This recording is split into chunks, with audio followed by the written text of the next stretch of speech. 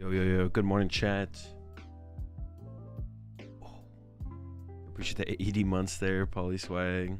37 months coming in from Garchomp. Willie with the 50. Good day for catching up on some work with what's going on in the background. Thanks for restreaming these. Always great to watch. Of course, Willie. Appreciate the 8 months there, Swiper. And the gifted subs coming in from Bree over to Code and your boy Skinny Pepper. Welcome both to the pack or back to the pack. We're all at a hot chocolate, but we got plenty of whipped cream. Appreciate the tier 2 51 months there, Low Will. Appreciate the prime sub. Appreciate the prime sub, UFO Cat, the UFO Cat. Welcome to the Rat Pack. We're all at a mulch, but we got plenty of trees. When is the stream actually going live? Because they tweeted yesterday that it'd be going live at 9 their time, but it is now 10. Yo, what's up, Sweeney? Yeah, they tweeted it'd be going live at 9 their time. It is now 10 their time. And then I saw Pedro Petrucci tweet out that he's about to be on stream for round 2.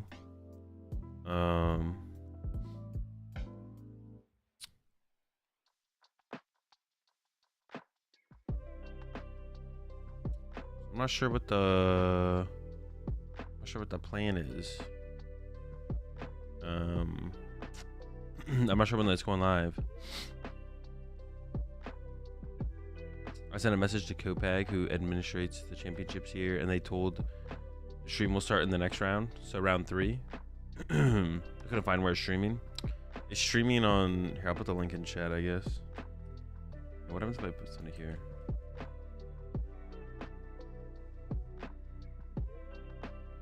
Oh, that did work. Oh, that's cool. Appreciate the 4 months there, Ruzzy. Yeah, it's streaming on Big Bang CL. Oh, that's what they said. They said it was. They said it would be streaming there yesterday at 9 a.m. in Santiago. But now, someone in chat just said that they're going to be starting in round 3, and they just said, "Yep." So we have another round to wait. So not on Pokemon Hunt. Odd for a regional stream, to be honest. Not really. I mean, I guess kind of not really. All Latin American regionals are streamed by Copag, which is like more grassroots kind of streams. Yeah.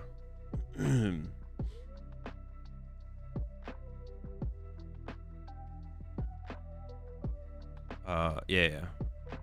What's my guess today for in terms of deck? A lot of Charizard, probably. I mean, it's gonna be like the same as we've been seeing: Charizard and Gian Pao 1 and 2, stuff like that. Well, yeah, all Latin American regionals are streamed like a little bit more grassroots by Copag. Copag support for the regional in Latin America is pretty bad. I've said this before. I don't think it's fair to like. I think it's a bad take, actually.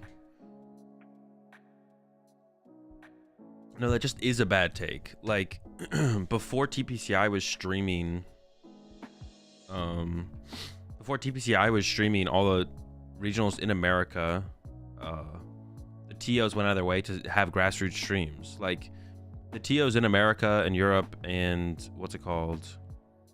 Copag is just another TO. They all just had grassroots streams for their regionals, and Copag's no different. The difference is in Europe and America now, TPCI comes and puts on a show. So if you think someone's dropping the ball at all, you should be calling out TPCI, not Copag. Copag's got a lot of problems. They're definitely the worst tournament organizer out of the bunch. But on this specific issue, it's definitely TPCI dropping the ball and not Copag. Because for the American and European streams, the TOs are not the ones running the stream at all. And they're not the ones funding the stream. It's Pokemon. So Pokemon is choosing not to like put more into the Latin American regionals streams. But LAIC does have a really high quality stream because TPCI is the one running the stream. So the stream itself is like on TPCI, not them. Am I coming to LA regionals? Yeah, I'll be at LA. I have a cup tomorrow, so check for beating Moon to Dunsparce consistently. The way to consistently beat Moon to Dunsparce is to just let them play the game, because that deck is consistently inconsistent and not very good. So every deck has a advantage against Moon to Dunsparce. Dual mats or regular Dragon Shields? I would use matte Dragon Shields. When you say regular Dragon Shields, I assume you mean mats and not classics, but yeah, I would recommend. I personally like matte Dragon Shields. I know some people who prefer dual mats, but I prefer just matte Dragon Shields.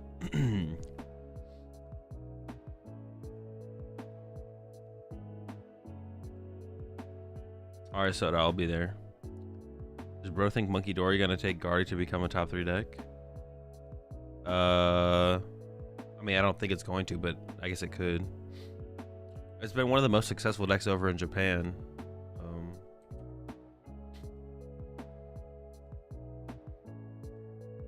Yeah, it's been one of the most successful decks in Japan. Hardcore has. Does the new season start July 1st? Seems like it, yeah. Or are they taking a break in July as well? They're taking like a break in June, I think.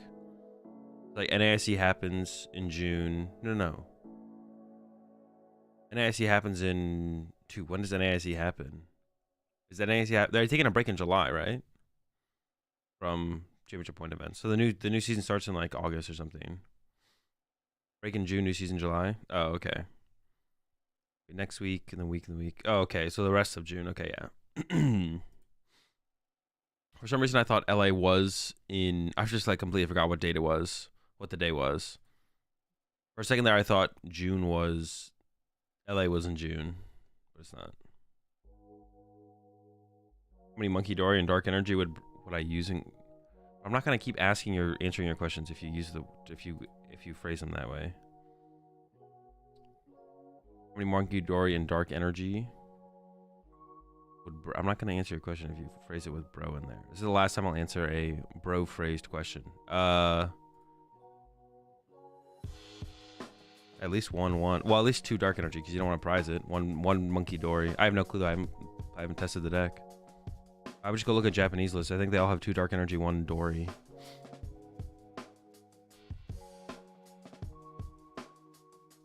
That means from July this year, your championship points will go towards next year Worlds, and that's how it works, correct? Yes. That's how it works every year.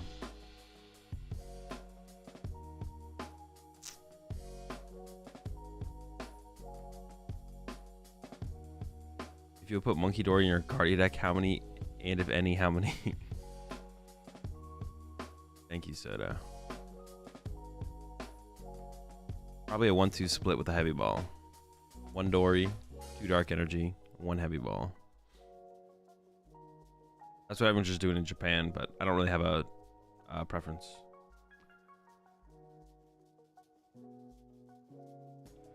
Munkidori with Blissey. That deck is definitely interesting. That's for sure. We'll find out how good it is. Definitely interesting. Honestly, it just kind of seems good, though. I don't know. Am I considering playing the festival deck? I mean, I'll play it. I'll try it out. I'm definitely going to try it out. But it's not going to be very good, I don't think. Like, you're just going to lose. Like, Dragapult being the best deck just makes the deck bad, probably. Everything is too low of HP. Do you prefer decks that draw a lot of cards or decks that can search for exactly what you need every turn? I prefer decks that are fun to play. That's it.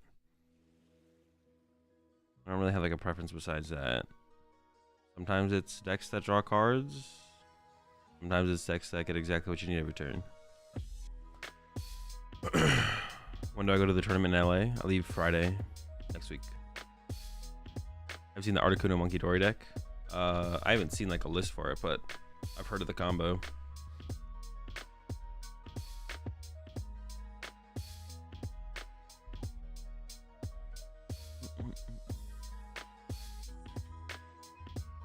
I'm gonna need new sleeves. What specific Dragon Shield sleeves would you recommend? Any of the matte ones are my favorite. Any of the matte with like any of like the what is even the word you would use? This like the basic colors like red mattes or blue mattes. Those are my favorite ones. They just feel the best. They just feel the best to me. Yellow mats.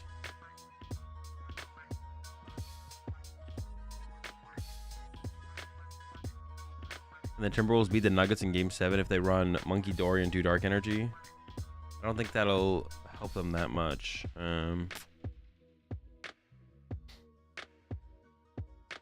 Yeah, I don't think it's going to be the the game changer. I think they can definitely beat them, but Munkidori's not going to save them.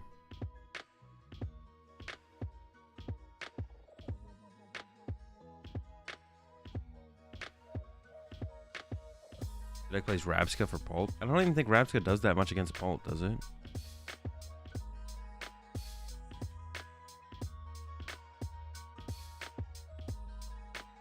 What color is that beside me? Yellow. Did I once hear you say that you buy 4 of every single card from every single set? Yep. Since Scarlet and Violet. I'm a little bit behind, but...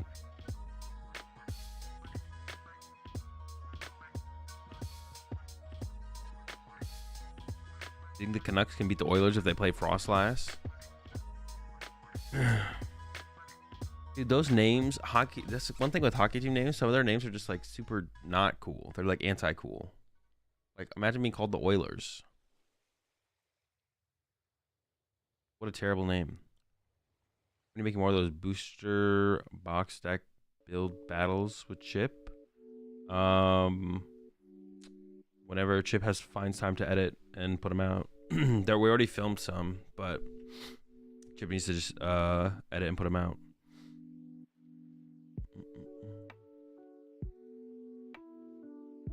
Congrats on winning with Lax in Stockholm. Appreciate it, Jenin.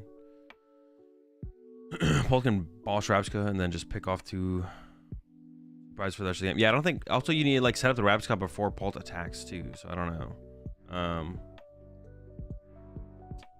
Yeah, I don't think Rabska is very good, to be honest. Oiler Slander is wild. I'm just saying, it's like, I mean, there's a lot of names in hockey that are, well, no, there's some decent ones, but like, there's some that are just cringe.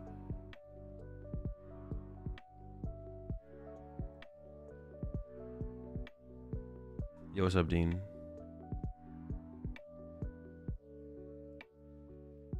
Like, being called the Oilers is such an L. Also, what is a Canuck?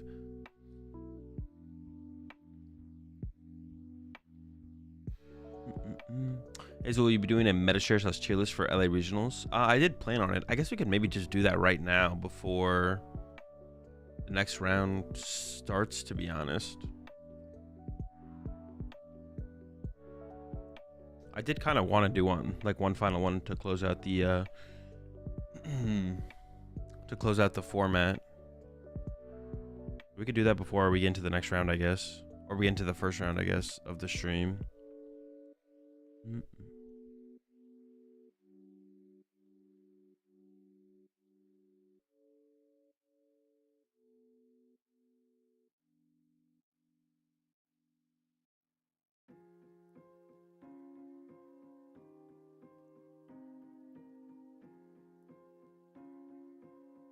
you rather play Greninja or Dragapult? Like, Greninja seems cooler, even though it's being played nearly as much. I mean, in general, I don't care. I'd probably try it both out, but Dragapult, because it's just a better deck if I was going to a tournament.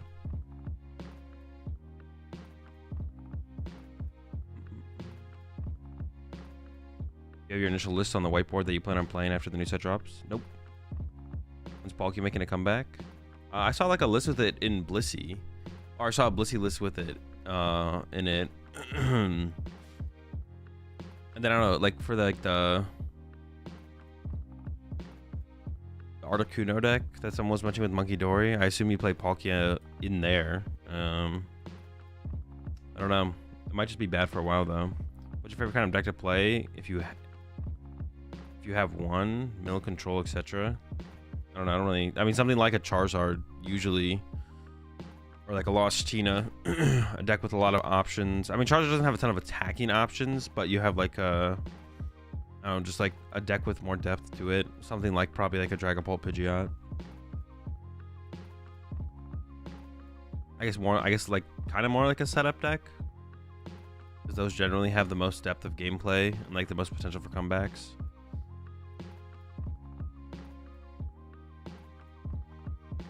Or in between rounds, I guess.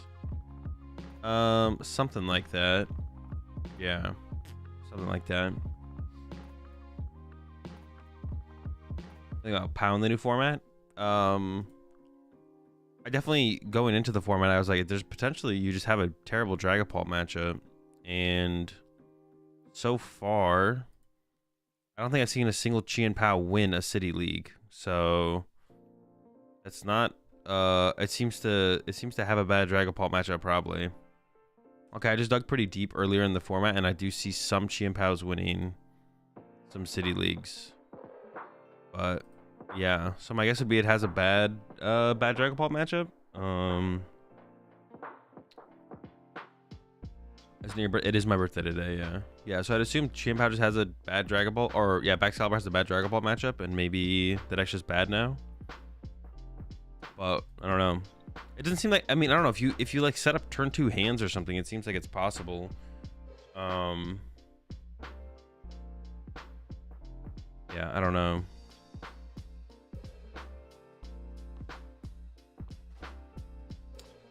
Tricky streamed some PoW Pult games, and PoW won those few because it's consistently faster. Yeah, it doesn't, I mean, it doesn't seem like, I don't know why. Maybe they're just not playing PoW over in Japan. That could also just be it. Like maybe they're just choosing not to play PoW. So it's not even that it's not winning. When you go like click on a city league and look at the top 16 decks, there's like, it feels like there's almost never PoW, and PoW's like rarely winning as well. I don't know. I'd have to actually like test the matchup and see how it feels. We share a birthday. Happy birthday, Chills.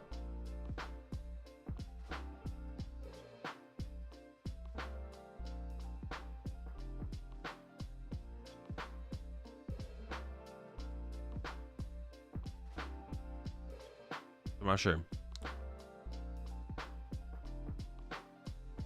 Oh, the stream is live. I don't know when the round is going to be starting though. They are live though. I also don't know what their layout's gonna look like. Yo, oh shoot, appreciate the 8 months there, Warbot 0, and I appreciate the tier 1 there, Random. Welcome to the Rat Pack. We're all out of milk, but we got plenty of cookies.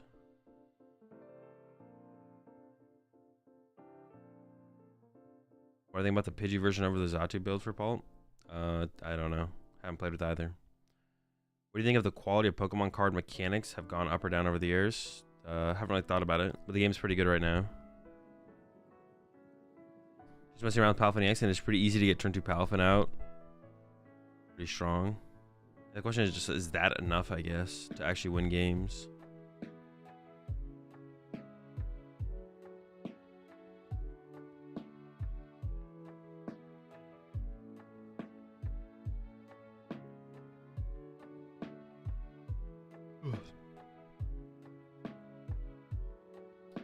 What's this Dragapult card we were talking about? What does it do?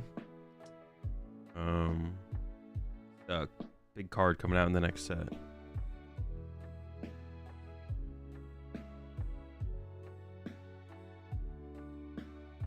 I'm hyped for the new cards, but not gonna lie, I'm concerned about Snorlax.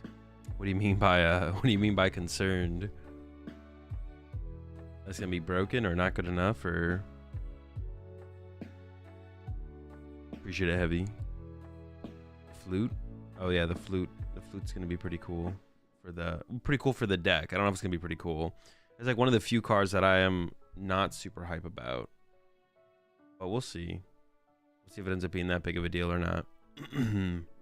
It does seem like it's just like good as a 4 of though in the deck for sure. I don't know why you wouldn't play 4 of.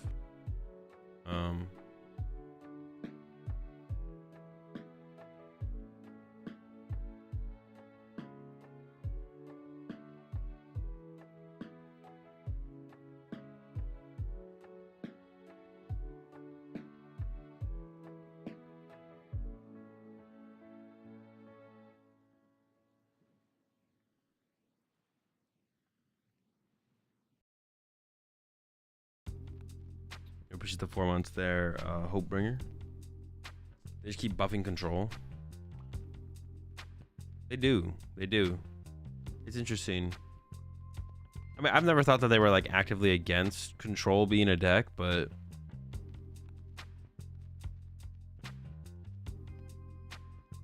yeah, I don't know. They do keep like giving it cards, for sure.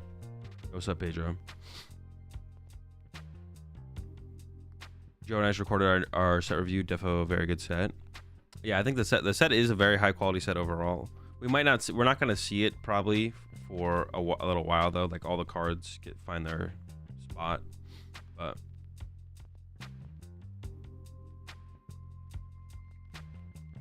Control is dead in Twilight Masquerade. It struggles with both Pult and Lugia, which are 1 and 2. Yeah, Lugia matchup's always gonna be a bad matchup, but you're definitely fine against. And you can't even catch out Luminian anymore. But you're definitely fine against Pult, I would assume. I assume Quadlax is favored against Pult. What are they going to do?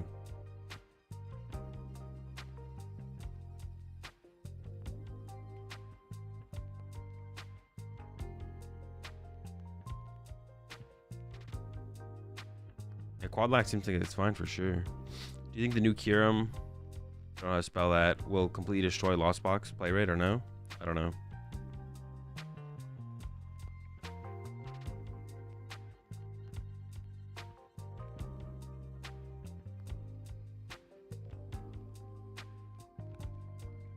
If the format were to slow down, do you think they'll change the rules, such as time and how ties work? No clue. I meant more Pidgeot control, not Quadlax. Oh. Yeah, sure. It's probably tough for Pidgeot. Pidgeot control. It's probably tough for Pidgeot.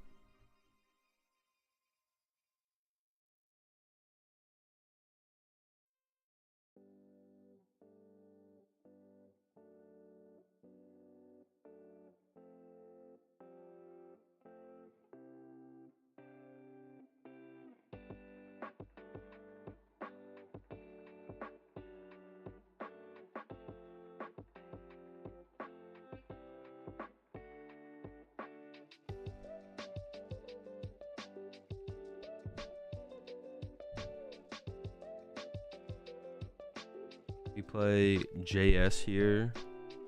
Is JS just Japan standard? I don't see people playing POW anymore. Recently, everyone is hyped about Raging Bolt and Ogerpon.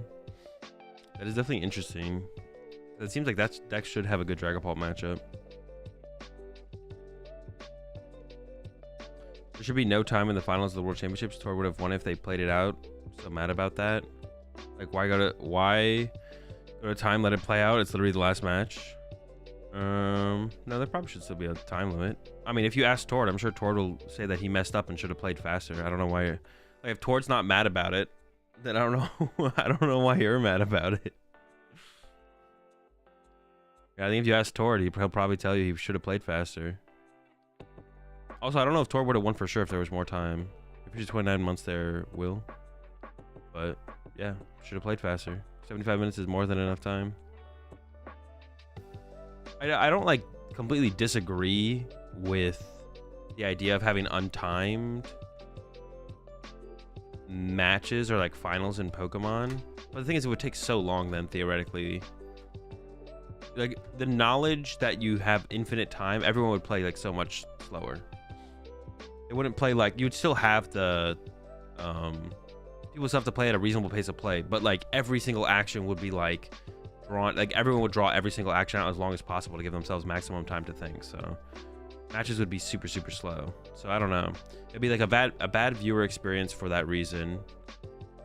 Timer also, like, for a viewer experience reason, having a timer almost like creates like some form of like hype or like another layer to the game that you have to be like cognizant of, and that like casters and stuff can like reference to being like a point of like the what the players are playing around to an extent. Like, they have to be aware of the time and like make sure they, you know, don't play too slow and then end up in a situation where it's like Tord just lost because he played too slow. Or yeah, I mean, he didn't play too slow. Well, yeah, if your goal is to win, he probably should have played faster. I don't know. I think time limits are fine. 75 minutes is a lot.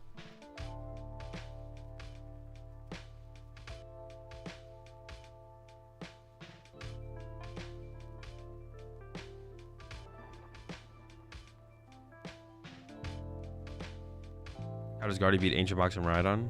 You don't, you're just unfavored. Yeah, in Japan, Ogerpon decks are everywhere for some reason. I mean, if they are, they're not at City Leagues, because I think I saw 0 Ogerpon decks. No, it's not true. There's a couple Ogerpon decks that won City Leagues, but it's not everywhere. At least in City League results. Did I ever cook up a Miss Mage's deck? Nope.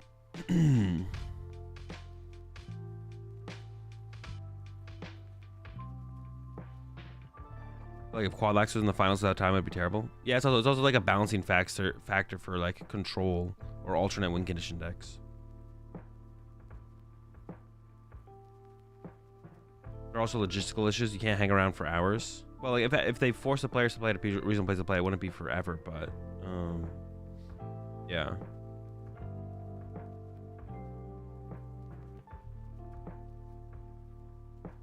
What's up, DT? I think it'd be the consistent way to play Paul, Lawson, or Zatu or Bird. I don't know. Lawson seems terrible, but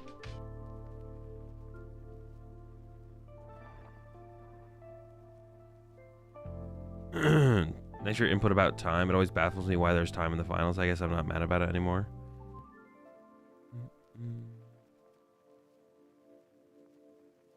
I mean, you do need like the event to move along at a certain rate. You appreciate the 2 months there, Ruben. Is there any way for Lost Box to win against Ancient Box? Red with Greninja and Sableye and then use Iron Hands.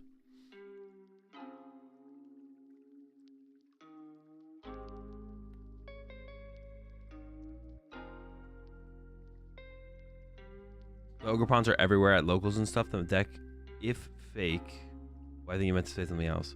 Also, City Leagues are over, so it's probably not in the results. Yeah, so I was talking to like just what we ended up with results, but it's like the next evolution of the meta, I guess. Then I guess we'll see it at the Japan Championships, right? We'll see what pops up there. How many times did you hit 5 items with Misfortune Sisters during the tourney? Twice. I don't know if I missed it or another video of yours, but what deck are you most hyped to see at NAIC? Nothing. I'm not hyped to see anything particular at NAIC. What time is it for you? Your room looks so dark. It is... I just have my lights off. It's 7 a.m. Do you think Zard will fall off as hard as it did in Japan, or will just morph into Zard-Pult? Zard-Pult seems terrible. So I think Zard is just going to fall off because it has a bad Pult matchup. What time does the regional start? The stream just went live. Hang on, I can switch over.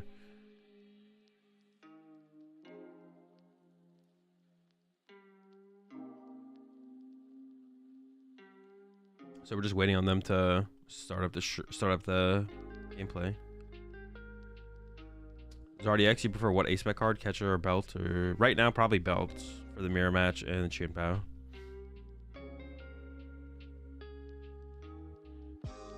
And more minutes on the clock would be way better in my personal opinion. I mean, maybe as a viewer, but as like an actual player at a tournament, that's way too much time. That's not like feasible. 10 more minutes per round. Well, it would be feasible if they like took away +3, maybe, but they couldn't just keep +3 and add 10 more minutes. What's on EX as a deck? I don't know. I haven't played it.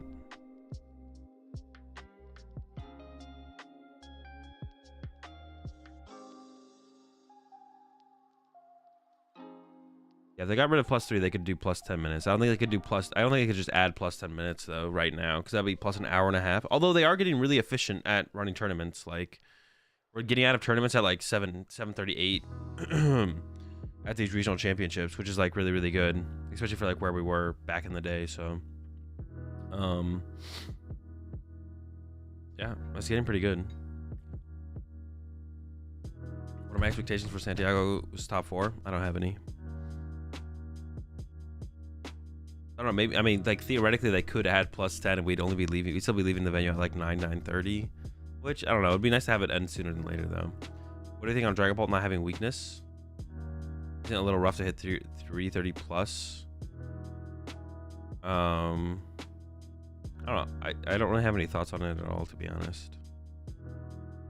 It is hard for decks to hit 330 plus, yes. Like, I don't know, I just don't care about these kind of questions, because I just don't, like, I'm just not trying to design the game. Like...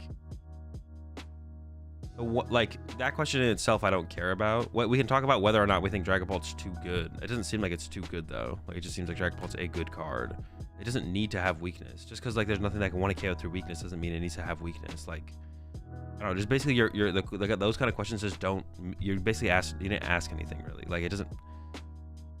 You asked something with the purpose of the idea of game design. You did ask something, but you asked something that I just don't care about. Like I just don't care about game design at all. I just play the game. Like whatever they give us, I play, and then through my play, if I think something's broken, then I will have like an opinion on it developed after that.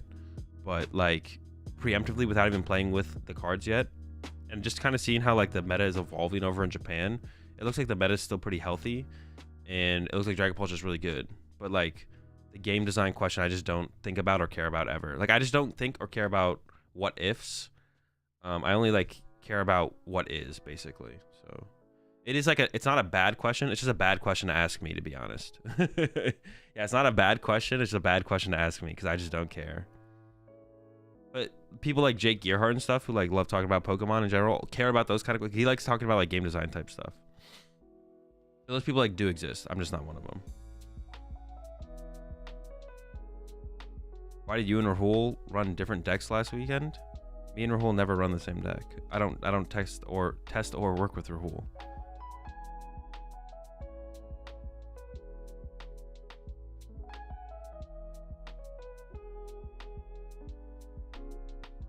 I just wonder if Dragapult is S and if Charizard is S or A.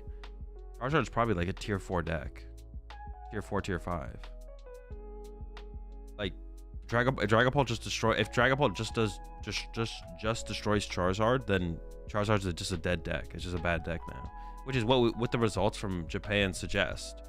Like the results from Japan suggest that Charizard is dead, which it probably is. It probably, like if you have a bad Dragapult matchup, your deck can't exist.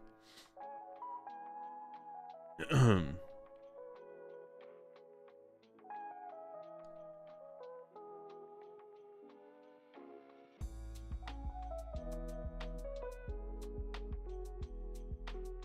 keep hitting Golden Go on live. It draws so much. Why doesn't see as much play as Shampoo? Because it's just worse overall. Less consistent. Less outs. Less routes. Less options. Yeah. Is it recurrent that a BDIF be killed in just one set? Not every set. I mean, Charizard's been like one of the best, if not the best deck for a while now. So no, not every set. It just happens sometimes. But that's basically the. Well, there's two ways that like. I don't know. It's hard to say that though. The best deck in format will technically the best deck in format never actually becomes not the best deck in format unless a new set comes out. You prefer Prime or Drum for Ancient? I don't know. I don't have a preference. Like, yeah, the best deck in format is always the best deck in format. Or if you, for some reason, eventually think as the format develops and the meta develops that it's no longer the best deck in format, then it never was the best deck in format. The best deck in format can be a bad play for a tournament, but still be the best deck in the format. It doesn't not become the best deck in the format. Like, let's say for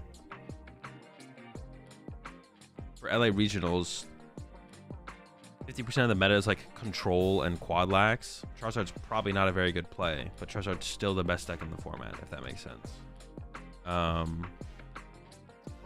Good luck, Lowly.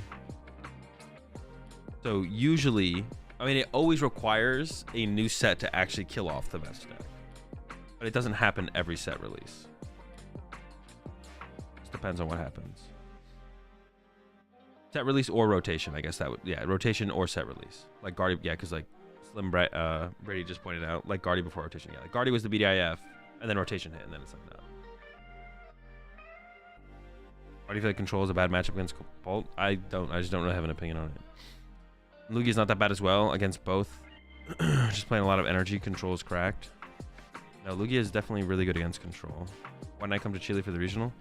A lot of traveling. I didn't really think about it too hard, to be honest. But to be honest, like thinking back on it, I If I could go back, I probably would, to be honest.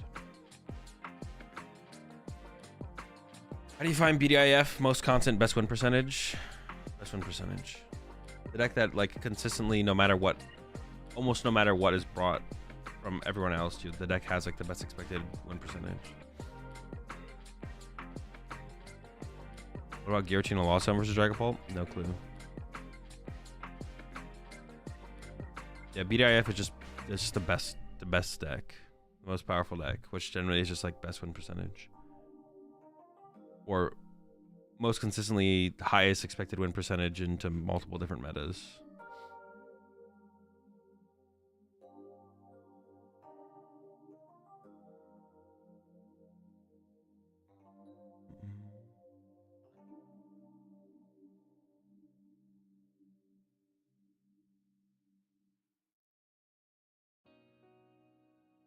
Drachma plus Hammer plus new tool plus attacking with Entei into Mouse or Archeops will probably be enough, at least. Not too bad of a matchup. Nope. Terrible matchup. I disagree. You're not going to find all that as consistently as you think you are. You do all that and then they just knock out your Entei with Luminion.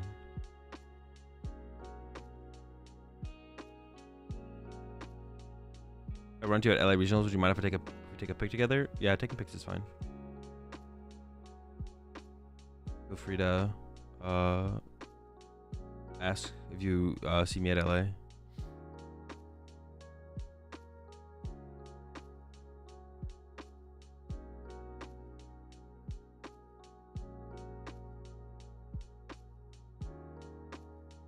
Which version of team do you like most for the current format? Lost or Lost plus Bennett? Lost, no Bennett. The Bennett's bad. The Bennett was good for EUIC and Indianapolis, but besides that, I think just plain straightforward is better. Yeah,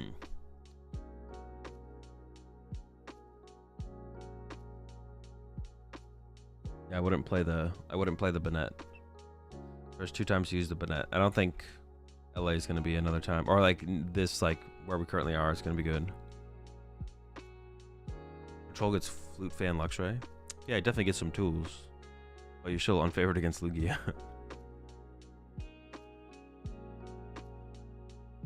What do you think about the Japan Championship 2024 Day 2's new rule? Oh, actually, I did want to take a look at that on stream because I didn't fully read it through. Does anyone have a link for that, actually? Yo, appreciate the 5 months there. Coco Baggins. In my opinion, there's a huge bias in what we call BDIF. Usually refer to a tournament result. But if a deck is played significantly more than others, that is statistically more chance that it reaches top 8. I mean, that's not my criteria, Mox. My criteria is the best expected win percentage. Consistently the best expected win percentage, irrelevant of like meta shifts. Which I think we definitely just give to Charizard. I don't think there's a huge bias. I think people just don't understand what the term means. So they assume something else. Have you ever considered starting coaching? I've done coaching. I no longer do coaching though.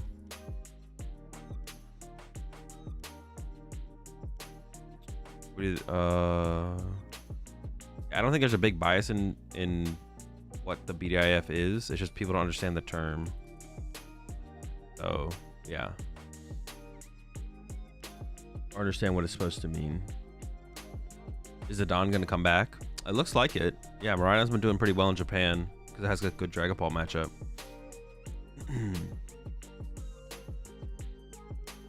Just curious because I'm new to the PTCG. How does something like Bennett do good at 1 to 2 events during a specific format and then stop being good in the following events? It just depended on like basically the reason to play the Bennett is to give yourself from an unfavorable to a favorable Chi and Pao matchup. So it just depends on the popularity and expected success of Chi and Pao. If it's really high, then the Bennett makes sense. If it's not very high, then it doesn't make sense. So basically you're able to have, as Lost Tina, you're able to have a favorable, slightly favorable Charizard matchup and a favorable Chi and Pao matchup, which are the 2 most popular decks in the format. And then you're also able to compete against most of the decks under that as well.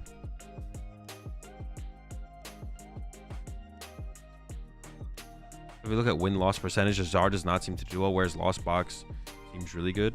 But that's not what I said, Mox. I said like expected win percentage over multiple different metas, not just like the current win percentage for decks right now. Also, there's a lot more factors that go into that as well. in terms of like how countered and how focused is the deck, how much focus is on the deck, how hard is the deck versus other decks, who's choosing to play these decks. Like the most successful deck in limitless tournaments right now is Charizard Lost Box. That deck's not very good though. The reason it's Charizard Lost Box is because there's one player playing Charizard Lost Box who like has won a bunch of tournaments. Like, but that doesn't mean Charizard Lost Box is the best deck in the online tournament metas. Like, Charizard is also not only the BDIF, but is by far the most popular deck and by far the most looked at deck or like focused deck. Like, if you're teching for a deck, the first deck you're teching for is Charizard. Like, so like I was saying, like a deck could be a terrible play for a tournament, but it could still be the BDIF. And if you play it at the tournament, it would have a terrible win rate, right? But it doesn't mean it's not the BDIF. It's just like the deck that is the most powerful deck. And it's Charizard. Charizard is the most powerful deck. But it's not like it's contested at all, so it's by far the most popular, which means it's by far the most teched for, or people are playing the most decks that try and beat Charizard. How do you define meta percentage? The percentage of a deck that shows up, the percentage of a deck that shows up at tournaments. I've heard you and Chip talking about it, and you managed to be pretty close to it. That's always a surprise to me and baffles me. I mean, once you play long enough, like some stuff isn't that surprising. Some stuff is pretty easy to read. Some stuff's a little bit more harder and it requires like a little bit more experience to like have like a thought process behind like coming up with it. But like the last couple metas have been really easy to predict meta percentages.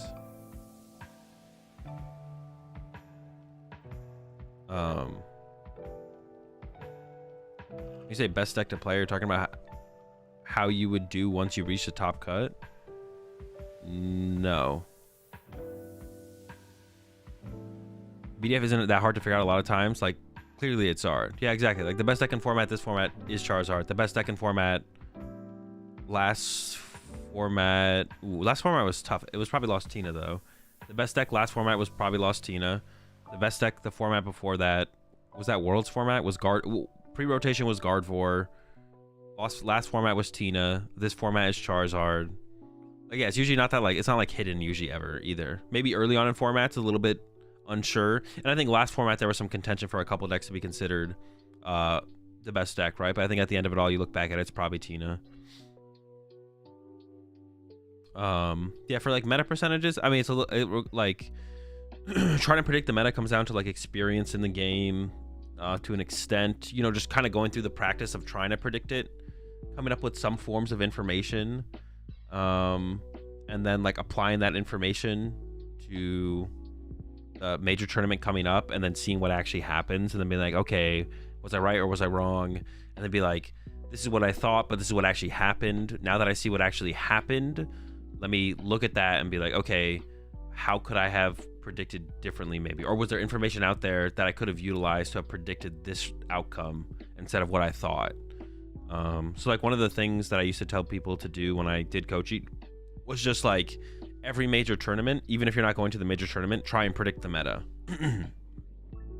try and find information out there to come up with reasons as to why you think some decks will be more popular or less popular than where they were in the major tournament before. Or do you think things will be pretty similar? And then just try and predict the meta for every major tournament and just kind of practice that. And start coming up with ways, and then like see what actually happens. And then once you see what actually happens, be like, okay, this deck was more popular than I thought it was going to be. What information was out there to maybe lead to that people actually playing this deck more than I thought? And then maybe now you come up with like new ways to apply information for like future tournaments. Do you think the NAIC deck play percentage will mirror the one in Japan? No, the meta is like constantly evolving, and we're early on in a format as well. So I think there will be quite a big difference probably between NAIC, and we might be pretty similar to what happens at Japan Championships because that's the week before NAIC. But what recent decks, let's say 2022, would you say are tier 0? Pre-rotation Lugia. Honestly, the further we go into this format, I feel like I think Charizard's the best deck in format, but I feel like it might not be like a tier 0 deck. There's a lot of other decks that are actually like pretty powerful overall, like Qian Pao, Lost Box, But Charizard can kind of tech for all of them and beat all of them if it wants to, so I don't know.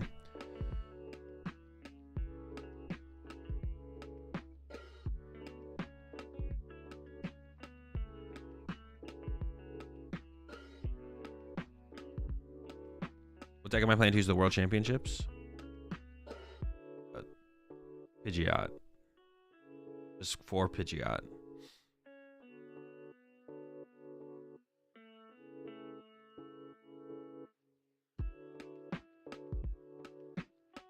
Do you and your group test before a tourney the night before? I'm curious of what you guys do.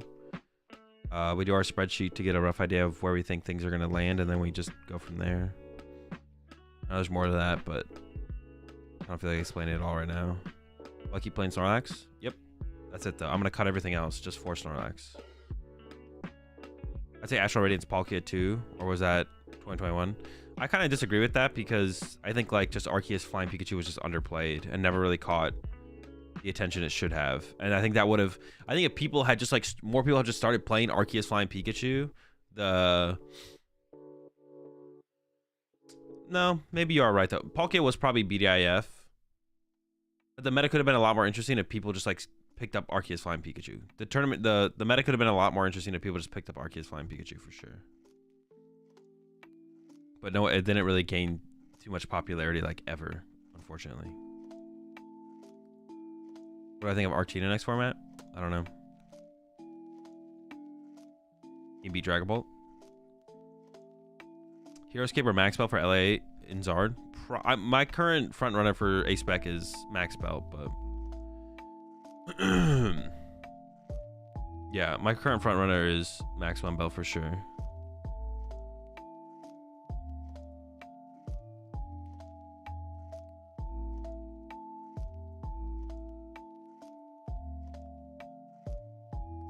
Was Palkia really tier 0? It didn't win Worlds or NASC.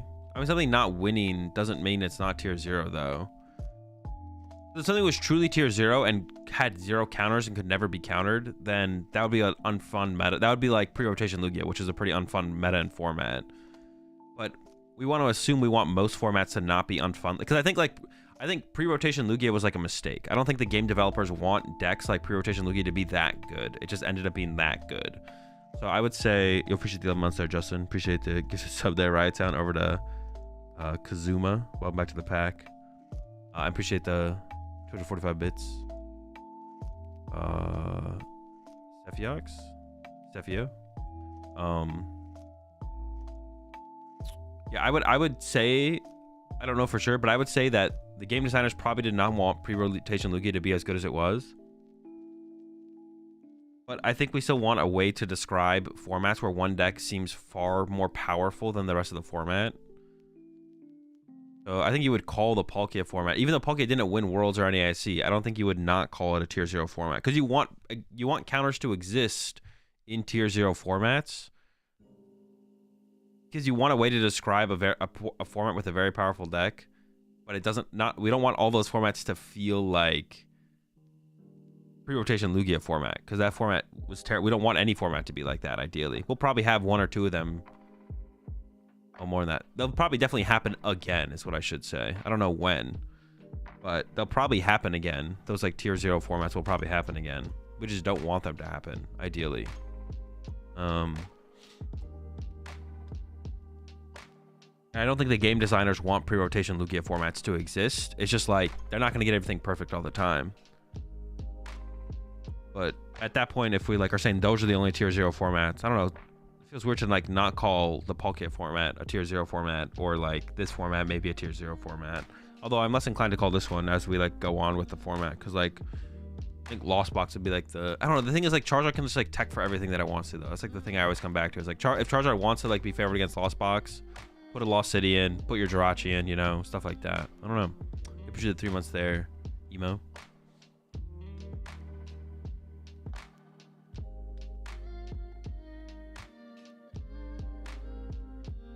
Palkia literally didn't win any major though, did it? In that format, because it didn't win Milwaukee. It didn't win Milwaukee. Oh no, it won in Australia, right? There was 8 of them in the top 8 of Australia. Yeah, it not winning Worlds or what's it called? I don't think there's a reason to not call it a tier 0 format deck. I don't think that would be a criteria for that.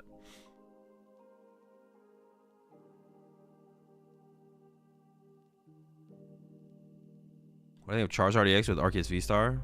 Terrible.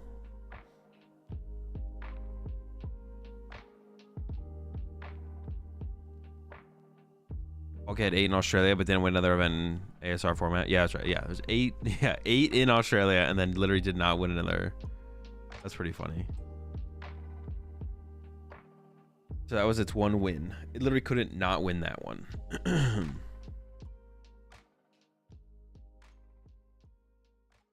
Who ended up actually winning that tournament overall? The finals was, I don't even remember, to be honest. Was it Hasbani and Kai win in the finals?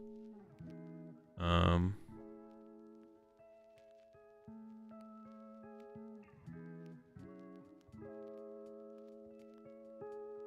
don't remember. When you beat Isaiah at NAIC, he was on Palkia, right? Yeah, he was playing Palkia. Okay, made it pretty far every major in that format, I guess, but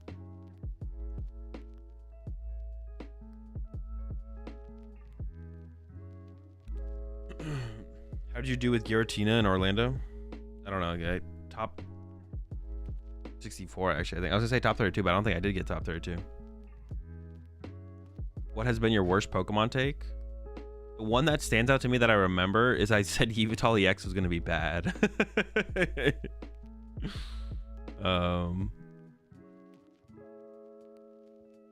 Yeah, as I said, Yveltal EX was gonna be bad. Charizard, I assume, won't win Worlds, but it's because it would be played in this meta, so Worlds can be a way to have Divine tier 0.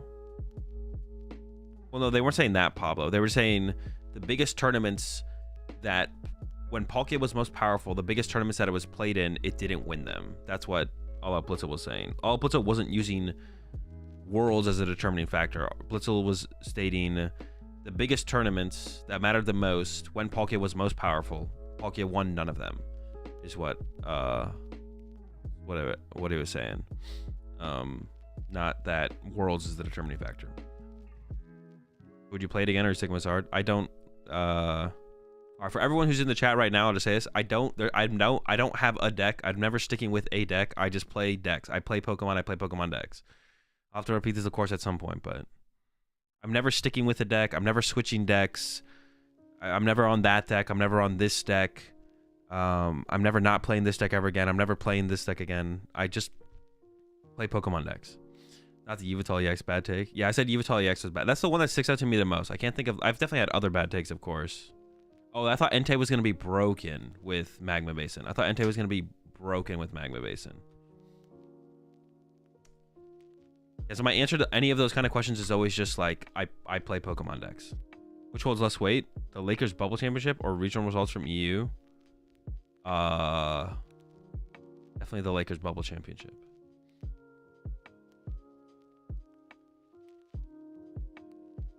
Charizard doesn't die just because of Pult? It might, though. Can you say 10 cards in Lost Zone was too steep for Sableye to be good? I don't remember. Maybe. Yo, Azul, I talked to you before top 8 in Stockholm and C. I believe you'll win. Congrats on the dub there. Appreciate it. Was he still win a regional with Yveltal? True. What deck are you on for now? Every deck. You say ADP was going to be bad? Yes. Well, but that's also pre-zation. Like, that's in the most immediate. That's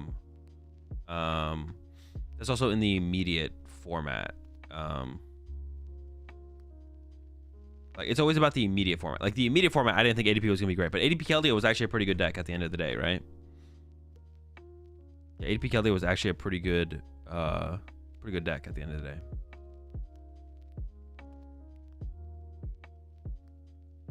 When does the first match start? No clue.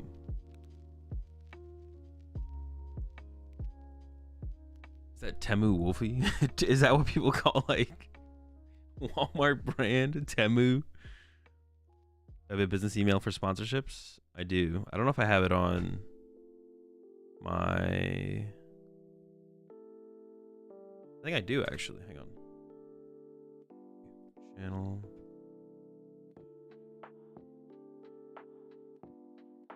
Yeah, it's literally in my like panels area, like my description area, business contact, just down there.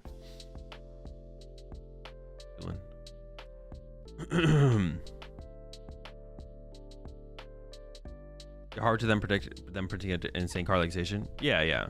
Like my initial takes on a card that's coming out is just gonna be like immediately, do I think it's gonna be good or bad? So for ADP, I was wrong because it wasn't bad, but it wasn't like broken. With Keldeo, it was like good, it was solid, but then it did become broken with Zacian. You ever try to play decks that counter your deck to discover ways to beat it? I don't have a deck. Okay, let me get a picture of my cat. I'll go for it.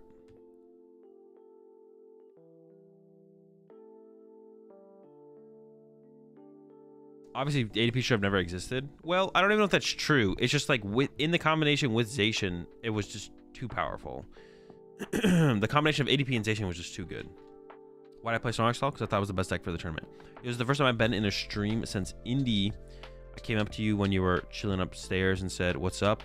On my first day to an Indy. Congrats. About 2 months ago, I asked in chat what I should do for Indy, and you said pick a deck you are comfortable with and grind. I did that, and my best result yet. Thank you. Awesome to hear, Nerdy Pops. Keep it up. That's the process. That's a system that 99% of Pokemon players should follow. Is pick a deck as soon as possible before a tournament that you just enjoy playing. That is also a good deck, and then just play as much as possible and prep as much as possible with that deck. And that will always lead to your best result. I guess like that's not 100% true. You could like switch decks the night before the tournament and have a higher placement theoretically, but consistently. We're always talking in terms of like consistency, event to event. You're most likely gonna have your best results if you do that. You can play any deck archetype to its full potential by now, or how long do you need to practice new ones to master them? And how long did it take you to get there generally? I definitely can't play every deck to its full potential, but I can play every deck pretty reasonably well. Yeah, I can play pretty much every single deck reasonably well. And then, how long do you need to practice new ones to master them? For me, personally, I don't know. I don't really... The thing is, like, I just play a lot of Pokemon. That's why I play with most decks. So I have, like, generally a general understanding of, like, every deck and its matchups and, like, tech card potential. But, like, I don't actually go out of my way to, like, test super hard with the deck before a major tournament, because we usually don't lock in our deck choice until like the day before the tournament. Yeah. And how long did it take you to get there generally? Generally, I don't really know, to be honest. I think Greninja EX could be good. Yes. What's the BDIF in your opinion? Charizard. But it's not really an opinion thing. It's just true.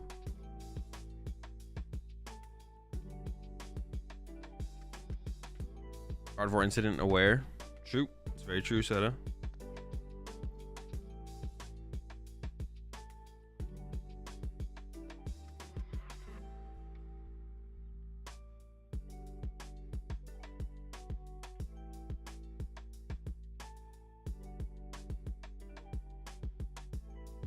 Stussy Drip going hard. But what is the... what is Stussy? I've definitely seen someone make a very similar comment before about the brand Stussy. I have no idea. Is it literally just a brand? Like a clothing brand? Have you tried Spathra with the new tools? I think it got the buff it really needed. Have you tried Spathra with the new tools? New tools? What new tools? Like the fan? The fan pushing thing? I have not, no. I played 0 games of the new format. I'm just gonna wait to play on when it comes out on PTCG Live next week. Actually kind of cool that they're coming out with it on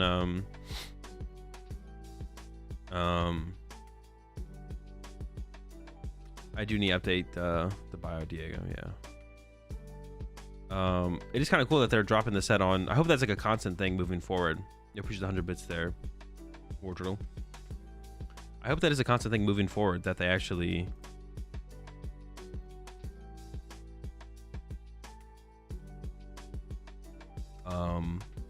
release sets on Wednesdays. I mean, one day earlier is just kind of cool. It doesn't really matter too much, I guess, but it does give more time for sets to be released like before major tournaments happen, if they're gonna happen on the same day. But yeah.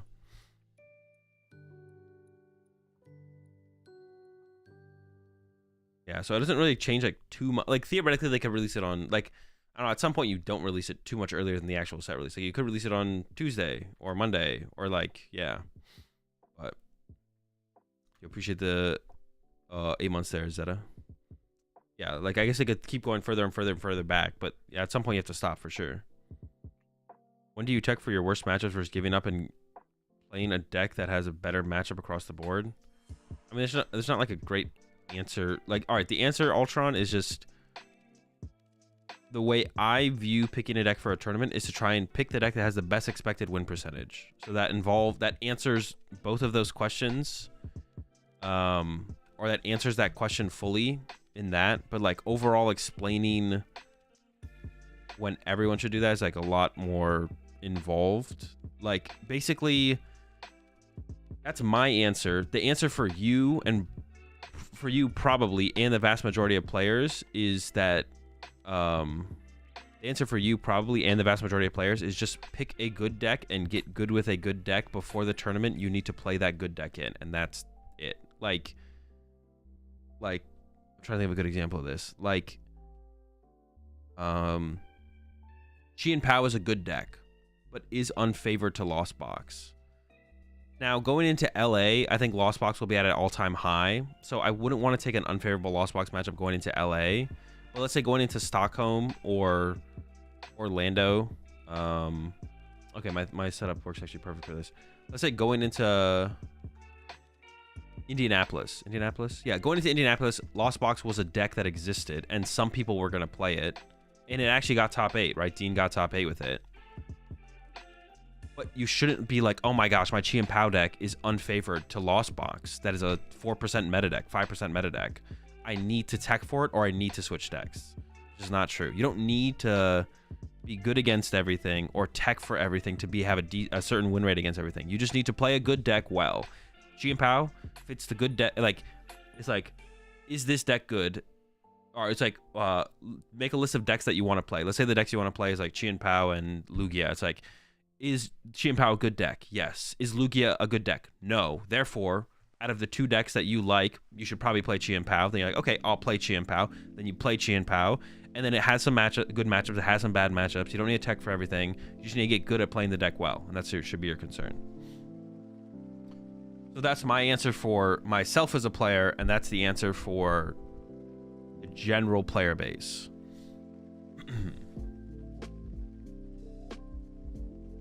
All right, but here we go. We're getting into it finally. We're coming in at round 3. I'm definitely gonna. I woke up at like, what did I wake up at?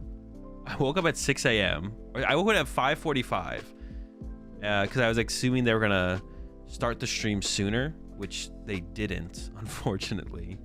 But that's fine. I'm gonna wake up a little bit later next time.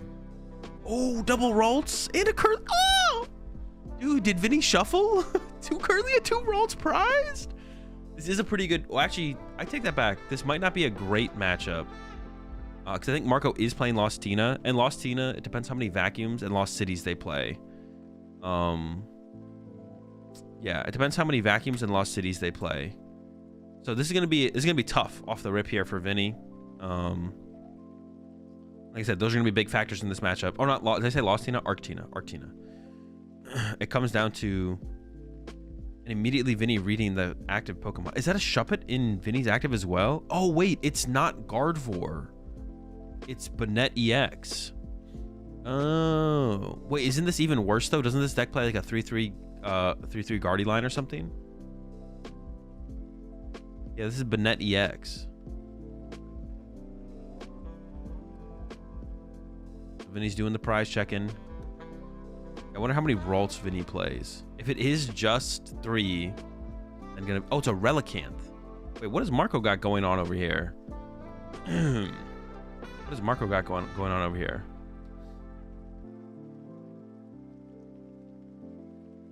When shuffling is not truly random.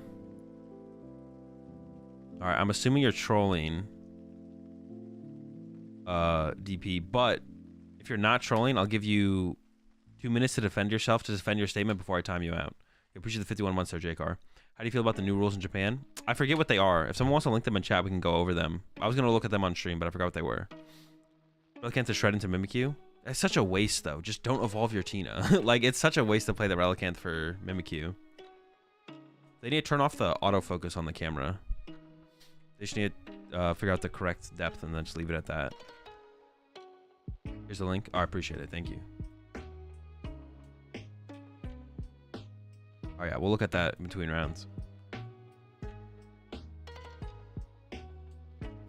Your ping was the optimal amount of dice or damage counters, and if counters, what breakdowns keep on you during I have no clue, to be honest. Is having some cards upside down okay? Can't tell if Marco's entire deck is flipped. No. It's like not like that big of a deal if you have some cards by accident flipped in your deck, but all of your cards are supposed to be the same way.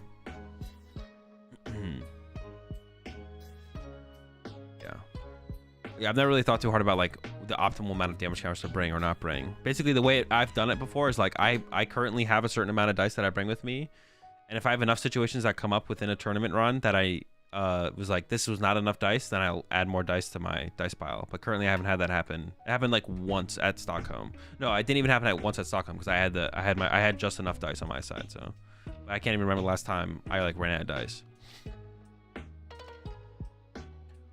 All right, gets to 1 Ralts. There is only 1 Ralts. Has the Shuppets. So yeah, at first I thought it was Gardevoir that Vinny was playing, but it's Banette Gardevoir. So the Gardevoir line is like a little bit less important. You do still want to set up like 2 Kirlia for draw power, but I'm gonna have to settle for the solo Kirlia, and he's gonna have that turn 2 item lock there. I have to imagine Arctina is probably not a great matchup for Vinny, but I don't know actually, to be honest, because you just don't have what are the attacking options in this? You can attack with Gardevoir, and if you build up energy manually from hand,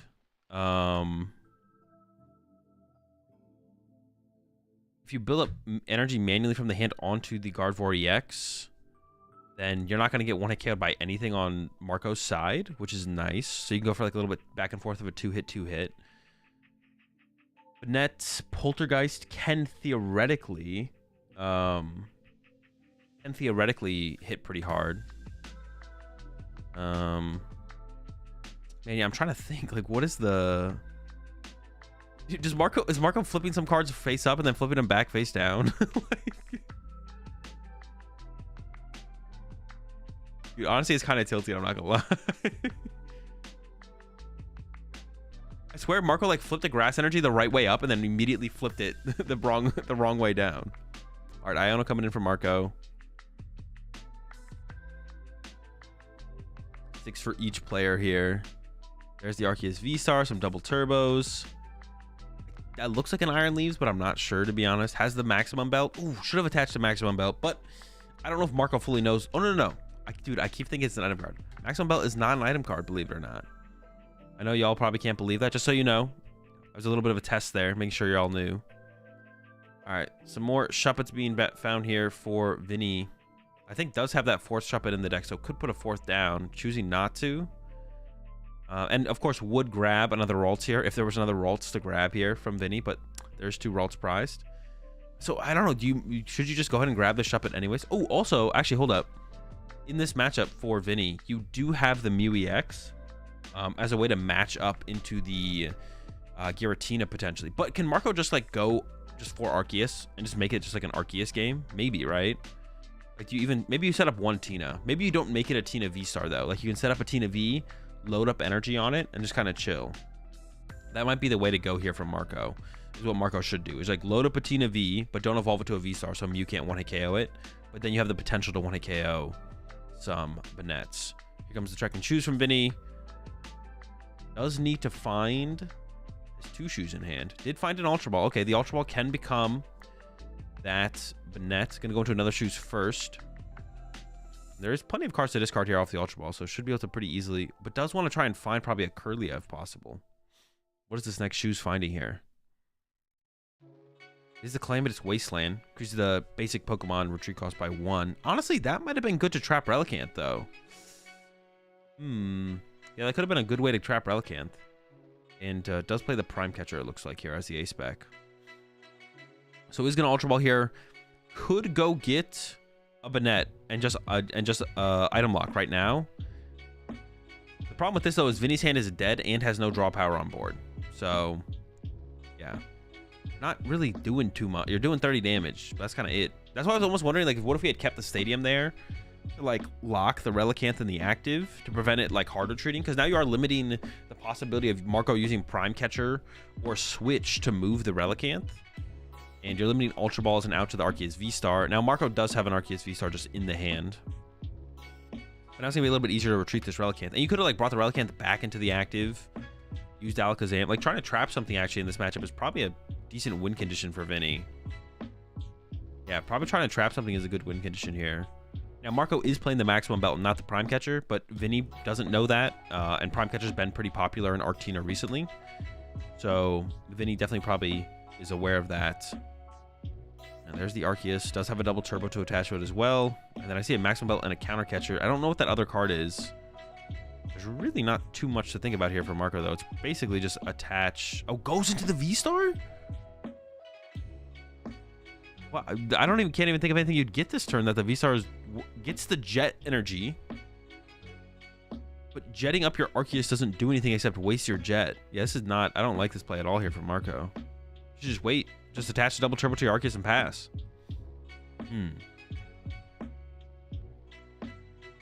Yeah, I don't like this. I don't know what Marco's really planning to do here, to be honest. They really need to turn off the autofocus on the... Yo, if anyone in chat... Because someone in chat earlier said they mentioned the production team. If anyone in chat has any connection to the stream team at all, someone should send them a message and tell them to turn off the autofocus on the... Tell them to turn off autofocus on the camera. Yeah, there's the jet, but this is just like such a waste because you're not utilizing it this turn. And this opens it up for Vinny to just have boss up your Bidoof or something and trap it again. Oh, wait, no, that's genius. The Relicanth. Dude, I didn't even think about that. Never mind, never mind. Broken play, broken play. Is it worth it, though? I don't even know if that's still worth using your... All right. It is a cool play, but I actually take it back. I think this is still a mistake. I think this is still a mistake from Marco because it forces you to use your V-Star power, but you're not... You are getting more energy in play here from Marco, but getting more energy in play here doesn't really progress the tempo of the matchup. Like, the damage is what progresses the tempo of the matchup, but I think this is still a misplay, actually. This is still a misplay. You should have just waited. Marco still should have just gone attach double turbo pass because you didn't put any damage in play. The big part is like the tempo of the damage. So now you basically just kind of still wasted Starbirth here as Marco. So yeah, I'm still, once again, it was cool. It was definitely cool. But I think Marco still should have just gone attach pass. Still should have attached pass. Like, getting the extra energy in play just doesn't really do anything. All right, Vinny with the dead top deck. 30 damage. I honestly... Vinny had primed Turo. So could have primed something up and then Turo'd the Pokemon. Tried to trap something. And Starbirth has been used. But it really is just an energy retreat away from either of those Pokemon moving, right? It's not going to really do a whole ton. Another energy here from Marco. And here comes that punch for 200. Wait, how much HP does Bennett have? Does the Maximum Belt KO? Yeah, what is Bennett's HP? 260? 260, right? I think it's 260, yeah. 250, I think? No, it's 260, right? We could KO it here, yeah. Little prize card check. Iron Leaves, Eerie. Yeah, I mean, the big ones are just on. Honestly, if I was Vinny here, I'm wondering when. Well, we'll see if it dies, right? If it dies, that's a KO. Oh, it is a KO. All right, Vinny should scoop. You don't ever win here as Vinny. There's no possible win condition, I don't think. There's too much energy left on Marco's side. Like, you're never trapping something in the active for long enough. Oh no, I almost just wanted Vinny to not top deck Kirlia there because I feel like Vinny top decking Kirlia is gonna make Vinny want to stay in the game. Okay, to be honest then, all right, going back to it, I didn't think the Maximum Belt was gonna actually do anything there, but the fact that it did, okay, maybe the play from Marco was still good then, to be honest, because it does allow you to get the Maximum Belt KO off, which is pretty cool. So that means, yeah, with the Maximum Belt being able to KO a Bennett here from Marco, you should just go full Arceus then. There's no reason to ever put a Tina in play from Marco. You just go all Arceus all the time in this matchup. All right, please concede, Vinny. Please concede. Yeah, I don't like this from Vinny. You should just pack it up. You also like need to win a game as Vinny. Like, you want to try and at least win one game. I don't know. Halo's on the shup. Over to Marco. Has attached retreat. No problem. I think it's fine to continue a bad matchup if he's going for the 1-1 record. I mean, I guess, but like, how long does it take Vinny to win a game in this matchup? It could take forever, right? That's what I'm saying. Like, theoretically, winning a game in this matchup could take... I guess I don't know the matchup very well. Maybe it's not going to take as long as I think. I don't know. The matchup is so bad, though. I don't even know. I guess. Here comes an Eerie. Gets rid of one of Vinny's Super Rod. Only has Guardian hand. Has the energy to retreat the Shuppet. Not the Shuppet. The BDIF. He could be going for a tie rather than a loss. I feel like you can win. I feel like you can win this matchup, though.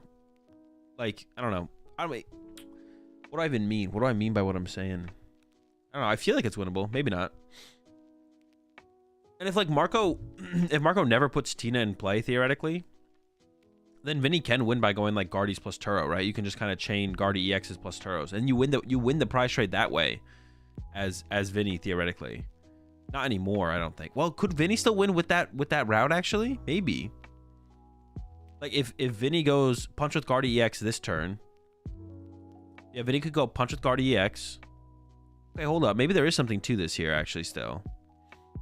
Punch with Guardi EX. But you can't chain Guardies anymore because you prized all your rolls. You can't chain Guardies. Never mind. But honestly, this matchup doesn't seem terrible. The more I'm thinking about it, the less bad it seems. You got Mew to check the Tina. Guardi EX plus Turo's really good as well. Yeah, it almost doesn't seem like a terrible match. Once again, I think I just want to see Vinny scoop and just go to the next game. I don't know. It's one of those things as well. Like, yeah, I don't know. I also want to see, like, Vinny. Like, we know how... I don't know anything about Marco, so I don't know how good of a player Marco is, obviously. Hard to guard each other with the prizes. Yeah, I'm just thinking about, like, future games for like next game. Like, is it worth it for Vinny to scoop to just try and to win 2-0 after losing game 1? And I feel like it is. I feel like this matchup's not that bad. Like, obviously, we know how good of a player Vinny is. So, like, I don't know. I feel like... I don't know. You just want to play more Pokemon. Here's some potential to beat your opponent. Especially with, I mean, this Iono here. Actually, this could give Vinny a way back into the game, to be honest. Because Marco does not have a B-Barrel set up. And Vinny is about to punch with the Guardi here.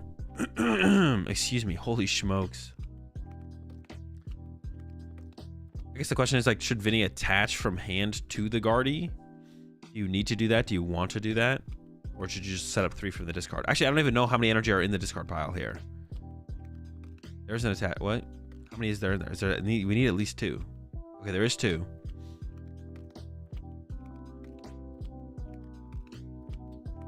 Interesting. Wait, what does the Alakazam do? I don't even know what the Alakazam does. All right, so Vinny trying to take some time to build up. Gonna move some damage off the... Oh no, it's not gonna move any damage off the active. It's just gonna go and punch it. I feel like maybe some damage should have been moved from... Where could we have moved damage that would make sense? Maybe there's no damage that makes sense to move. Alright, just a punch. I have no idea how much damage it did, but I assume it's setting up a 2 KO. And I guess Vinny is choosing to not attack with the Guardi here because he wants to attach twice manually to the Gardevoir, and if you attach twice manually to the Gardevoir, then you're out of Tina range. But if your Guardi's being punched by an Arceus to begin with, that already puts you in Tina range, which keeps you out of Tina range. I mean, I guess this is, like, fine. I don't know. I mean, yes, maybe it's correct to, like, play it out like this. But the B-Barrel's online now here for Marco. So now this game does seem doomed, to be honest. With the B-Barrel being online, the game does seem pretty doomed. Also, there's an Ultra Ball in hand for, like, a follow-up B-Barrel. Here comes a Nest Ball. So could go set up a Tina from Marco here. And is eyeing up the Tina. There's the Tina grab. Is there energy in the deck? Would be a question, actually. Is there even energy in the deck to actually set this Tina up with? I see a Grass. There's 2 Psychics in play. So there probably is. There probably is. 1 damage for each card in your opponent's hand. So it hit for 60, I guess.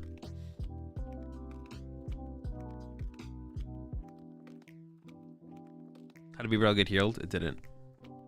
They just forgot to put the damage back.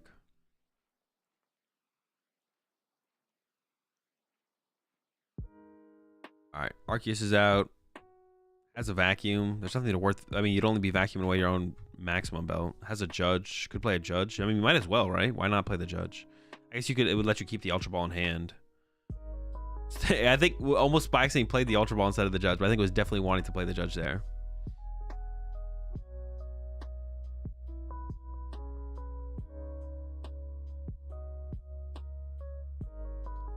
What are we looking here for Marco? Just probably to not draw into energy because you just want to be able to accelerate him to the Tina. And Vinny, on Vinny's side, Vinny needs to find an energy next turn. You actually attack with this Guardy without actually building up damage on it. Oh, there's the energy. Counter catcher as well. We could, like, if we top deck an Iono here as Vinny, you could counter catcher KO the B-Barrel theoretically. There's the punch from Marco. Gonna go accelerate some energy. Yep, has 3 for it too. Fully loaded. There's like the possibility to also trap B-Barrel at this point from Vinny. There's still like 4 double turbos left on Marco's side, but I mean, you could hope Marco whiffs for a while, I guess. No draw power in play here for Vinny as well. I wonder where when did the Spiritomb? Ooh, okay. There's attached. Has the counter catcher. Are we just KOing the active here? Or are we gonna counter catcher KO B-Barrel plus Iono from Vinny? The counter catcher KO B-Barrel feels like it's too slow at this point, so I feel like we can't make that the play here from Vinny. I don't know. I guess you could like counter catcher KO B-Barrel, and then you could try and trap the Relicanth in the active with a Banette after you recover Alakazam theoretically, I guess. I don't know.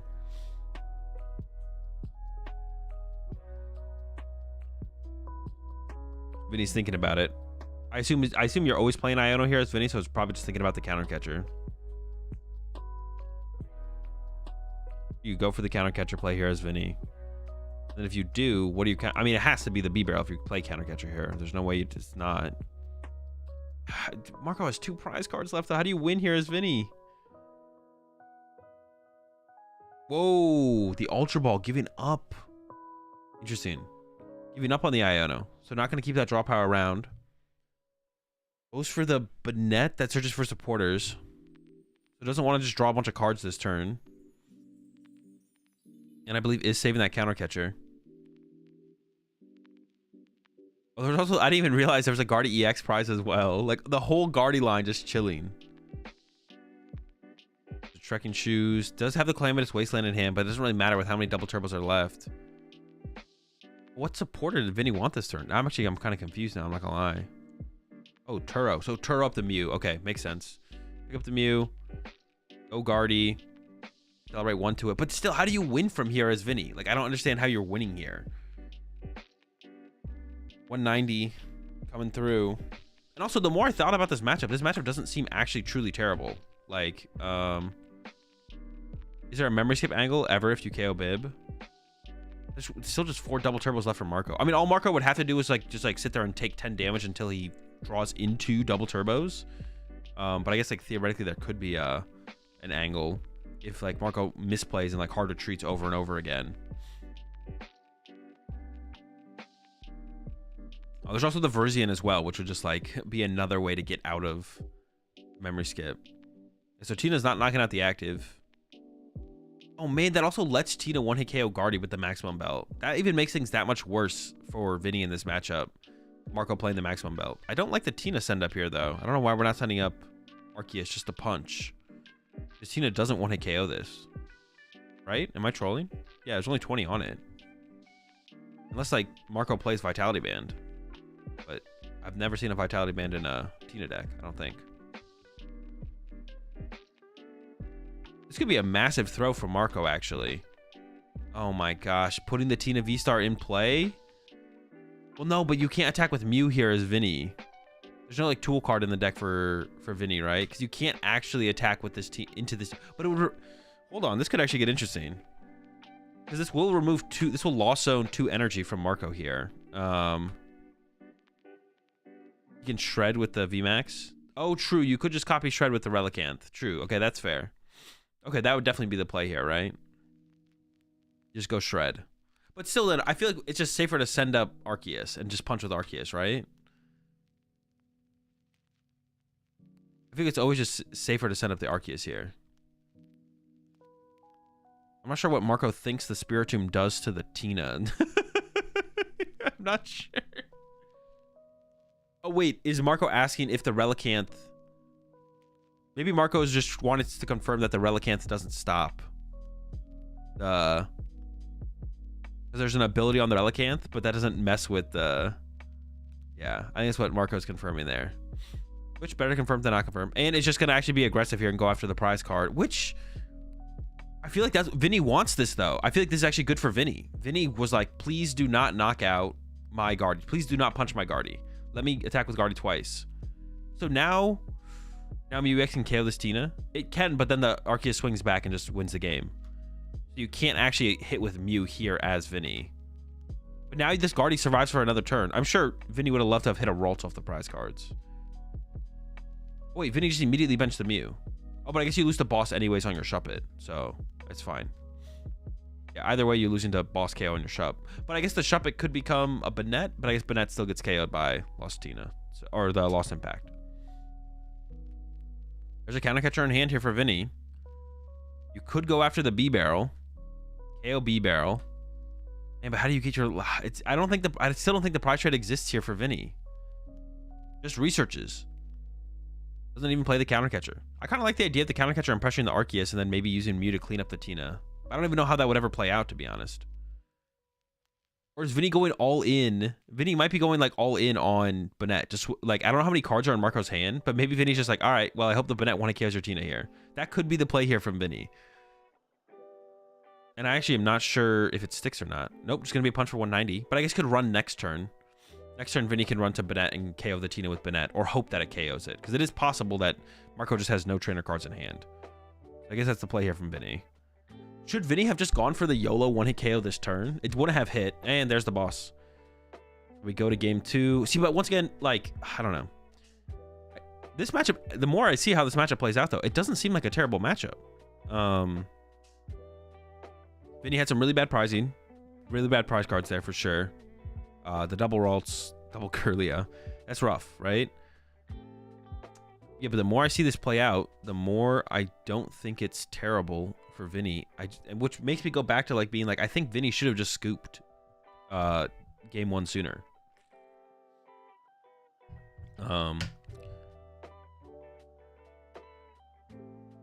He threw putting the Mew down there.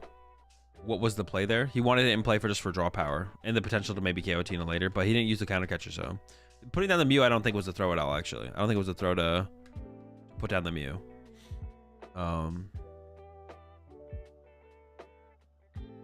Yeah, I don't think it was a throw at all to put the Mew down. He wanted the draw power in play. Because he already lost. No, yeah, it made sense to always put it in play because he lost on board anyways because you could just boss KO the Banette with Lost Impact. Yeah, you already lose to boss, so you may as well have draw power. First, I was like trying to be like, oh, well, I guess you wouldn't have lost that turn for sure. No, but you still lose to that turn to a Lost Impact on the Banette. Or if you don't find the Banette, then you still have just like a Shuppet. All right, hopefully Vinny doesn't prize double Ralts this game. 25 minutes left. Definitely enough time for Vinny to win a game, but now it's gonna be tough to win 2 games. And they do the Baby Banette. It already got used. But he still possibly could have used Baby Banette with, I think had second Super Rod left, so.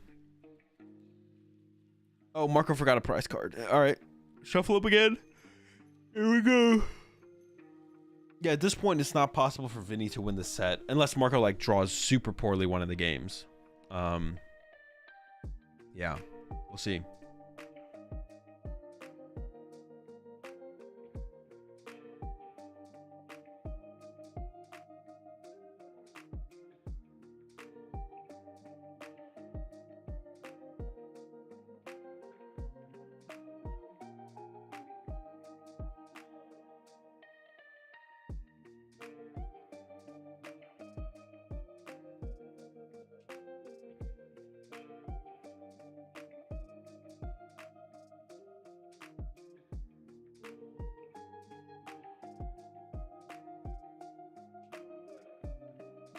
All right, still a Ralts prized. Charon's Care prize, which is honestly, that's a pretty good card in this matchup. The Charon's Care is actually really, really good. 2 Arceus V prize as well for Marco, which is definitely wants to be like the main attack. I mean, you still want to set up a Tina for sure. Yeah, you still want to set up a Tina for sure. Vinny going first. You definitely want to go first in this matchup. BDIF start here as well for Marco is good for Vinny. Which is like an Arceus, and it's like one less piece that you need to find. Trek and Choose, looking for another Ralt here, I'm sure. I played the Nest Ball before the Trek and Choose, which is weird. What are you looking for off this Trek and Choose? That's actually weird from Vinny. Why would you not play the Trek and Choose before the Nest Ball if you're looking for more basics? And if you're not looking for more basics, then there's no reason to play the Trek and Choose. I think it's that sequencing doesn't make a ton of sense to me from Vinny there. Over to Marco. Planning out the turn. Comes an Ultra Ball. There's heavy lost cities in this list as well here, it looks like, for Marco, which we didn't see in the first game at all, or barely saw. You could play this shoot anyway to play around Erie. Oh, that is fair. I guess that is a reason. Yeah, you want to find non-basic Pokemon here as Vinny, but yeah, you're playing around Erie. That is fair, actually. Yeah, sure, yeah.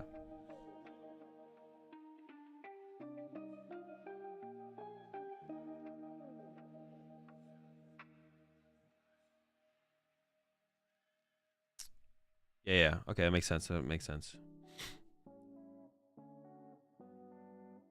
around the Erie. All right, Trek and Choose again here from Vinny. By counter catcher, looking for that attack with net here for sure. Got a Curly online early as well. And I see another Ultra Ball in hand, so it definitely has the Banette. Doesn't want to have to give up too many resources to get there. Oh, just has the Banette in hand. Has an Iono as well. Double Banette coming out. Has an Ultra Ball. Marco actually whiffed the energy attachment here. There's the Ultra Ball from Vinny. So doesn't have the Iono here. He's going to go for that Mew EX to try and draw into an energy here. There is a pretty decent odds of getting an energy here from Vinny, but it is possible to whiff. And the other card in hand, I believe, is a boss. Cards going flying. So speaking of Vinny winning a game really fast, potentially, it might be this game, to be honest. Is Turo? Oh, it's Turo. I thought I saw a boss. All right, draw 2. So you could Turo reset the Mew, I guess. Oh, wait, got rid of the boss. Kept the Turo, I think. So now we could see Turo pick up Mew, put Mew back down. Yeah, got rid of the boss, I think. And then draw again with Mew. But he's just going to pass? All right. So no damage, no pressure. I mean, attacking with Banette there is not that powerful, I guess. Be kind of annoying for Marco. But you already had one turn to plan out your items anyways. I don't know, just getting some kind of damage in play. Well, actually just kind of progressing more towards like Poltergeist, I guess, is the bigger deal. Or even like attacking with Gardevoir is why you really want the energy. Another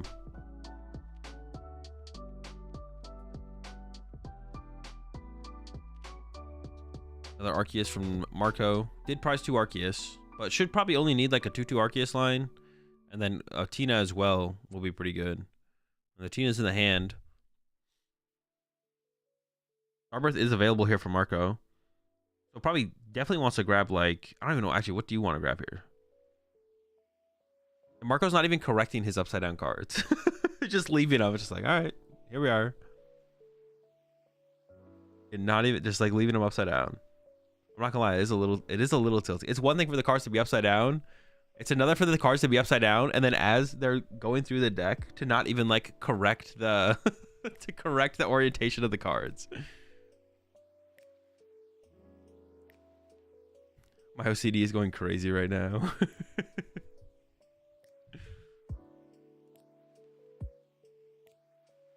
They're never the wrong way around if you don't care. True. Yugo, that's a penalty. I mean, it's against the rules in Pokemon as well. I don't think it would be it'd be like a warning, maybe. I don't even think it would be a warning. Unless it becomes like a constant thing that you're doing. Yeah, I don't even think it would be a warning. I think it would just be, oh, you got to fix that. And if it's like a constant thing, it comes up again, they'd be like, okay, eventually they would give a warning and then like potentially penalties. But yes, that wouldn't be it's not a penalty immediately in Pokemon for sure. You appreciate the Prime sub there, Phil. Welcome to the Rat Pack. We're all out of tables. We got plenty of forks. There's also a B-Barrel now in the active with the 2 retreat cost. Starburst has been used, so you can't find Jet Energy as easily. We actually just need to find energy in general here for Marco. Okay, there's an energy. There's an Ultra Ball. We can also play this Ultra Ball before we get item locked next turn here as Marco. Let's go Vet as well. Okay. Looking pretty good. Lost City. I mean, you could just go attack. I guess you maybe want to keep the Lost Cities as counter stadiums to the Calamitous Wasteland and Vinny. He's thinking about not attaching the Psychic, which I guess I don't hate. I guess you could, like... I don't hate this either. You're, like, so likely to draw into an energy here as Marco. This seems fine, to be honest. You want to, like, find a Double Turbo or the Jet. You'll hopefully find an energy here as Marco. There's the Jet. Do you play it right now? Well, you have a basic Psychic as well. So you could attach the basic Psychic instead. If you Jet here, well, one, next turn you have to find a Double Turbo now. But Vinny could go like Boss B-Barrel and then item lock trap it. And then you're not attacking this turn. I don't see a Boss. I do finally see a Psychic here for Vinny. No Boss, though. Also, attacking with Guardy EX seems pretty decent this turn from Vinny. Especially if you can find a Roltz. Get a Roltz down. Keeps it. It's a Poffin. That's 2 Roltz. Oh, no, we did prize a Roltz. That's a Roltz and a Shuppet, probably. There's a Roltz. Comes a Shup. All right, looking good, looking good. Goes into the Code Breaker. What is going to be the takes here now, though? So like I said, you could attack with Guard EX's turn. Actually, could you? Actually, it might not be possible. There's not enough energy in the discard pile, maybe. So you might have to settle for item locking into the active. So maybe you just set up like another Curlia on top for next turn, so you have more draw power to work with. Oh wait, Prime Catcher though. Then he does play Prime Catcher, so we could see the Prime Catcher actually this turn. Bring up the B-Barrel, trap that for a little while potentially. I think I maybe saw it there too. We'll see. Yep, it is a Prime and a Curlia. I assume it's got to be Prime on B-Barrel, right? Goes after the Tina. Interesting. Just wants to build up some damage on the Tina, I guess. I don't hate that. Yeah. I guess you are bench locked here as Vinny out of the Alakazam. If you had bench space for Alakazam, then you'd be able to like bring up B-Barrel and then move the damage off. I mean, the Tina's not doing anything for a while anyways. It's like 3 attachments away from actually something happening, so... yeah, you're not getting hit anytime soon. Probably don't want to evolve to the Tina V-Star though, because then the Mew can just knock you out. I definitely would not recommend that as Marco. Might even just go with the Abyss Seeking. Oh, we still got to go through all this though. I'm just go Vet for 1. Into the B-Barrel for 4. There we go, B-Barrel for 4.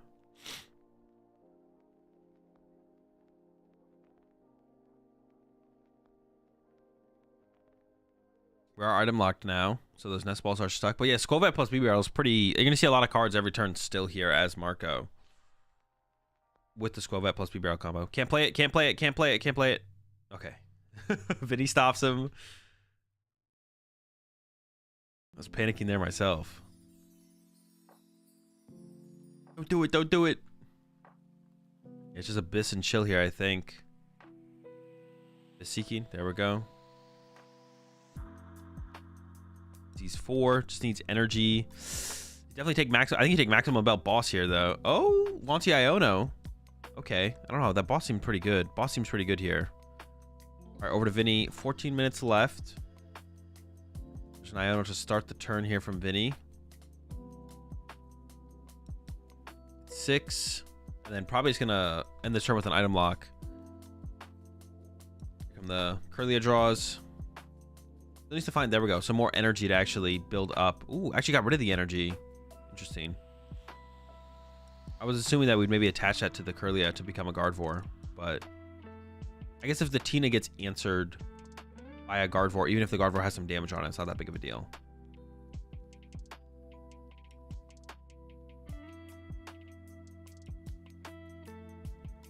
This is what this card is. Oh, it's an energy. It does end up taking this energy, so I assume is just going to attach it. Oh, wait, we KO'd the Tina right now. I didn't even realize that. Yeah, the Tina's KO'd. All right, yeah, Vinny getting aggressive. Already going to KO this Tina here. Yeah, 30 plus 90. That does it. That's 220.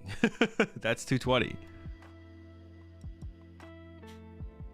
I don't know about... Could have discarded the energy, I guess, as well, though. I don't know about attaching it here like this. It just doesn't seem necessary, but this will be fine. There we go. Knockout, 2 prize cards. Tina taken care of. So the threat to the Gardevoir, the major threat to the Gardevoir has been neutralized there. No Tina on board here for Marco, but could go get another Tina. I'll still have that maximum belt. Yeah, that's probably one of the goals this turn is set up a fresh Tina. My own hand, plenty of energy. Going for the boss KO though, actually. No, I don't hate it. And here comes the Squovette. Hand goes to the bottom. Maybe should just like play these lost cities. I don't know. Saving them to like stop. I mean, maybe we are scared of the other thing. Wait, did Marco not even check what card that is before drawing? Am I trolling? Marco's trolling. It was a Tina. We could have benched it and drawn +1 card. Marco just didn't check what that card was, right? Am I trolling? Hasn't attached return either. I would definitely have attached one of those energies out of hand, probably. The Tina's getting reset up. Maximum belt is still in the deck, so there's ways for Tina to 1-hit KO Guardy here. The Guardy is not safe here from Vinny. I think he attached the DTE. Oh, true. He did attach the DTE. He did attach the DTE. That is fair. He did attach one. Charon's Care found. That's a big one. The Charon's Care is big. It's in the hand as well.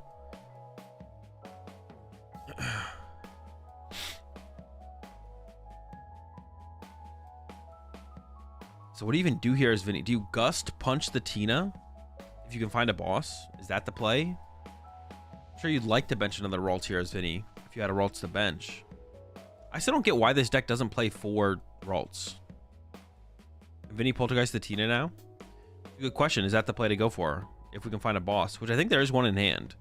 Yeah, I still don't get why this deck doesn't play 4 Ralts. You obviously don't set up that many Guardies at all, but I don't know. Just finding basics is important. I don't know. It's also like a situation where like pricing a Guardy or Ralts kind of sucks. I assume you'd want to put another one down here.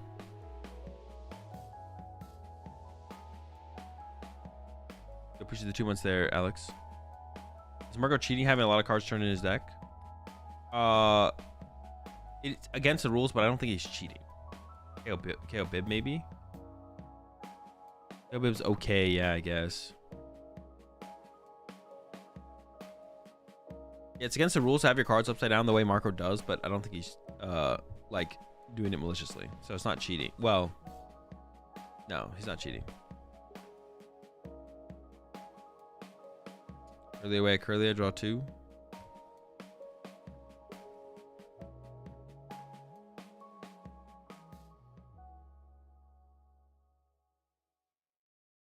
What stream software do I use? OBS? Yeah. They're just going to be punch the active here from Vinny. Yeah, Vinny's not going to be super happy with when the Charon's Care comes down next turn. And it could possibly be like Charon's Care plus maximum belt. Knock out the Guardy, which would be terrible. How could he not be doing it maliciously if you already acknowledged that they aren't all facing the proper way? Okay, I guess he is. Well, maliciously means with intent to gain an advantage. Like he's doing it with intent to gain an advantage, but he's not. He's just playing with his cards upside down. Now I could be wrong, but like, for all we know, Vinny is also cheating with not having cards upside down. So like literally anyone could be cheating at any point in the card game, like in a bunch of different ways, right? So it's like, it just depends on how you want to, if you want to like interpret everything as the most bad faith way possible. I think Marco just like plays with his cards upside down and just doesn't care. All right, here comes a Turo from Vinny to pick up a Banette. I assume to create bench space.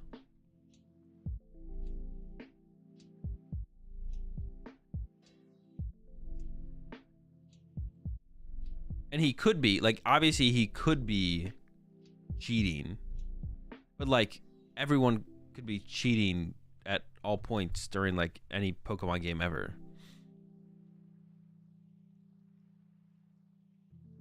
But, like, living life that way just sounds miserable, so... The one thing, if Marco does attack with Tina here and has to harder treat the active, is Marco won't have that much energy in play moving forward, to be honest, actually. Also, I think Marco could have benched the BDIF last turn and chose not to. So the draw power is more limited this turn than it needed to be. But yeah, energy in play could become an issue here for Marco. Like, could just kind of start to run out of energy in play. Not everyone is playing with their cards upside down in their deck. What is that a response to, and what are you implying? There's the Charon's Care. Oh wait, we had the Charon's Care though, actually. Oof, yeah. Here comes the Tina. But hold on, we don't have the maximum belt yet. Like, we could whiff it here. If you whiff maximum belt here, that's a big commitment. I guess you could, like, Marco could find the Relicanth and just shred, I guess. But then you get KO'd by Mew. But Vinny just used a Turo. Oh, I guess the Banette could find another Turo here and create a bench space for the Mew EX to want to KO this Tina. Yeah, it is possible for Vinny to win this still. For sure.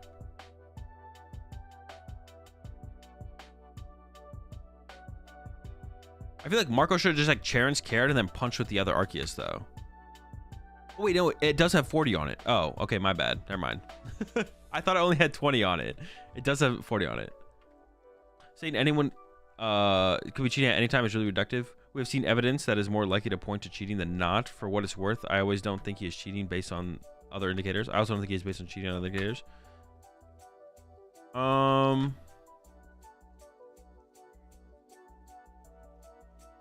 Sure. Yeah, I think that's a fair statement there, Jin. But, like, yeah. My point is that, like, whenever anything is... My point is that way too many people in the Pokemon TCG community jump to someone cheating for any small potential board state error. Like, Marco not healing the B-Barrel or moving the damage counter off the B-Barrel when he went to evolve it. People will look at that and be like, oh, Marco cheated. He healed his B-Barrel when it should have been healed. Which is like... No, Marco didn't cheat there. Like, is it possible SA has, what is SA? Has lower chance of holding people accountable? Seems like we see the most sus things in that region. SA. South America? I just don't think the judges realize that the players' cards are upside down. I just don't think the judges realize that the players' cards are upside down, so they haven't corrected it.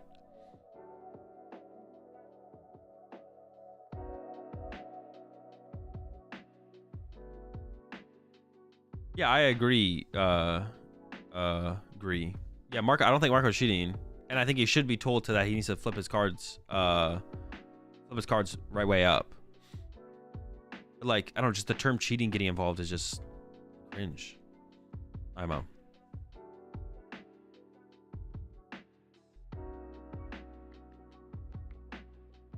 I think some of you want people to be cheating. That's the way it definitely feels, Catchdog.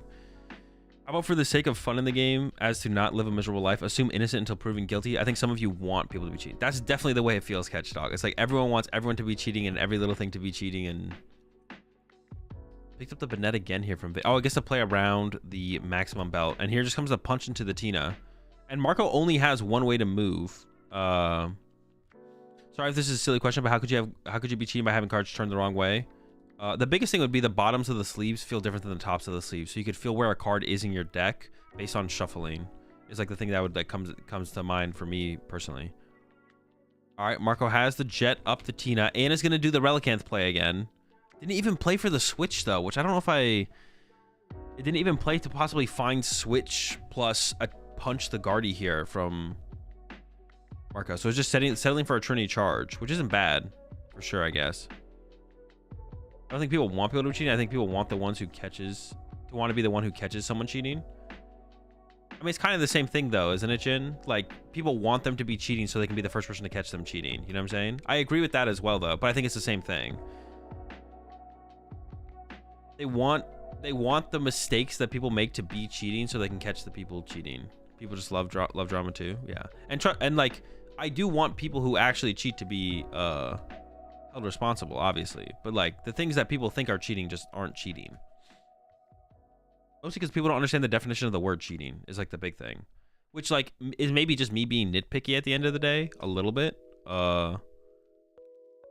It could be a little bit of me being nitpicky as well. Nitpicking.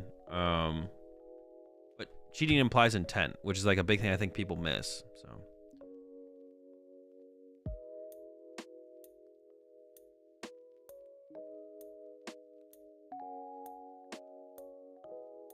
Someone told me Reagan Redsloff was a cheater at locals. I was like, I've never heard that in my life, and you're a bum. Every good player in the Pokemon TCG is a cheater to some amount of players who are local to that good player. All right, so Vinny is looking for, I assume, well, you can't, well, no, you could counter catch a Chaotina here. So Vinny is looking for counter catcher, but had Banette for boss, so could have just bossed the Tina here and knocked it out. But I maybe wants to see more cards.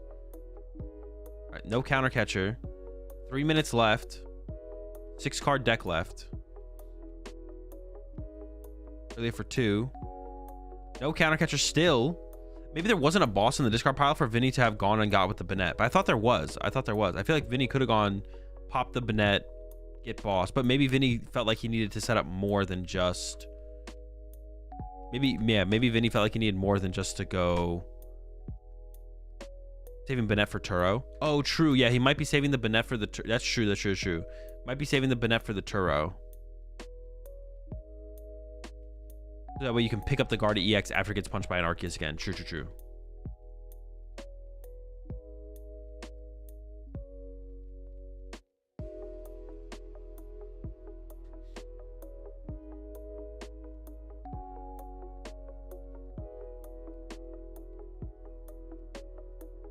They must be breaking rules. They must know they're breaking the rules. They must have intent to gain an advantage from breaking the rules. Well, that's not 100% true, Jin. If they know they're breaking the rules, that's cheating.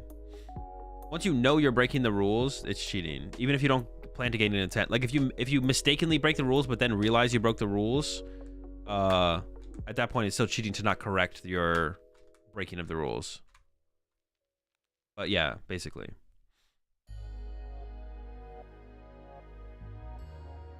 Yeah, he needs to put the 40 on the Zam. It shouldn't matter it shouldn't matter at all here because there's nothing that's going to attack that where the 40 will matter, but I say, man, Marco is currently cheating. He knows his cards are boxed. Yeah, but I don't think Marco knows that it's against the rules. I don't think Marco knows that his deck has to be up correctly. I think if Marco knew that, Marco would correct his cards. I think Marco just like sometimes plays with his cards upside down and has never been told to not do it and just doesn't know.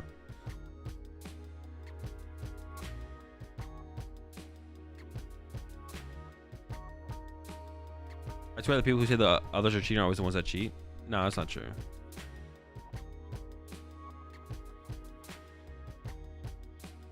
This game just might not even finish. Yeah, no, there's only 50 seconds left.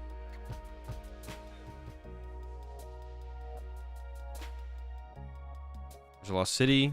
Goodbye, Alakazam. Oh, there's no energy here for Marco. Marco whiffed the energy. So it has to hard retreat. Oh, didn't attach. I didn't even see that. Attach a double turbo to the bench Arceus. So definitely a mistake there from Marco. 20 seconds. 25. Here comes the knockout for Marco.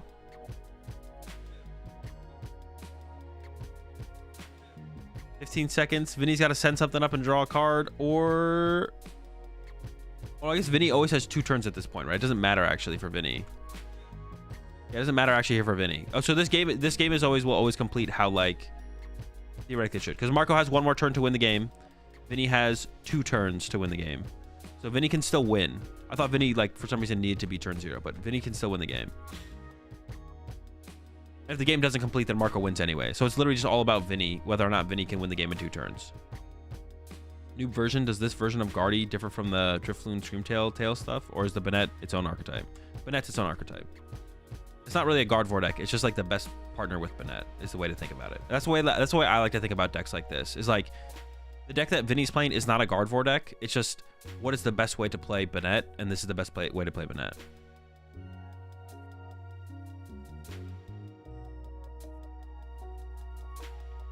I'm less bothered that he might be cheating more, that he doesn't seem to care. My brain would be screaming at me to turn all the cards the same way. Yeah, me too. Yeah, that's what's tilting to me.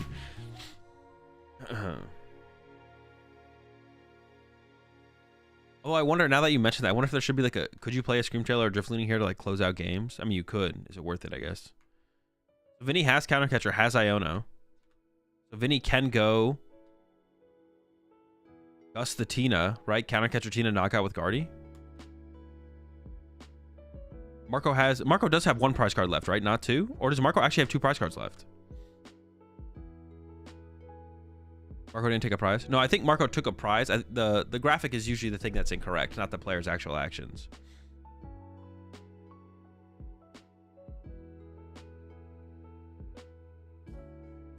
One left. Okay.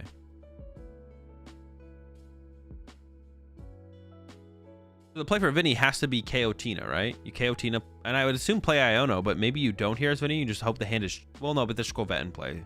Well, yeah, I guess that doesn't really matter then. I don't even know. Well, you theoretically be getting rid of this hand of cards first, and then all Marco gets to see is like the B-barrel draw. All right, Tina's going down here. And he's getting rid of Bennett. But what do you even grab here as Vinny?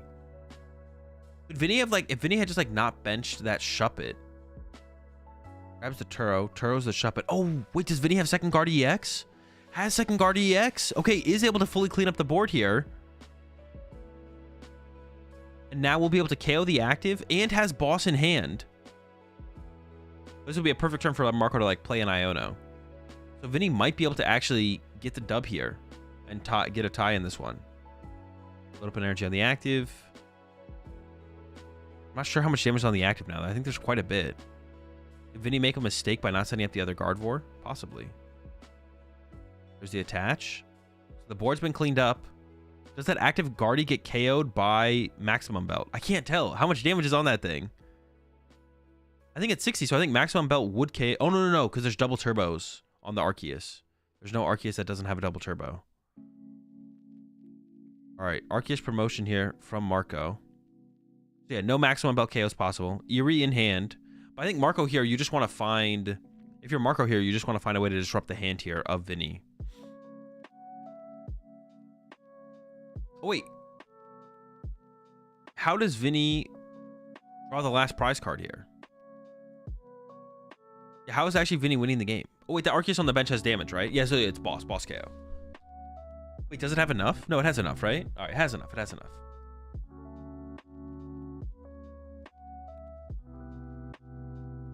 Ooh, goes with the Eerie? No, why would we ever Eerie here? And Vinny has, there's the boss. That's it. Why would we ever Eerie instead of trying to find Judge or Iono? That makes no sense. Scovet's on the bench, right? Yeah, we could Scovet and then draw with B-Barrel. Oh my gosh. The bench Arceus only has 80 on it. How to get 80? Does it really only have 80? Oh, maybe there's not a win condition here for Vinny then. Oh no, the win condition for Vinny then is attack with Bennett, but there's only 2 trainer cards in the hand here for Marco. Marco's even retreating to Relicanth. Okay, so literally just like being like, all right, I'm gonna reduce your odds of winning as much as possible. There's the pass. Does that Arceus really only have 80? Well, Vinny's not immediately snap playing the card, so that means it doesn't have enough for a Guardy to KO.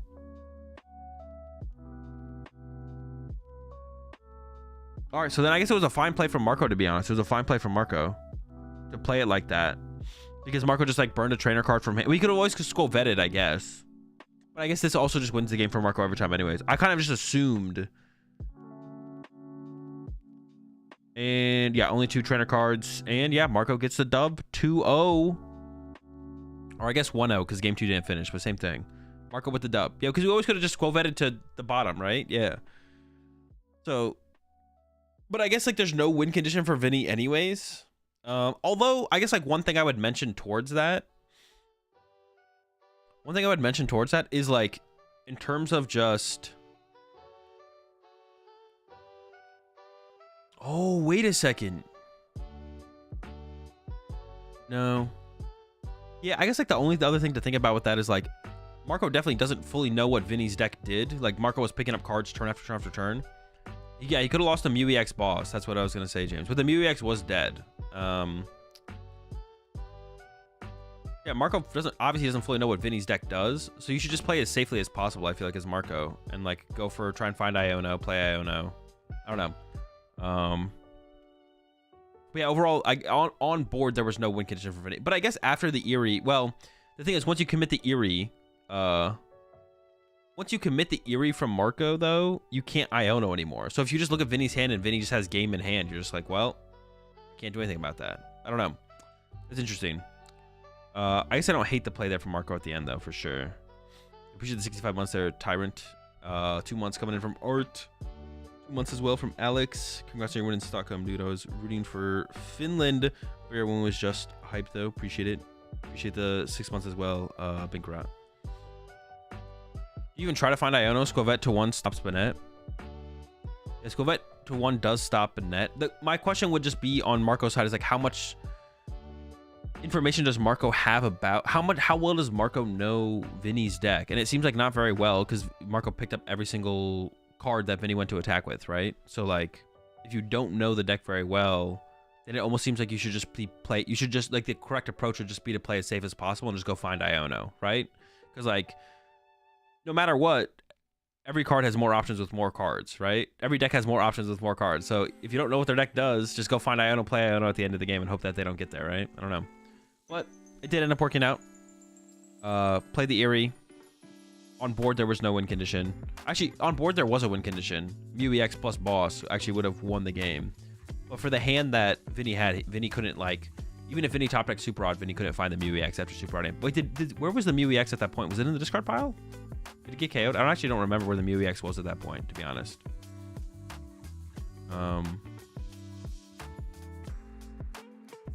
Yeah, I don't remember where the MewEX was at that point. I think not playing anything that draws is correct. Judgeless Iono could lead Marco into drawing trainers that he can't play. Might lose the boss if he has trainers. Well, if you go for Iono as Marco, Iono puts you to 1. Iono would put Marco to 1. So then the max damage you can do is 50. And then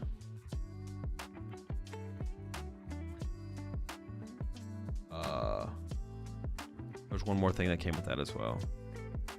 Yeah, you could just try and Squavette for 1. Like, if you use Squavette and you hit Iono, dope, play Iono. If you Squavette and you don't hit Iono, you don't have to draw with B-Barrel, right? But, yeah. Yeah, even if you find the Iono, you could just play it. If you find the Iono, you just play it. If you don't find the Iono, then you could just like have a 1-card hand and go, all right, pass. Just do the same thing that Marco did, but it's not that big of a deal at the end. Yeah, us knowing... The way I'm kind of approaching it is like with the idea that Marco doesn't really know what the deck does just based on how he played against it in terms of like picking up the cards at all points and stuff. So with that in mind, I was just like, well, how would you want to approach the unknown? You probably want to approach the unknown by playing Iono, because less cards is better. But still dub in the end.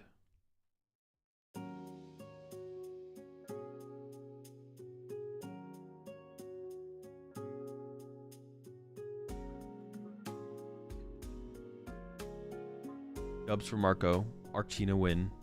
I'm gonna go. We copying Azul some Stussy for his birthday. No.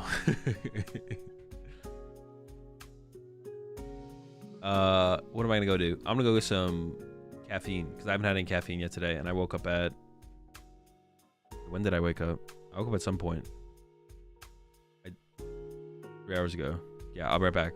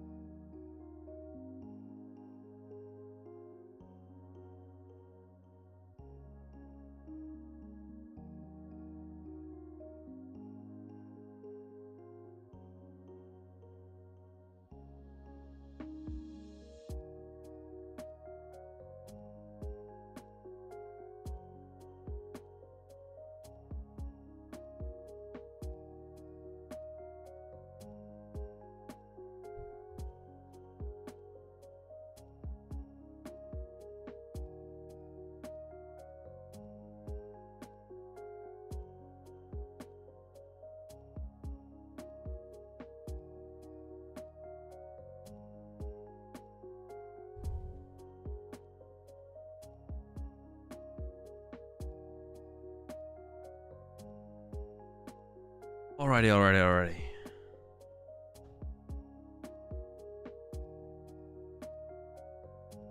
Does the opponent ever pretend to not know who you are to try and psych you out? I mean, I don't know. I've never I've never approached a match of Pokemon being like, I've never sat down to approach a match of Pokemon and being like, everyone knows who I am, so if they don't know who I am, what the heck is going on? Also, how would I know if my opponent knows who I am and then is acting like they don't know who I am as well?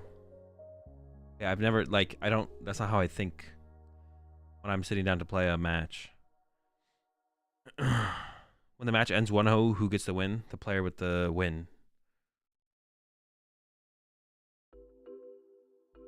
So the answer to that is maybe, but I've never thought about that to begin with. Who has been your strongest opponent starting in round 1? It's a good question. My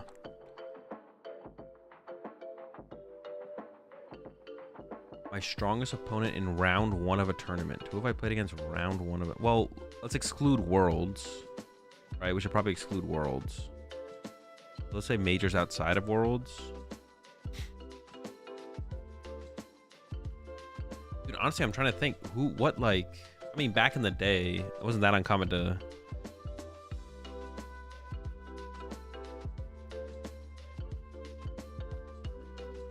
What if International started doing what Japan does and does best of 1? That's... Honestly, if they switch to best of 1, I would maybe just retire.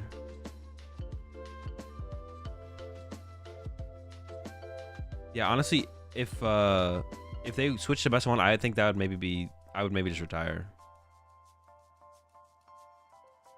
I share opponent how much they bench. We played round 1. What round 1 did we play at before SAC? Was it Denver? Did we play round 1 of Denver?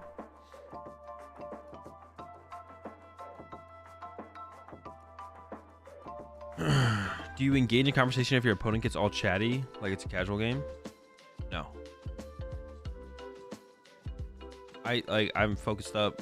Yeah, I'm focused up. I'm not. Your mic is too low. I think that's my mic has not changed, Alberto.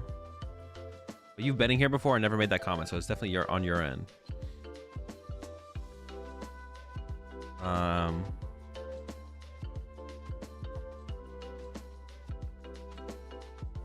The only thing, okay, yeah. Well, hang on, I have the link to the thing in Japan. Hang on.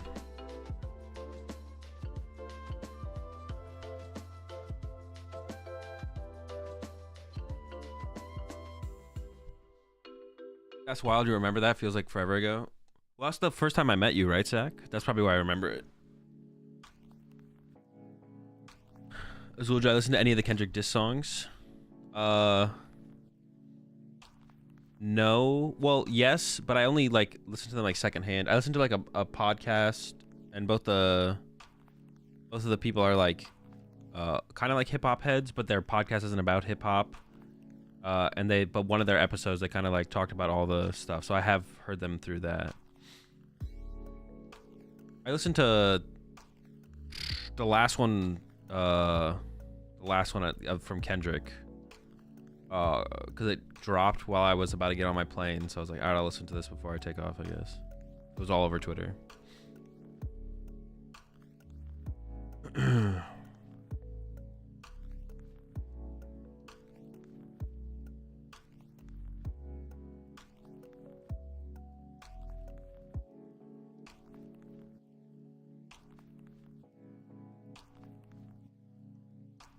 Okay, so this is Japan's new wait, where is this? It was here. Someone linked me this and this is just not it.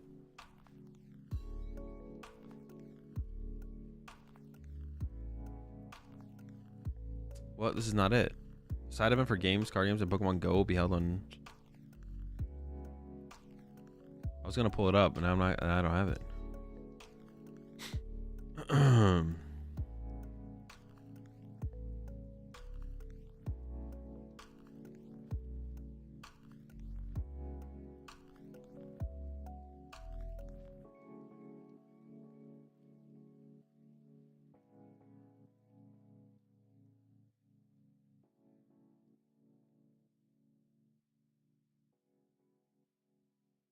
Is Japan getting best out of 3?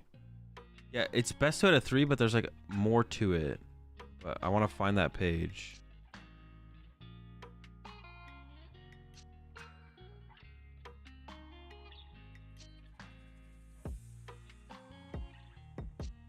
But I should. It's on Twan's Twitter, right? Yo, appreciate the prime sub there. Chris, over the Rat Pack. We're all out of yikes. We got plenty of yeets. Wait, and you sent the link again. Sorry, I'll get it. I appreciate it. I was about to go to Twan's Twitter, but this works. Wait. No, this is it now, right? Okay.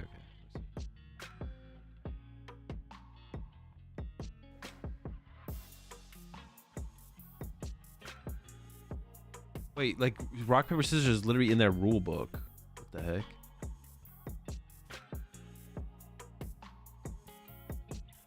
Okay, here we go.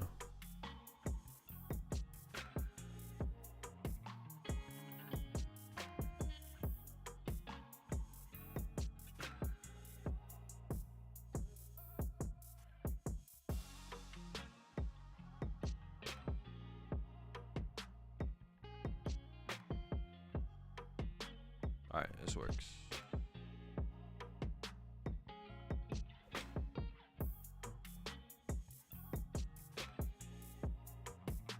The rock paper scissors stuff is wild. I thought they just like did that instead of like flipping a coin or rolling dice, but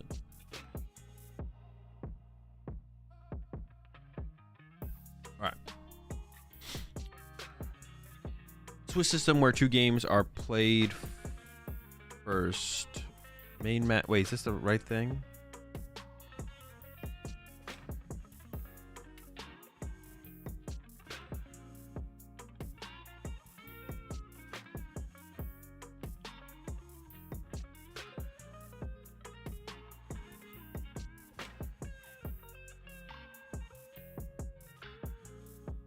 Oh, it's this next part right here, right? The winner will be determined in a tournament format with a best of 1-2 games. Wait.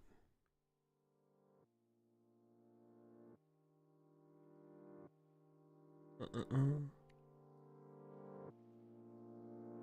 the time limit was reached during the first game, the player with the fewest remaining cards on his side needed to win will win the match. So prize cards, I assume. If the number of cards remaining on each side required to victory is the same, overtime is played, and the player who meets the winning conditions on whose side has fewer cards remaining, it becomes a winner. So first, next person to draw a prize card. And I'm just gonna go pull it up. The thing on Twan's Twitter was easier to just do that. Find Twan's Twitter.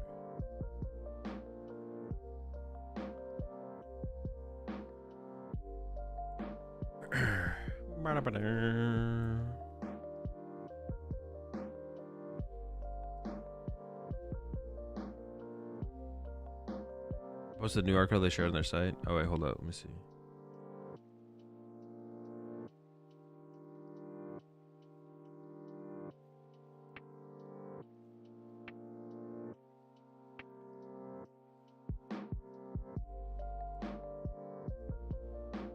Oh, okay, this is it. Yeah. This is what I was looking for.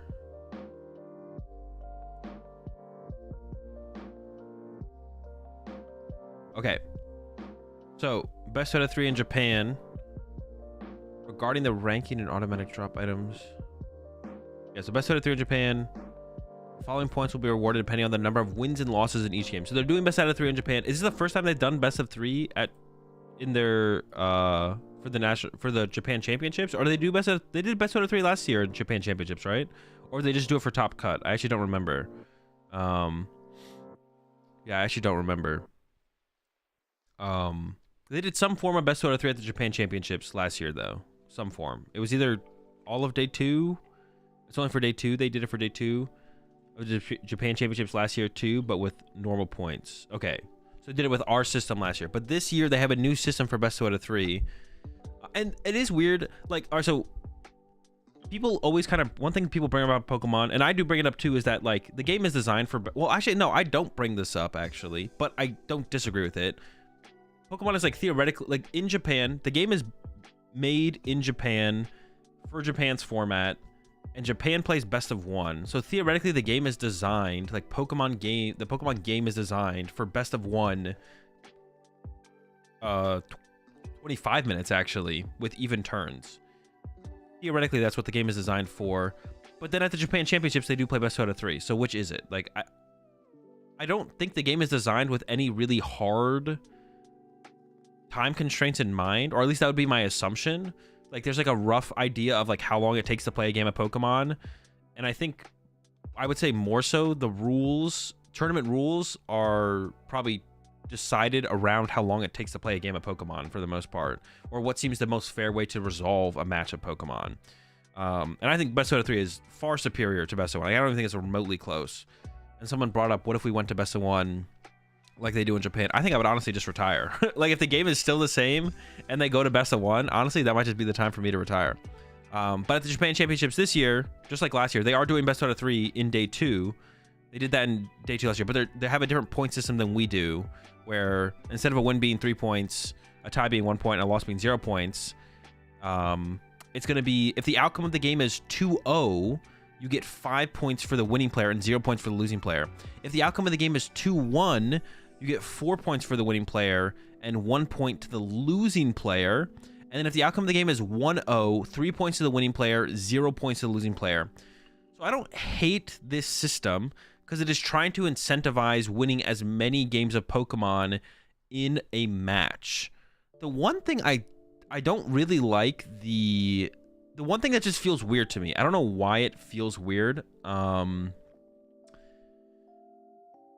be honest, I don't know. We're not having a chess clock discussion. The one thing that feels weird to me is this one right here. How you only, if you 2-0 your opponent, you get 5 points. But if you only 2-1 them, you get 4 points and they get a point. Like, I don't get that. Like, if it feels like if you're gonna go to that extent, then shouldn't it like come down to like points per prize cards taken? Like, so we're basically saying because you got closer to winning a match, you get some points, and because you didn't dominate your opponent in the match, if you didn't dominate your opponent in the match, you get less points. But it's like, okay, why wouldn't you go further then and be like, for each prize card taken, you get a point, right? Like, I don't know. That feels weird to me. Like, if you win the match, you win the match. Like, I don't know. I don't like this. This is the only thing I don't like about this. And I don't hate the idea of improving on like the best 2 out of 3 system or something like that.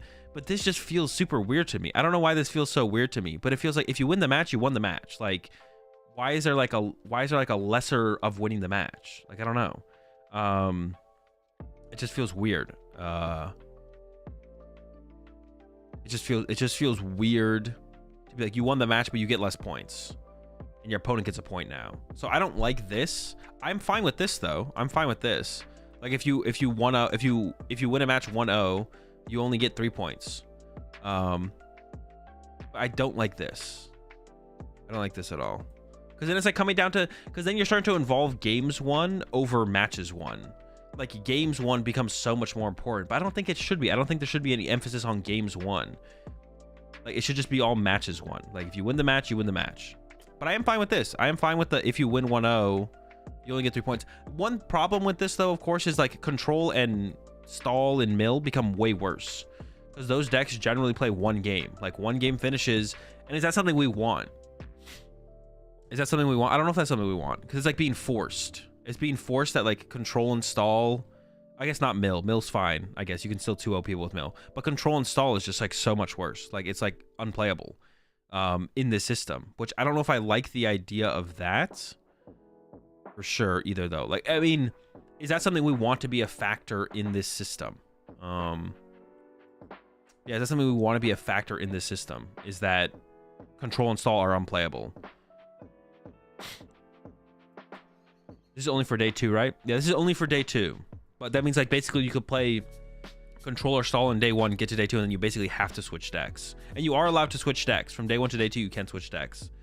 For sure. So yeah, I don't hate this. I don't hate the idea of improving on the best of 3 system. And there's also something more in here as well, right? Is there also something like if you've drawn a certain amount of prize card, the games count, basically? Or am I trolling with that? I thought there was something like that as well that they changed in here, but yeah.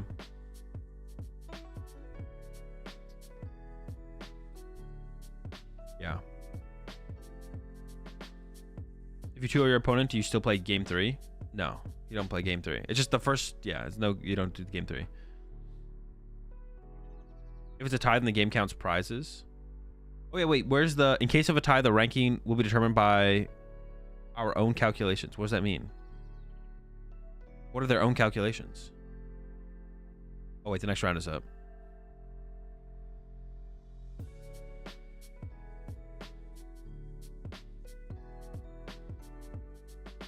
All right, they didn't change any of this stuff, but we're into the next round. We just started. Who they like more? Yeah, what is their own? What does that mean by our own calculations? We got Chien Pao versus Dialga here, and we do have Excalibur going first. Double BDIF down, but no Fridge. No Fridge is not good. Double backs ain't bad, but Iono off the rip here. That's it, just Iono. Did find, that's a pretty good draw though off that Iono. Found the Poffin, found an Energy, found an Ultra Ball as well, which could have gotten Greninja, but I think they just attached their only energy in their hand to their Dialga.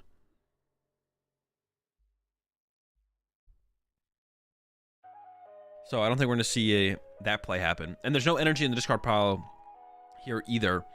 So no way to actually... was that a Jet Energy I just saw in hand there? Is that a Jet Energy from Fabrizio? The ultimate counter to control. The Jet. It can't be... No, wait, is it? I thought it wasn't, but now I think it is. Was that a Jet? I think it was, right? I can't tell. For the control matchup, kind of broken, to be honest. All right. There's the pass over. See what Fabrizio does here. No Frigibacks in play. So like the this matchup is close. If Dialga goes first, that allows Dialga to get the first knockout, evolve the Beldums to Matangs, and like set up for the big Star Chronos play as soon as possible. If Chien Pao goes first, though, they can like Greninja KO the Beldums before they even get to stabilize. But in this situation, Fabrizio did not have a Frigibax down turn 1, so there's no potential way to threaten the Beldums on this second turn from Fabrizio. So Fabrizio is like a turn set back in this matchup from where you want to be, which gives a big opportunity here to Juan to just evolve the Beldums to the Matangs, stabilize, and just kind of go from there. Only one Frigibax grabbed here from Fabrizio. Wait, that's interesting. There's a Nest Ball in hand as well. Okay, probably just clearing out the hand to be able to use B-Barrel to draw some cards. Makes sense, makes sense. So Iron Hand's in there and the Iron Bundle. Oh, actually gonna go for an Iron Bundle play here. Oh, was that a missequence there from Fabrizio then? Should Fabrizio have Nest Balled first? Or maybe there's another Frigibax in the hand here. And once again, clearing out the hand for the B-Barrel. So making it a little bit harder for Juan to have a big play on the next turn. Okay, there was a Frigibax in the hand. Makes sense. And I do believe there is an Ultra Ball in hand as well. And an Irida. So the hand is sick here for Fabrizio. But no Frigibax turn 1. So you're just kind of chilling. I assume we'll see a... Yeah, Greninja to draw 2. Prime Catcher in hand. Could Prime Catcher to get your Chien Pao out of the active here as Fabrizio, actually. Yep, that is a Jet Energy. Or, I guess I forgot about the Jet Energy. Could Jet the Bidoof. Jetting the Bidoof over jetting a Frigibax is interesting. I guess if you wanted something to get KO'd this turn to create a bench space for a different attacker. Here as Fabrizio, does it want to be... That's actually interesting. If you let a B-Barrel... If you let a Bidoof get KO'd, you can bench hands and attack with hands. But why do you want to attack with hands? If you let a Frigibax get KO'd, you kind of have to bench another Frigibax, right?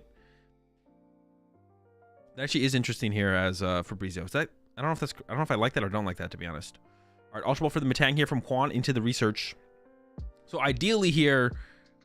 Actually, you don't need to do that much. I think the only thing you definitely want here as Juan is a second... you just want another Dialga. But looking at that hand there from Juan, it's a lot of energy and not much else. That is not good. There's no Dialga in there. So what do you do here as Juan? Do you just go attach to the bench and then accelerate with Metang Pass? Because if you bench a second Beldum in play, then the Greninja has the ability to get 2 knockouts there. Does Juan play? I guess the question would be, does Juan play the Manaphy? which I doubt. Almost no one plays Manaphy in the Dialga deck. You could play it though. And on this turn, we could see Juan go Poffin for Beldum Manaphy. That'd be pretty good. We might just see attached to... Oh, I guess you'd attach to active and put something on top of the deck here, probably, right?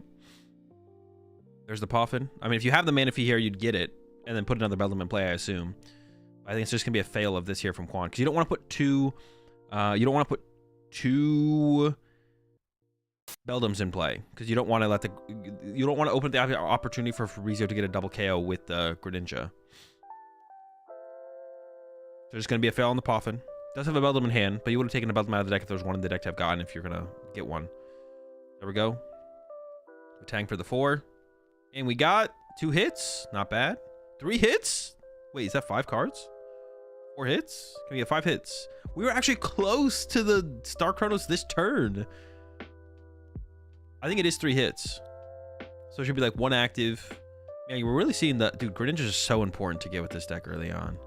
There we go, 1 active. That's why I was wondering if the Ultra Ball should have gotten... Ooh, you could knock out with Metang here from Quan. That's okay. Is that worth it over just using the lure, though? Going in with it. I can't really tell what the hand is, so I don't know if there's a draw supporter on the hand. I mean, this isn't... I don't know. That's an iffy play. I don't know how I feel about this play, to be honest. They get an Iono off the prize cards. There was 3 outs to support his prize in Research, Iono, and a Pokegear. So if the hand was dead, it was like a 50-50 to hit there. Losing a Metang here feels so iffy, though. And losing all that energy as well. Like, you could have had 1 energy on the Beldum to use the attack. It's a lure or something, I think. And then 2 to the Dialga, plus attach return to Dialga. Oh, wait, oh no, yeah, Juan attached to the Metang there. Plus attach return to Dialga. There is the possibility that Fabrizio just goes Prime Catcher KO your Dialga here. And Fabrizio could still do that, actually. Pushes up Chi-Pow immediately when having the Prime Catcher in hand, though. So I feel like Fabrizio is going to take the knockout on the active here. Or attack with Greninja and go KO Beldum plus 90 on the Metang. I kind of like the KO Beldum plus 90 on Metang from Fabrizio here. Or what about Baxcalibur KO the active? Leaving your Chi-Pow in the active here just feels incorrect as Fabrizio. Massive hand, tons of options, though. There's the B-Barrel. I assume you don't want to use your Prime Catcher if you don't have to. But now, like, you might have to use your Prime Catcher to get the Greninja into the active. No, there should be enough energy, actually. Yeah, I like the attack with Greninja here, I think. Like I said, KO Beldum, 90 on Metang. So if Juan goes bench another Beldum, you can go, all right, attack with Greninja again, knockout, knockout. We'll completely eliminate all the draw power from play. Let's see what Fabrizio thinks is the correct line here, though. Because it has all the options. Fabrizio can literally do anything. Or at least at the beginning of the turn, could have sequenced in the hand in a way to have done literally anything. So there's no... Not no excuse. But yeah, basically Fabrizio can literally do whatever. The question is, what does Fabrizio think is the best line of play here? A big question on Juan's side. Most people play the Zamazenta. So I assume Juan has the Zamazenta. The Zamazenta is a huge attacker in this matchup as well. That's why I think like KOing the Dialga here is not even that good, because if Zamazenta is just a response from Quan, like you're in a fine spot. Don't see the Prime getting played yet. There is enough energy to KO it though. I mean that's what it is going to be from here from Fabrizio though. It's just Prime Catcher KO the Dialga. Yep, there it is. So he is going after the Dialga, which makes it weird that Fabrizio didn't just like leave Chi-Pow on the bench and Prime Catcher to start the turn. I feel like Fabrizio maybe wasn't 100% sure as to what he wanted to do going into the turn. It was like, well, I'll just send up Chi-Pow, I guess. Or maybe would have gone for a different play. Oh, okay. I guess the one line of play Fabrizio could have gone for that Fabrizio didn't have was Iron Hands KO the Metang. I forgot about Iron Hands. Iron Hands KO Metang was definitely the best play. But I guess that might be a play that Fabrizio did not draw into. That was for sure the best play, though. Definitely. All right, double Beldum bench here from Juan. Ooh. Double Beldum bench. No. One of those Beldums can become a Metang, right? Yeah. The question is, does Juan play Zamazenta? And can Juan find the Zamazenta? Once again, the more I looked at the way this play developed and everything, I mean, Juan whiffing the second Dialga is like really the big thing that made the big difference here. That made things like really tough. And we look at the hand here from Juan. Okay. Nest Ball for Zam. If Juan plays Zam. And then you have Ultra Ball for second Metang. Is there a Zam? I see the Zam. The Zam is there. Yeah, could grab the Zam and go for that. I think that's probably the best play to go for. And then you could Ultra Ball away the Research and the Dialga V-Star. You have 2 Outside Supporters in your prize cards. And then you have the key, so you can keep the energy around as the energy attachment for return. So then you grab Zam, Ultra Ball for Metang, and then go from there. Getting a Dialga here is never the correct play, I don't think. You just don't want a 2-prizer in your active here. Yeah, this is not the correct play here. I don't like this play at all here. So Juan is going for attack with Dialga V for turn, but needs to hit 3 energy off of 2 Metangs. And then has the energy attachment from hand, or you whiff the knockout, and then basically, I assume you just lose the game. The pressure has to be too far to your reach at that point. But then you're leaving a 2-prizer on your active for Fabricio to go after. It's 4, fails all. All right.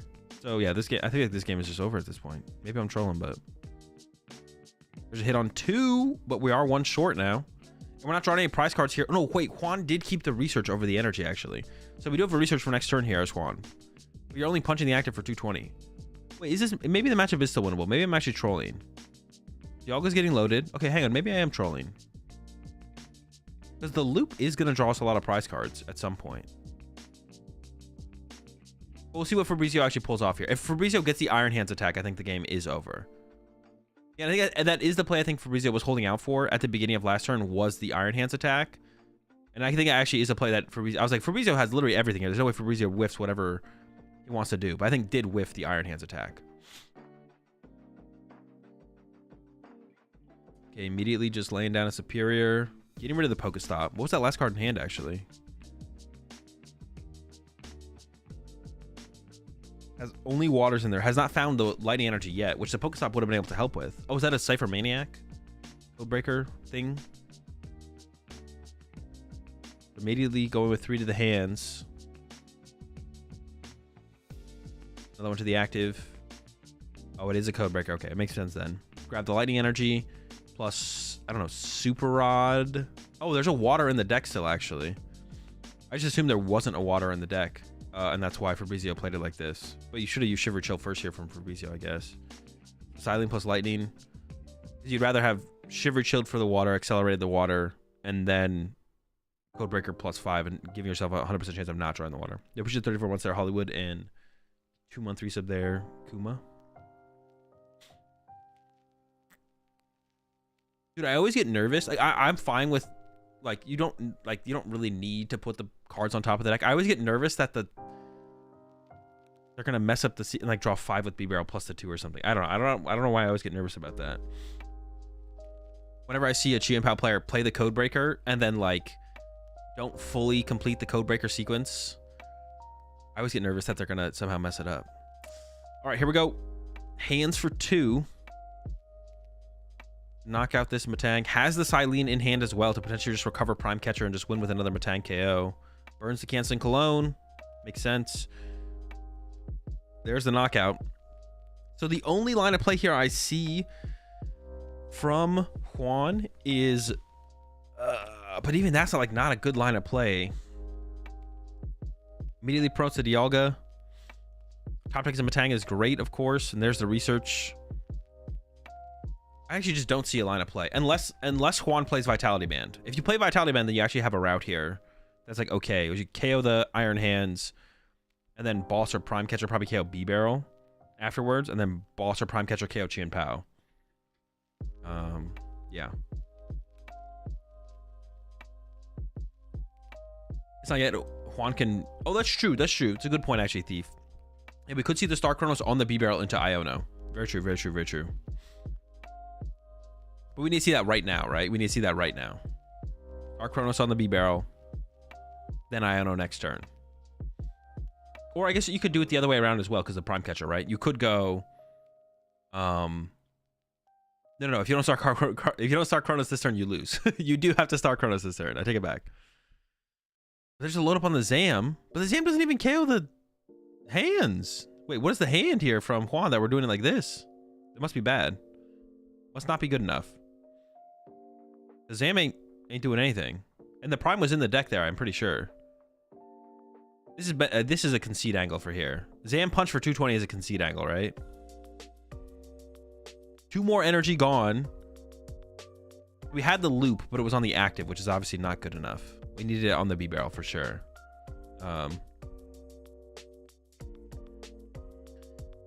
Yeah, we should concede here, I think, for sure. With this attack, it should be a concede, I think, for sure. I mean, Fabrizio, it's very close to just having game in hand. Tails needs a heads. Uh-oh, double tails. Okay, hold on. No prime catcher. Iron Hands cannot KO the active. Xianpao definitely can, though. And theoretically, this turn, Fabrizio can just load up a ton of energy into play. So you retreat the Iron Hands, attack with Xianpao, load up a ton of energy in play, so that way chasing B-Barrel is not actually a win condition here for Juan. So you can just put a ton of energy in play, and maybe even super out some energy in the deck to get later with the Xianpao, because you only have to burn 3 to knock out the Zamazenta. So theoretically, you could end with all 8 water energy in play here as Fabrizio. But it's just going to be the hands punch, so he's not going to play anything and just hands punch. Now, this does give that play back to Juan, potentially. Man, I don't know if I like that play here from Fabrizio. Shouldn't we have just taken the knockout? I guess I don't know how many superiors are burned. All right, Iona from Juan. He needs to find like Super Rod and Prime Catcher. There's a Super Rod. There's also 3 energies drawn. I actually, with how filtered the deck here is Juan, I think Juan probably actually should have used the Metangs before. I'm not 100% convinced of that, but I'm pretty sure Juan should have used the Metangs before playing the Iona there. I'm not sure the card count at that point. Dude, keeping track of the cards with the Dialga deck is like such a headache, but from what we had seen up to this point, I'm pretty sure Juan should have just gone Metang, then Iono. Metang. If there's a way to shuffle the deck in the hand, because I'm pretty sure the Prime Catcher is stuck on the bottom of the deck here from Juan. I mean, KO hands here with Zam is like not bad. Because there's definitely a real possibility that Fabrizio cannot recover the hands and get it back in the active here. It's definitely possible. All right, first 4 from Metang. That's a whiff. There is at least 3 energy in the deck from the Super Rod. Metang number 2. That's a hit. That's good. Also hasn't attached for turn yet, I believe, so could attach that energy in hand to the Dialga. Does not go for it. Wait, have we attached return yet? Maybe we did attach return yet. Maybe we did attach return. I think a Super Rod was also pulled off the prize cards here from Juan. So more energy to be recycled back to the deck. These Metangs are going to be cooking. Oh no, just with the Super Rod there. So 3 prize cards left, but this Juan can win with a loop play, with a Star Chronos play. So Fabrizio has to play for the win this turn. Yeah, Fabrizio has to play for the win this turn. Man, dude, I was preaching for the concede from Juan early on, but maybe I was trolling. Here comes a nest ball from Fabrizio. Yeah, the comeback is actually kind of happening here from Juan. I didn't like how Fabrizio played out that last turn, though. I feel like Fabrizio could have put a ton of it. How many superiors were left? I think Fabrizio trolled on that last turn, though, because Fabrizio had Irida. Fabrizio had Irida plus superior in hand. So Fabrizio could have gone dig through the deck, try and find Super Rod or another superior, play double superior, put all the energy in play, and then knockout. And then you just win next turn as Fabrizio with attacking with Xianpao again. So I think Fabrizio did troll that last turn. There's a nest ball. So Fabrizio needs what? Super Rod, nest ball, and superior. There's a Kyogre.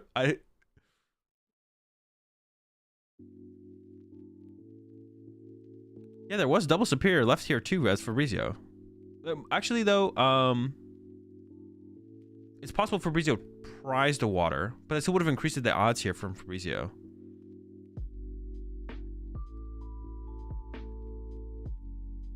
I guess it's still possible for Fabrizio to get the KO here if Fabrizio...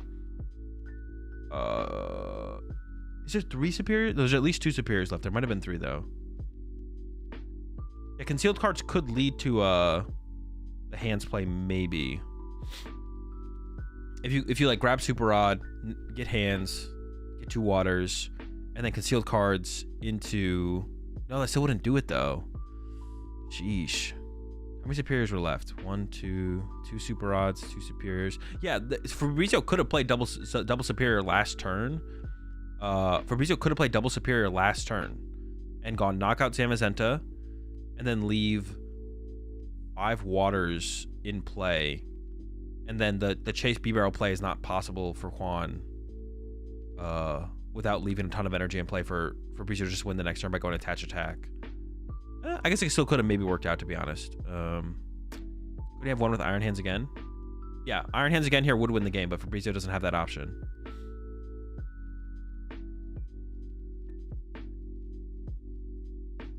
This is why boss double tails on Tylene. Well, Tylene's not to always get back Prime Catcher, though.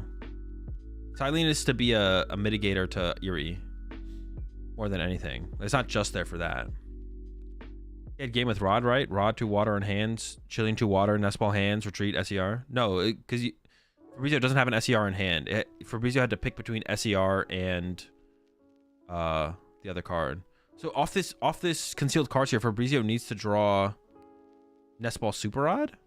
No, Super Rod Superior off this concealed cards.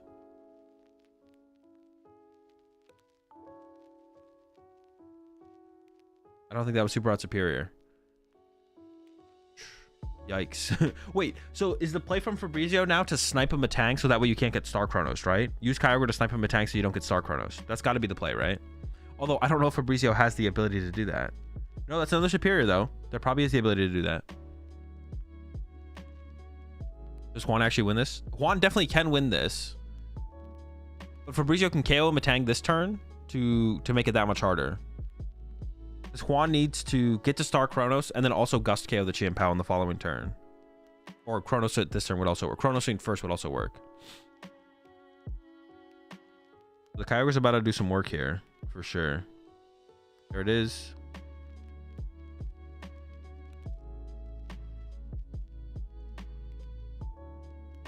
Treat Kyogre, KO Metang, reduce the odds of the Star Chronos, and then it's gonna come down to 1.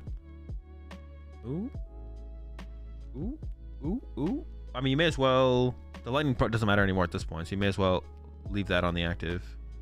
What does it go back to the hand, or you shuffle them, or I don't even remember. I don't know why we want to keep the lightning here. This seems weird. All right, Fabrizio agrees. There we go. 3 back to the hand. KO the Metang. All right. There's a couple. Here's the Metang. How many psych or how many metals? 2. Hit the 2. Attachment for turn. Retreat. I assume. Oh, just V-Stars. And then has the boss. All right. Dude, yeah, Juan makes a comeback. Yeah, man, I was calling for the concede from Juan early on. But, I mean, the biggest thing is, like, as long as you have Star Chronos left, there's still just, like, a possibility to draw so many prize cards in effectively one turn.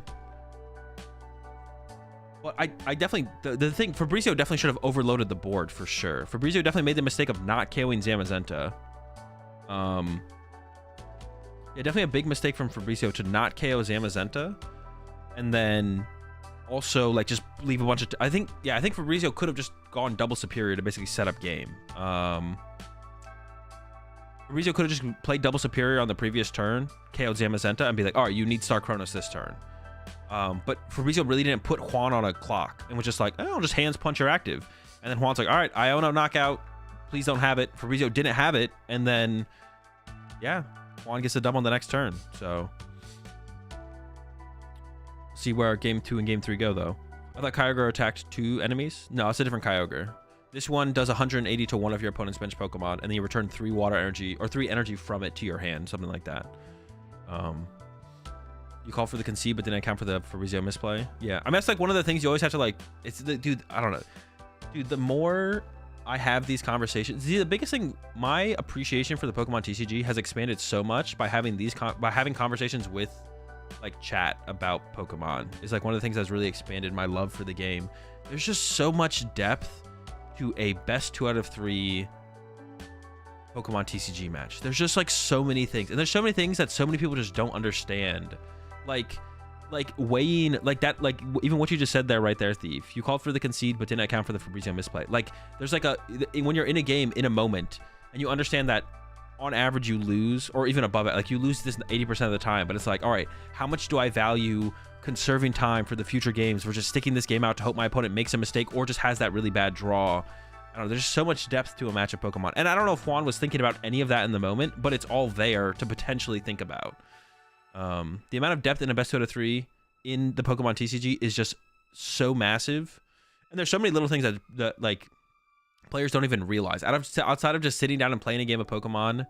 And that's one of the biggest things that keeps like the best players consistently doing well in the game is like all the little things about a match. Not playing a game of Pokemon, but all the little things that come up in a match of Pokemon. Nothing to do with deck choice or the 60 cards you're playing, or like right there, like I said with Juan, like weighing the value of conceding versus sticking it out to hope for a favorable outcome in terms of Fabrizio misplaying or just drawing really, really poorly. And you can see it on like both sides too, when like players concede and then the extra time that they saved makes a difference, or not conceding like here from Juan, and then that makes a difference as well. Did the stream just die in general? Is it just gone?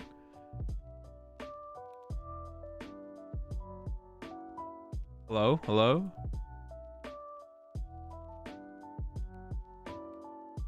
Is it chalked?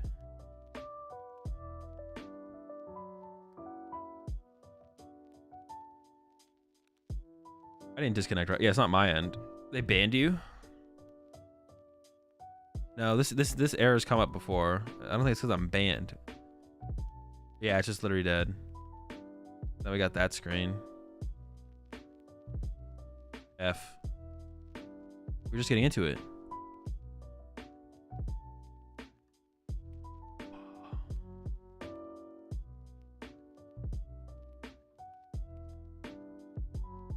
Yeah, now they're just offline. Damn. Well, it was getting exciting. I want to see how game 2 played out.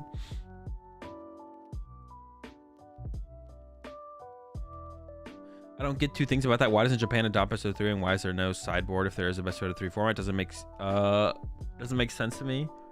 Card value in Pokemon is a lot higher than other games because of how easy it is to access your deck. So sideboarding in Pokemon, if it existed, would have to be limited to like 1 or 2 cards. But is understandably just not a thing in Pokemon compared to other games.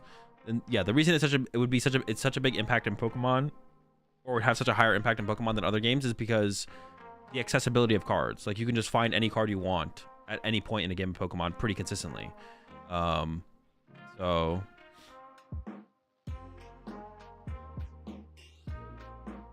Did 0-1 is live?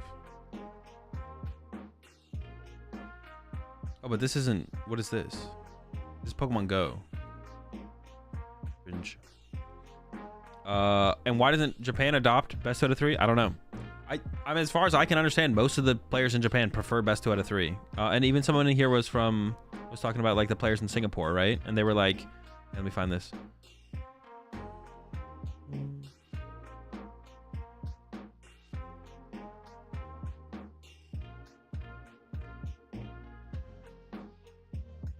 Pretty much almost every Singaporean player wishes to abolish best of 1.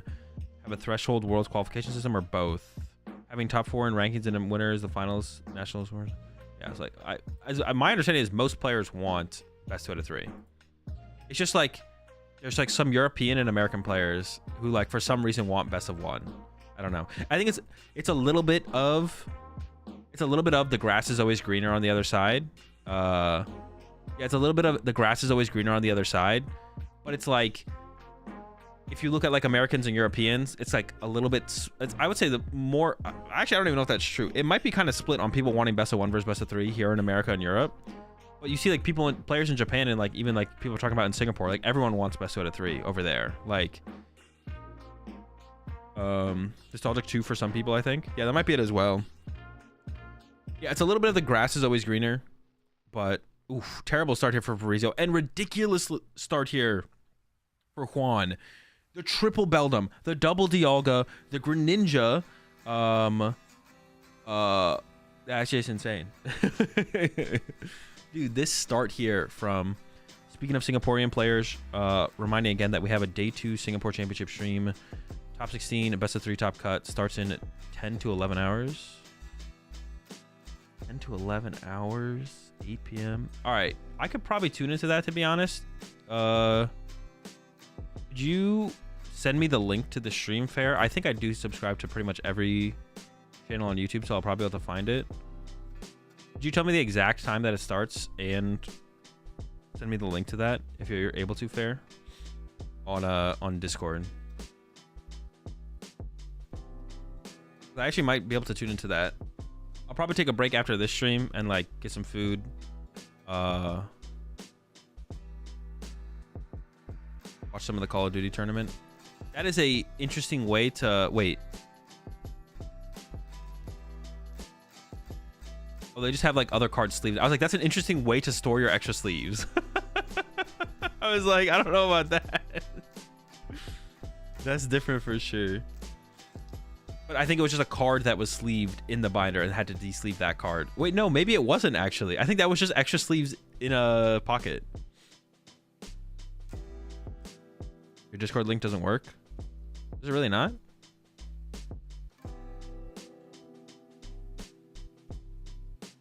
No, it works. Yeah, it works.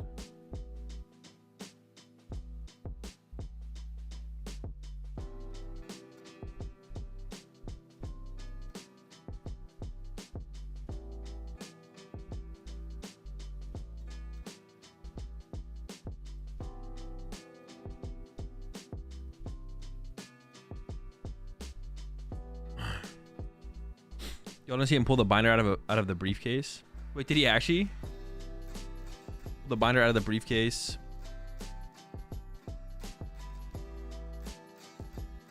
Yeah, this is not looking very good here for Fabrizio. Looking pretty bad. We'll see though. Going into a code breaker, eyeing up some Poffins. I mean, if you got the Greninja into double Poffin here, it's something. What do you even grab? Double Fridge for sure. There we go. Poffin, or is it double Poffin? Poffin plus? I think it is double Poff. Double Doof, double Fridge on the way, maybe? You don't have any bench space to work with at that point, but maybe you're assuming your active just gets knocked out here. Honestly, though, there's no energy on any of the Dialgas here for Juan. It's possible that Juan doesn't KO his hands next turn. Definitely possible. The big question here for Fabrizio is, like, do you want to bench lock yourself out of... I mean, even the Kyogre could be a good attacker, for sure. Exact time it starts is 8:30 p.m. San Francisco time. All right, I appreciate it. Yeah, I might be down to do a second stream later and tune into that. Maybe I do... Do I do, like, a 24-hour stream and then just, like, stream that into... day 2 of... Maybe we do that. That would be tough though. I'll think about it. I could like take a break today and then like we'll tune into the Singapore tournament and then we'll just stream from that into the rest of this. Maybe I'll take like a nap. Maybe I'll take a break in between the end of that and then when this starts up again in day 2. We'll see though. Yeah, so opt for the not getting the second Bidoof to leave bench space for the Chien Pao, which makes sense here, I think, for sure, from Fabrizio. Maybe we should have just like burned the... There was the Iron Bundle in hand here from Fabrizio. Yeah, there's an Iron Bundle in hand here from Fabrizio. Oh, what the heck? Oh, we just knew the Prime Catcher was on top. Dude, I was like, what is happening? I was literally so confused there for a second. There's a Super Art in hand here for Juan, though. I don't know why Juan didn't retreat the Beldum and then Super Art that energy back to the deck, though, actually, to be honest. Actually curious. Matangs are coming out here. No hits on the second one. Can KO the Chien Pao with just a V-Star and an energy, though. Has an energy and an Iono. Okay. Hasn't used Greninja yet either, so more draw power there. Could use another Metang as well. That might have been a whiff. I can't tell what the card is in the back of the hand. Oh no, they hit it. There we go. It was literally the card in the front of the hand. Has an Ultra Ball. Third Metang on the way? Possibly. Might as well, right? Just keep going. Cycle through the deck. There's an Ultra Ball. Get rid of energy and Nest Ball. Third Metang is online.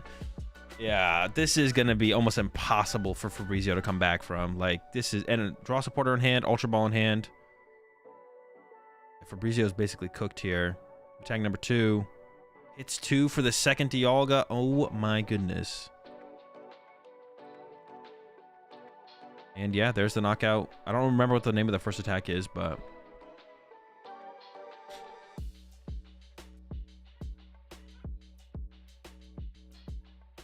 There we go. KO.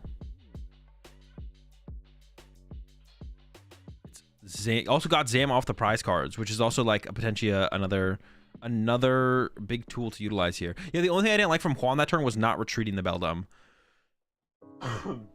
Because now we see that energy is kind of trapped under the Metang there. I think we would have preferred to have that energy in the discard pile to potentially Super Rod back to the deck. Because attacking with Metang at this point is pretty unlikely to be our go-to. Like, I guess we could maybe line up a Frigibax knockout or a BDIF knockout, but I think we'd rather have the energy in the discard pile to Super Rod back into the deck. I thought about looking into other TCGs, Lorcana Magic. Not for my current... for the amount of time I'm putting into like Pokemon stuff right now, I don't have time to do anything else, to be honest. Maybe sometime in the future.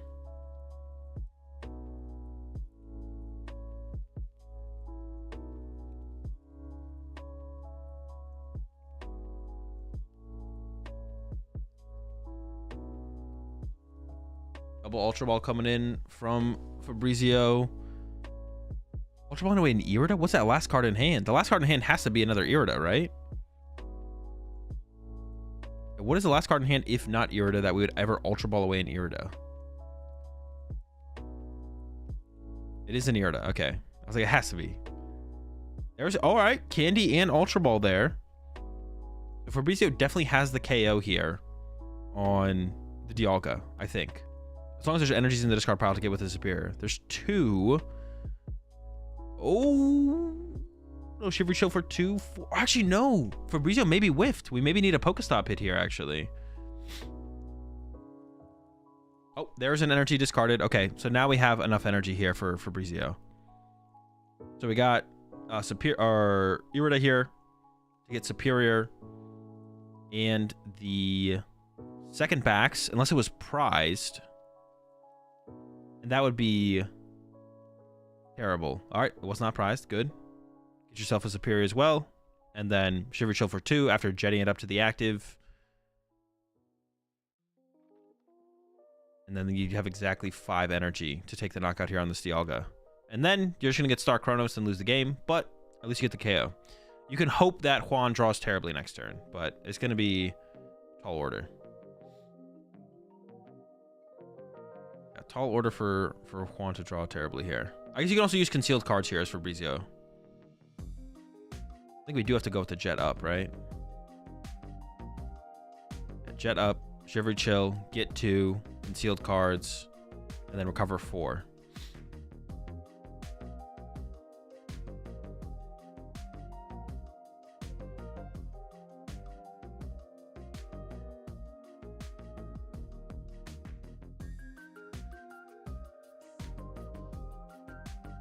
There's 2.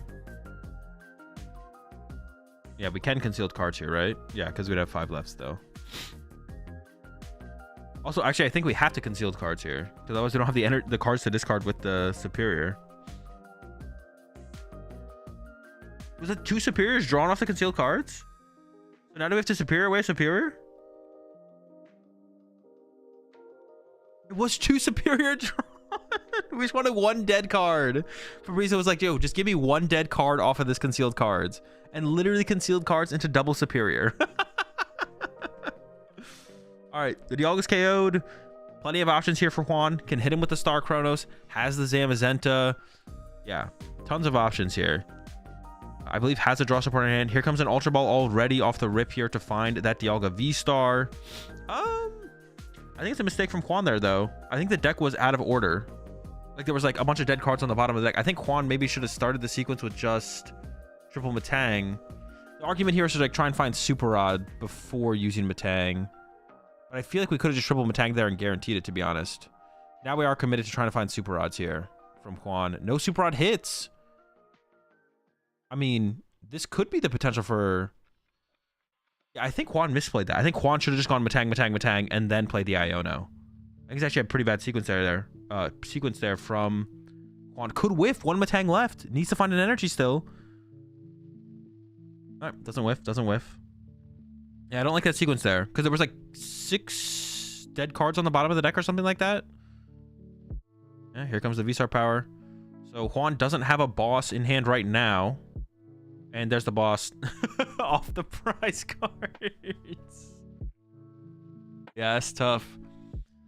And after watching how that game 1 played out, it definitely makes me feel a little bit more confident in the deck on the Dialga side. Because my impression of the matchup was probably pretty close to 50-50. I don't know. Fabrizi had pretty slow starts. I almost want to say... I don't know if I want to say the Dialga deck is more consistent than Chien-Pao. I should get into the Azul Discord. Which channel should I drop in that? If you could just send me a DM, fair, that'd be best. If you could just send me a DM, yeah. I don't want to say the Dialga deck is more consistent than Chien-Pao, but the next statement I am about to say is probably makes it more consistent. Is like the Dialga deck can do more with less than Chien-Pao can, right? Especially specifically in this matchup. Like if you have a Dialga V-Star and an energy hitting for 80 damage, that KOs Frigibaxes, that KOs BDIFs, like it's doing something. 2 energy, we're KOing Chien-Paos, right? Yeah. And if like, but if like Chien-Pao whiffs, it feels like you're screwed. Definitely feels like it's Dialga favored. Because yeah, Dialga can just do so much less, can do so much more with so much less than Chien-Pao can in the matchup specifically. Well, I'm guessing you saw my DM. I assume you're thinking about it. Oh, I meant to get back to you this morning, Pablo. I'll read it again, but I should be down. I meant to get back to you this morning before I started streaming. I'll read everything again, but I should be down.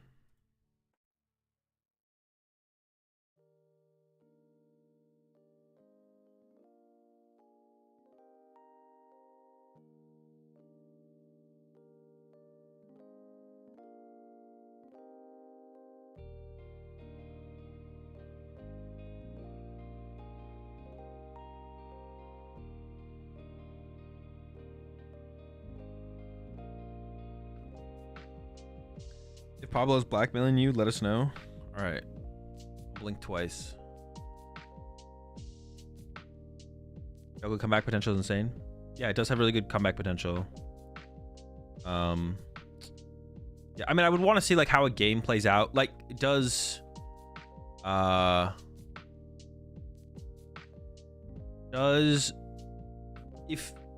if Baxcalibur goes first and gets turned to Greninja, KO double Beldum, does Baxcalibur win every single game that happens? Maybe. But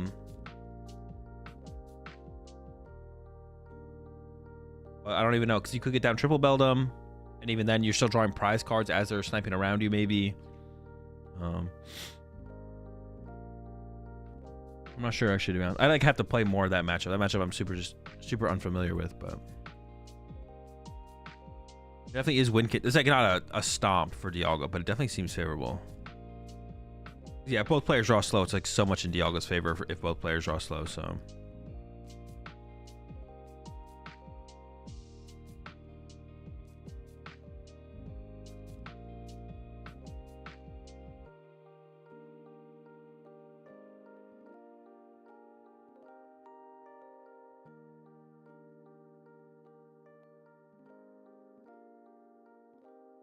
Why don't we see more Golden Go? It's not very good.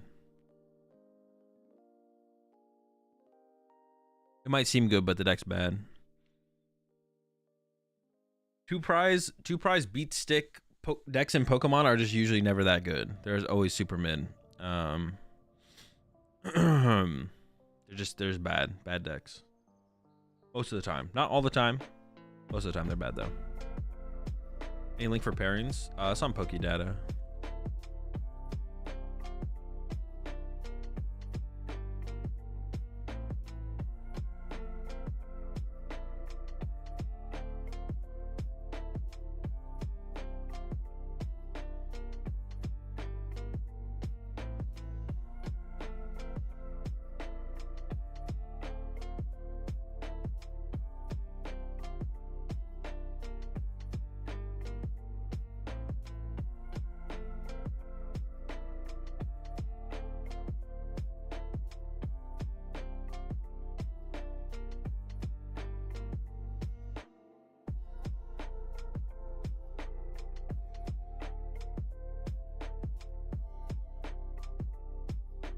and I can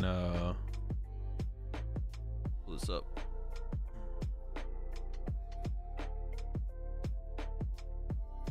You guys won't be able to see their names if I do it like this. How could I change that?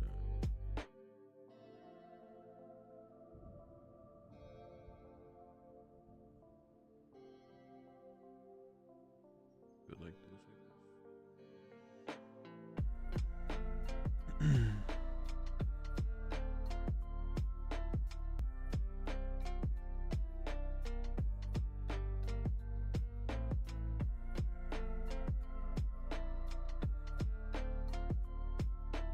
All right, so here are our standings. Names that I recognize. Got Marco up here, 4-0. I don't know what Marco's playing. Marco 4-0. Fabio. Oh, that's it. Wait, that's all the 4-1s? 4-0. Oh no, there's probably some more 4-0. Some more people will become 4-0. Yeah.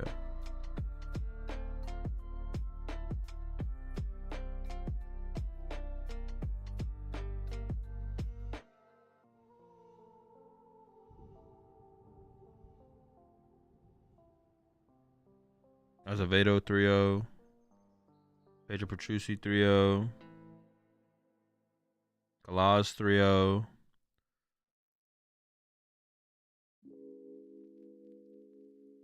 We just saw Fabrizio lose. Asiraga's here 3-0. Do you think Burnett or some of the lock strategies catch people off guard, similar to Snark's control when it comes to big tournaments? Yes. But the deck also still just has to be neutrally good. It doesn't matter how weird your deck is if it's not actually good at the end of the day. And you got the dub after taking the loss. What does this 1 mean?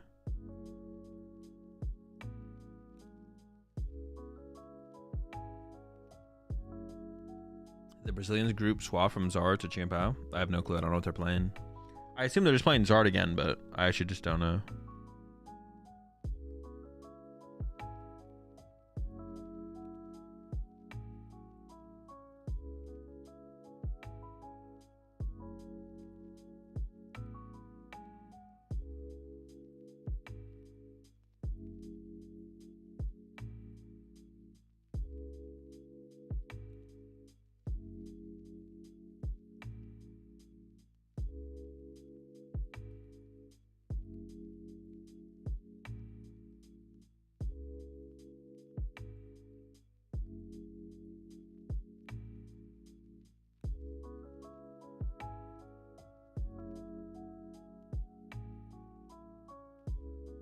For a player that doesn't grind a lot of games, what is 2 decks I should consider for NAIC?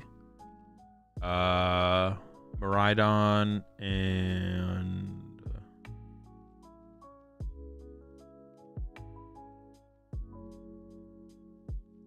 Maridon. I don't even know what else. I would say Dragapult or Guardy maybe, but Maridon would be the number 1 for sure.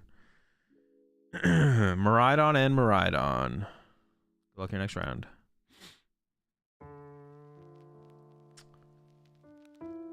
Gustavo here, 2-1, but still, it could be 3-1 after this round. Still playing.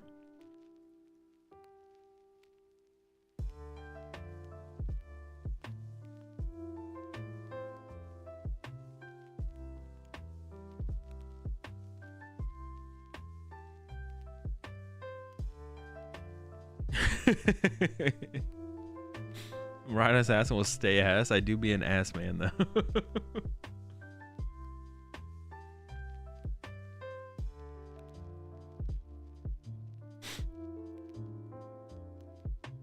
Maybe the numbers are stream games. Fabrizio had one. I don't think so. I don't know what the number is. I don't think it's stream games. Because Fabrizio probably has not been on stream twice. Vinny, what? Maybe it is? Nah, I don't think so. I don't know what the numbers mean. What do the numbers mean?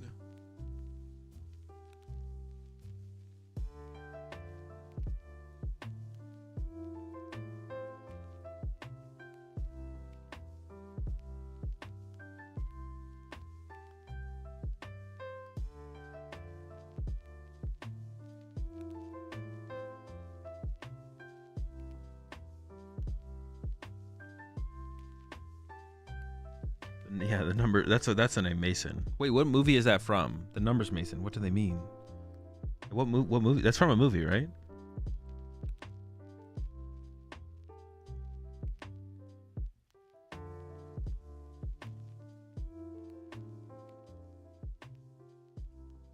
From Call of Duty Black Ops 1. Oh, is it really? I played that campaign too. I don't remember it being from Call of Duty. I don't remember that. Nah, you're just hating J-Car.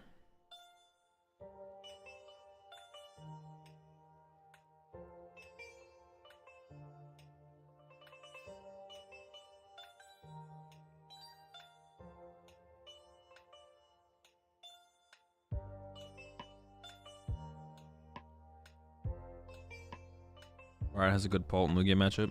Yeah, that's like the big thing is the Dragapult matchup. It's got a favorable Dragapult matchup. Well, that's my understanding. I actually haven't played the matchup, so actually I don't know for sure.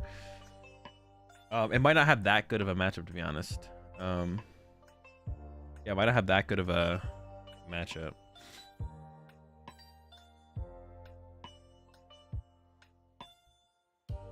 But if you do have a good matchup, then yeah, that's the reason to play it. But I guess Dragapult players could like add Radzard, and that would definitely make the matchup worse, right?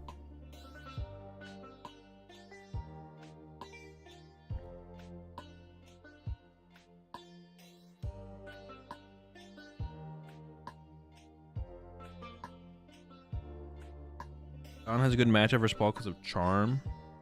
Does that make that big of a difference? I guess like they can't KO like some of your smaller stuff, but one hit it.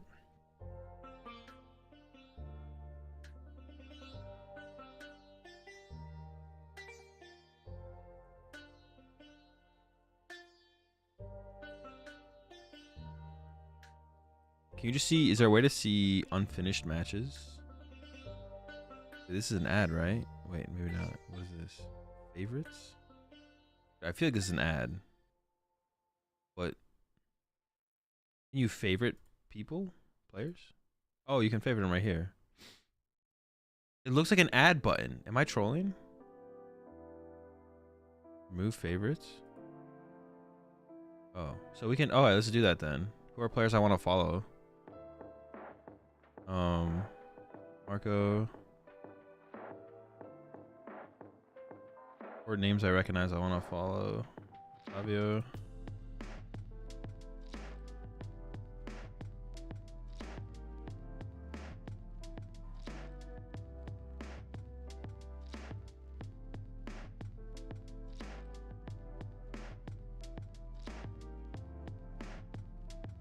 Levedo. Galaz.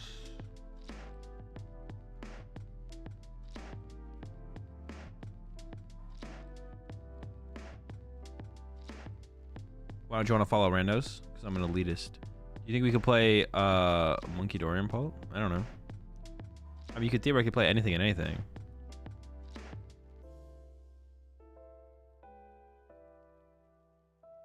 How to follow the champ.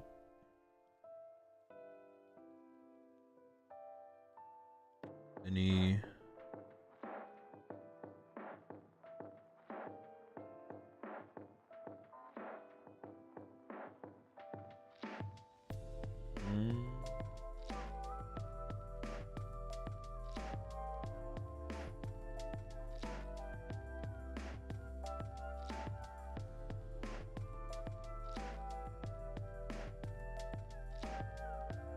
Wait, did I pass Pedro Petrucci?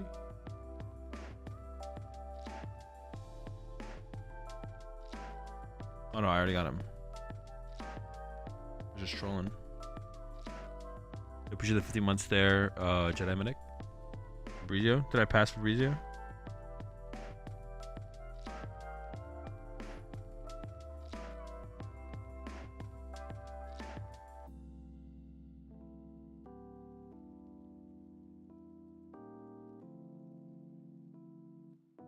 Joao.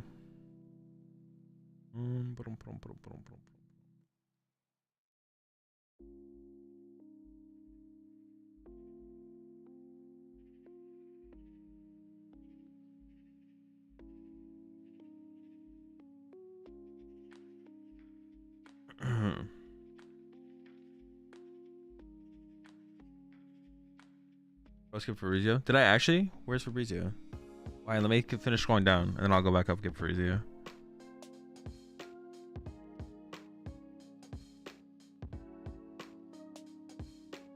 We're just gonna scroll down. Once we have people with 2 losses, we stop. Okay. That's how we stop, but we'll go find what I gotta find. Fabrizio, and then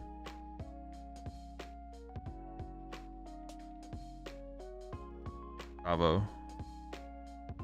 Oh wait, are the 2 1s under the 2 2s? No. Alright, so now I can just click this. It didn't work. Well, I favorited them. What am I missing? If I refresh it, are they gonna be favorited again though? Damn it. Alright, I'm done with it. I'm not doing it anymore. How did that even work though? How's that supposed to work? I clicked on their names. Is there like a submit button? Or do I have to like log into an account or something? How do you make an account on here?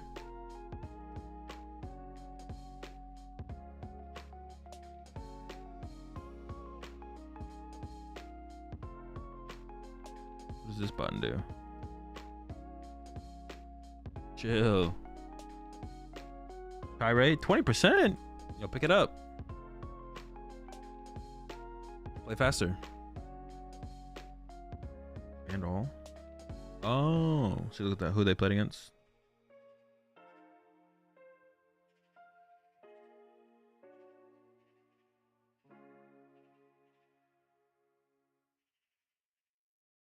Oh yeah, there's this on here now. You can like report.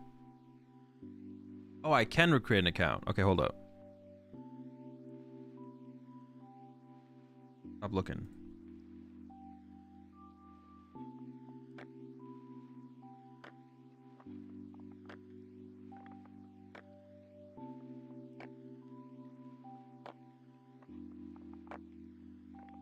Oh.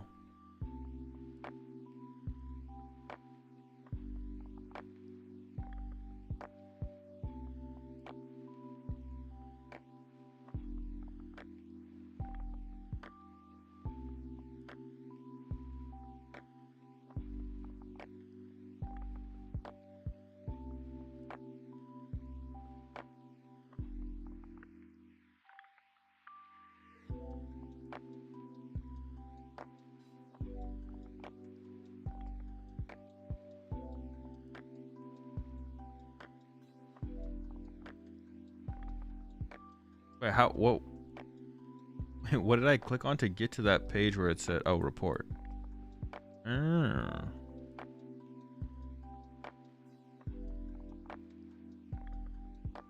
Alright, so now I could go back down and favorite them. But now will the favorites stay? This favorite thing just doesn't work. Wait, what are these? There's 4 now. More. We need more. More sliders. Dude, how is that even happening? Just more sliders. They don't do anything though.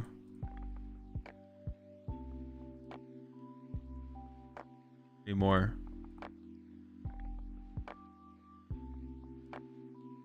Yeah, Julian. Yeah, what's going on here, Julian? More sliders?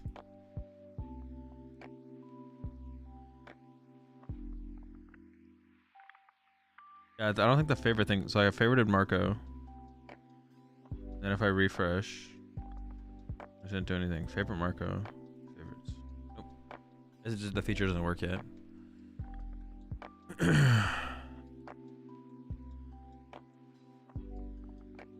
Sliders?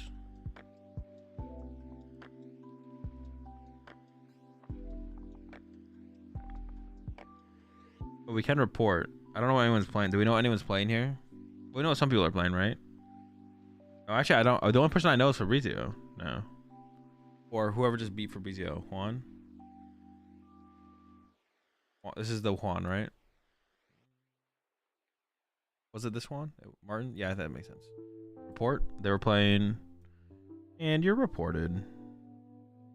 Dialga. And report. Oh, that's what the number is. The number is the reports.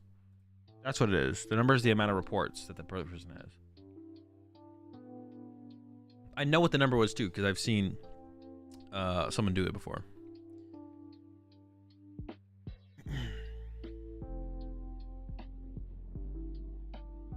And then Fabrizio, report. You're playing Chien-Pao. So since your name and last names are in Spanish, does that mean you have Hispanic ancestry? That would be a good guess. I wish you could report for unskilled players like an old league. wait. Oh yeah, I remember that. You used to be able to report people as unskilled. That was crazy. Wait, what was even the outcome of that though? Would they like take away their rank? Would they like derank them? Or would it be like a way to report people who have like bought accounts or something? I remember that though. Yeah, you could report people as unskilled.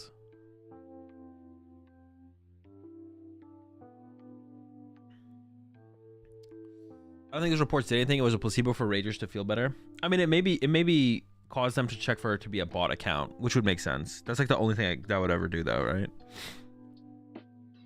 Oh, now we got hella foros up here. Who do we got? Diego? What is Diego playing? I'm trying to make a guess. What would Diego be playing? Diego played Future Hands at UIC. There's no way Diego is still playing Future Hands. That deck sucks. Dude, how does Yuho keep doing so good with Future Hands? There's just no way, bro. That deck is so mid. Maybe Yuho knows something that we don't. So, for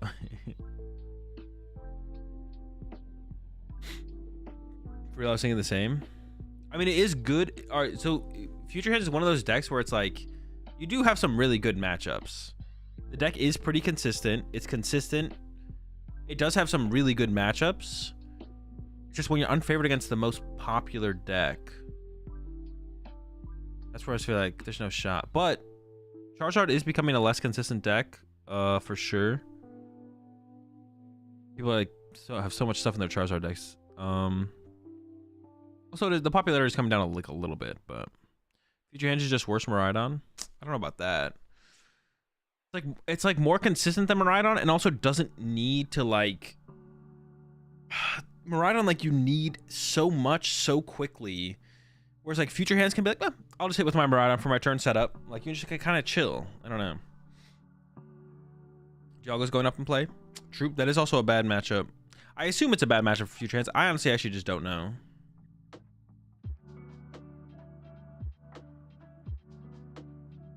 I actually just don't know. The one thing good about decks like Future Hands in a format that was like nobody cares about it. Like no one's teching for you, no one's playing decks to beat you. It's like you get to do whatever you want as a Future Hands player. Like there's so much freedom to play a deck like that because just nobody cares about your deck. People are undertested against the matchup, like literally everything. That is one thing though, I guess, about playing a deck like Future Hands. It's like all of those things are going in your favor. I don't know if it's enough to like make the deck reasonable play, but Diego played Future at Orlando and Lost Zone at Sao Paulo. All right, so my guess would probably be Lost Zone Bucks.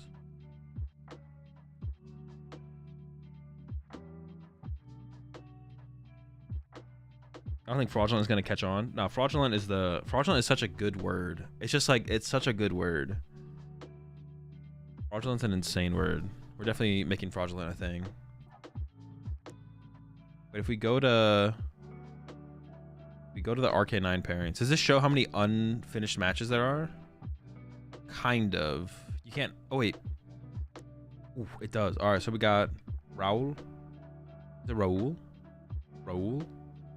There's Bastion, Silva, Pablo Ibarra, Javier, Martin versus Victor. Come on, let's step it up here.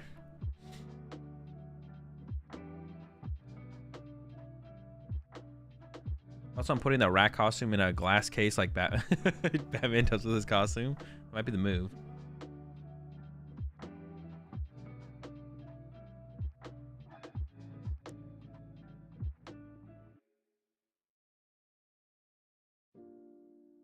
Here's around 3. Yo, dude, if Gabriel wins again, there it is. 2-0 so far. I mean, Gabriel getting top 8, I feel like is almost a given. How many players are they even in these? Oh my gosh, there's not that many players. 30, so 28, 56 seniors. How many seniors do you even get in the States? Do we even get that many more seniors in the States? You get some more, right?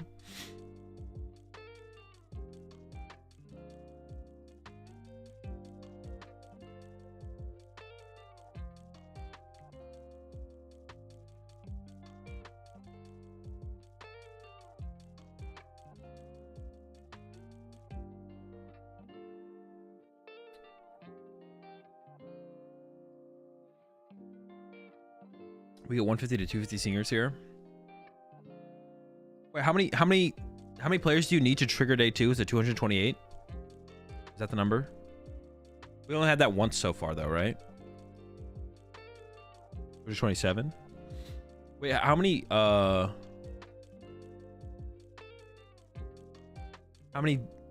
seniors? What is the senior? Is there? What am I trying to say? Is there a day 2 for seniors at NAIC? Is there going to be? There is, right? Only 6 masters? Yeah, it's a pretty small event.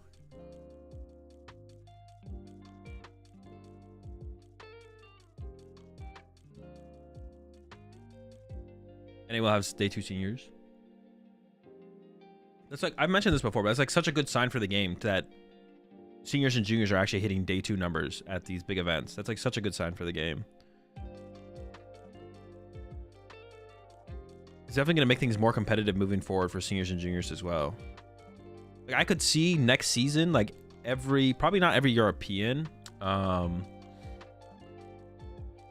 could see every American regional championship having day 2 for seniors and juniors next season. I could see us hitting those numbers next season for sure. Definitely possible. I hope they increase the prize money for seniors.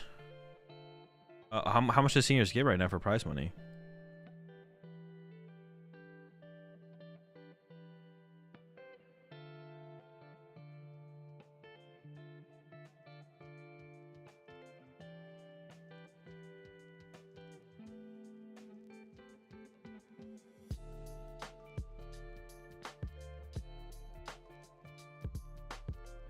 Wait,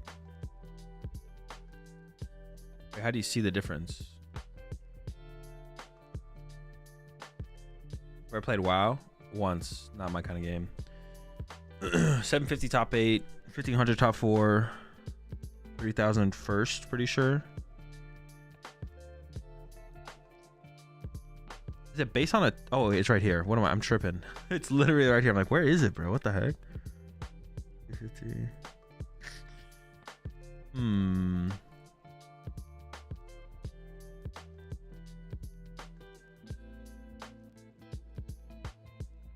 It's weird because like yo, what's up, Sky?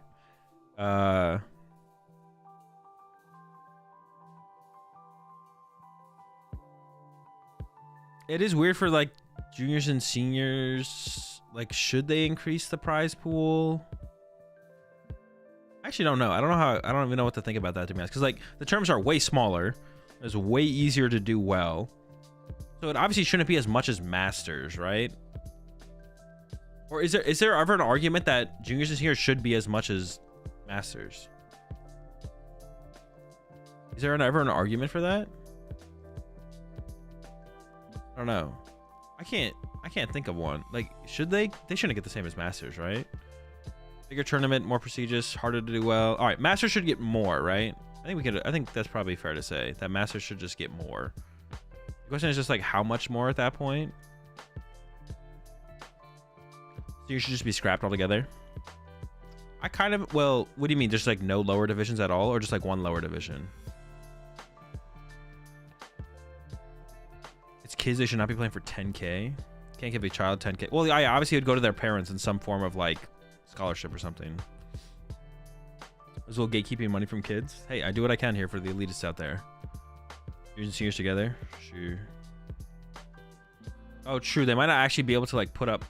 They maybe can only put up so much money because they're kids. Appreciate the 4 months there, Luvia. Appreciate the prime sub there. BNARZ. Nars. Welcome to the right pack. We're all out of French toast, but we got plenty of mulligans. They should scale pricing in terms of prior year average turnouts. Nah. They should just, like, as the game gets bigger. I mean, that's the same thing as the game gets bigger, increase the prize money. So I guess not nah, but, like, sure. I mean, that's basically what they... to an extent, that's what they do, I guess. I don't know. Kind of. Not really, I guess.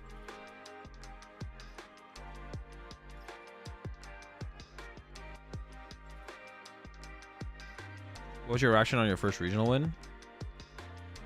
I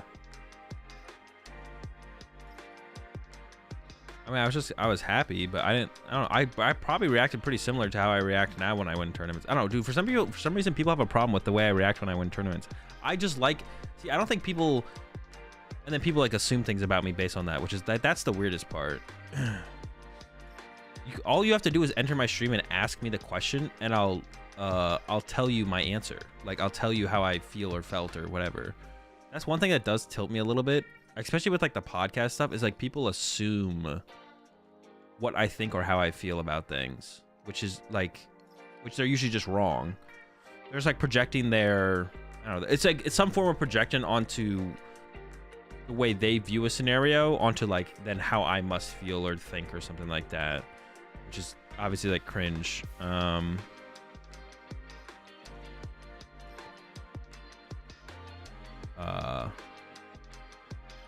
If juniors and seniors are getting like a quarter of the turnout Masters, it would be easy to, I mean, there's less than a quarter. Juniors and seniors are getting like a 10th of the turnout as Masters in some of these tournaments. Like, I don't know. I just like playing Pokemon. Like, it's so hard to, like, I don't know. I just like playing Pokemon. That's basically it. I'm just someone who in this world likes playing the Pokemon TCG and talking about the Pokemon TCG and watching people play the Pokemon TCG. And sometimes I win big tournaments doing that. But like, I don't know. But like, because I don't have like a huge reaction to winning or something like that, people like, I've seen like some weird comments on like a couple, like the last 2 times I've won tournaments on like the podcast comments. Not weird. I don't know. I just don't know what they expect. I don't know. I like, the thing is like, it's like people act like I'm projecting my reaction in a certain way, but I'm just expressing how I feel in the moment. Like, I am just what I am in the moment, and whatever that is. Like, people have some people seem to have a problem with me not being more energetic or more hype that I won, when it's like I just am what I am. Like, I don't even know how to explain that. What it's like, I don't know. I'm not like trying to be something. I'm not trying to force something, basically. Yeah, I'm not trying to be something or trying to force something. I'm just reacting how I react. At no point does the thought of oh, I should act this certain way when I win cross my mind. It's just like, all right, I won, and this is my reaction. Like, I don't even have that thought. It's just like, that's what happens. I don't know. Are you numb to your wins? I don't think I am, though, because the first time I won my first regional, I didn't like pop off or anything, or wasn't like I was happy. Like, I was happy when I won in Stockholm. But yeah, I don't know. Yeah, and I think it's fine for the pop-off stuff to exist. I'm just like, it's just weird that people care that much about how I act when I win. Like, when like the biggest pop-off ever in the Pokemon TCG is like Connor's, right? That I can think of. Finton, when Finton won last season before last, whatever. Yeah, I think that's fine. I think it's cool. Or like a big one I think as well was when oh, why is his name escaping me right now? Tord winning LAIC as well. Yeah, Tord winning LAIC. Connor Fitton winning. Dude, why can't I remember his name right now? Who won Boston Worlds? Whoever won Boston Worlds. I remember them winning. They you know, they popped off when they won. Not like super big or anything, but like yeah, Jacob Van Wagner. Yeah. When he won, but like, your LAC finals opponent, yeah. But, and the thing is, it's not even like It's not even like that I'm numb to winning. Like, literally, when I won my first tournament, I didn't overly pop off or anything. What is the second tournament I won? Every tournament I've won, I've never had, like, an extreme reaction to. Not because I think I deserve to win or I expect to win. It's just because that's my reaction. I don't know. I'm already, like, thinking about the next tournament. And I'm already, like, ready for the next tournament. You know what I'm saying? Like, that's what I'm thinking about or concerning myself with is the next tournament. I'm not even, like... Yeah, I don't know. So what you're saying is you don't get loaded after a win? I'm not going to say yes or no because I don't know what loaded means, but... You're contributing to us being the golf of Pokemon. All good, though. All right, sounds good, James. Dude, James just is coming at me, bro. You're contributing us to being the golf of Pokemon or the golf of TCGs. All good, though. All good, though. All right, we got William. I would be surprised if William's not playing Charizard, but it's possible. Oh, it's Charizard, and it looks like it is with Maximum Belt.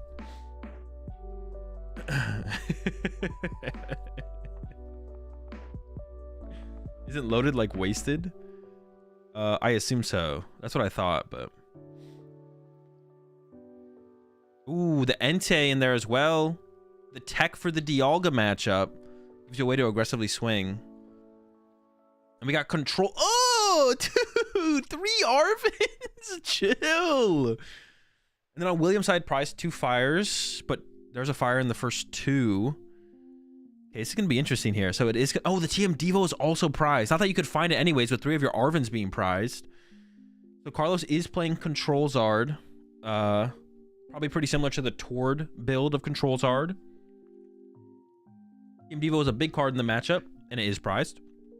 Wait. Oh, no, wait. Carlos is on the right, and William's on the left. So William is playing Control Zard with 3 Arvins and a TM Devo prized. And also prized the... Yeah, 3 Arvins. Okay. I finally noticed their sleeves. So Carlos... I don't actually know what Carlos is playing. No, it's probably Charizard. Carlos is playing Charizard with Entei. And William is playing Control Zard with B-Barrel. There's a B-Barrel in there.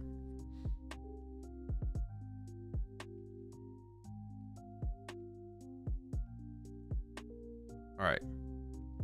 So William, they need to flip the player cams. This is actually getting pretty confusing. I have to like not look at the top half of the screen. Gotta look at it like this. William on the left, Carlos on the right, fleet-footed coming in. So actually, I don't know for sure if Carlos is playing Charizard, but I assume it is. I saw the Maximum Belt. It looks like Charizard, excuse me, with the tech of the Entei for the Dialga matchup.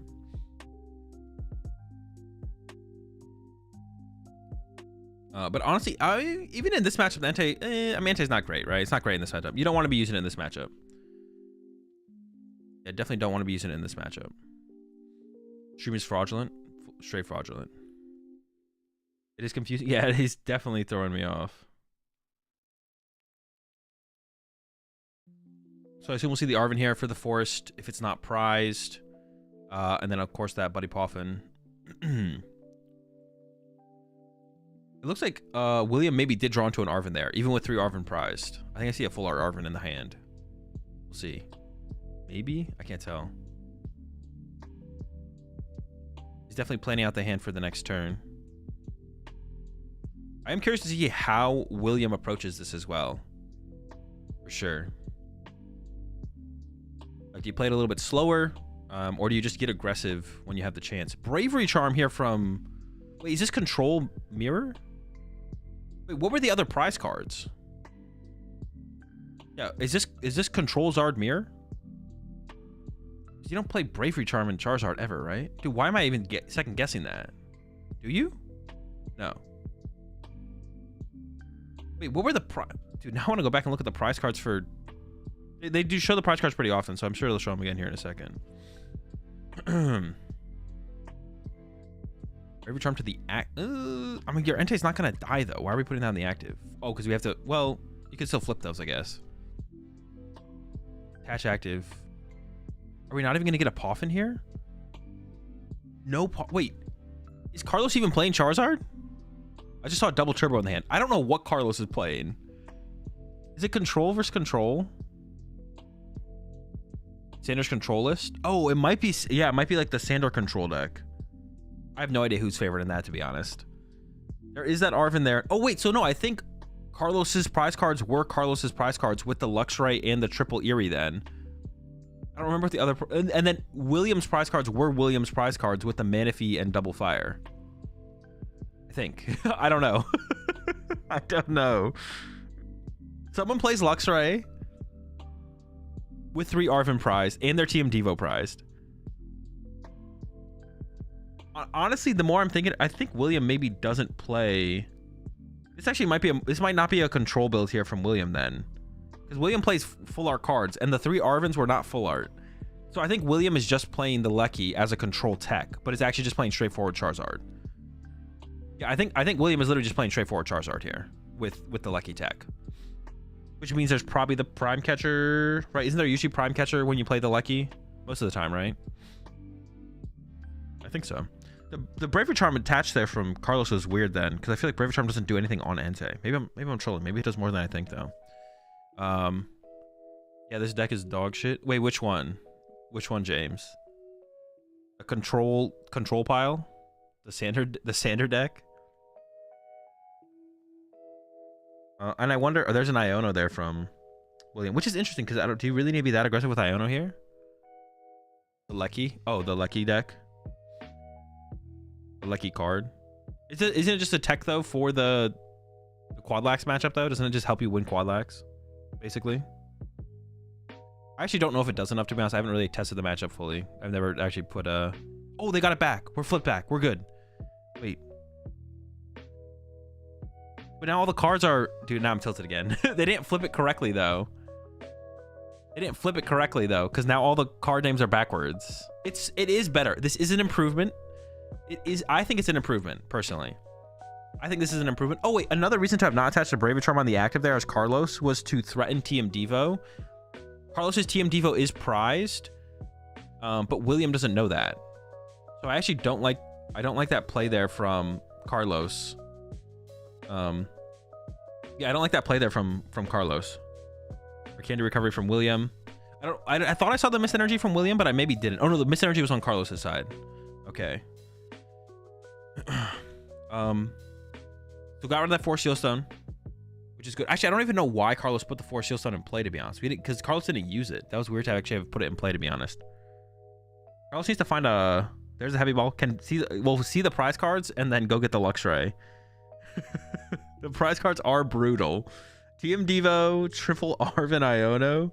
I mean, once you set up as Carlos, the Arvins are less important, of course, but the Devo being prize obviously is not great. But you wanted to like represent the threat of TM Devo to William, basically as Carlos. So like attaching the Bravery Charm active there didn't make any sense, though, I don't think, from Carlos. Because now you just if so Carlos checks the prize cards, TM Devo's prize, sure, but William doesn't know that, so you want to like have the threat of it still there. In your opinion, why players don't opt for the Ancient Box deck right now? It's just not that good of a deck. Your Charizard matchup is unfavorable. That's the biggest thing, is your Charizard matchup is unfavorable. And the deck overall is just not that good of a deck. It's just inconsistent. All right, Carlos does find an Eerie. But if you just sit here and spam Eerie's and stuff, and William has Lecky in the active, then William comes out on top. You need to be Chi-Yuing or Luxraying in the same turn. Like as Carlos here, if you want to get value out of like an Eerie, you need to go like Eerie plus Luxray or Eerie plus Chi-Yu to match the Lecky. Simply just like throwing Eerie's at Leckies doesn't actually do anything. So, I mean, doing one this turn isn't terrible. Carlos actually, yeah, and Carlos opts not to play it. Recognizes, all right, I'm not gonna do a whole ton of them, just doing that. This does open up the possibility for William to maybe go like Prime Catcher KO that Pidgey though, which would be really good. Prime Catcher KO Pidgey here would be, that's good. We don't know what a spec William is rocking quite yet. We haven't seen it. Yeah, thankfully you can't read any of the names of the Pokemon because the camera's too blurry. Otherwise it would be pretty disorientating that the words are backwards. Here comes Charizard. And Lucky, I think, does have 3 retreat costs, right? So you can even put an energy on the active here to retreat it. But yeah, there was no Apex prize. So if it is the Prime Catcher here, I think it is the Prime Catcher from William. I think I saw it. Yep, there we go. I assume it's just going to get Prime Catcher KO Pidgey. KOing Pidgey against control is just so good. Maybe I saw the mist energy in there from William as well though. Maybe grab the mist to protect the Pidgeot from the TM Devo though. Let's see. What was the grab there from William? Nope, was the prime catcher. So going after the Pidgey. I like this. Yeah, KO Pidgey. If you guys want a tip for beating, honestly, if you want a tip for beating a deck that plays Pidgeot, if you play up against Charizard as well, unless they have one Charmander in play, if they have one Pidgey in play, go KO that Pidgey. Sometimes KOing the BDIF is better. But if you're up against a control deck, if you're up against a control deck and they have one Pidgey in play and you can kill it, kill it. Obviously, it depends a little bit on what else you have going on, but like usually if you can kill it, kill it. The next turn might not be super reliant on Pidgeot, but every turn after that will definitely be reliant on Pidgeot. So if you play against me, leave my Pidgeys alone. Don't KO my Pidgeys. KO everyone else's Pidgeys though. All right, the feet coming in from Carlos. What did Carlos just play there? Was it a Pokegear? There's a Silene. How did Carlos... No, I guess Carlos just benched one Pidgey last turn because Carlos only had one Pidgey. Dude, Carlos not using Forest Sealstone for Poffin and then getting double Pidgey was so bizarre on that last turn. Why didn't Carlos just use the Forest Sealstone, get double Pidgey with a Poffin? And also benching this Pidgey this turn from Carlos doesn't make a ton of sense either. William's just gonna boss KO your Pidgey. Like, you should wait for a turn where you can bench double Pidgey. Wait, like Carlos could have played Silene, recovered Pidgey, used Rotom, draw 3 cards, have 2 Pidgey in hand, next turn bench double Pidgey. Because believe it or not, William is just gonna go boss KO Pidgey. And then maybe Ion on the next turn. I guess maybe you go after the Shrew here, but the Super Rod from Carlos is still around, so it could just get Super Rodded back. Or even Thorntoned if Carlos plays a Thornton. Goes for the Mist here from William, playing around the TM Devo, the possibility of the TM Devo. The TM Devo is priced here for Carlos and probably only plays 1, but maybe could play the 2. And the big thing here is that the Entei can't actually use TM Devo because it has a Bravery Charm on it, which it shouldn't. There's no reason a Bravery Charm should be on the Entei. Yep, there's the boss on the... See, this is why I didn't like that from Carlos. Carlos should have Silene, put a Pidgey back. I mean, the Forest Sealstone should have been used from Carlos on turn 1 to get Poffin for double Pidgey. Because setting up Pidgeot is just so important. Because now Carlos is just like kind of bleeding out here. Just like Pidgey after Pidgey just keeps going down. And now we need to kind of see another Pokegear here. We need to find like a Super Rod. I mean the what was it? 3 Arven 4. Oh, double Force Sealstone. Okay, so still has a Force Sealstone in the deck actually. Okay, I kind of dislike the putting a Force Sealstone in play a little bit less because Carlos does play double Force Sealstone. I'm a little bit less of a hater of that choice there. Oh, it did get the Thornton. So you could Thornton the Rotom or the Sandshrew into a Pidgey and then Candy Pidgeot. There's a Candy in hand. I don't know if there's a Pidgeot in hand, though. So are we just going to Thornton into a... The active? By Entei. We better have Candy Pidgeot here. And then retreat. Ooh, and then we have the Mimikyu to retreat into. Okay, I think Carlos is stabilized here. Thornton, that's big. That's big. Here comes a quick search. Maybe not. There it is. This fire energy is trapped on the Pidgeot, which is probably not great. He's eyeing up a double turbo energy. Luxray doesn't seem that good here. So this looks like it's like the Tord deck, but with some changes because it has the Sandshrew, has the Entei. Weird to take Entei. Yeah, that's what I was thinking. It does feel a little bit weird to remove the Entei. I feel like you should just let the Entei get hit and then pick it up next turn or something. Yeah, it feels weird. William's Charmeleon is under that Charizard right now as well, actually, which is interesting. So it might be hard for William to deal with a Mimikyu here. You could always Heat Tackle it, of course. There's the Mist, protect from TM Devo from William. There's a retreat to the Mimikyu. So just going to hide for a turn here. And yeah, has that Sandshrew in play, which is going to make it tough for William to potentially recover cards if William does play the Palpad. There's an Eerie. Wait, there had to have been a supporter played. Okay, yeah, there was. There was Thornton played. I was like, wait, there had to be a supporter played at some point, right? And William did catch it before showing the hand, thankfully.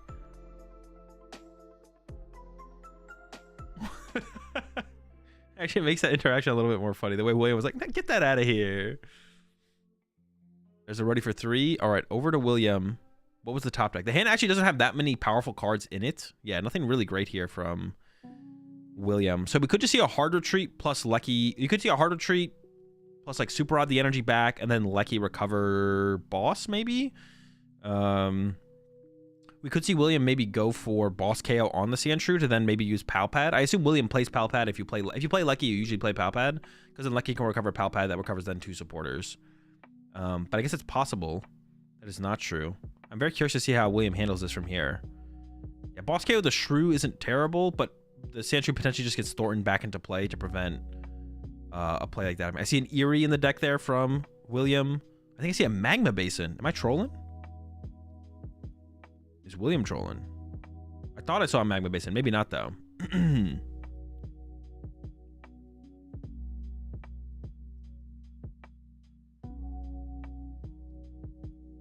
I can discard pile spots of both annoy me. It's a little bit spread out. Yeah, there's a lot of cards on the table right now. Palpad don't work. Well, it does if you can KO the Sandshrew. That's why I was saying KO Sandshrew first. We could just see Retreat and Heat Tackle here as well from William. And just start trying to put the pressure on through the Mimikyu. Oh, no, it does have the boss. So it's going for the Sandshrew. But like I said, this can just be recovered immediately on the next turn. It's not that unlikely that it gets recovered immediately. And I think if you're... Yeah, I think you definitely want to recover it here. For sure. Recover the Sandshrew. Get that back into play. Push up Mimikyu again. Continue to... I mean, I feel like you're stabilized at this point. So eventually you need to make some more aggressive... You need to do some more aggressive plays here. For sure. Whether that be Luxray or Chi-Yu. Or like... But you can't really... I mean, you could Lecky... Oh, well, hold up. That actually is... That would be a big one. The vacuum is gone from William. So you could get Lecky involved here as Carlos. Lecky Cape.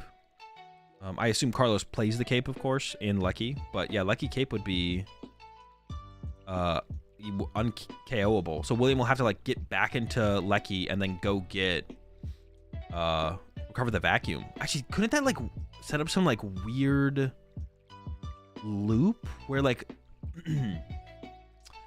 oh man. If Carlos goes recover Palpad, play Palpad, recover Penny and Eerie, and then William goes Lecky, get vacuum, and then Carlos goes play Eerie, take it away, counter catcher. Ooh, wait, that could get weird.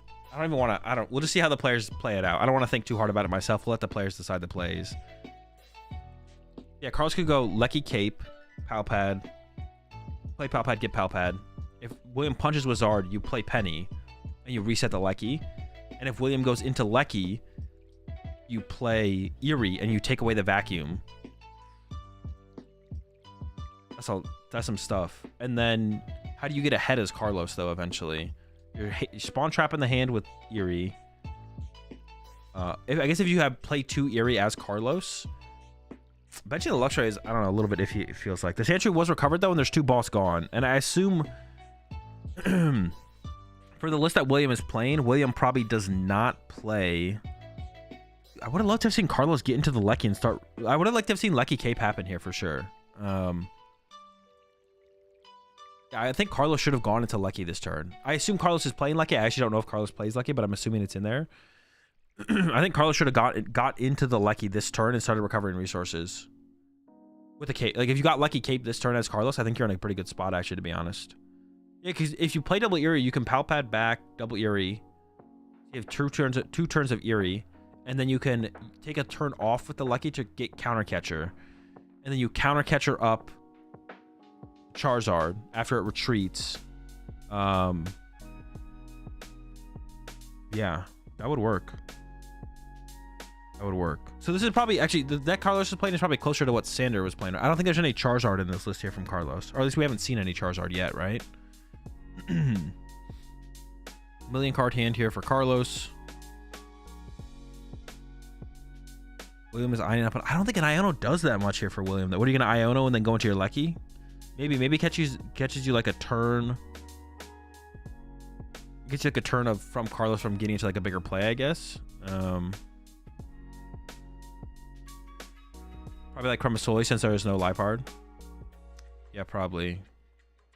Something like that. So got an Iono. So it's going for the disruption route here. I assume this means... I mean, you're not going to go like retreat heat tackle. Retreat Iono heat tackle, right? That does not sound very good. Energy to the... I don't mind the energy to the Charmander just to have that prepped for the potential of getting into... the pressure on this Mimikyu eventually, but I assume the Lucky is what's going to be promoted here. No, William is getting aggressive. Maybe, I mean, it's possible. This just feels not that good. This just doesn't seem very good at all. Now I definitely want to see Carlos try and find some, like, counter catcher Charizard plus Lucky recover counter catcher. I think would be a great play here from Carlos. I think this gives Carlos a huge opportunity. I guess William might play double Charmeleon, so maybe William is threatening second Charmeleon with this play. It's possible William is threatening Charmeleon attach knockout next turn. Yeah, I think if Carlos has Penny plus use Lucky recover, start to recover cards, I think Carlos is in an insanely good spot. Counter catcher would be great here. If you could counter catcher up the Charizard, yeah, if Carlos has counter catcher up Charizard, that'd be great. Couldn't just attack with Pidgeot to KO the Charmander? Maybe you don't want to KO the Charmander, because if you KO the Charmander, then the Charizard hits harder. But if he promotes Lucky, Carlos will promote Luxray and discard anything William recovers? No. Well, I assume the point of playing the Iono here as William was to take away that option. Or to decrease the odds, because then Carlos needs Penny / Turo plus an energy, right?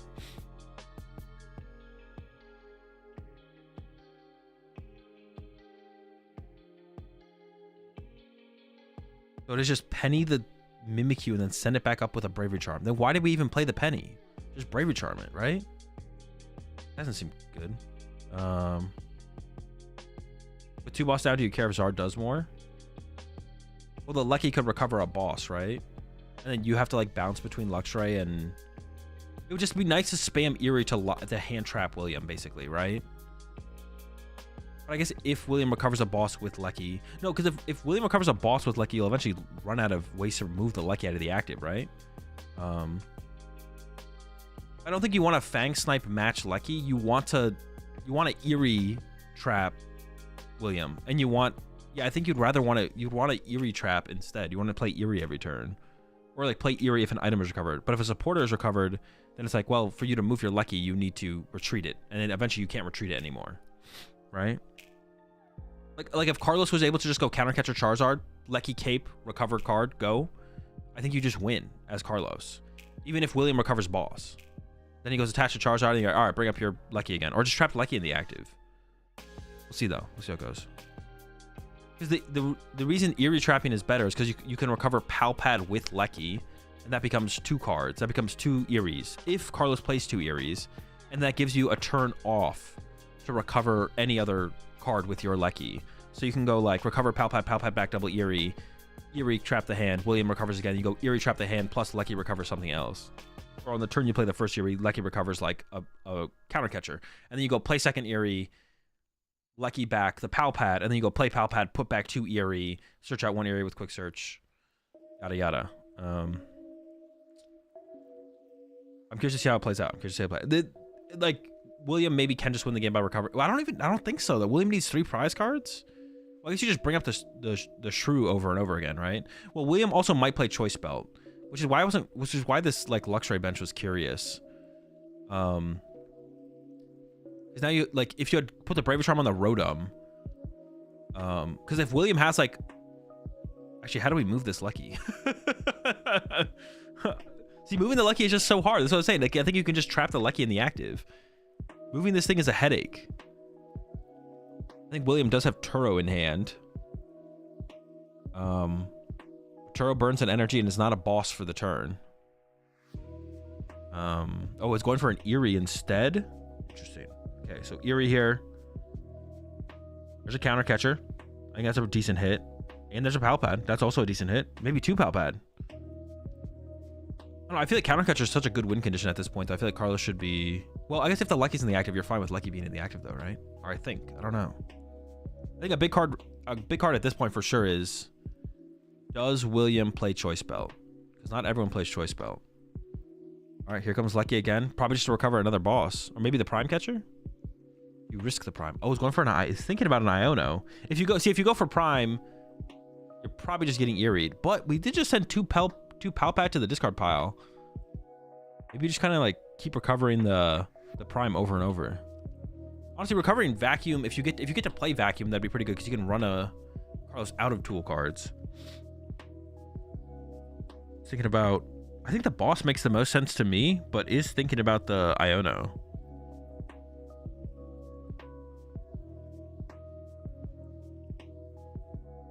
This might be an 0-0. Yeah, this might end up 0-0.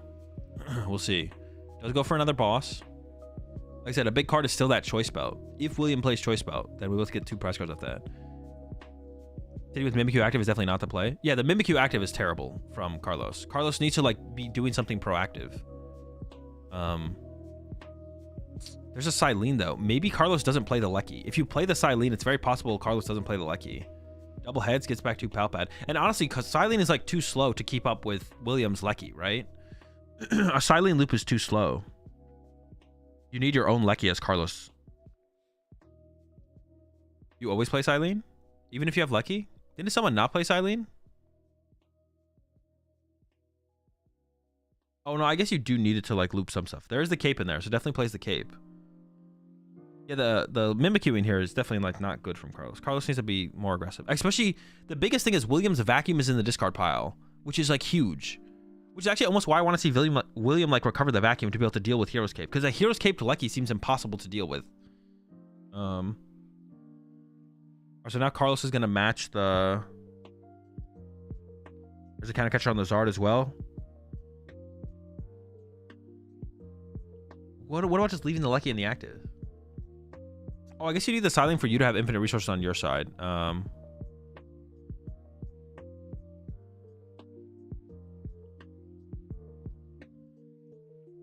right, boss is gone. Did William take the other boss? Like Carlos picked a boss and William was like, nah, I'm gonna get rid of the other one. So from William here, you just go attach pass, right? Or attach Iono to save your boss, maybe. Yeah, you go like attach. I guess you do need Silene, so like while you're hiding behind Luxray, Silene can regurgitate like infinite resources, right? That is true. So like you're spawn trapping, you're trapping the hand with Luxray. Why did he, which boss? I think he was just messing with Carlos. Can William do much if Carlos starts Chiyuing plus Penny Loop? I mean, you just don't have infinite resources as Carlos. Like, you don't have infinite resources to do that as Carlos, right? You can Penny, what, 3-4 turns in a row, so you get to mill like 6 cards, and then you have to go back into Silene or into Luxray. But I guess at that point, you can match the Mimikyu into the Charizard. I think you should just... This is like the better play here. I think Carlos should be using Lecky or Luxray, basically. Actually, like I said, especially with the Vacuum down. But I guess you do want to trap the boss's orders probably here as Carlos. And you do have Silene, so you do theoretically have like infinite resources, I guess. All right, here comes the Radzard from William. So this is like the one scary play is Radzard. You can eventually just build up Radzard to be able to attack. And then there's no real way for Carlos to deal with a Radzard attacking. But William also just didn't play boss there. Or the Iono. So the boss is just going to get picked off here. Use quick search. Why are we not quick searching? There's got to be something worth getting. Yep, go by second boss. We could see the Turo here from William to pick up the Charizard, but whatever you recover just gets picked away. Honestly, it feels like it's a pretty good spot here for William. You just KO with your own Zard. I don't think Carlos plays Charizard. Carlos could KO with Entei though. Carlos just adjusts anything else to turn Radzard attacks and William can no longer attack. That is true. That should work, right? Because like you have one Turo here as William. Yeah, this is honestly miserable. This is just over, right? I think it is over. How could William have played this different though? What could William have done differently? Is there anything? Double Eerie? Or did we recover this Eerie? 2 Eerie? This might as well be Control Zard. His controls are without all the control stuff. Does William have any rod left? Yes, I believe does have a rod left. Yeah. Oh, shouldn't it be damaged? No. No, Luxray does 10 damage with a double turbo.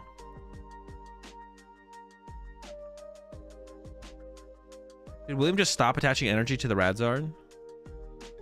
I wonder if William was literally trying to bluff the Radzard as like a possible play. Oh, I guess we could see Candy Zard. Oh, no, that's what William's going to do is Turo Candy Zard next turn. I feel like William should have attacked through the active a little bit more than using all the boss and the prime catchers and stuff. Like, William should have, like, hid the boss and the prime catchers in the deck. But now William doesn't have a boss. Yeah, Carlos is just going to get arrested with the mill. I assume Carlos has the Hero's Cape. This would be not great if there's no Hero's Cape here. So it's a counter catcher and a Poffin. There's an energy, a Zard. So the thing is, like, William has to, like, draw. We're close. Just grabs another fire. Thing is, you kind of want to try and predict the turn that Carlos is going to go into the Chi-Yu, which probably is going to be next turn with a cape, right? You just go cape Chi-Yu.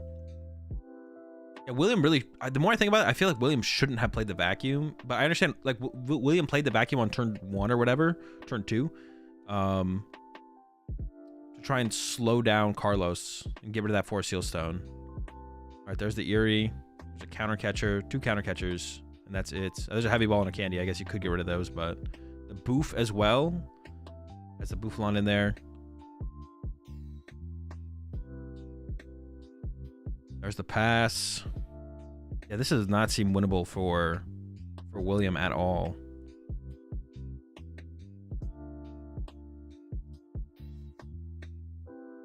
I saw the penny get grabbed there.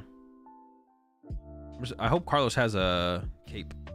You definitely want to keep the Chi-Yu cape. I mean, if the Zard gets 2 prize, but even if the Zard gets 2 prize cards there, I feel like you're still in a fine spot. But well, actually, now with those counter catchers gone, maybe not. All right, here comes the Chi-Yu to mill 2 cape. One time. No cape. All right, mill 2. This would be the turn here for William. Top deck. Oh, top deck the Turo. Wait, does that mean he can go Candy Zard? I think this, you could go now. You could go quick search for Candy Zard, attack, load up the energy attack. But then do you just lose to a boss?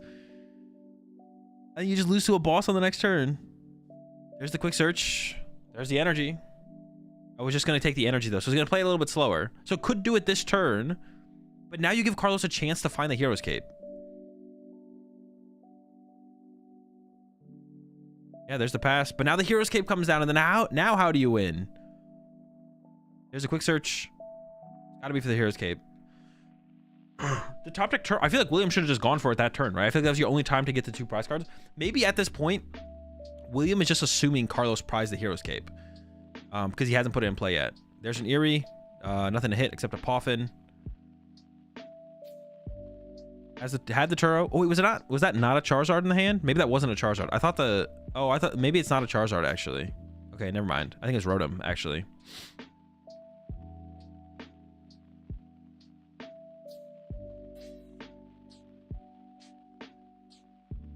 I would still cape the active here just in case of a top deck, right? Oh, could Luxray... That actually works as well, though, right? Luxray the Turo. And has the cape for it. I mean, the cape basically won the game anyways, I think. I think the cape just wins here. William's like, yep. And that should be game. That should be game. Yep, there's the concede from William. Man, yeah, this... I think William just used the resources too aggressively. I think William just used the resources too aggressively. I think William needed to, like, not use the vacuum, not use the boss's orders so aggressively, not use the prime catcher. And I think what we needed to see from William was, like... what do we want to see from William? We need to see him just, like, attack the active more. With the Mimikyu, once the Mimikyu came up, though, what are you supposed to do?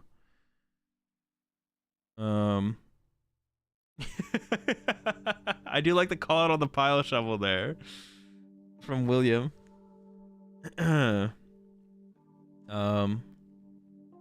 that's tough. I'm trying to come up with like what William could have done in the in that situation, like earlier on in the game. I don't know, I felt like chasing the Pidgey was so good, and I didn't like how Carlos managed his Pidgey either. I feel like he should have waited to try and get double Pidgey into play. Was fortunate on that Thornton turn, to be honest. Like looking at that, if Carlos doesn't have the Thornton that turn, things maybe start to fall apart for Carlos.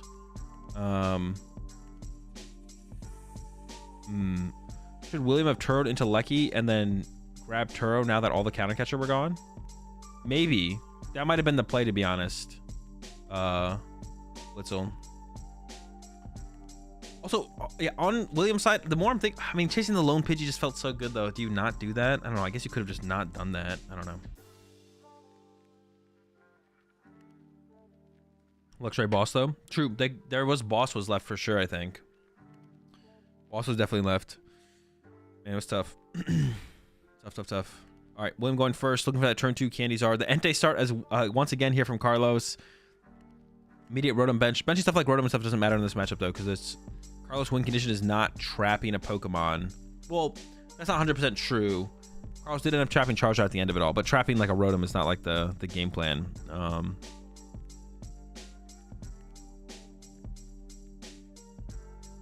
There's an Ultra Ball from William, gets the Pidgey, and then we'll probably just see the draw 3 from Rotom, looking for that turn 2 Candy Zard. Put on the pressure. There's a Candy. I don't see any stage 2s in there, I don't think. It's so hard to tell with all the fuller cards. There might be some. There's a Luminion in there for sure. So there looks like there probably is just Candy, Pidgeot, Candy Zard. Fleet-footed to start here from Carlos. And yeah, just looking for Pidgeys here. Looking for the Pidgeys. Here comes the Pokegear. There's an Arvin. And I see the Bravery Charm, although that doesn't really matter yet. The Cape will matter eventually, but I guess it's possible Carlos doesn't play the Poffin. I assume most people play the Buddy Poffin, but I guess it's possible Carlos just doesn't actually. Prize card check here. Nothing super important on either side, to be honest. Double Turbo being prized and a counter catcher, I guess, are like the biggest prize cards here, but William has 2 Pidgeots, has 3 Charizards. The Fire Energy being prized, I guess, is kind of annoying to if you're going to go for a Radzard line. And then on Carlos's side, yeah, nothing really huge. Does play multiple Palpad.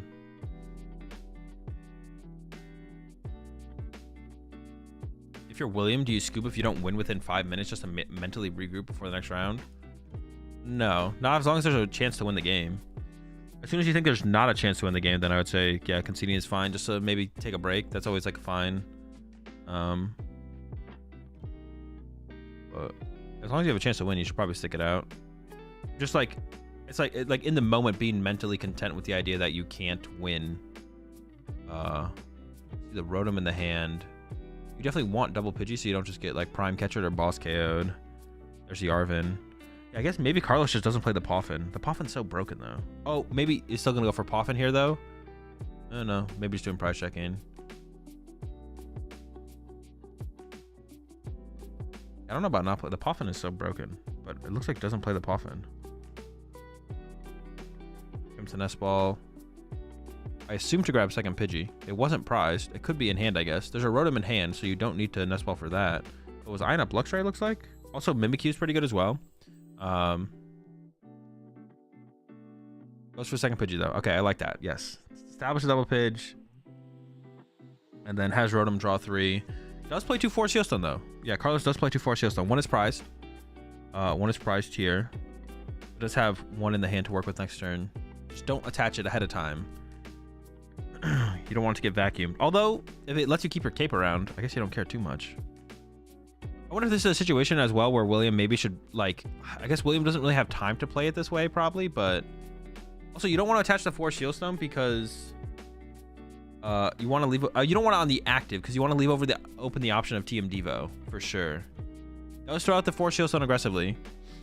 Once again, William could vacuum it, and that could be like what leads to like Carlos not being able to set up. So I don't know how much I like this Force Shield Stone attachment.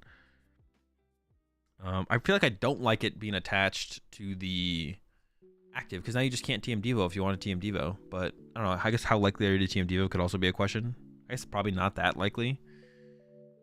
Looks like William's eyeing up the Arvin, and I don't think William's Force Seal Stone was prized. So this should lead to Candy Pidgeot, Candy Zard, and maybe even could get the Mist Energy down as well from William here. I think it's just going to be a punch on the active here from William, though. I guess William actually, honestly, this turn could just go with a Heat Tackle. Well, that's if William plays Choice Belt, though, because then you could KO next turn with just like Candy Zard attack. There's a Candy Pidgeot. Does have Mist in hand. There's a Candy Zard. So can get the Mist down on the Pidgeot, which is a pretty big deal. And it's just going to go for the punch with the Charizard. Has William even used Quick Search yet? I wasn't paying attention. What do you expect is William playing? Prime.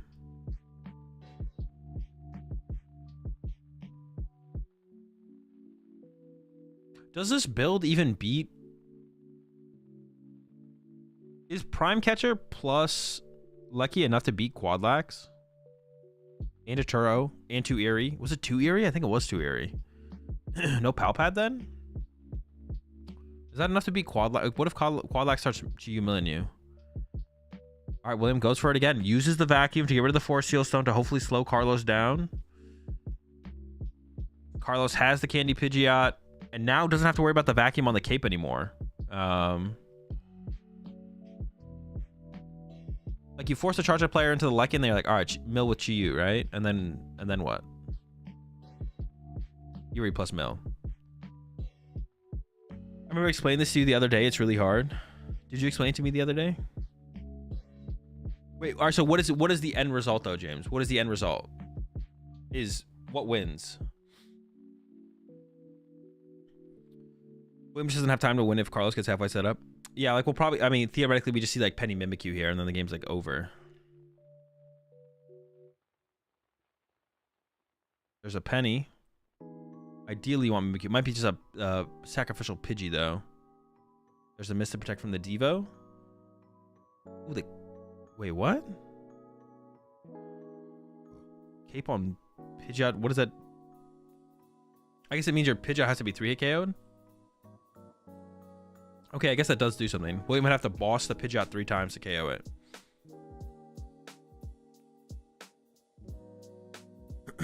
Force Seal Stone to 8 Lost Vacuum.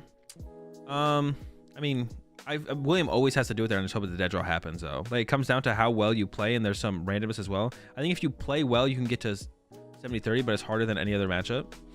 70-30 and who's favored? Charizard's? All right, Iona from William, plus the punch coming in, disrupting the hand. I don't know how much that's actually going to matter here. Here comes a Poffin for a Charmander. Needs to try and find the way to deal with... For Charizard, yeah? Okay. So that's against Quadlax, right? Like, this matchup is still unfavored even with the Lecky. Okay, there's the KO on the Pidge. And then Pidgeot gets pushed up here. Is it an auto loss, basically?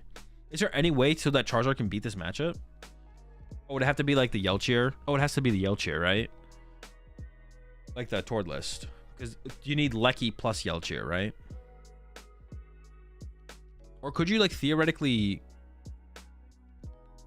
set up Radzard and then Turo enough times?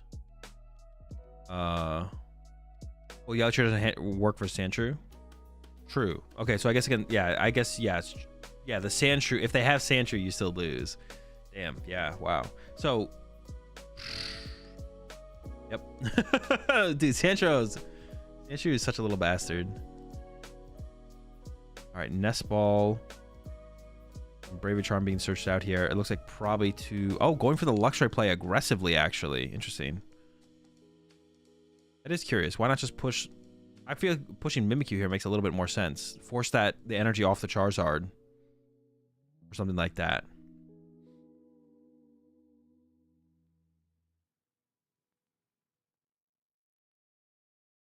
Yeah, just trying to get aggressive with Luxray here.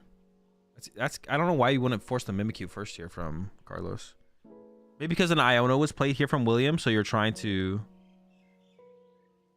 What? That's a counter catcher, isn't it? Okay, I was like, yeah, get rid of the boss. Well, from William here, it's just like pretty straightforward. Just punch, right? I guess because William did use... I don't hate this play from Carlos because William did just use an Iono and drew 6 random cards. So I don't hate it. William immediately going for the Radzard here. Going for the big boy. So you're not going to have it set up this turn, but a turn or two from now... Oh, isn't even going to go and set it up this turn. There's just a punch. 180. 5 minutes left. I mean, Carlos just needs to penny into Mimikyu, I feel like. But does Carlos play double heavy ball too? There was a heavy ball prize, right? Double heavy ball. We're not prizing anything. Sorry, as I was watching behind, but had to flash forward to tell you, you basically described having a Mamba mentality to PTCG. You want to repeat success, but not capture it once. I guess maybe, yeah.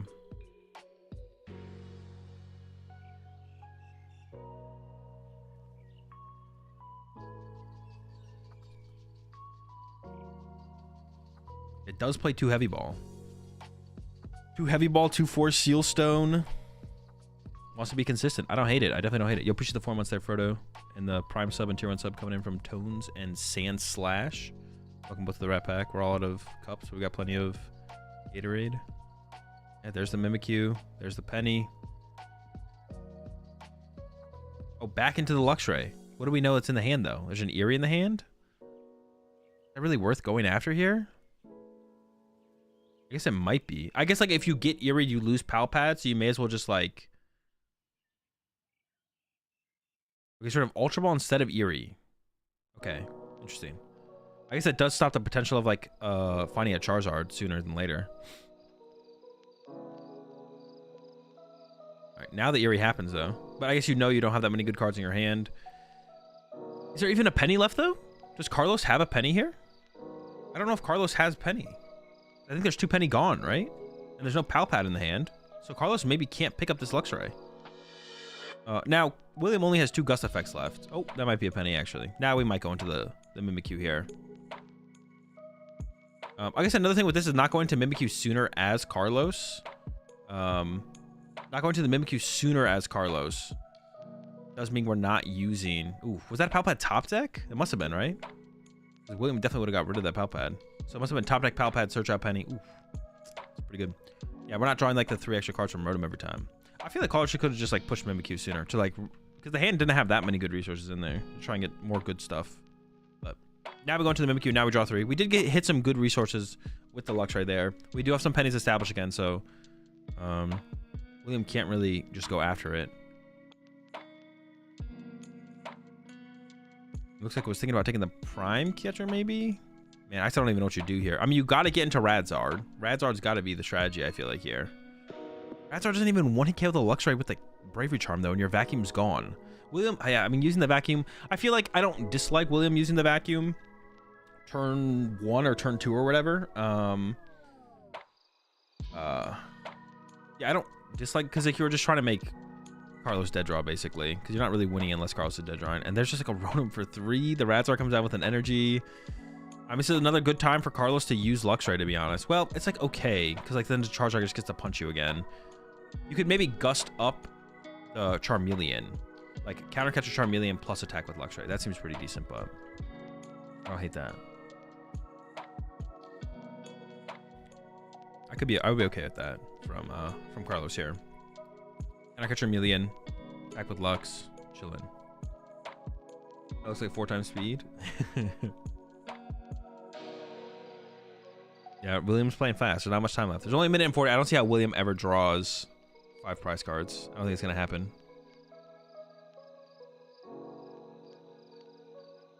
Like a Bravery Charm, plus an Ultra Ball. Yeah. Even if there was a Vacuum for William, like, I don't even think it changed anything. Oh, was it just passed there from Carlos? Didn't even draw 3 with Rotom. There's the Eerie. Get rid of an Ultra Ball and could get rid of the Switch card, I guess. Yeah, so Carlos forgot to draw 3 with Rotom there, but was probably pretty content with the hand, so it doesn't really matter. I was going to have no idea what the plan here is from William, but there's a Turo grab. You can't play the Turo, of course. That's your Radzard pass. Carlos could just go for a... Well, Turo shouldn't matter too much here, actually, even if you catch it with a Luxray, because you could just hard retreat the active anyways. 40 seconds left. Here comes a quick search from Carlos.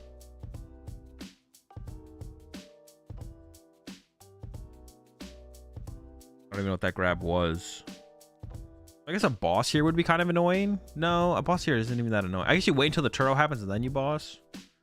Oh, just going into the Chi-Yu here. Chi-Yu does not survive. Interesting. The Brave Charm to the Mimikyu doesn't make any sense here because the Charmeleon is actually not threatening the Mimikyu here. Doesn't make any sense, but it doesn't really matter. 10 seconds left. Have no idea how much time is left, or is it not 1-0? It is 1-0. William knows how much time is left, and he's trying to play as fast as possible. There's not more. There's not that much more he could have done. Like William is doing what he can do to try and win this game. Yeah, William. It's not like William's not doing what he can do to try and win this game. He just is not probably going to be able to win this game. One energy in hand. I don't think it's attached for turn yet. There's the knockout on the Mimikyu. Can't attack next turn. And there's a concede. Yeah, I mean, it's just a tough... That is just definitely a tough matchup. I thought it would maybe be a little bit cleaner. I mean, yeah, there's just two... And even if William had, like, the Tord build, second Turo, Yelchier, Sandshrew just gets involved, and it's still just... You just lose. I think Carlos at that point had a read on... At that point, Carlos had a read on the lack of Palpad or Yelchier at that point. I was like, I don't think you have either of those. It didn't even, like, aggressively put the Sandshrew down or anything like that, so... That's tough, man. That's a tough one. Right, but I feel like you can acknowledge the lost cause at a certain point and save your energy. I mean, he just thought he had an out, so he just kept playing. You never know when your opponent's gonna like make a major mistake or something like that either. Like,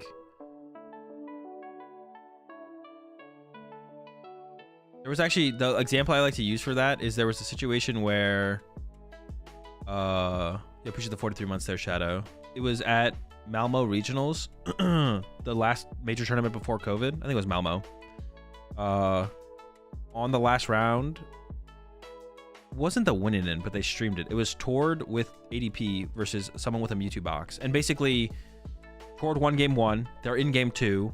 And Tord's opponent has game on board. And Tord could just concede because Tord sees that his opponent has game. But Tord plays out the turn. The opponent misplays, and then Tord wins. So you could just concede when you feel like you've lost a game or a match. But sometimes your opponent just throws. Like all Tord's opponent had to do was say Flare Strike. And instead, Tord's opponent said Double Blaze or something. What was the Flare Strike or... I don't remember the exact attacks, but basically Tord's opponent said the wrong attack, thinking they had KO, didn't have KO, and then Tord won next turn. And it went from a tie, which would get Tord 1 point, to a win, because Tord then 2-0'd them. Or, no, they didn't win in time, so it was a 1-0, which is a match. Flare Blitz? Yeah, it's probably Flare Blitz. Yeah, Tord's opponent had to, like, say Flare Blitz, and then didn't say Flare Blitz. And that was it. Or, yeah, something like that.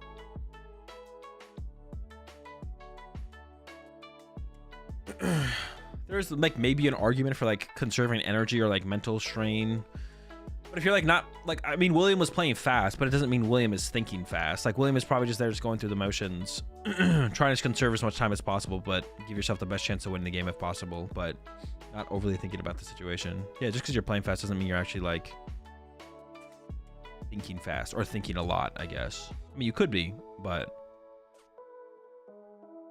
also not be. I get where you're coming from, but that isn't an apples to apples comparison to this game.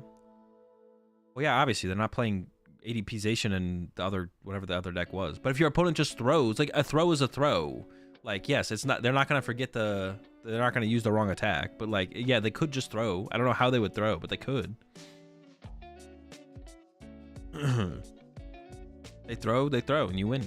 Like, what? Imagine they like go aggressive with Chi-Yu there, and then you go Radzard knockout, and then they're like, oh, okay,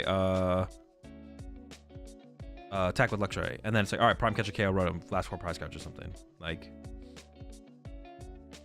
why not? If you have a chance to win based on your opponent throwing, I don't see why you wouldn't like take that chance. If there's like 0 chance, and like we saw there, like as soon as there was 0 chance for William's opponent to throw, William scooped. As soon as time was called, it's like, you have two turns left, William. And William's like, well, I can't win in 2 turns. I'll concede. But up to that point, there was like a possibility of a mistake.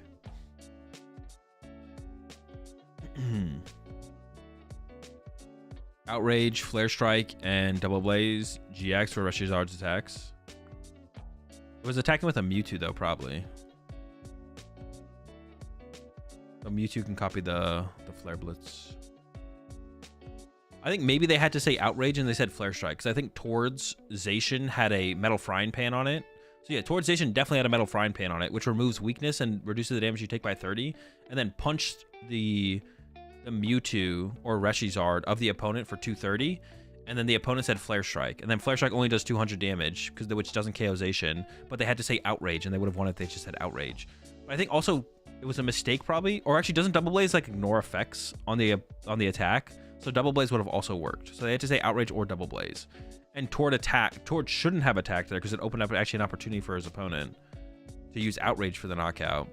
But probably attacked because he's like, well, I lose anyways to Double Blaze, so I'll just attack, whatever, you win. And then they were like, Flare Strike. It's like, well, Flare Strike is the one attack you could have said that doesn't KO me. We could also look at the VOD. We could bring it up on the VOD. How big was this regional? They had like 1K. Was it Malmo Regionals 2020?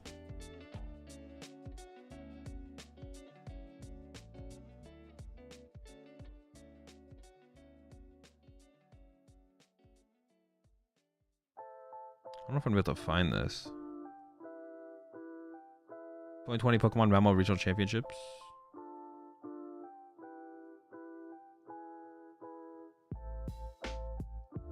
Was it 2020 or 2021? It was 2020, right?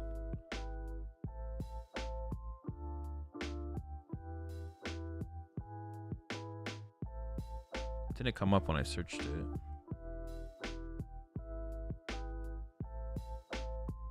I don't know. It was even like streaming stuff back then.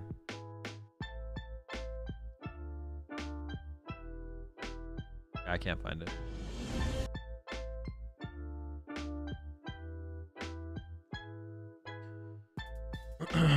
Well, I see something about on the podcast about the new day 2 points in Japan. Yeah, probably, as long as we remember to. I'm gonna go ahead and put that in our topics. Now that you mentioned it, I'm gonna go add that to the topics, unless Chip already did. What? Excuse you.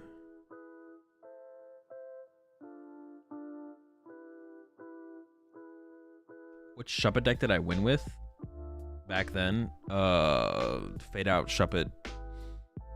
I don't even know what you... People call the deck Shuppet Donk. I don't like calling it Shuppet Donk because the deck did a lot more than Donk. But it did Donk. It did Donk sometimes. It just, you didn't need to Donk. Balthazar's Pokemon might have the match.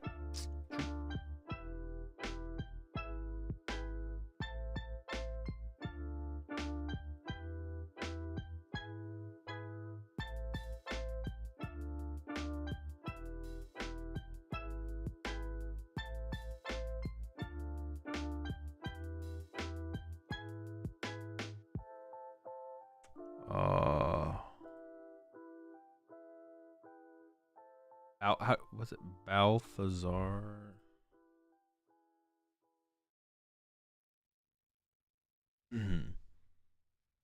Balthazar Pokemon TCG is a crazy channel. How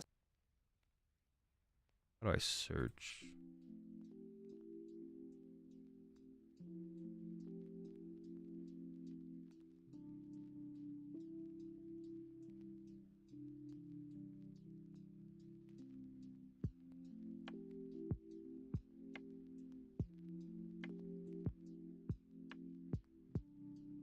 $2020.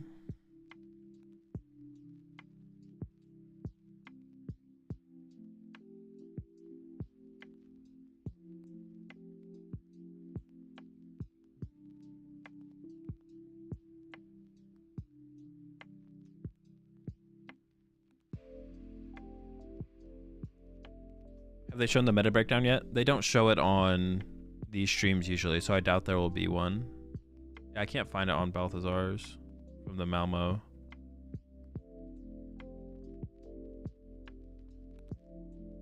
Doesn't exist. Fake tournament never happened.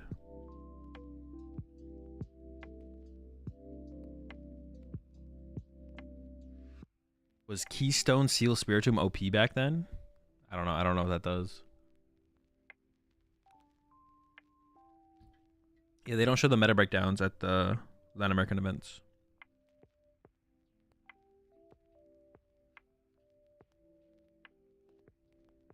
I think it's funny that 0 Swedish people made day 2 of that Swedish regional. Wait, actually, Soda? No memes? Kind of a crazy stat.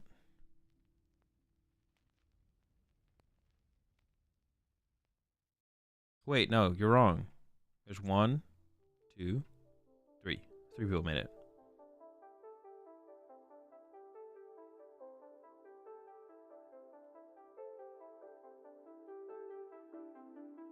Oh, wait, you're saying back then none did, but this time they did. Not in 2020 they didn't. Sweden's gotta step it up. At 2023, 0 Swedes. Oh wait, we're in 2024. Okay, I see what you're saying. Wait, I think I see what you're saying. I'm picking up what you're putting down.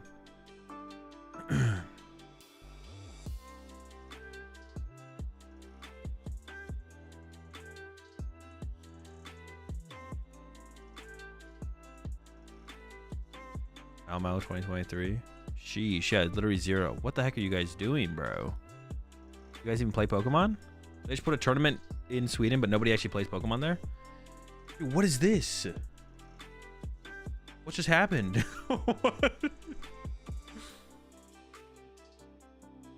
They still haven't fixed the orientation of the camera. Dang, Sweden can't defend home turf? Yeah, what the heck? Trolling.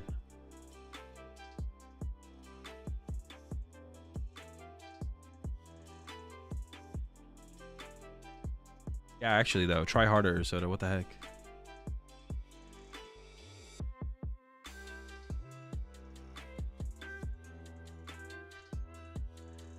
Step it up. You need to carry Sweden on your back. Wait, how many rounds have we been through? Is there 5 rounds? Have we been through 5 rounds? 4 rounds? 3 rounds? 2 rounds?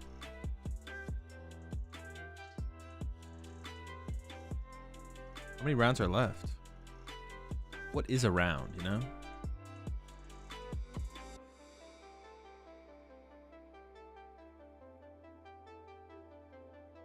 I'm not even #1 in Sweden anymore.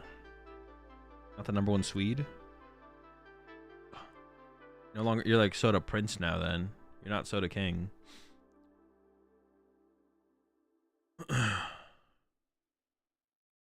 Miss Soda Princess of Sweden.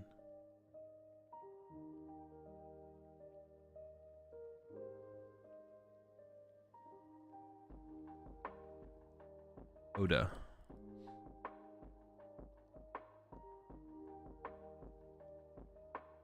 I will poison the new king like in the olden days. That's how you get back on top. I guess if no other Swedes play the Pokemon TCG, you are the king at that point. It's just you.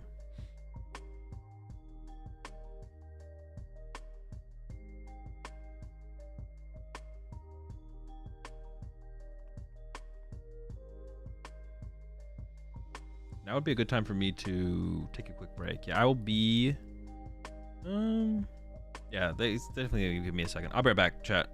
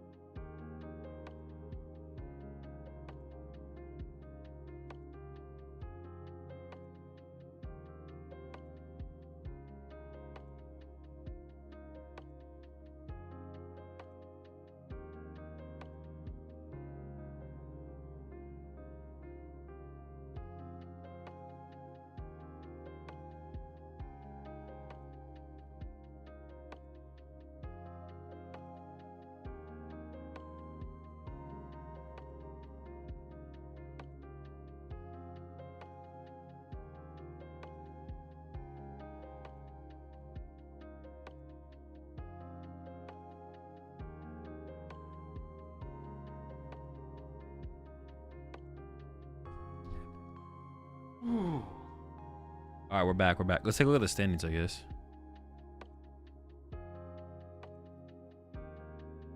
Let me see. Standings. Wait, how do I have... Oh, it's that one.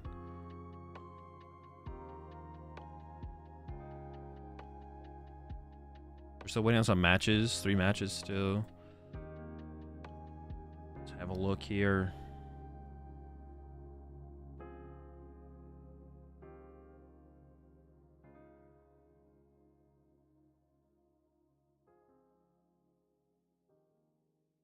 Yo, appreciate the 18 months there, Jesse. Congrats on the regional dub, dude. Appreciate it.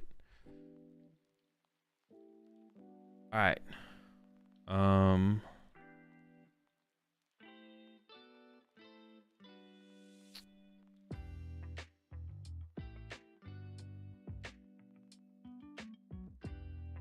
Yurko 5-0, Galaz 5-0. Am I muted? No, I was not muted. Yo, appreciate the 6 months there. JT Van Eek. We just saw... I forgot what we just saw. We saw William lose, right? Yeah, William lost. But that was round 5. We have 4 more rounds left and it's already 12? What the heck?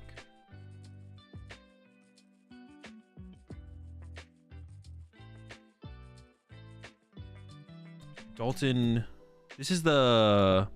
Is this the Dalton that was playing Palkia and got second to Marco?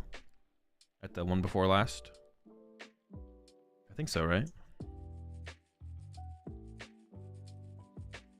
Yeah, I really wish this... Now, I didn't really like think too much of it in the moment, but I really wish this favoriting players thing worked. I don't have any favorites. I like all players equally. I don't have any favorite players. Please welcome us on last regional win. When do you think you will open up coaching again? Probably never. Yeah, probably never. I don't have any plans to anyways.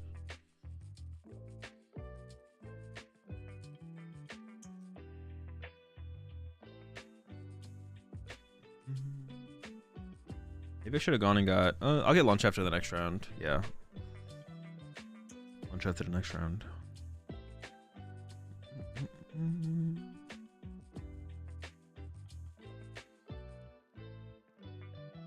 I see Rago 4-1. I want to know what decks people are playing. Create an account or log in. Wait, am I not logged in? I have to relog. Wait, I was literally just logged in on this.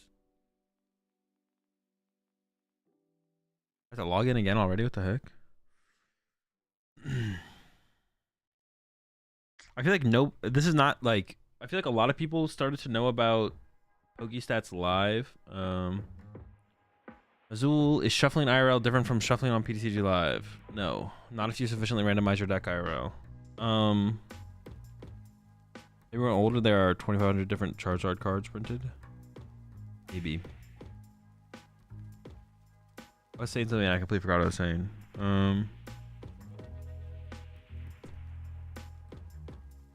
It's a login every time you close the page. Yeah, but I didn't close the page. That's what the thing. I didn't actually close the page. I just pulled it back up and then refreshed it.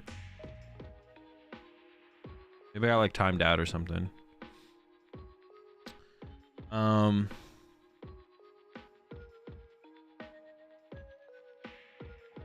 it looks like they're going to sit down for their rounds here. The people are flocking. Already got Galaz versus Juan. Martin. If they put on a 5-0 match, it's probably... I mean, I guess I don't know. I don't know what people are playing. If someone's got something funky up here, they'll probably put that on. But if not, like Juan versus Galaz would probably be good. Galaz, I assume, is still playing Lost Box. What do you think of Unfair Stamp and Lost Tina? No clue. Haven't tested the new format at all.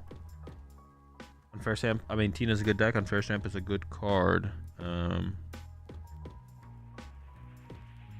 So it's not terrible. It's not terrible, but I don't know if it's the best way to do it.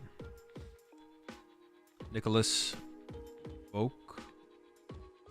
Vukovic is playing Snorlax stall. Right here.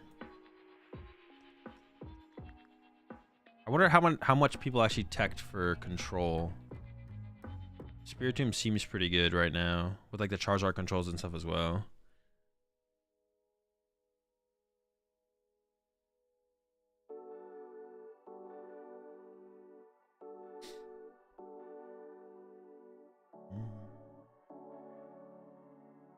Is this fully caught up then? It should be.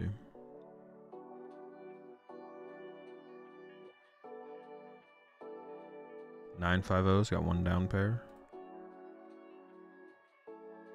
Oh, Yurko got the down pair. Think about teaching a canceling clone for Mimikyu and Zard. Taking a canceling clone for Mimikyu and Zard. Is there anything better than a canceling clone? Canceling clone, honestly, it doesn't even seem that bad. I mean, it's bad, but like, I don't know if there's anything better. Honestly, maybe just playing a Spiritomb yourself would be better because it has more use cases. You can set it up in the mirror match, use it against all the control decks. Is KOing Mimikyu against some of the control decks doesn't matter as much. Isn't Charmeleon more reliable? No. I mean, more vacuums would also let you get through the Vesta. More vacuums would maybe just be better, to be honest. It's also, well, it's not even that much better of a card in other matchups, so I had to kind of take that back. I was gonna say it's a better card in more matchups, but I mean, the Cologne is like literally only good to retreat against Snorlax and KO Mimikyu, right? That's it. It's like not good against literally anything else. Not that I can think of. But it's not that's not a terrible inclusion, to be honest. Is there like some fire schmuck though that you could play instead? Like some one prizer that does it? I don't know if there is. Maybe there is though. Because then that would be like a good consideration, I feel like.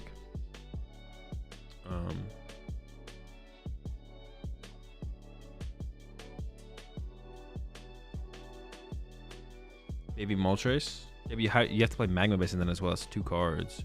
What about going for 2 Vax, like for Ancient Box and the like? I mean, it's not that good against Ancient Box. Like, it's okay, but like 1 is all you need. And then it's like, it's good against Quadlax. It's not even that good at second vacuum. I don't even know if that's like that good against control. I don't know.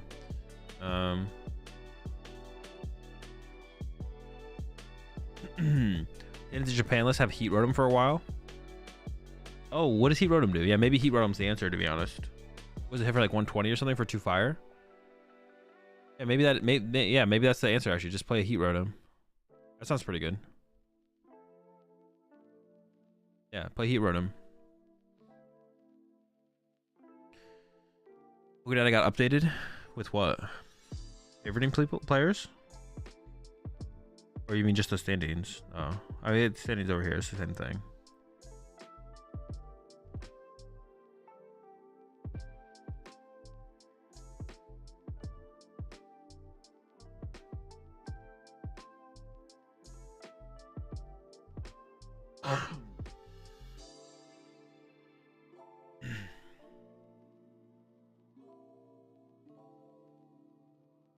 This the sweater is familiar. Is this Juan with the Dialga? I think so, right? We got what's the match that we got then?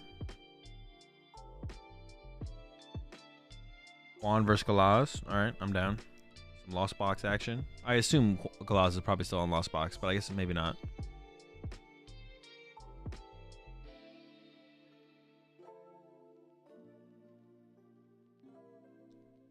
Nobody see his head. Actually, I'm curious how Pedro's doing. Let's see.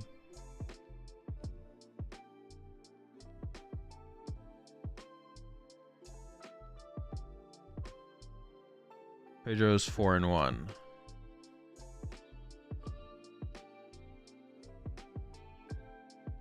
Good work. I wonder if Ricardo even went.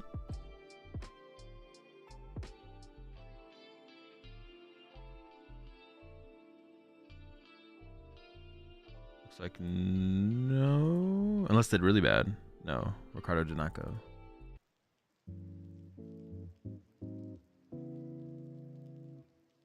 More Dialga action. I'm also not mad to see some more Dialga action, to be honest. We're seeing to play, and if I need bulk staples, what's the best, most efficient way to get them? Let's go to TCG player. Your TCG player. I got you.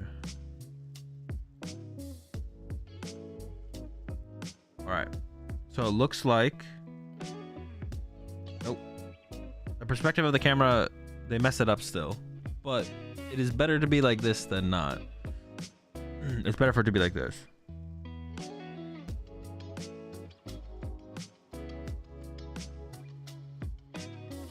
The names? Yeah, they'll fix the names eventually.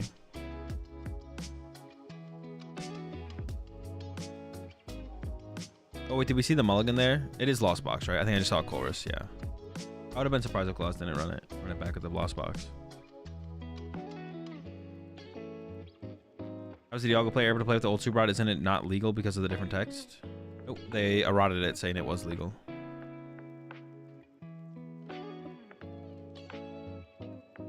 I don't know why, but they did. If a deck has room, why wouldn't every deck run Pidgeotto X? Because most decks don't have room.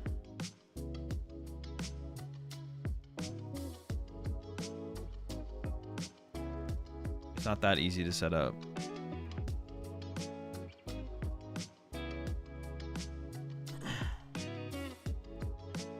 Iron Hands prize. I don't know how much that matters in this matchup.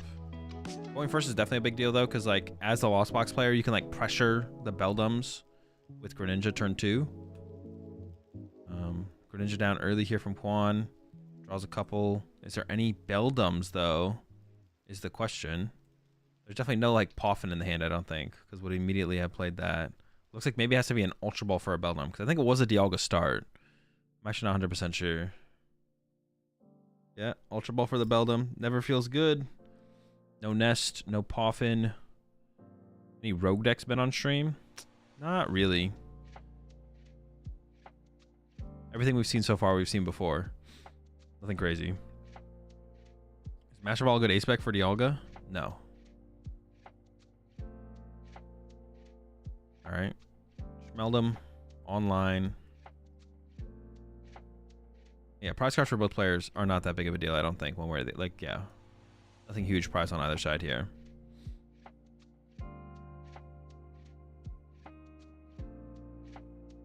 Vinny's Midnight can be considered kind of rogue. I mean, I guess. Alright, so still a fine setup here from Quan. Nicholas could, unlikely, but could get turn 1 Roaring Moon knockout Dialga. And that would be interesting. If not, just like cram punch on one of the bench Pokemon would be nice, but I don't know if Nicholas plays the Iron Bundle. Like Iron Bundle, Punch Greninja means Sableye can then go KO Matang plus KO Greninja. And then obviously KO Beldum with Cram would be nice as well. I guess Prime Catcher could get involved, but you prefer to save your Prime probably. I don't know how much Prime Catcher actually matters in this matchup. There's also an Artisan and a Vacuum in the hand here for Galaz. So Galaz does have a way to build up the Lost Zone pretty decently this turn. Even if you get to... Well, no, if you get to the Greninja play here from Galaz, you probably go KO Beldum 90 on Greninja. And then if Juan benches another Beldum, you can go Sableye, KO Beldum plus KO Greninja. That's probably fine. Ram Punch Dialga and Mew EX Star Chronos if Galaz plays it. That's true, the Mew EX can get involved. I'm pretty sure Galaz did play the Mew EX at the last tournament. And it wasn't prized, but yeah, so we'll see if Galaz plays it or not. Checking the prize cards thoroughly here.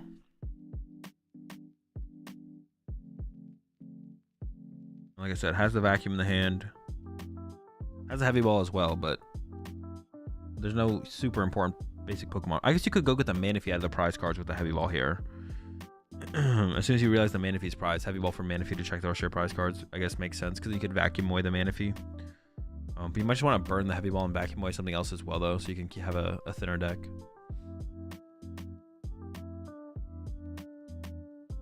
See what Galaz can get to this turn. There's the switch. Compies are in. Looking for that Colress, of course. Oh, maybe there wasn't a Heavy Ball in hand. I swear I saw a Heavy Ball in hand. I must be tripping. Unless Galaz on that double Heavy Ball. Alright, goes into the Artisan now. Curious have not just done the Artisan immediately. Oh, I think Galaz is just going to punch here. So Galaz is going to go switch into Cram, Vacuum the Artisan punch. I think that's going to be the play here then. Manaphy is important. Oh, I guess that... Oh, wait, no. We're not done yet. If I switch card, hello, Colress. Yeah, I forgot. You can use Mew EX to copy Ninja on Juan's side. I forgot about that. I guess you do want Manaphy in play here then. It is prize though, and the heavy ball's in the lost zone here for Galaz. Ninja for 2 now as well. Like I said, does have the cram hit. Ooh, got the escape board as well. That's like the perfect card to hit here. Treat, punch at the cram, looking good. Has the vacuum as well. Wait, could Galaz get to 7 here? We're at 6. No, I don't think we can quite get to 7. It's gonna be that cram punch for the 110. But this does line up for a Mew EX Star Chronos or something like that. The Tang already for Juan. That's good. Wasn't the Greninja. A Nest Ball and a Pokegear. I assume we're seeing Nest Ball for another Bellum here. Yeah, this matchup seems pretty good, to be honest, for Galaz. The matchup seems pretty good. Not even going to get another Beldum. I guess that makes sense, though, right? You want another Dialga here. You don't need much to actually KO the active here. I'm going to take a quick count of the prize cards, and then does have an Iono, which will disrupt Galaz's hand, which is not that disruptive right now. Yeah, it's not that disruptive right now. And then also, a bit more important thing is seeing more cards here for Juan. Needs to find the V-Star and an energy for turn. He's already going into a Super Rod here to shuffle back 3 metals. Could have got a Metang, but once again, it seems like pretty content with just like solo Metang here from Juan. It seems like fairly content with solo Metang. I don't seem too pressed about trying to get more into play. All right, there's the Iono. It's pretty close to my experience. Iono plus V-Star can swing it in Dialga's favor sometimes. Yeah, I guess Iono is still going to be pretty disruptive, right? And the Lost Box player doesn't really have a route to take that doesn't involve just like being aggressive, I guess. A tank for 0, so it is going to be a whiff here from Juan. I think so. This will lead to a cram for 2 prize cards here from Galaz. It's going to give Galaz a huge lead to work with here. Zam is annoying for them too. Well, I feel like if Zam gets involved, you just ignore it, right? There's a retreat to the Greninja, but honestly, punching Greninja here from Galaz isn't even that bad because you can do 110 to the Greninja and then Sableye to KO Metang plus the Greninja later. So getting a 110 hit here isn't even that bad. That's a lot of good cards here. Gives up the moon. Does Galaz only play 1 moon? Gives up the moon here. Interesting. There's like double gate and something else was kept. Double gate Super Rod, I think. So not gonna have the option of like a big 1-hit KO. Still maybe has like a pretty decently heavy hitter and something like a Raikou. It does play Iron Hands as well, but that is prized. I believe the Iron Hands is in the last 2 prize cards, so that's probably not gonna have access to that this game from Galaz. We got 1, 2, 3, 4, 5, 6, 7, 8, maybe 10. Are we already at 10? Is Sableye already gonna get some playtime here? What are we going to go after here then? Could Sableye KO the Dialga on the bench before it gets to evolve maybe? Or you could go after that Beldum before it gets to evolve as well. I almost feel like going after the Beldum here would be the way to go. Goodbye Hoopa. Oh, I guess Hoopa could be a heavy hitter in this matchup as well. But I guess your main one is the Mew EX, right? If you have Mew EX as copy Star Chronos, you're probably feeling pretty good. There's a Prime Catcher. You could try and trap the Metang in the active and match it with Sableye. I think, what are we at here? 9 in the lost zone. So you need that last one from that last Comfey. Coffin coming down. Could grab another Comfey here, or you could just leave it in the deck. For some reason, I thought there was second vacuum in hand, but I don't see it. So Prime Catcher would have to be used here, but Galaz could guarantee the Sableye here with the Prime Catcher. And honestly, I don't hate that. I don't hate just using the Prime Catcher here. And, oh, maybe we're going to go for a Greninja play, though, actually, instead here. So saving the Prime Catcher, and we're going to go into the Greninja here to what? Knock out Beldum 90 on the other Metang? Could go... Yeah, goes for that play. I almost like the Sableye play better. Use the Prime Catcher, attack with Sableye instead. You could go, like, knock out Beldum, 1 on Matang, 4 on the Greninja, and then you could attack with Greninja next turn to go KO Beldum, or KO Matang, KO Greninja. I mean, this doesn't seem bad either, but Sableye was such a more efficient attack here. The Greninja attack here feels a little bit awkward. It's like fine though. I don't hate the idea of burning your Prime Catcher though to pull off that play of using the Sableye to attack with, and then you could trap the Matang in the active, which has 2 retreat costs. So there'll be 0 energy in play with 1 Matang, and Matang has 2 retreat costs, right? Matang has 2 retreat costs. Sableye's not weak to metal, is it? Oh, there's the Prime Catcher though from Juan. So would have had the response. Would have had the response of Prime Catcher to move the active there. And here comes another Iono. Another thing with the Sableye play is you could have like used the gate and had like energy on your Greninja and be attacking with Sableye. So you would have had like more to work with, I feel like. Losing your escape board here kind of sucks for Galaz. That's definitely unfortunate. For Galaz, I guess. Fortunate for Juan. Still needs to find that V-Star though. Dude, if Juan does not find a V-Star here, yep, pack it up. Dude, where are the V-Stars at? Man. Go to game 2. I like it though. I like that concede there from Juan. Could have been like, all right, I'll pass. But just packs it up, goes to the next game. It's like, even if you hit the V-Star there, it feels like you're on the back foot as Juan. But like another free turn from Galaz, just to punch you. Like, at the very least, Galaz could have gone punch with Cram. But it could have got worse, and Sableye could have KO'd your only Matang in play. Stuff like that, so. I like the concede there from Juan. Just save time for game 2 and game 3 in a basically lost game 1. Obviously, you still could have won, but would have had to come down to a pretty fortunate Iono at the end of the game or something like that. That's like another thing with the being able to copy the Star Chronos as Galaz. You can definitely set up some pretty interesting like big board wipe plays from Galaz, where you can like set up some damage on some Matangs and the Greninja maybe. And you can go into like Cram Punch. Like you can draw like very few prize cards early and just kind of put damage in play. And then set up for that like Cram Punch. That's 4 Matang! Alright, it's alright. There's 4 Super Rod. That's why we play 4 Super Rod. Dude. What is that opening hand? That's 4 Matang!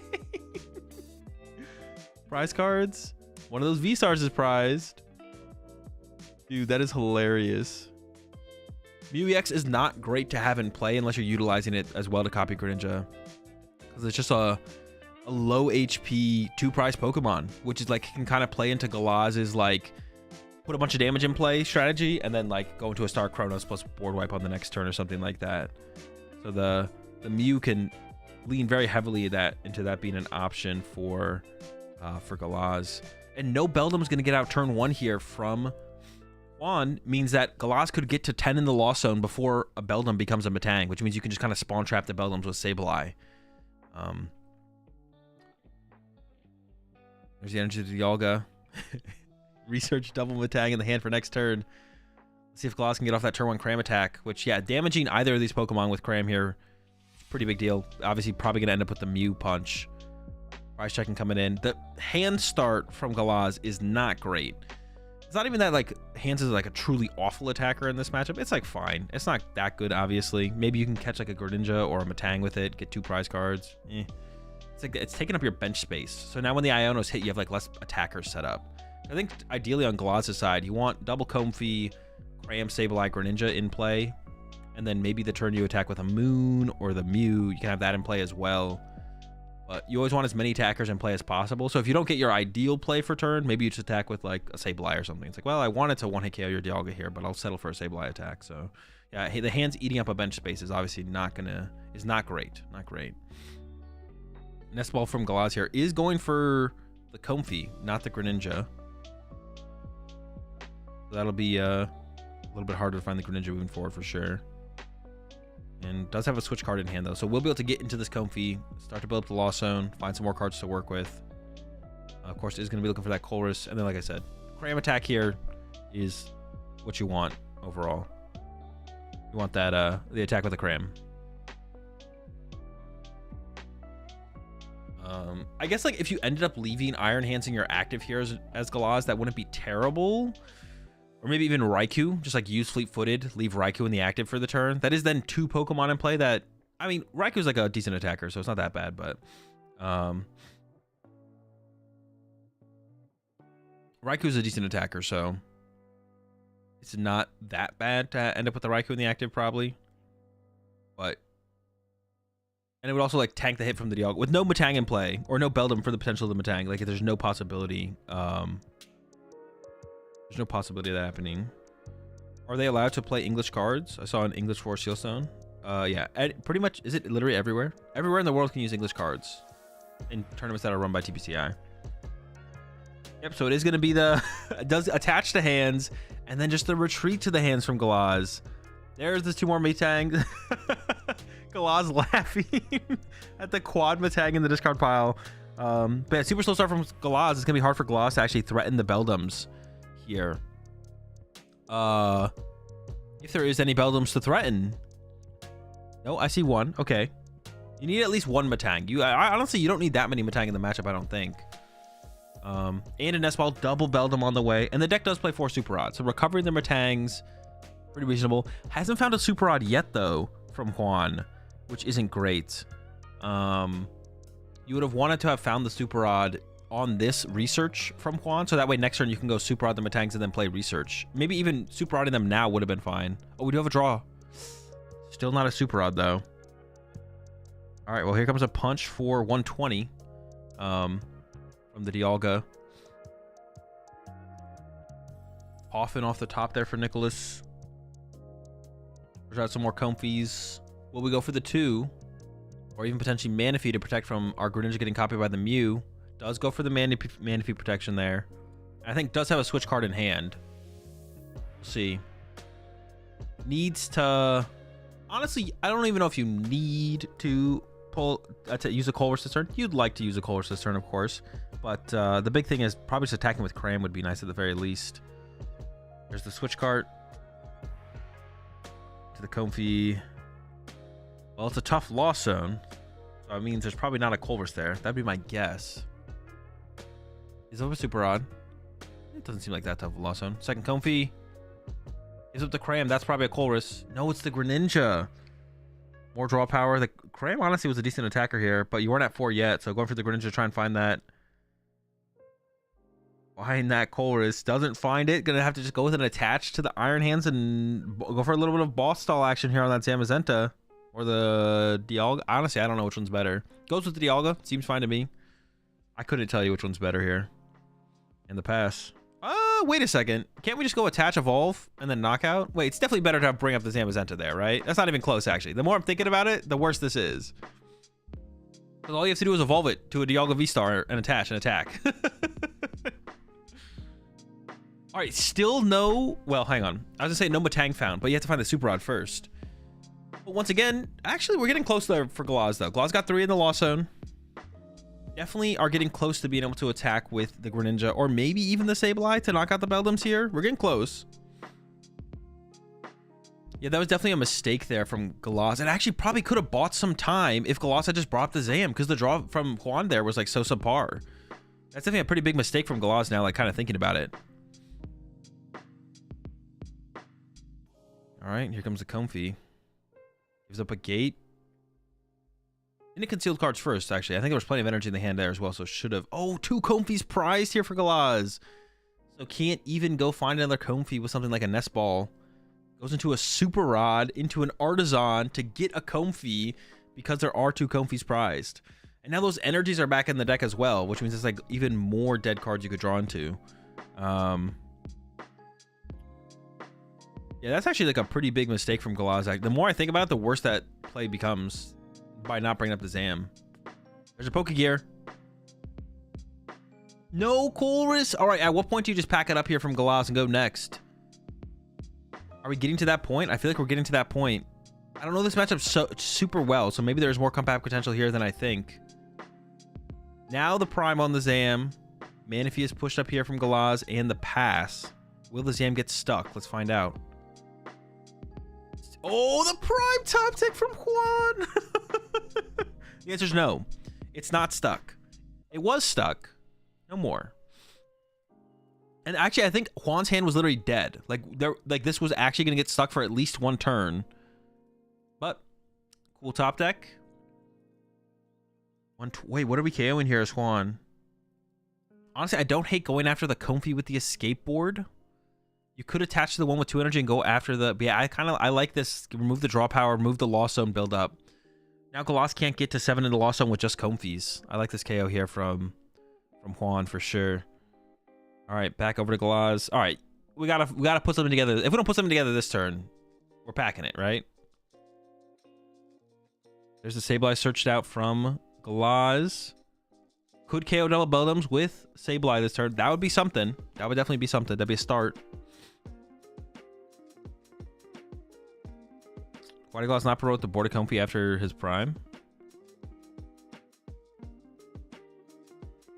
Because he already used both Comfies at that point, I'm pretty sure. Oh, I don't know. That Hoopa can kind of smack, though.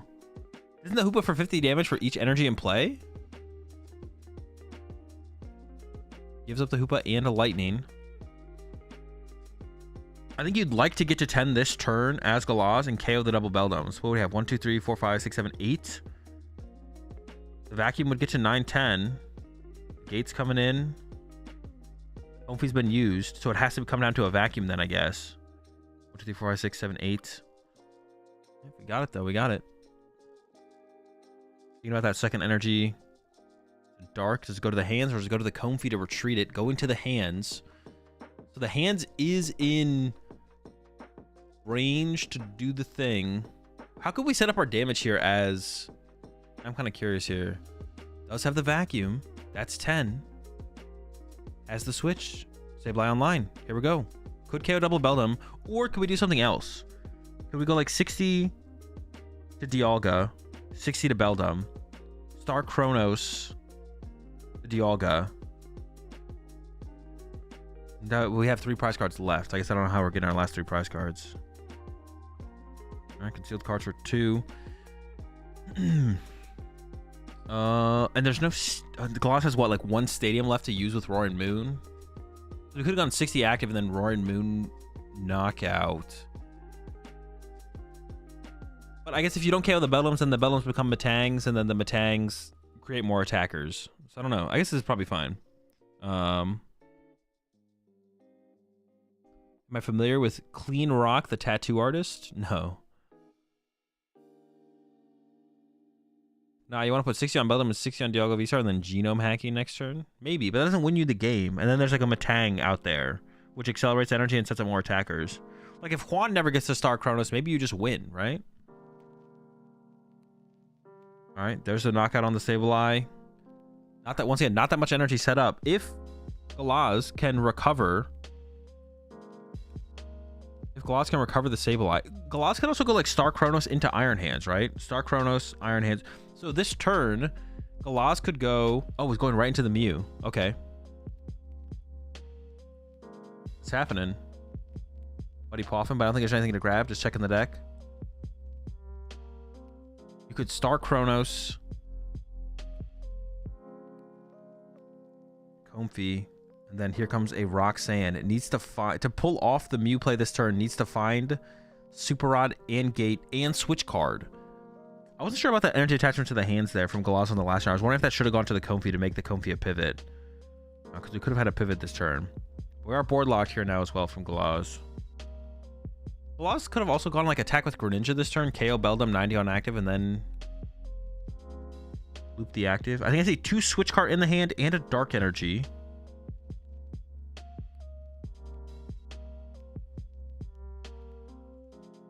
You need to find a Super Rod and a Mirage Gate. Gives up the 4 Shield Stone in exchange for Vacuum? Switch Cart. Vacuum over Forest. I guess Raikou is gone. Gives up Colress 4. I can't tell what the other card is. But yeah, I don't think Galas hit it here. I think Galas is going to be passing. Is Juan yet to find a Super Rod to recover those Metangs? Is there just still 4 Metang in the discard pile? Yeah, now it seems like it's going to be tough for Galas to win if Juan gets 1 more prize card. I don't know how Galas... If Juan gets a prize card and sets up a Metang, it feels like the game is just over at that point. But there is like plenty of time for game 3, to be honest. It's still got 25 minutes left. Switch cards happening. What do you switch? You just give up Manaphy or something? Into the Mew. Oh, you could Mew. No, we already attached return to the Mew. You can't do that. Wait, can we? I don't think so. Wait, did it? Galaz is attached twice, or am I trolling? Send up to Mew, hoping it doesn't get KO'd here. Double attach. Okay, I was like pretty sure it was a double attach. Juan needs 2 energy to actually KO the Mew here. Hopefully they correct that on Galaz's side with the double attach. There's a research looking for Super Rod plus Ultra Ball for the Metang. Nope. All right. I guess concealed cards could get there. No Super Rod yet. And here, correct that attachment on Galaz's side. That could actually be a huge deal if they don't correct. Like, that could actually impact this game here if they don't correct that. Attached to the bench, Dialga V-Star. I wonder if this energy should actually go to the Zamazenta. Maybe it doesn't matter.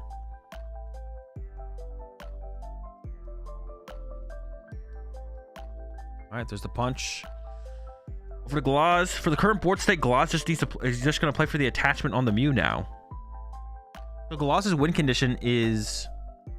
The win condition for Galaz is loop the active, Iron Hands knock it out, is Star Chronos,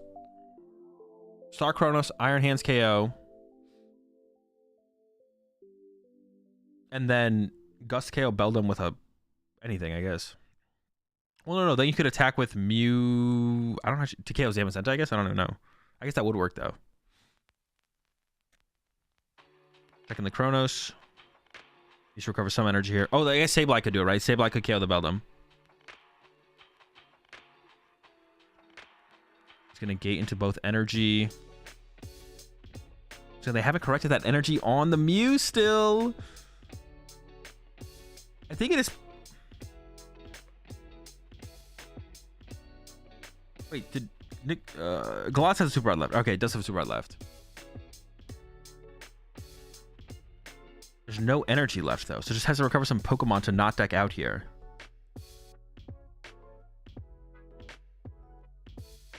Oh, I wonder if Galaz messed up on that last Super Rod, to be honest. Because now we're just out of energy. Chance for 3. Once again, did double attach during the last turn. All right, Mew send up from Juan. If Juan can get to a Star Chronos, Juan can just win the game this turn. There are the Super Rods.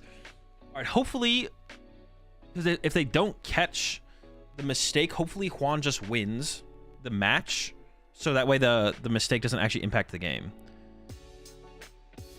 And I think Juan does basically have game here. Because I think it's impossible for Juan to whiff an energy off of the Dialga. So this should be game here. Juan finally finds a Super Rod, which was like the win condition for Galaz was don't find Super Rod. There's an Ultra Ball. There's 1 million energy in the deck.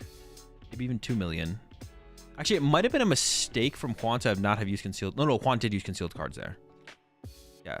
I don't even know if there's 4 dead cards in the deck. Let's see. There's 1. As the attachment. All right. Juan wins game 2. We go to game 3 with 22 minutes left. Plenty of time for the players to get the dub. I wonder actually what the circumstance would be. Well, hopefully it would. Hopefully, like, if they realize the double attach from Galaz, they don't like. Would they ever apply the penalty to this game, game 3 coming up? No, right? Would they?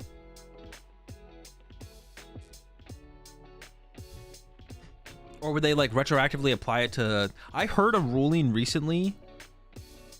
I forget what tournament it was. What they did was they applied the ruling to the match where the mistake happened after the match was over, and they didn't apply it to the following match, which felt a little weird to me because then it's like you're not actually receiving a penalty. Like you're not actually getting a penalty because it was to a game that they were basically like it happened in the game that happened previously, so it applies to this game instead, and you still would have won that game even with it applied, or would have won the match or whatever. So it's like doesn't do anything. I don't know how I feel about that though. Yeah, I don't know.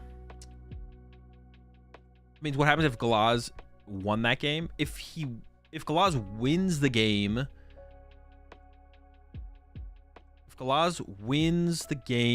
it should go back and be given a game loss. Actually, it would maybe be a match loss. I don't know. What is the ruling? I don't know what the ruling is.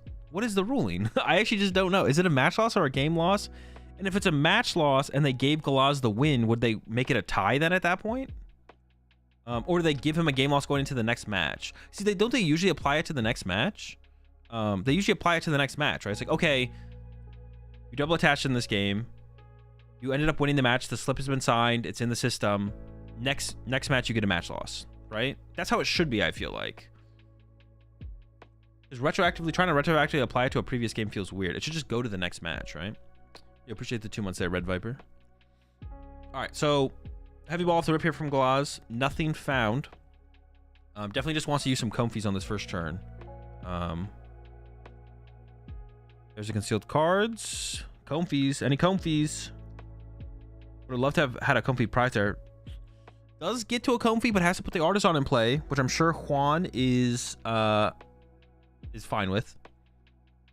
This is definitely a game where Juan has to commit to 2 to 3 Beldam in play, though, despite the fact that turn 2 Greninja could happen because you opened a Zam. I feel like you always have to commit to that anyways, to be honest. And there's just like always the possibility that the Greninja play just happens. Here we go. Comfy for 2, or comfy for some. Want to find another Greninja here. Not Greninja. Another comfy here.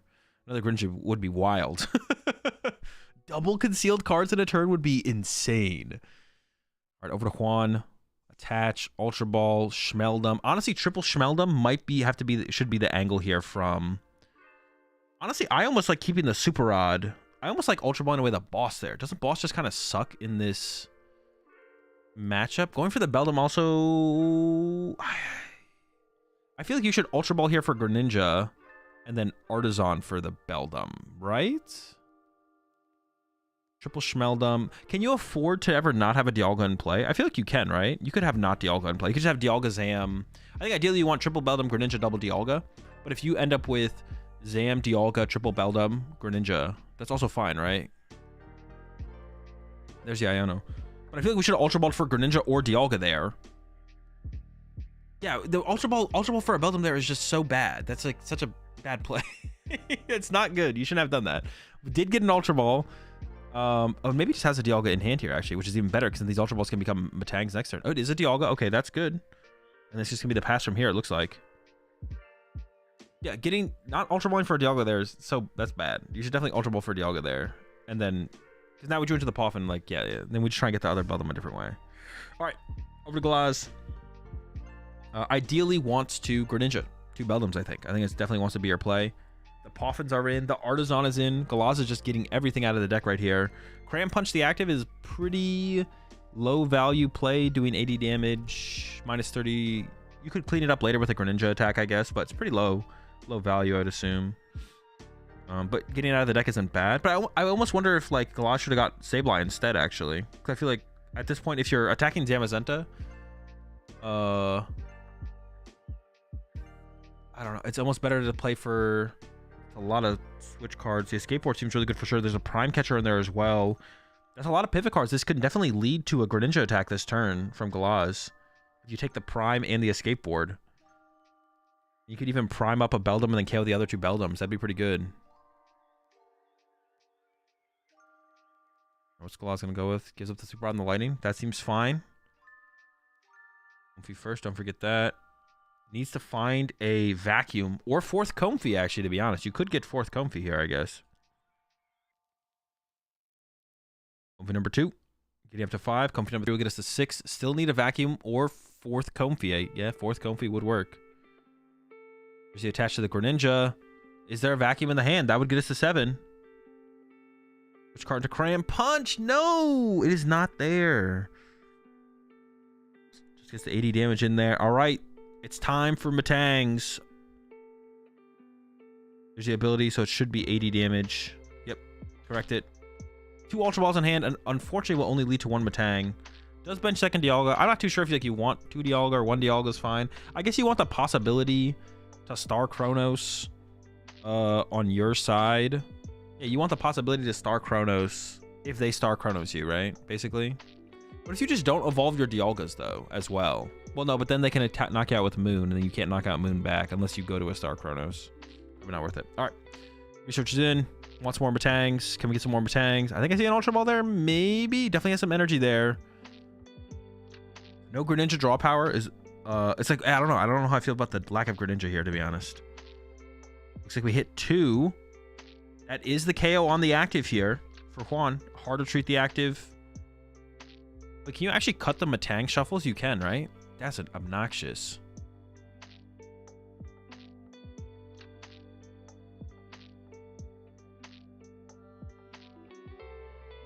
There's the knockout. First prize card here. Prime Catcher's prize. What else is the prize on both sides? The Roxanne is prized for Galaz. What is the play here for Galaz? 2 Beldum still hanging out. I feel like attack with Sableye is probably pretty good here. If we can get to that 10, which we definitely can do with a vacuum. Didn't use Artisan immediately to go thin out the Sableye is interesting. Unless it's maybe in the hand. I feel like that should have been the move, though. Just like, go get him. Hope he's happening. Poffin. Another Comfy. Now we're up to 7. Wait a second. 1, 2, 3, 4, 5, 6. Did Galosh all of a sudden realize that Artisan is in play? It looks like the answer to that is yes. And there's the Sableye. A little bit late. It's fine. I was like, I can't think of a reason for Galosh to not have done this. And then as soon as Galosh realized, wait a second, there's no reason for me to not do this. What am I doing here? Here we go. Comfy. Looking for a chorus. Give it the switch. We're at 7. Gates are online. Colress plus a vacuum, or Colress plus a Comfy would get us to 10. Vacuum plus a Comfy also gets us to 10. That gets Sableye online. I think you'd rather Sableye here if possible. Comes a Super Rod. Honestly, I don't hate the idea of taking Cram. Cram does not seem terrible moving forward. Glaz agrees, grabs a Crammy. I honestly have no clue for sure in this matchup, but there's a Pokegear in hand as well. Why did we not use a Pokegear? Probably should use the Pokegear. I think Glaz is playing a little bit quickly here. And it would have hit a Colress. Alright, gets the 2 energy. Yeah, is there a reason for Glaz to have not played the Pokegear? Maybe I'm tripping. Nope. Now there's a Cram in the deck. Yeah, Glaz is just definitely playing fast here. There is like a decent amount of time left too, though. I think Glaz could take like a second to like sequence this a little bit better. Because there's definitely been some mishaps in this sequence so far. From Galaz. I think so. Yeah, Galaz could slow down a little bit. Like there's 14 minutes left. You know, still is ending up with like the optimal game plan here. The game plan is still coming together here for Galaz. Yeah, I think Sableye attack here is definitely just the play. And you could even going with the Greninja. All right, what are we gonna Greninja then? What? Wait, did we not get to 10? 3, 6, 7. Oh, it is 9. We did whiff by 1. Could we have gotten to 10? I guess would be the question there. Could we have gotten to 10? Because now Sableye is way worse. I mean, Sableye is still fine, but like you would like to have Sableye double Beldum. I feel like that's so efficient. That's what you want. But I guess, why give the Mew EX play to the opponent? True, this also does give the Mew EX play over to Quan. And you can also take away the Sableye here. I think Galaz did have the Prime Catcher. So Galaz could have brought up the Metang off the bench and then Sableye the 2 Beldums off the bench and hope for maybe it getting stuck. Yeah, but then is just kind of giving up the potential of this play over to Quan. Of copy Greninja, KO the Sableye, and KO that Comfy with the escape board. Does need to hit 2 off 1 Metang, though, of course. Do need to hit 2 off 1 Metang. Probably going to go grab Greninja here as well for Quan. Yeah, there. Ooh. Thinking about it. Maybe not. Do we go for it? Do we not? Massive hand here from Galaz. So if you can combo this with like an Iono, that'd be pretty sick as well here for Quan. If Quan can get the knockout, we'll see. There's a Pokegear in the hand as well, so that could definitely lead to the Iono. Gonna start with the concealed cards. Saving Metang for the last thing to do on the turn. Alright, gears in play. Looking for that Iono. There's a Super Rod. There's 2 Super Rods. You do want those. Is there no supporter there? There's a Research in hand, it looks like, so he's going to be able to draw more cards this turn, but an Iono would have been sick for sure. Already attached to Dialga? Wait, really? Wait, did the attachment actually happen to Dialga already? Or was that last turn? Are you sure? No, I think that was last turn. I could be wrong.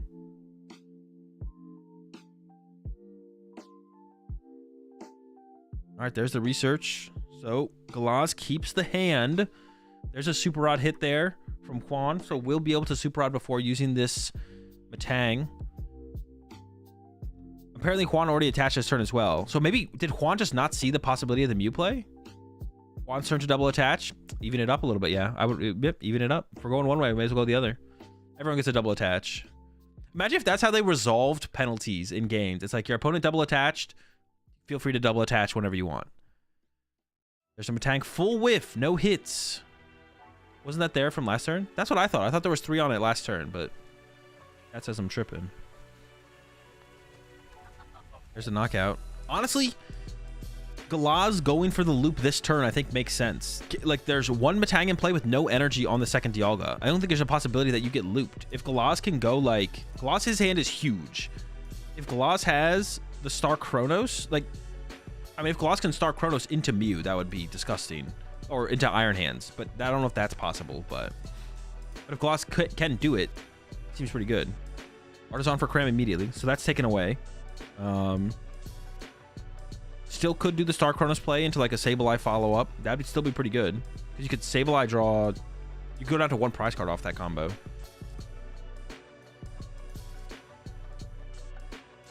Yeah, I feel like just KOing this thing is definitely the move here. Just remove... Because there's no energy in play and there's only 1 Metang. I don't think you want a Roaring Moon KO it, though. Well, could you actually... Would Roaring Moon KO this be fine?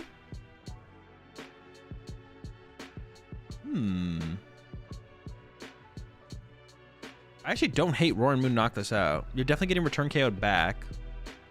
Then you can go Sableye KO the only Metang in play to like Cryo Prime Catcher to win.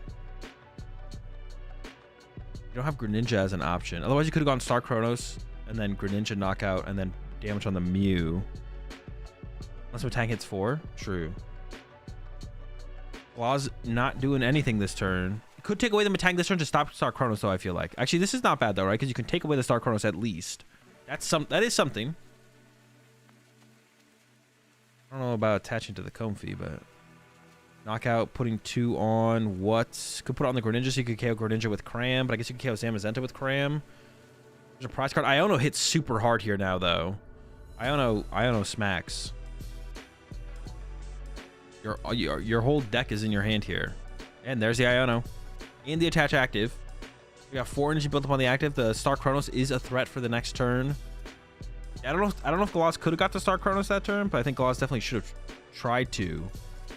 If it was possible. For sure.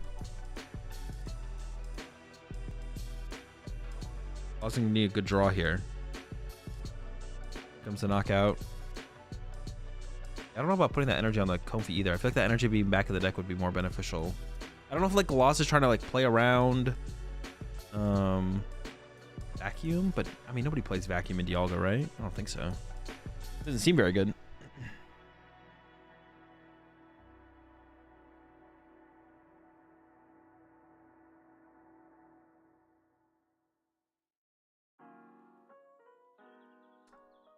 Eldum is recovered here for Quan. This does open up like a Sableye play, though, for Galaz. Galaz can go Sableye now. KO Zam, KO Beldum. 3-9. And then put the 3 on the Greninja, and then Greninja gets KO'd. Yeah, Sableye here would be pretty good here for Galaz now with that Beldum bench. I don't know if that Beldum should have been benched here. Manaphy grabbed from Galaz. I mean, it's just thinning out the deck and resetting the deck. It does clog up your bench, but I think in this situation, that's probably fine. Yeah, attack with Sableye here is great, but now we've already used the Artisan. The Artisan was like our out to find Sableye, I feel like. Into the Comfy. Was looking for that deck reset though, which makes sense. We could just Cram punching the active here isn't terrible. That does set up for a Star Chronos on the following turn.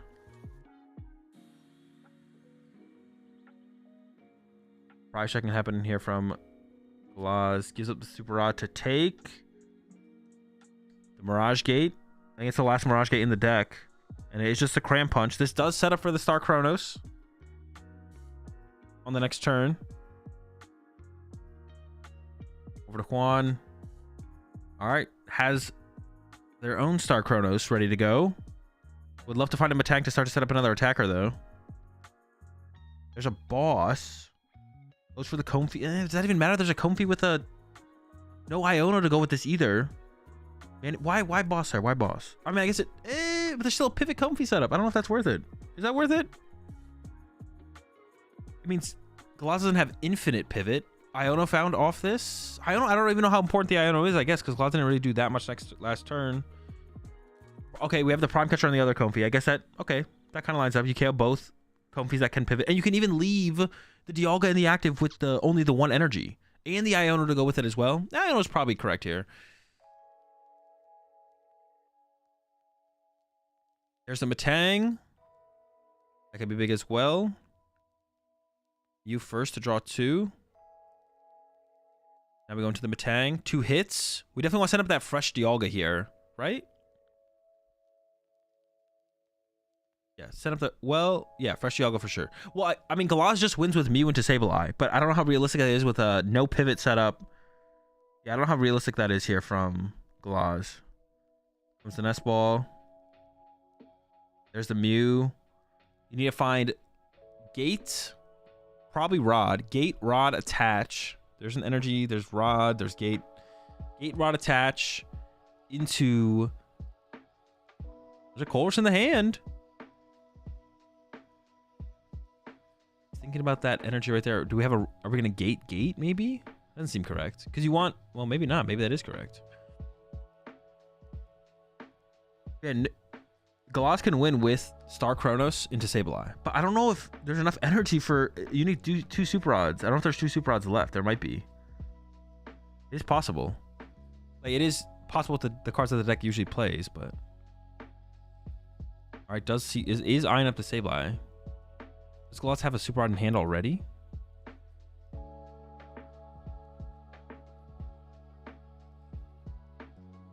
Maybe he's taking account of... I don't know. Alright, here comes the Chorus. Boss energy. Gate. Moon. Oh, energy. Juan's got 1 prize card. I feel like this... you saw Comfy? Comfy Super Rod? Goodbye Vacuum. Hello? I can't tell what that is. It looks like a Super Rod, maybe. It is a Super Rod.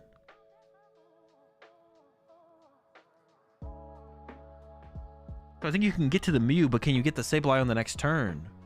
I think Galaz needed one of those dark energies to stay in the deck.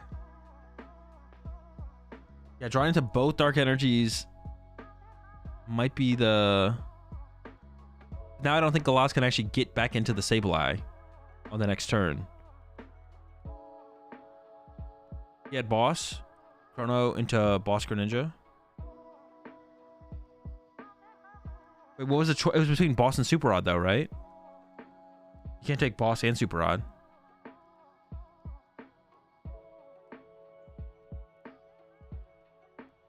You lost on the Boss this turn? What was it? What was the choice over? Oh, on the Super... Oh, okay, that's what you're saying.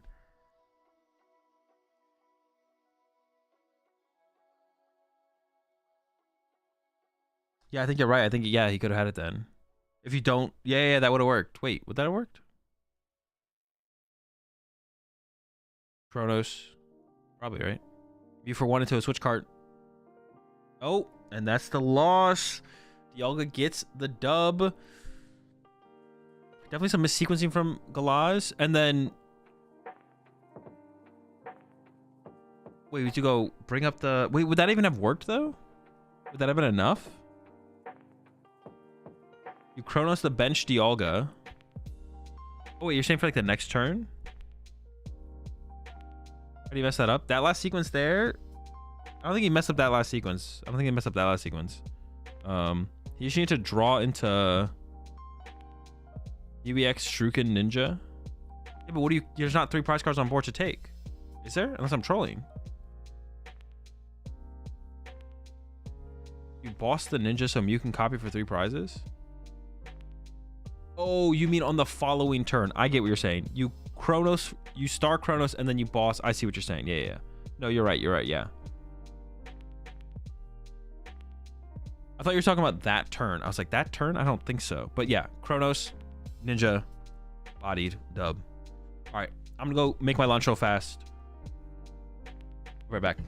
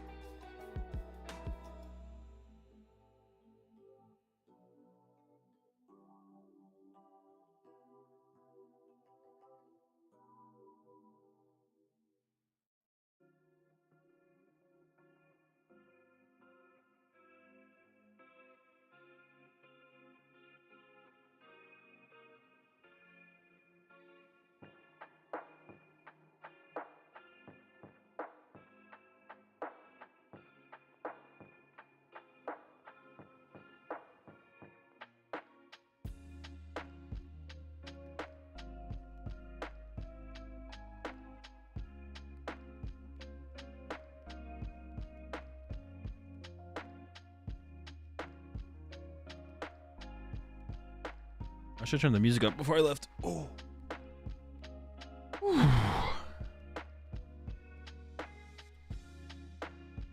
Lost Box has been Booty Cheeks. It's a pretty good deck.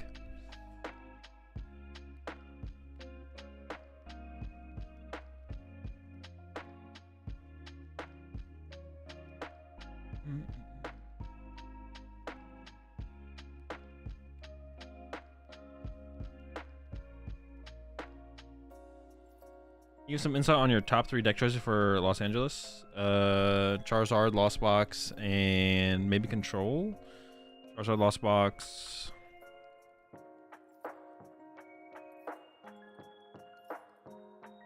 Yeah,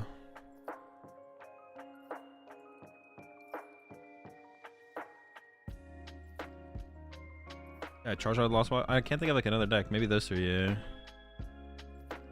What other decks exist? I think those are probably my top 3.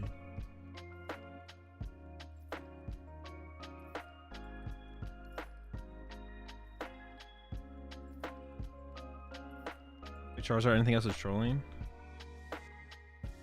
The best in the world? You have some, you're just like spewing.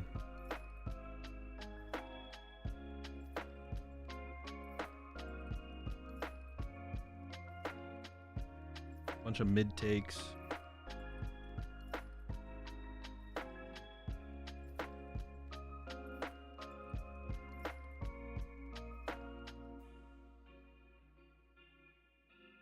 Ooh. Gospel, you need to listen. If I listen to you, I probably would never win a tournament ever again. Lies manipulation so we can play Belax again. Well, if I played Lost Box, I'd probably play Spiritomb. We've got Spiritomb.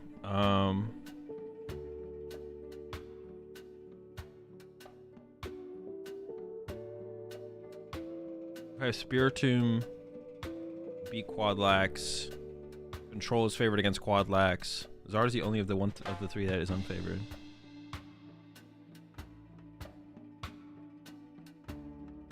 Yeah, honestly, Lost Box with the Spiritomb sounds kind of good because it's still good against Zard. Like the Spiritomb's good against Zard, and then it also beats the control decks for you as well.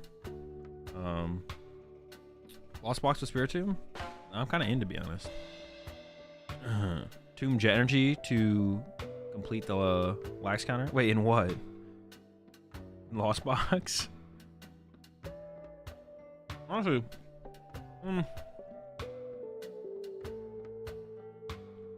the closer we get to LA, the more I like Tina as a play. At first, I wasn't super hype on it, but the closer we get, the more I like Tina as a play, to be honest. But you still have bad matchups in like Chien-Pao and Dialga, so that's like the things that would like hold me back from wanting to play it. Like those are 2 tough matchups that I don't know if I want to go against at the rate that they're currently being played. Not sure, to be honest.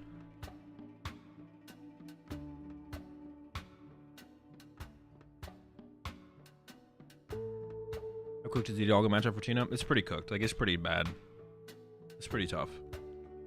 You just don't have, like, yeah, they just kind of body you, I feel like.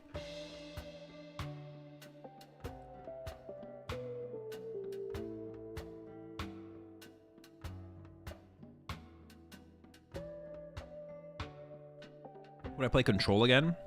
I consider it. When I say Control, I don't mean Quadlax. I mean Control. I call them 2 different things. There's Quadlax and there's Control. I don't think I'd play Quadlax, but I consider playing Control.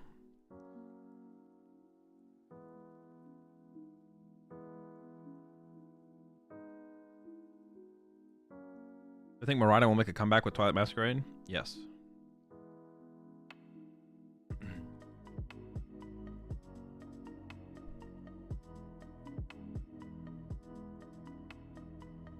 How many masters are there? Like 1,000. How does Zard beat Pidgeot control besides hoping they brick? Boss punch the Pidgeot. If you're vacuum. Boss KO the lone Pidgey, boss KO the Pidgeot, and then after you do all that, concede a couple turns later because they set up.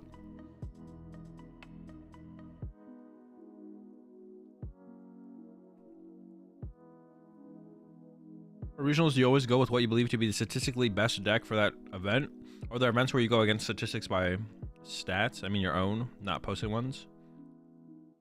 Okay, so that's like one thing that I've heard multiple people say now. To make it clear, me and my team, when we come up with meta percentages and matchup percentages, are not just going by off of what is on Limitless or something. We take what we think the matchup is. I've had this question the last 2 streams now, where people seem to think that me and my group just go on Limitless and take whatever the Limitless tournaments or recent tournaments say a matchup is. That is not what we do. We think we come up with a percentage that we think a matchup is based on our testing. And we only go off of general statistics when we don't have any information to go off of our own. We don't have like our own opinions formed on anything. In that case, we will go off of what's it called, stats. Yeah, we don't go off of just general tournament results. And we don't just take the current metagame. We try and predict the metagame as well, because the metagame changes. It's not the same tournament to tournament. And then from there,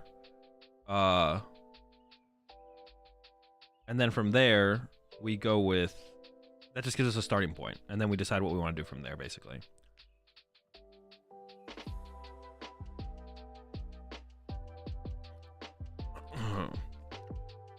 I didn't mean you get your info from general sources everyone else says. Oh, okay. That's what I got from your question.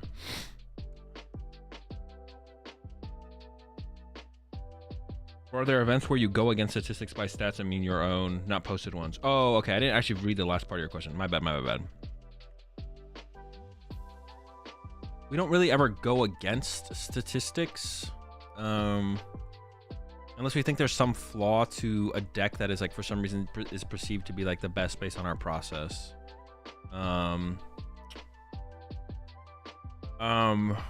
Yeah, like for San Antonio regionals, the one that I won with Charizard, our spreadsheet told us that Rapid Strike was the best deck, but I was pretty confident Charizard was the best play overall, and Grant was not convinced that Rapid Strike was actually as consistent as its matchup spread was perceived to be.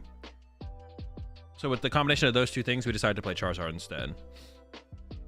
Rapid Strike was a good play for that tourney in theory, though. Yes, until you actually understand, like, what, and then after that tournament, we understood Rapid Strike's potential as a deck more, and Rapid Strike just wasn't that good of a deck. Rapid Strike's just not that good of a deck. Like, irrelevant of how popular Charizard was, Rapid Strike was just not that good of a deck. The deck's just not that good. It's too inconsistent.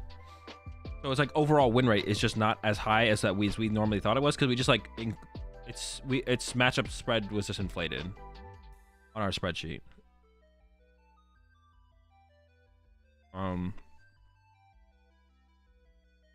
So that's one where it's like our spreadsheet told us that the Rapid Strike was the best play, but our intuition told us that it wasn't worth it to play, and then we ended up with going with Charizard, which me and Grant both got top 8, so that's pretty good.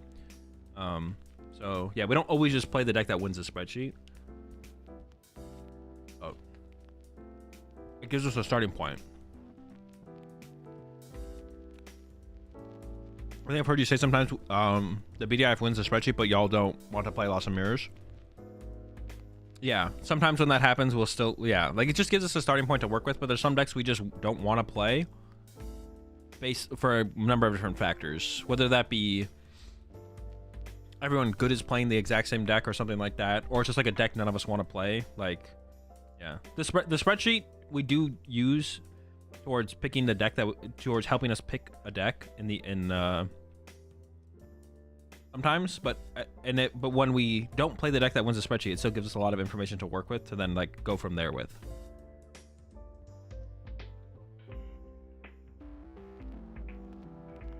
Yeah, we don't just play the deck that wins the spreadsheet all the time.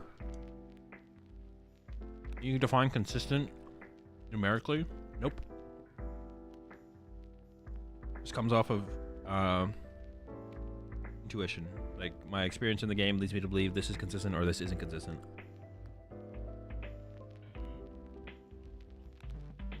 Does your spreadsheet influence what Taco Bell order you get? Sometimes. I can't even remember the last time I went to Taco Bell. Oh, no, that's not true. I went to Taco Bell when I was driving to the airport for a tournament recently. I forget what tournament it was, though. It was a while ago now. And I tried their what is their new thing? The chicken? What did I get? It was pretty good.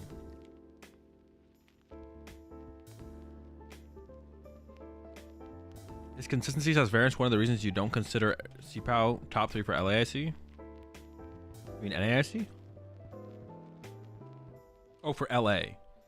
No, I just don't. The deck is like fine. Like there's so much control stuff going around right now.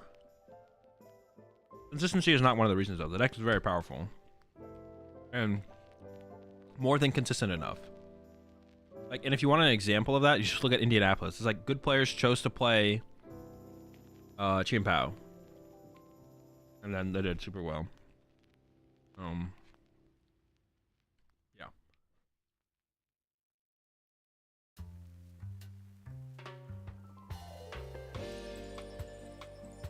The deck is definitely powerful enough. I don't think anyone would disagree with its power. The deck is definitely powerful enough. I don't think anyone disagrees with that. Anyone who argues against Chien Pao's consistency, it's like,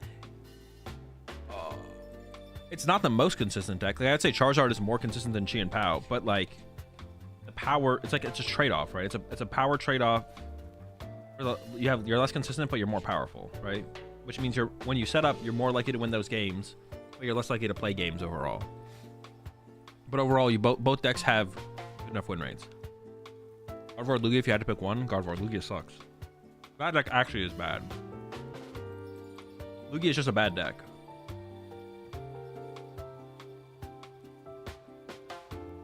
It doesn't quite cross the consistency or power threshold enough to the point where I think it's a good deck. I think Lugia is actually just a bad deck. And I don't think it changes with the new set either. Actually, that's not true. If your Dragapult matchup is that good for Lugia, then despite its lack of consistency and power, I think Lugia would probably be still a good play. Next format. You say it's powerful with new energy plus Iron Hands EX, but the deck doesn't get any more consistent, which is like my main holdup with the deck is like consistency, but it gets more powerful. I don't know if it gets enough powerful enough to make it for its lack of consistency. Carmine does help. It just depends on how good the Dragapult matchup. If the Dragapult matchup really is that good, then the deck's probably good. But if it's not, then the deck's probably still just bad. Or Carmine Lugia. Never whiff the Carmine. I'm down. That is actually the way I want to test it, is 4 Carmine. Go first, 4 Carmine. Discard.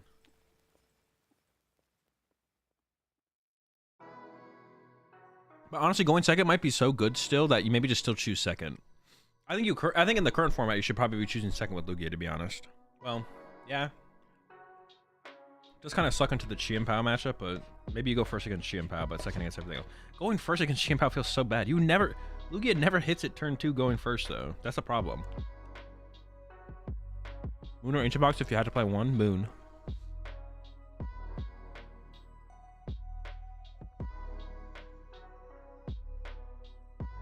Carmine gives it probably like a 10% more consistency from like 30 to 40. That's 10% is a lot. There are a lot of decks that OKO Dragapult in the format, plus Blissey almost auto wins it.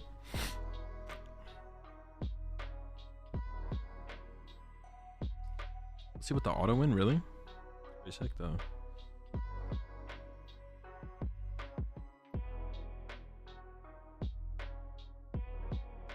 Lugia was fine when Burnett was in the format. The flips have nothing to do with it. People just use that as a scapegoat for whatever reason. Wait, did someone bring up flips?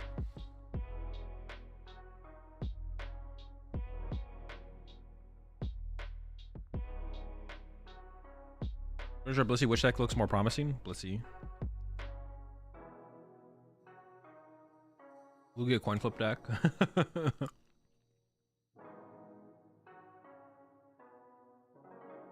Flips are trash.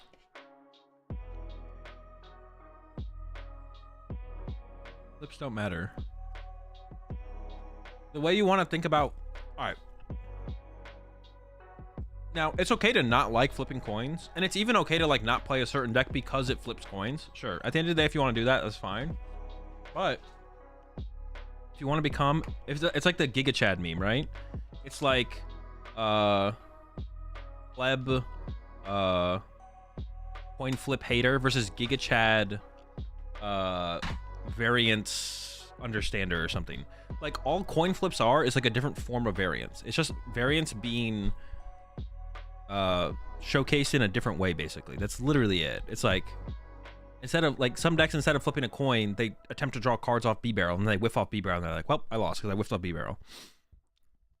Whereas the coin flip was like, well, if I get heads here, I get my Archeops and I win, or like I'm in a good spot, right? Like it's not any different. It's just the variants are just like represented differently in decks. The only thing that matters at the end of the day is win percentage. Lugia's win percentage is currently is not very good. Next format, who knows?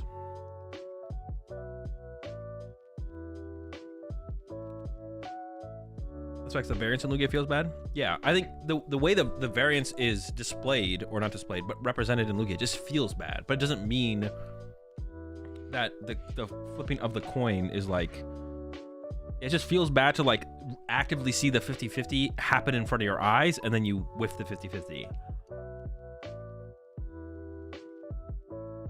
But that's not to say that Lugia I think is a bad deck right now, because I think it is too inconsistent. But like previous formats, it definitely wasn't. Like the perfect example of that is the single strike Lugia format, where people still had that same like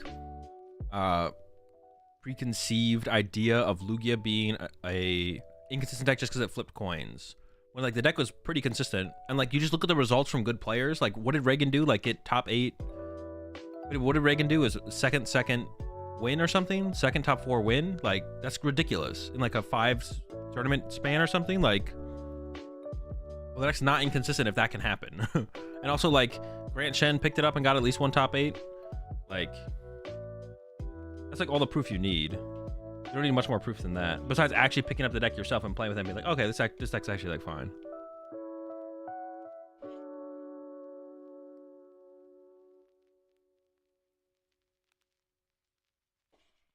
Also, another thing with Pokemon to like help you grow as a player is just like,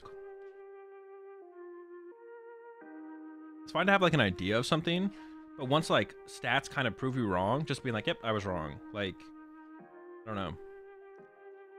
A lot of really good players are bad about that as well. It's like, everything a matchup is one way or another, or the deck's not that good, but then like if it keeps doing well, like the deck's obviously good. Like, it's fine to be wrong. It goes both ways, It goes both ways, because you definitely want to also, like, I've been saying this recently, the thing you want to trust the most is your own opinion, but you want to trust your own opinion, and I back this up with this, you want to trust your own opinion if you do the due diligence. So you don't just want to like play one game of one matchup and be like, oh, this is like a 70-30, I don't need to play this matchup anymore. And then the results from tournaments come out over and over and over again. It's like it goes the other way. And you're like, nah, how are people losing this matchup? It's 70-30. Like if you don't do your due diligence, then you should trust other people's opinions who have done the due diligence, or just trust tournament results. But if you do your due diligence and you do come up with a different result than what tournament results might lead to, you should trust your own opinion. Only if you do the due diligence though. Or maybe you're missing a piece of information that makes it so you're actually wrong. So you want to figure out what that piece of information is. Like maybe you don't fully understand how to play out a matchup. You're missing like a key piece of information for the matchup. So when you test it by yourself or whatever, or with a partner, and you both understand the matchup one way, but there's actually like more depth in the matchup than you realized previously, then you want to like reevaluate for that. Or just trust. It's fine to just like trust someone else's opinion and be like, well, X player who I trust like says X matchup is 70-30, and I haven't played the matchup enough myself, so I'm just gonna believe them. I think it's fine to do that, but when you do find the time to do your due diligence and then form your own opinion, whether it lines up with their opinion or doesn't, you should. But you don't have infinite time, so that's the biggest thing. It all comes back to how much time do you have. But you definitely want to like slow down, or like be content with sometimes just like yeah, sometimes you're just wrong. Be like, yep, I'm wrong, and then move on. Like it's just like, it's, you don't for sure want to like cave to everyone else's opinion every single time, but when you know you haven't put in the work or the time or the effort, or when they just come at you with some new information that makes sense, you want to be like, yep, I was wrong, and immediately just kind of, because everything is constantly evolving and progressing and stuff. You want to be as fluid as possible with changing, you like being comfortable with changing your opinion and your perspective and stuff.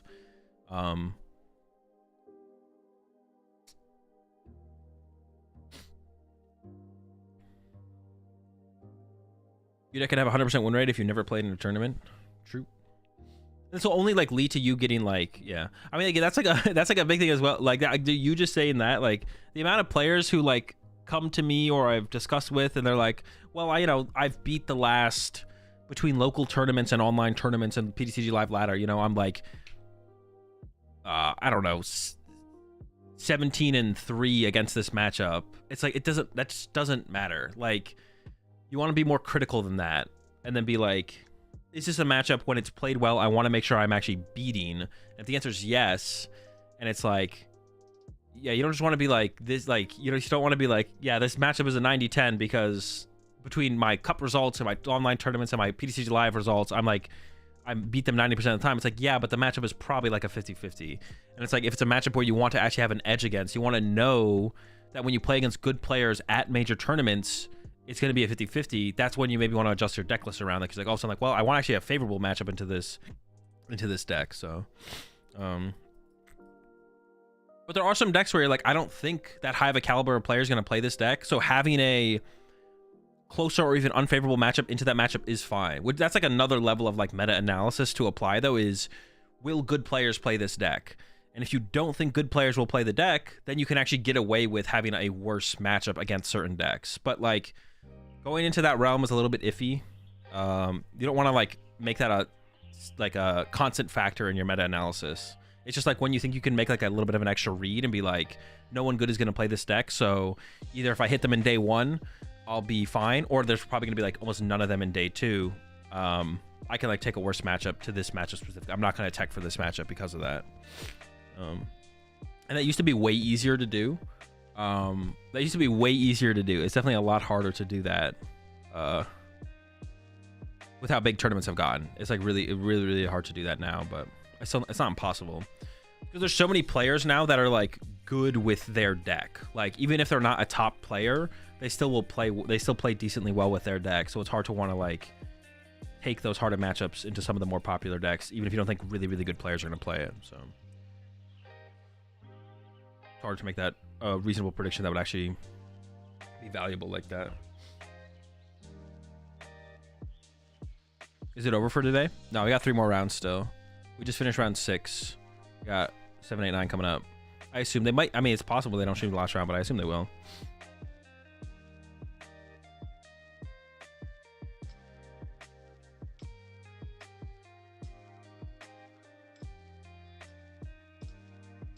That's the most annoying about prepping for these big events. Wait, are you asking what's the most annoying, or are you saying that's the most annoying, Jesse? You think Zard is dead with Dragapult for NASE? Probably, yeah. It depends how much the meta flips, because like Dragapult's really good. If everyone shows up with anti-Dragapult decks, I'm gonna go ahead and just make a guess that the anti-Dragapult decks probably aren't as good against Charizard. And then playing Charizard into a literal field of just anti-Dragapult decks is probably pretty good for Charizard. But if the field still ends up being like 20% Dragapult, then Charizard probably just gets bodied, because they just like spread and then TM Devo. What do you think about Palkia V-Star with the new Greninja EX? I don't know. Do you need that? Let me restate. It's annoying having to respect the decks you will see during day 1 Swiss when you really don't want to. Yeah, sometimes you just have to give up on 1 or 2 of them, though, Jesse. Like, because you're not going to see that many of any deck. So, have you been doing predictions today?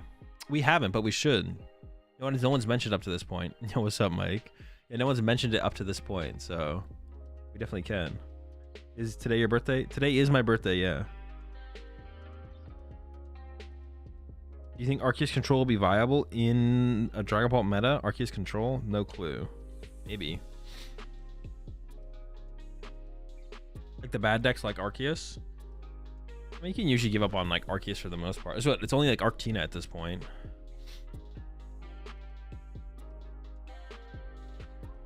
When do you start thinking about the next format? When the cards come out on PTCG Live.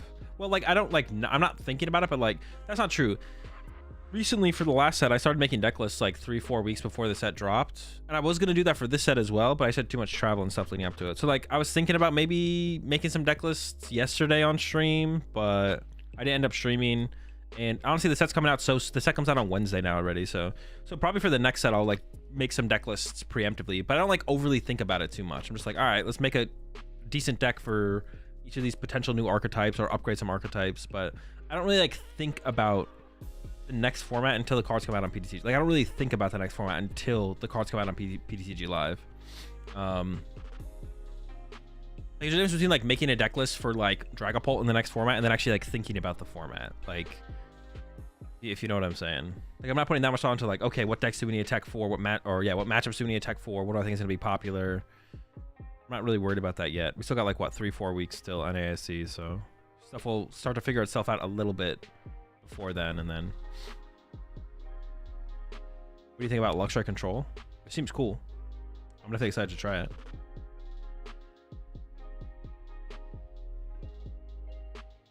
Squad is trying to get ready for LA this week. What advice would you give us on playtesting? Do you just grind out games with different decks? I do, but you shouldn't. You should all pick a deck and then make that your deck for the tournament, whatever it is, and then just work on getting comfortable with that deck. And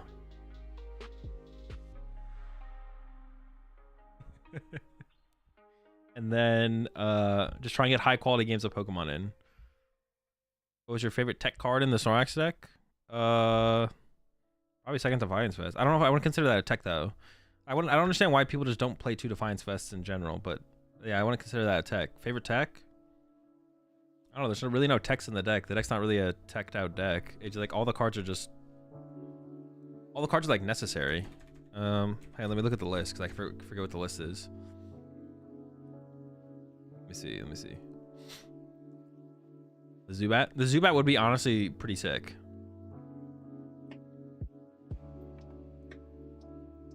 I think there's gonna be enough Tomb at LA to make testing lax pointless. I don't know at this point, to be honest. I'm actually not sure. I could see people like no one including Tomb, to be honest. I don't know.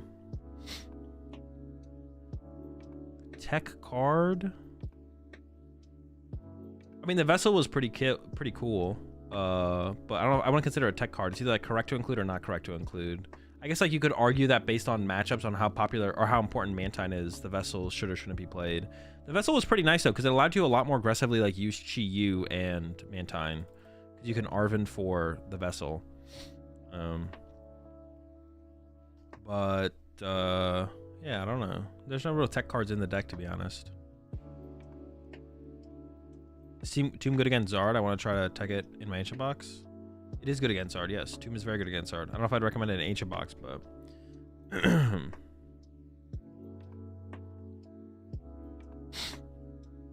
it's a shame Rotom has 60 HP because in my testing I found that Dragapult relies heavily on the Rotom. It really does, yeah. Everything relies. Dude, Rotom is just broken apparently. Rotom is just absolutely broken apparently this whole time. Everything just relies on Rotom. Everything's a Rotom deck, man. Everything's a Rotom deck. Even the Lost Box decks are Rotom decks. I don't know how good the Rotom is in the Lost Box deck. I'm not sure. Hermione might have been overcooking with that one. But it's not the first time I've actually seen it, to be honest, either. Oh, do we got Control on stream again? Dude, they didn't bring back the Control, did they? Wait, maybe I'm trolling. Is the player on the left?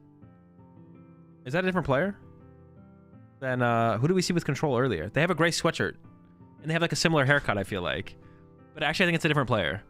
Because then these two names are new names, so I feel like it's a different player.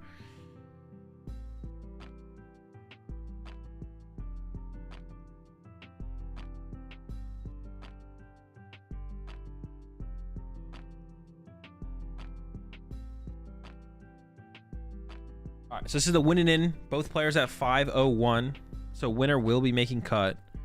And I have no idea what they're deciding here. Do they have to flip a new coin or something? Because that one wasn't... Oh, because it wasn't translucent. They have to flip a new coin. Come on, you got it. One of those works. Yeah. Sure. Okay. Wait. What? Are we reflipping? Are we not reflipping? What are we doing? Oh, maybe they're... I don't know what they're doing. I have no clue what's happening. I don't know what they're doing here. Okay, Mulligan on the left, Mulligan on the right. Dialga versus Arctine? I have no clue who is favored in this matchup, but both players definitely want to go first. No, it's got to be favored for Dialga, right? Yes, it's got to be favored for Dialga. Yeah, Dialga's got to cook for sure, right? Why is there so many Zard haters in chat today? They're all plotting against it. Has there been that many Zard haters? Zard's just like decks just get boring after a while. Yeah, decks just get boring after a while.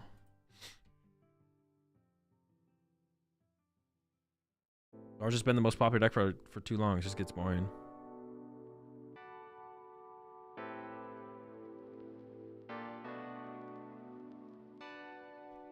Arc has a tiny chance going first with Radguardy.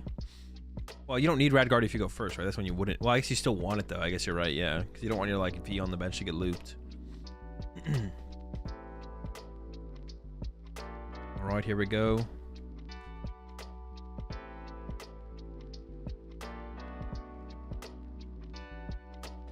Oh, nope, not a mulligan. That's a Zamazenta. Has the prime in the hand as well off the rip. Not that that's that big of a deal. It could be a big deal, I guess.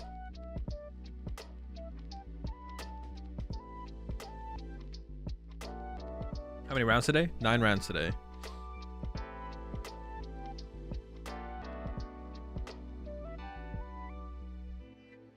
All right. Running it up. Arctina versus Dialga. Judge in hand and the energy. This is definitely a favorable matchup for the Dialga, but this is a pretty good turn 2 here. This is like a great turn 2, actually. Incredible turn 2. We have Judge plus V-Star plus Ultra Ball. They're thinking about playing the Ultra Ball, but I think we're saving that for B-Barrel. Don't be caught trolling. Pass it up. All right, over to Juan.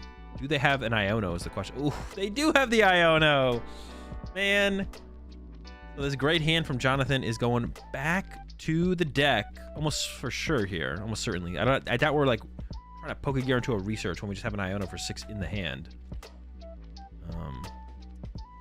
See how the follow-up draw is from Jonathan. But that hand is like ridiculously good. Judge, Arc V-Star, and B-Barrel. Ultra Ball for a B-Barrel.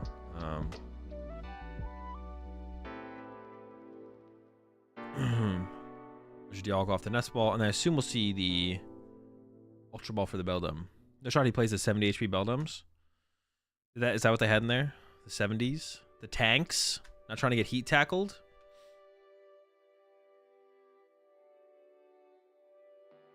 Could also play the Prime to bring up the BDIF, but I feel like that's never worth it, right?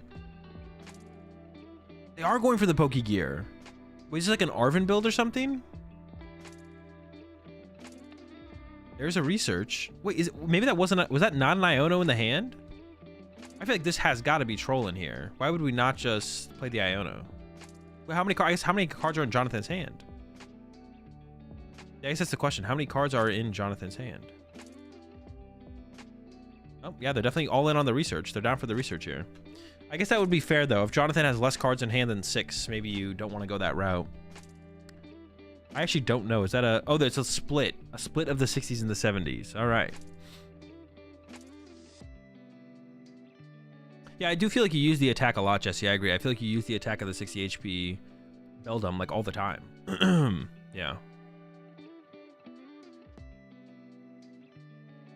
Yeah, he's going for the research here. I am curious how many cards are in the hand here. How many is it? It's 5? So I guess it is -1? I don't know. I mean, sure, I guess.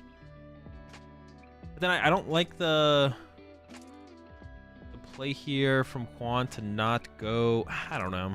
That seems fine. We need to find some more Beldums, that's for sure. We don't want our lone Beldum to get boss KO'd. We like to avoid that anyways. Pretty sure Iono is better. Yeah, also you get to like save... You get to save your Prime Catcher too, right? Wasn't that a... Didn't we just discard a Prime Catcher there to like play research? Prime Catcher is just so good. All right, Nest Ball number 2 coming in. Or number... Or I was going to say Beldum number 3 coming in, right? Or no. We want Dialga. That's correct, yeah. Get the Dialga. No way Trashing Catcher was worth. Yeah, so it's -1 card for your opponent versus your Prime Catcher. I feel like your Prime Catcher has to be more valuable, right? For sure. Yeah, so I don't like that. Secrets from Juan. And of course, Juan can't see Jonathan's hand. We can see Jonathan's hand. And we know how good Iono would have been for Juan. So we're not holding that against Juan. But yeah, save your own Prime Catcher at the very least. I don't know. Is there a reason to not use the Prime Catcher at least? Because you want Zamazenta in your active. You don't want anything else in your active, which I think I agree with. Nest Ball top deck as well. Bro, does it get better? Like, what the heck? This is insane. You can Ultra Ball away Choice Belt and Arceus. get B Barrel, Nest Ball for Tina, evolve active, draw. Actually, we probably judge first, and then we draw with B Barrel after that. Well, I don't know. What do we want? Double Turbo, more basic Pokemon. I would probably judge first, and then B Barrel after that. But Gusting is so crucial for the Dialga. There's no way tossing the Prime was right. In this matchup, I think it's definitely less crucial. I'll say that for sure. I think it's definitely like, yeah, Gusting in this matchup matters less. Like you can like bonk through their active pretty reasonably. If you get like one boss throughout the game, you're probably chilling. Why are we discarding the V-Star? There's a second V-Star in hand. There's a second V-Star in hand. We got 2 V-Stars.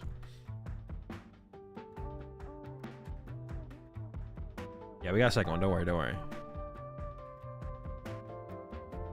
So far, Jonathan's play has been good.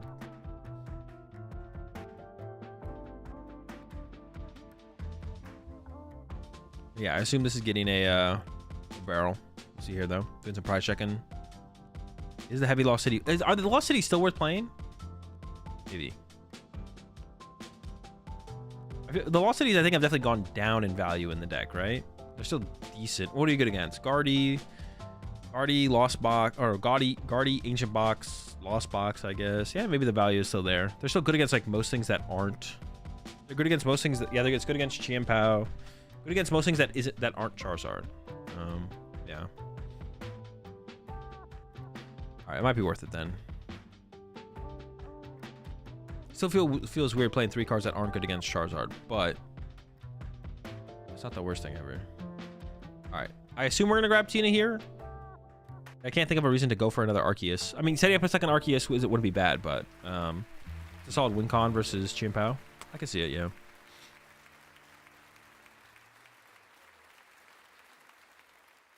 Also, now that you play the Prime Catcher, or most people are playing the Prime Catcher, I guess we'll see if Jonathan has the Prime or the... What's the other card that people play? Prime and Maximum.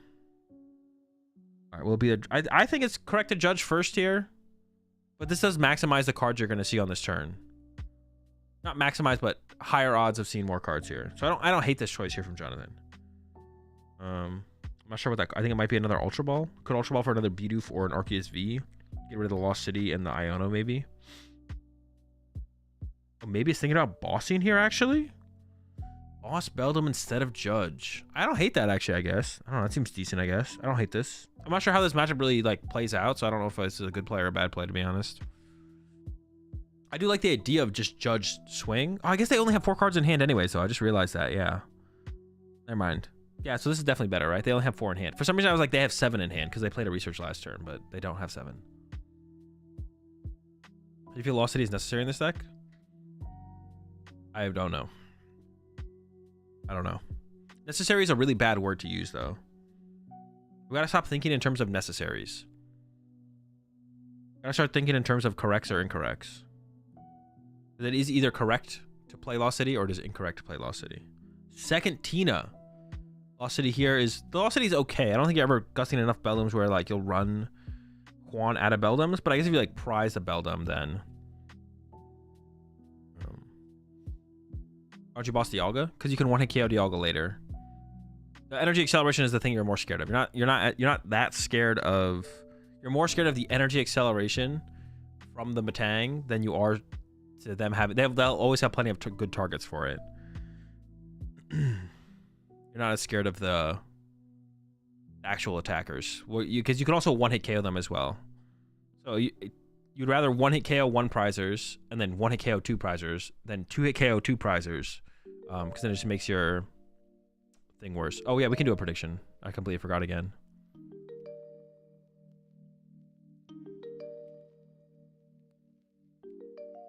Alright, did that work? Okay, cool.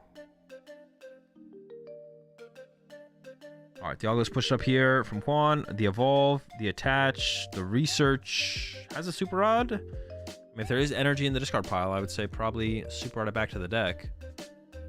Yep. There's at least one. Nothing else, though. Got our energy. And then we're going to Research, look for some Metangs. And... what attack do we want here? I mean, you could Chronos this turn. Chronosing this turn wouldn't be terrible, to be honest. You Chronos, then you knock out.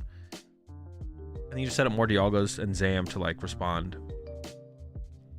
Yeah, Chronos wouldn't be bad, but if you just like punch the active and set up the bench Dialga with some energy as well, that should also be fine. And the pressure is still very much in Juan's favor as long as they can find some Beldums, some Metang, just get some energy in play.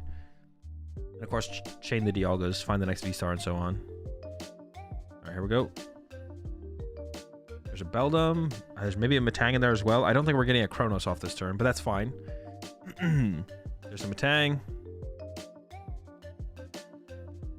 Metang before concealed cards. Is that correct? I think it's correct to concealed cards first, right? Just in case we drew anything that could adjust our count. Like if we draw to an Ultra Ball and then play an Ultra Ball or something like that. It's 1 for the bench Dialga. And then I assume we're still going to concealed cards here this turn. The only thing would have been if we had already concealed cards, but I'm pretty sure we didn't. All right. Hands looking good. And punch. We're still looking fine. We do need to not... If we get KO'd here by a Tina this turn and we don't Chronos next turn, we could be in trouble, but... Let's see if that even happens. We might just see Jonathan just go for Boss KO Metang, to be honest. And honestly, that doesn't seem terrible. Boss KO Metang here actually seems fine. We could also go like... See, if you attack with Tina with Lost Impact this turn, you like start to run out of energy and play to actually chain attacks. So I feel like this turn from Jonathan, I feel like you want to just go Boss... Well, I guess... How could you even do that? You could retreat the Arceus with the double turbo and then attack with the Tina by lost owning a grass off the lost Tina and a grass off the Tina V, and then leave a grass on your Arceus. And then if you get return knocked out, you can send up Arceus, attach double turbo, attack with Arceus, KO Metang with the boss ideally. Maybe you do just go for the swing here and then see if Juan can pull off the response to your Tina or not. And the response is definitely possible, but not guaranteed for sure. Definitely not guaranteed. Needs to find the V-Star, and then probably needs to find a second Metang, but that one Metang could hit like 3 energy plus attachment for turn, and then you're looking at 5 for the... But you don't really want to Star Chronos the... Honestly, not having Prime Catcher here from Juan makes all the plays so much weaker. All the plays are so much weaker. Wait. What is that card? That looked like a base spec. What is that card?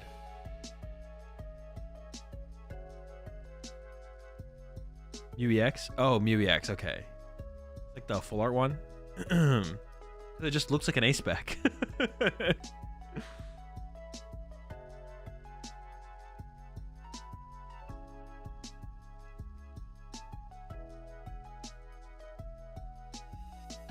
I was so confused for a second because I was like, the Prime Catcher's gone, but that looks like an ace spec. Oh, the Mew is also a good response. The Mews also can be a good response as well, right? To the Tina. With so many energies, I wonder how Dialga decks don't break often. It doesn't matter how much energy you have. It depends how... Like, because you could play a deck with 20 energy and then 20 draw supporters. And it's like... I'd be surprised if they whiff a draw supporter, you know? It has nothing to do with how many energy the deck has. It just matters with how the deck actually functions.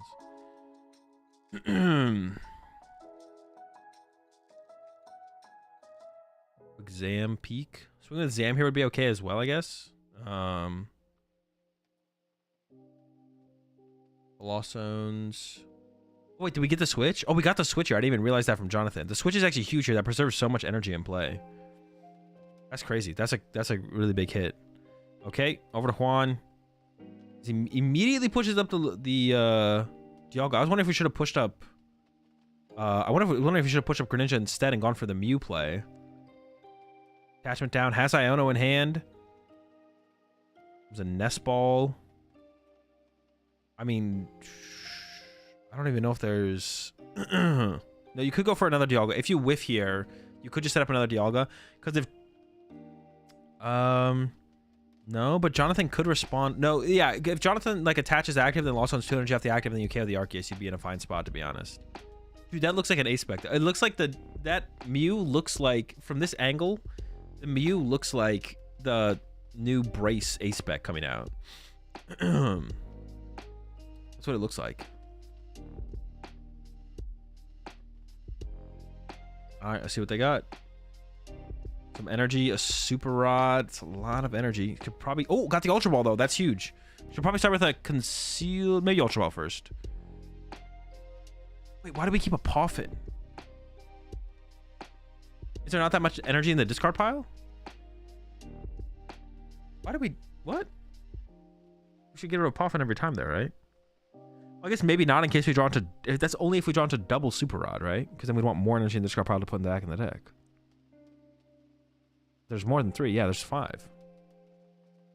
No, concealed cards first, right? Yeah, this makes no sense. We should have Ultra Ball away Poffin, kept 2 energy, concealed cards away and energy, then play the Super Rod. Honestly, we maybe should have left the Metang in the deck to increase our odds of drawing into Metang, and then we can Ultra Ball for the Mew EX. And then go into the double Metangs there. There's definitely bad sequencing there, though. Because then we could have drawn into the Metang, which is the Pokemon, and then we could have Ultra Ball for another Pokemon. Alright, here we go. Yeah, they're just not using concealed cards here, which is weird. Especially for the cards that they had in hand. There's one to the Dialga. What do we need? How many do we need for... So we need 7, right? So if we hit 4 here, we just knock out the active. Only 1 hit. Oh, don't put on the active, though. Well, not much wasting energy on the active, right? Or am I trolling? We already attached for turn, I believe. I should have just been put on the bench Dialga then. We should just like punched for a little bit. Yeah, this is pretty poor play from Juan so far. Now they're going to the concealed cards, but that should have been the first thing we did when we looked at the hand. That Mew's back, bro. Dude, are you guys sure that's a Mew? I'll wait till they play it on the bench, then I'll probably be able to make it out. Yeah, the extra energy should have definitely gone to the bench Dialga V to set up for the loop on the next turn. The second ace spec? That's what I'm saying. Alright, over to Jonathan. Once again, this game is actually not over yet, though. There's an Iono. That's actually so good. Wait, should that Iono have been played? Did Jonathan have nothing else to do there? It's possible that's the only thing Jonathan had, but you really did not want to play that there. Juan went from a 2-card hand to a 6-card hand. And the hand's like pretty... It has a Super Rod and an Iono in it here. That's like, okay. Jonathan's going... Oh, does this just set up game for Jonathan? Without the Prime Catcher, this might just set up game here for Jonathan, basically. Let's see. Well, yeah, well, no. Juan could KO both Tinas here. Juan could... Wait, should Jonathan have just KO'd the Dialga there? You could have attached to... Yeah, should Jonathan have just KO'd the Dialga there? Just attach to Tina, and then lost on 2 energy off Tina. Leave your Dialga or your Arceus on the bench with an energy. I don't know. Because now this gives an opportunity. So there'll be 2 prize cards left here for Jonathan, right? But the Prime Catcher is gone. The Prime Catcher is gone, but you only need Boss, Energy Boss from Juan here. You go Boss up a Tina, loop it. Yeah, and you have the Boss in the hand here. The Boss is in the hand. Yeah, I think Jonathan should have gone for the big knockout there. I feel like you don't need that much here as Juan now. You have a Boss in hand. And depending on what's on the bottom of the deck, you should concealed cards, or you should start with... As long as there's 2 Boss left in the deck for Juan. I guess there's possible there's not, but if you don't Boss here, you lose as Juan, so you have to Boss. Yeah, you don't really have a choice here as Juan. The question is just, do you Metang first, or do you just concealed cards? Is the only question. Goes with the Metang first. Oh, there's a Boss, though. Loads up the Zam. Now there's a Boss on the bottom of the deck. It really depends on what happened with the last Metang. We definitely concealed cards. No, concealed cards. No, don't do that. That's game's over. Dude, Boss. Wait, there was no Boss. Wait, we didn't Boss. There was a Boss in hand, right? This is some bad sequencing here. Some really bad sequencing. Yeah, I don't know if... Yeah, Jonathan definitely should have just KO'd the Dialga for sure. Jonathan should have KO'd the Dialga for sure. So now Juan's just going to run to the Zam, but now you just lose to Boss. No, you just lose to attack here from Jonathan. Yeah, this is a terrible play here. Juan had it too. If Juan just didn't use Metang first and just went concealed cards, Boss loop, concealed cards, Boss KO, Juan had game. Man. And the only things questionable on Jonathan's last turn was Jonathan definitely should have just won a KO the Dialga for sure. Jonathan should have just KO'd the Dialga, been done with it, and be like, all right, if you got it, you got me. But most likely, Juan does not have it there. And then you just win with Arceus on the next turn. Oh, now there's a boss coming in. But does the boss? Well, no. This boss actually does matter. Because Juan, well, actually, how many bosses? No, Juan does have some boss left, actually. This actually does matter. If we have the boss this turn, we could boss next turn as well from Juan. There's the boss going back to the bottom of the deck. So Jonathan does win with a boss, though. If Jonathan can find a boss, Jonathan does just win. Has one B-Barrel, second B-Barrel potential, and then Skwovet could get involved as well. And does have quite a few bosses left, I believe. Played the Prime Catcher already, but probably plays the 4 boss like most Artinas do. Yep, and Jonathan's just going to go for it. Like, all right, here we go. Boss KO the... Actually, I actually don't like this play from Jonathan. Jonathan should have sent a BDIF and left BDIF in the active with a double turbo energy, right? That doesn't make any sense.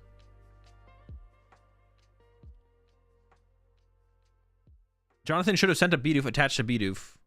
But the hand is pretty good here for Jonathan to actually get to the boss here.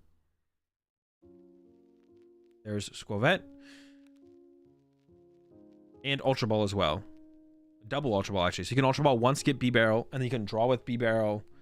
Well, I guess, like, you don't... Because of Skwovet, saving an Ultra Ball after B-Barrel doesn't really matter too much, because you're going to go... Well, I guess you, like, further thin out the deck, I guess. But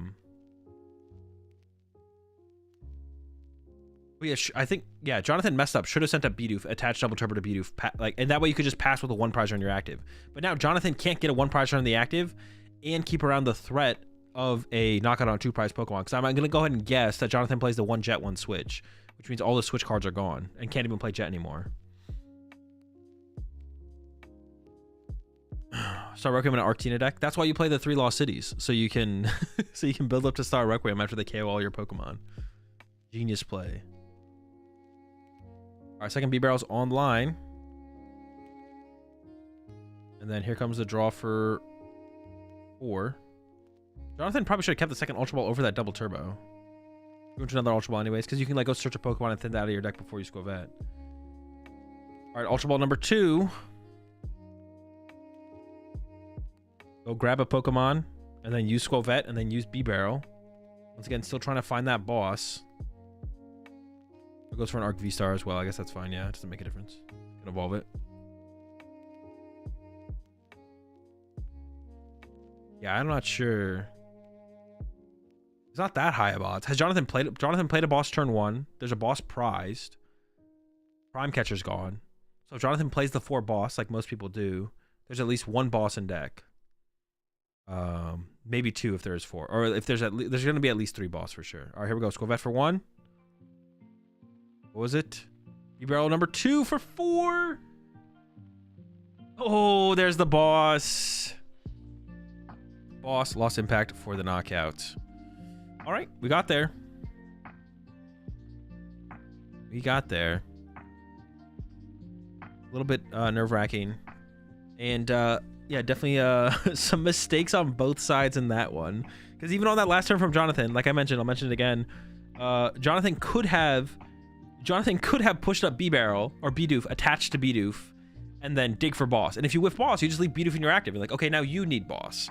And then if Juan whiffs boss, on the next turn, you'll almost definitely have boss. Did find it that turn. And Jonathan will be walking away with the game 1 win in a pretty tough matchup.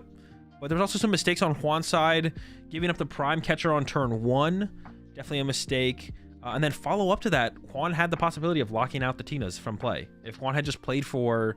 had gone for the no Tinas for you strategy, Juan could have actually could have won the game that way, right? So definitely some mistakes on Juan's side there for sure. Now we'll get to see Juan going first, though. There's also already 24 minutes gone. Yeah, there's also already 24 minutes gone. So I don't know if we'd get it. I don't know if we're gonna get a game 3 if Jonathan doesn't win this game. The game 2 will definitely complete for sure.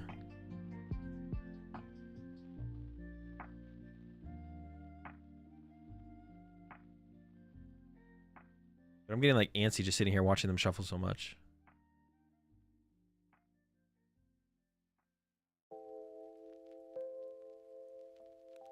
All right, here we go.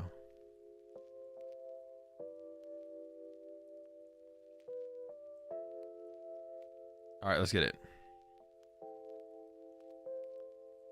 Zam is set to start once again. Not great. Also, on top of that, no Dialga, but does have the Poffin for the Beldums, which is good. So you got something. And establishing the Metags is probably the most important part. If we're a turn late on Dialgas, that's a little bit less important, to be honest. Just getting the Metags out there. Oh, double Doofer prized. I assume Jonathan's playing that 3/3 B barrel, but maybe isn't. Also a Dialga prized here for Juan as well. Not terrible. Definitely can play through that. Not a huge deal. Oh, open the Beldum. I thought it was a triple Beldum. Hey, that's not bad. And you have that lift to work with on the next turn as well. So should be just fine here. But yeah, triple. Can't really complain about triple Beldum turn 1. That's not bad. Followed up with a lift. We're cooking. No Dialga, of course. You'd like to be aggressive. Gonna have to wait for that until next turn, though, I guess. And then for Jonathan's side, it does have the double turbo. Also has an Iono. So we'll have that Trinity charge on the first turn, which is definitely what you want. You can even like threaten a turn 2 Tina on like a lone Dialga possibly. Which could set up Jonathan to be in a pretty good spot off the rip here. We'll see. There's a Prime, there's Zam. Yeah, just I don't even think you don't want to bench the Zam because you want the bench spaces to be able to go like Dialga, Greninja, or Dialga, Greninja, Mew, stuff like that. So Zam usually wants to come down. Oh, Nest Ball top deck is really, really good here. Zam usually wants to come down the turn you're attacking with it, or the turn before you know you want to attack with it. But we're not in either of those situations right here from Juan. But yeah, turn 1 Trinity charge. Nest Ball's coming in. Definitely want to load up a Tina to have the threat of like KOing like lone Dialga, because there's no Dialgas in play right here. Oh wait, is Juan's hand dead? Juan's hand might actually be dead. Was it? I thought there was a supporter in there, but actually there might not be a supporter in there. We'll see. But I feel like, well, I feel like Jonathan is probably... Oh, it's double V-Star. I thought one of the V-Stars was a supporter. Maybe Jonathan won't play this Iono. Yeah, there's a boss in there. 5-card hand.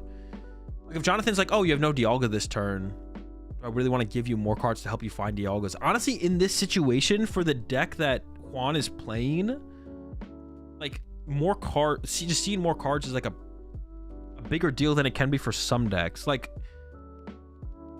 yeah, for like setting up. So honestly, I don't think I would. I depending on what Jonathan's hand actually fully is, I wouldn't hate to see Jonathan not play this Iono here, and instead just load up your Tina and chill. Because we do have an Ultra Ball in the hand at the very least for an Arceus next turn. You would like to get Bidoof and Tina down this turn, though, if you are John. Within. Arc Tina versus Tina V-Star, which one is the better deck? Lost Tina is better for sure. What do you think about One Buddy Poffin and Arc Control? I had it in my list at the end of playing with the deck, but I don't know how good it is, to be honest. There's a lot of cards you want in that deck. There's a lot of cards I wanted in that deck at the end, but... At the end of my testing, there's a lot of cards that I wanted in the deck, but I don't know what's actually best. Oh, goes for second Arceus here over the Tina? Oh, wait a second. This is actually probably fine, right? Because Jonathan actually plays Choice Belt. So you can load up an Arceus V with 3 basic energies, and then that can actually KO... that can actually KO a Dialga V off the bench. Okay, I actually like that. That probably is the better play to go for, too, because you'll still have your V-Star power for next turn. And I assume Jonathan's about to go back in here with Trinity. Well, we'll see. I think it's double turbo Iono V-Star in the hand here for Jonathan. We'll see if the Iono gets played or not. I feel like it's probably not going to. Like I said, just seeing raw cards here from Juan is so good that you probably want to avoid that after there was no Dialgas found off the rip here. It's possible now that there's no Dialgas found once again, or only one, and then you can KO it with Prime or Boss. Trinity Nova. I like this choice from Jonathan. Just hold the hand, keep the Iono, keep the Arc V-Star. Next turn you can go with that Prime choice. to get a knockout on Dialga V, which would be pretty good. Or you can maybe just go for a chase on another Beldum, to be honest. Or actually just kill the active Beldum, I guess, at that point. Which wouldn't be bad. So yeah, Juan needs to not just find... So Juan needs to find double Dialga here to be safe. Well, I'll find double Dialga, but also like top deck something and actually play the game. Top deck is... Well, I guess you will be top decking next turn, right? Guaranteed. We should see, I don't know, attached to a bench Beldum to set it up as a pivot. Well, what would you even pivot into, though, I guess? Maybe a bench Zam and attach to Zam, actually. I take it back. And then... Also on the BDIF to try and stall it out. Here comes Beldum. Schmeldum. What are you going to go put? An Iono on top, right? Yeah.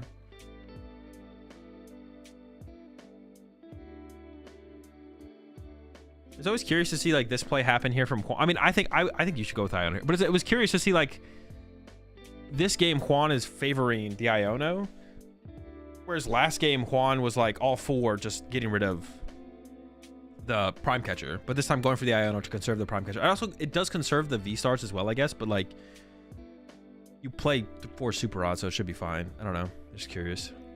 All right, the V-Stars are in play. Once again from Jonathan, I don't know. I mean, at this point, because you still don't, you know, Juan's top deck is an Iono or a Research. You know what Juan's top deck is, but you don't want to give him more cards almost. I feel like, what if you went like with Jet B-Barrel here from Jonathan? You jet up the Arceus with the DTE, and then you just B-Barrel for 4. I feel like I like that a little bit more, because even though you know Juan will be playing the game more next turn, like you know that's guaranteed, you don't want to give Jonathan 5 new cards and then guarantee them having a supporter out of those 5 cards. You prefer... is it a Judge grab? I don't know if I like that.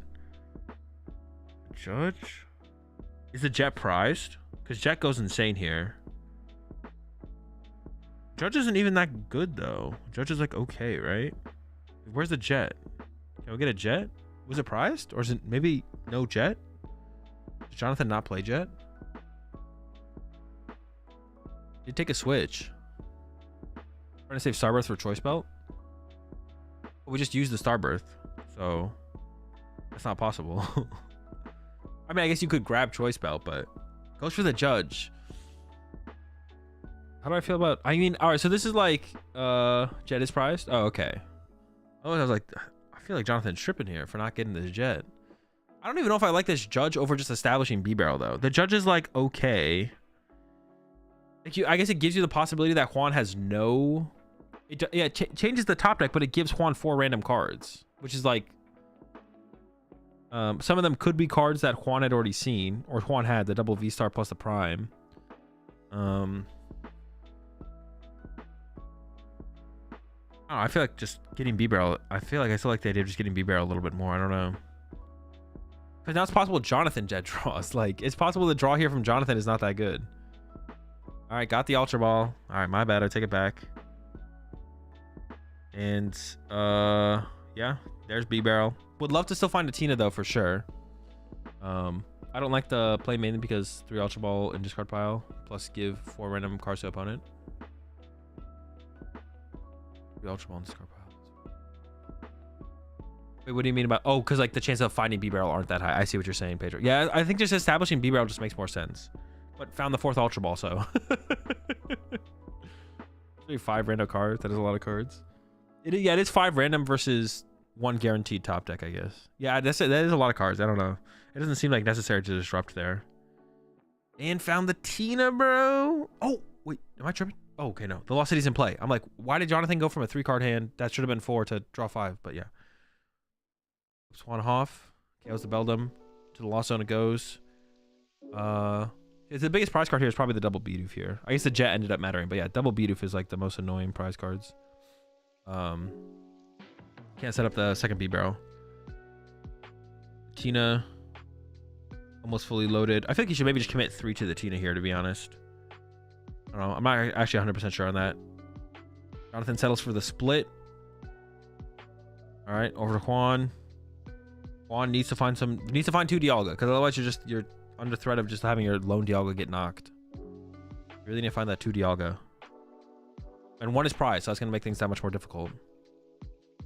And if you only find one this turn and then it gets knocked out, then you're like staggered into one Dialga unless you find a Super Rod as well. Goes into the Pokegear. I don't know. We have the Iono in hand. Well, I don't know. Maybe you really want... Does that one extra card actually make that big of a difference? I mean, obviously it could. I don't know. A punch here with the Zamazenta would also be pretty nice here. Would also be pretty nice here. There's the research. And grabs it. I assume if you're grabbing the research, you're playing the research.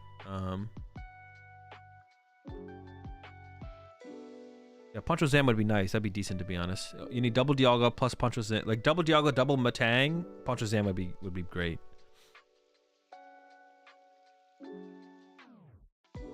There's one Dialga. Dash to the Zam. Then here comes the research. Okay, we're not far from a decent turn here from Juan. Is there 2 Super Rod in hand or was it 1? I don't know if there's anything to get back, but so really valuing that extra card. There was 1 energy in there. I feel like we should have maybe Super Rod that.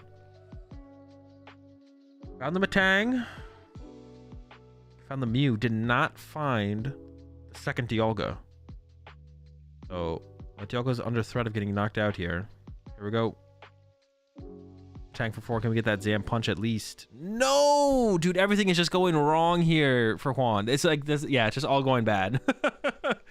It's literally just all going bad. Whiffs off the Matang. Doesn't have 2 Dialga. Yikes. And pious. And now for Jonathan, we're looking for the KO. KO, just spawn trap the lone Dialga. We can do it with Choice Belt Boss. We can do it with Tina. I see a boss in hand. Wait, 4 Bidoof? Or did we get that off the prize cards? 4 Bidoof? The whole squad? I don't hate it. Bidoof's pretty good. Pretty important card. Off prizes? Okay. Wait, we didn't attach to the Tina here? I don't like that from Jonathan. We just literally can't KO the Dialga unless we get a Choice Belt. Also, Matang's not bad. I don't hate the boss on Matang, but I feel like we should have attached a Tina there for sure, right? Well, actually, we don't want to double turbo on the Tina because then it... I guess that is kind of awkward, actually, the more I think about it. If we commit the double turbo to the Tina and then we... Yeah, that is awkward. So we don't really want to commit the double turbo to the Tina. All right, we could see Zam Prime Catcher here for Juan to KO the Tina off the bench and then establish this Dialga finally. Like, this is still winnable. This is still very winnable here for Juan. Definitely want to look for that Prime Catcher on the Tina. There's another Pokegear. I don't know if even is that even worth playing. I guess you thin out the deck by a card. Like if I guess you can just play it for the sake of playing it, I guess. But get the V-Star established as well. Goes for a boss. We're not bossing this turn though, right? With 1 Beldum, no Matang in play, are we really bossing this Tina? Then Jonathan can just respond with knockout active or boss KO Beldum, and then there's no way we're getting a reasonable Dialga setup on the next turn, right?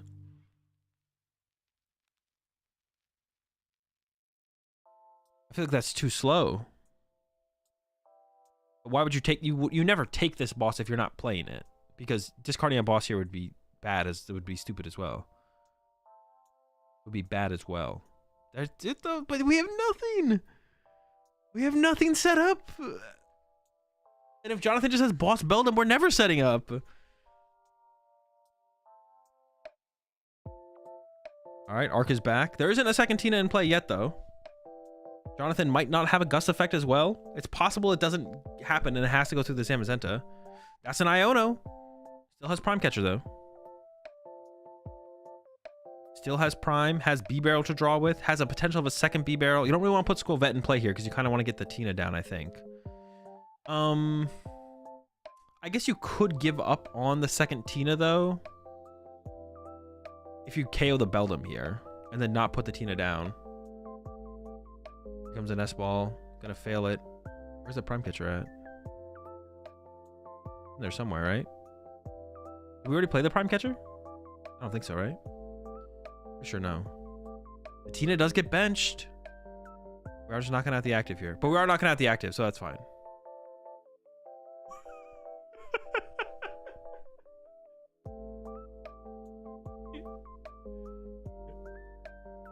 It was a funny interaction there. Jonathan was like offering to cut, and then was like, wait, no, I'm going back in. And Juan was like, no, just give me the deck, man.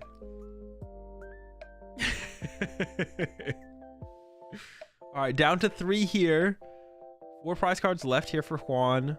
Of course, there's always the potential of like a quad Metang, quad energy off of Metang. Research and Iono in the hand. I feel like you're going with the research here as Juan. You just need to see cards. You need to find like Prime Catcher, Mew, Super Rod, Metang for 4, Loop the Tina. And not quite. It is also possible that Jonathan whiffs the Tina V-Star, but I'm pretty sure Jonathan just pulled the Tina V-Star off the prize card, so. All right, got a Poffin for a Beldum. Can you ever win by... You could win by looping the active here as well as Juan. You would need a lot over the next 2 turns, but it is possible. Another Dialga's down. No Super Rod. Did already attach return. But yeah, here we go. Metang for 4. Is it 4 energy? 1 time. There's probably at least 4 energy left in the deck. Got 1. Put on the bench 1. Okay. This is tough. This is tough. If Jonathan just goes KO for 2 prize cards here, Jonathan has like a turn to find a boss where Juan can't win, so.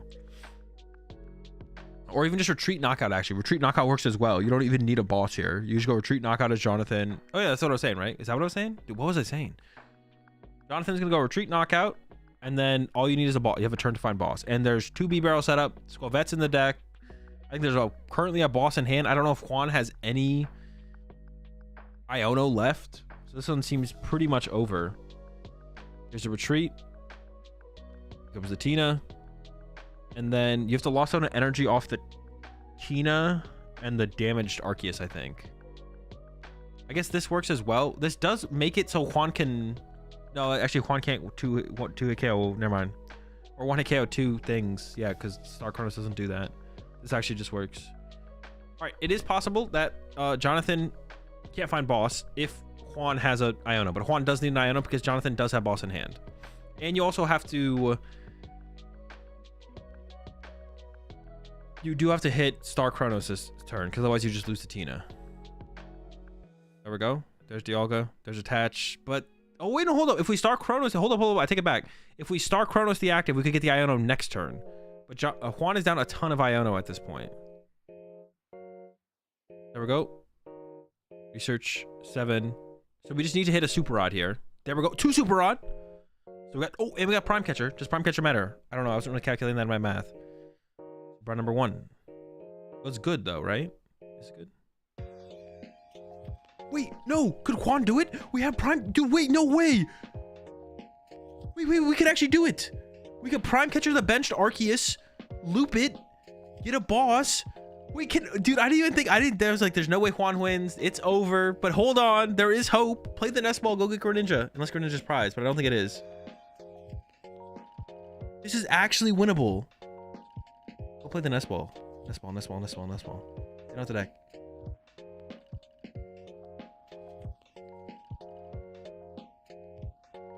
Did Juan already attach? Yeah, Juan already attached. Nest Ball.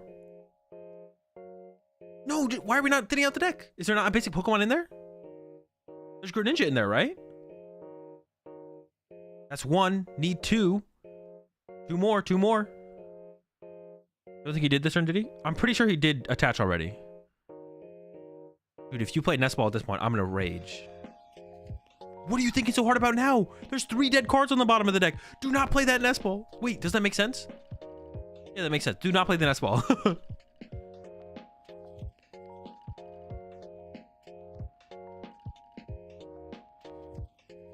Yo! No way! But hang on, we still need to find boss. Because you have to Prime Catcher, Star Chronos the benched Arceus, and then next turn we need boss. But there is a decent amount of draw power between the Mew and Greninja.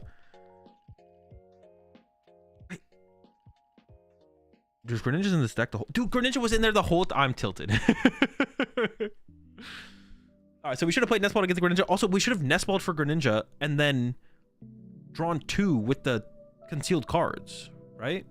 So we Mew for 1, then concealed cards, right? Because it guarantees a concealed cards for 2. I guess this guarantees 3. Oh, maybe it's like the same thing, actually. Prime Nest. No, we could have Ultra, draw 2, draw 1, draw 2, Ultra Ball away 2, draw 3. No, the other way was better for sure. Oh, we have it. That's game. Oh my dude, this deck does not stop impressing me with the comebacks, bro.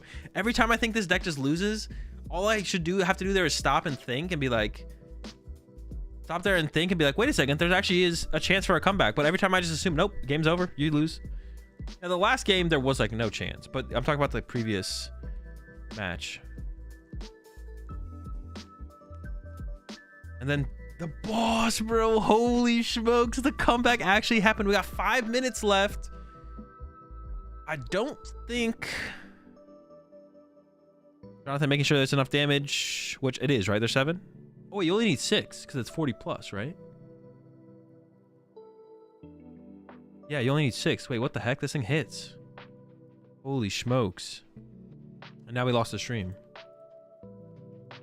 Oh, wait, maybe it's just... Nope, we did lose the stream. Yeah, okay.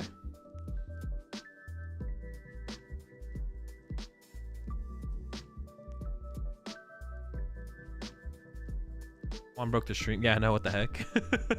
What the heck? No, not again. They lose internet again? They must have just like lost internet. Or like lost the connection.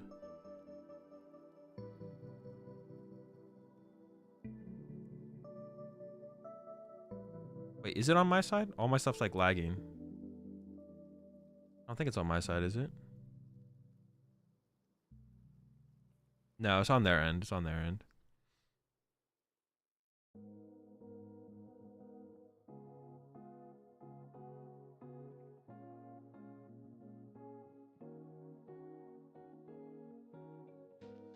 It's unfortunate.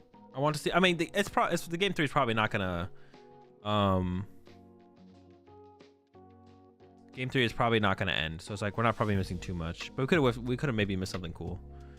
I don't think Arctina can win with that little amount of time left, but the Dialga player could pop off with like turn 2 Chronos or something ridiculous.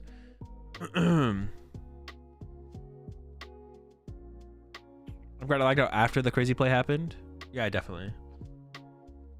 I literally just thought there was no possible way. I was like, there's no possible way. There's a comeback. This is it. The game's over. But I should like slow down and think. Okay, we're back. We're back. We're back. All right, we're going into game 3. There's 3 hours and 32 minutes left on the clock. Plenty of time for game 3 here. Should be no problem.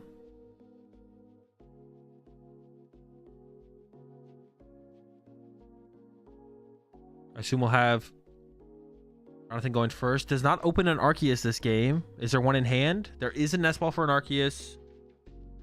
And these are the games where you just want to like, you just got to play fast as like Jonathan. Only 3 minutes left. Like just grab the Arceus, throw it down. Just, you got to go. You want to give yourself time to like win the game. It definitely is winnable on Jonathan's side as well. Like the only way either player wins is by cheesing the other one. Like no one is actually going to win a average game of Pokemon in this matchup. So if you're in the position to cheese your opponent, you want to give yourself time to cheese your opponent. And like you already know as Jonathan here that you have like a decent setup. Like so you're not going to probably get cheesed yourself, but like you just want to be able to like if like Jonathan goes attach pass or Juan goes attach pass, maybe bench a Beldum. Then Jonathan, you want to be able to go like, okay, punch, and win. Or like chase Beldum and then one hit KO the next turn or something. I don't know.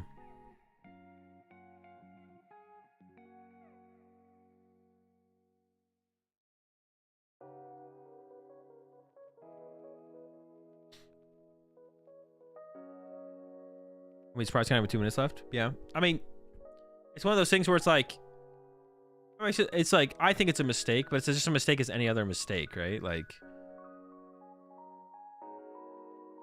who's the GOAT in the LA region? By LA, do you mean Los Angeles? Or do you mean Latin America?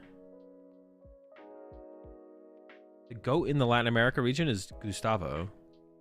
I would say for sure. But Gustavo hasn't had a very good season so far, I don't think. I think one top 8 at Charlotte.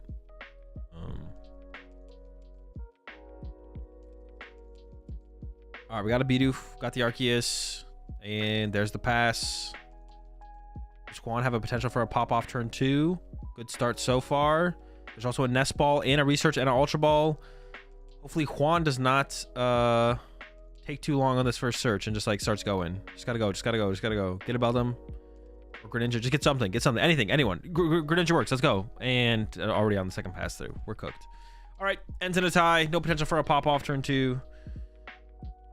Still had a cool game 2. It was a cool game 2, but yeah, ends in a tie here in game 3 of round 7. Pay me out? Well, hang on. I gotta let it fully complete, though. I'll pay you out here in a second, though.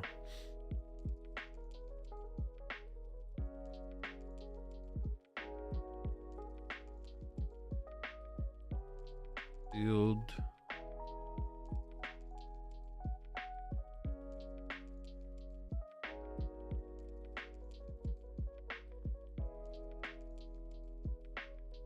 Another Schmeldum. Don't need a second Dialga, I guess, until next turn.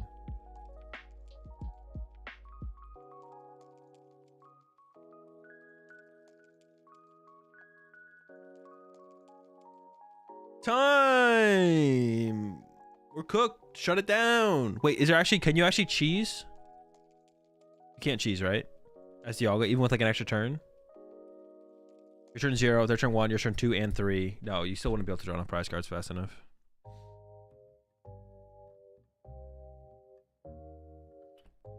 Japan go to Shintaro, right? I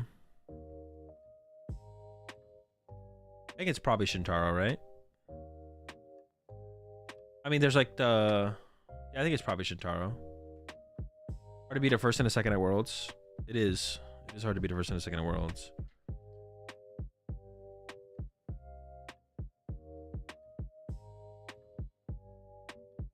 Well, what are the how many other Japanese? There's been a couple Japanese players who have won Worlds as well, but what else have they placed at Worlds, or just in general at other tournaments, I guess? Michigan has the best players. Mid-Shigan, you mean? With the most mid players? There's been 3 Japan Masters who have won Worlds.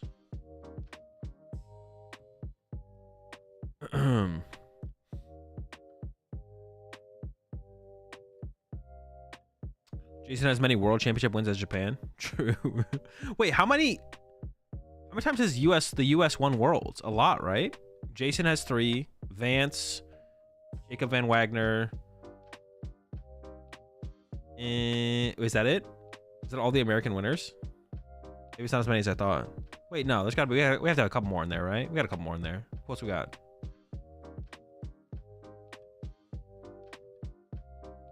The US definitely has the most Worlds wins, right? Of any country. Estrada won 1. Igor's won 1. David Cohen, another American. So we have 6. Are they like other countries? I wasn't counting Igor or Estrada. Unless we're counting North America. Vance. I already counted Vance.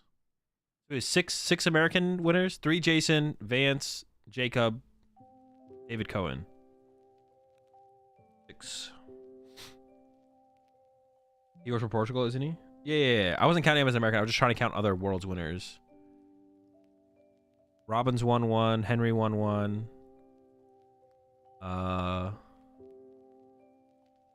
Andre won 1. Jeremy Marin. 7.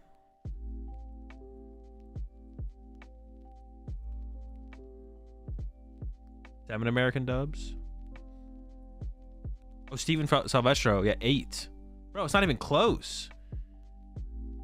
Steven Silvestro, Jeremy Marin. Am I counting Canadians as well? No, just Americans. Not American Canadians. They can try and get in on it, but nah, they don't count.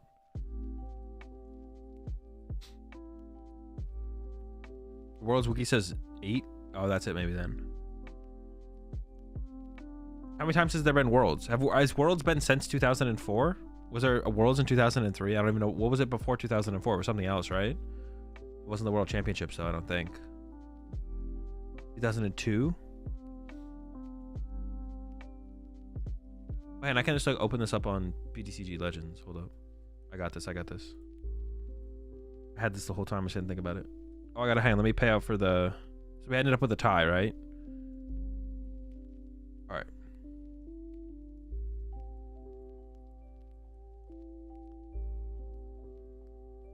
The tie dub, bro. Cringe. All right.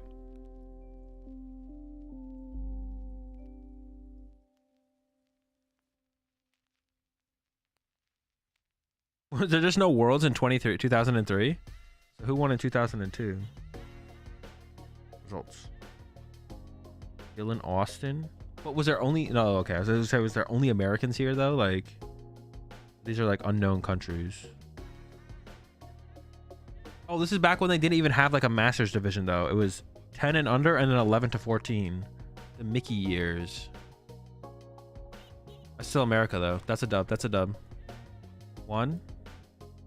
Then Japan won. Who won 2005? Jeremy Marin. That's 2. 3.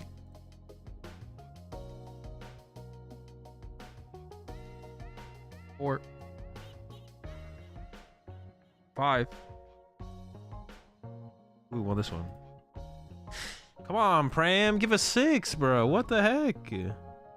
6.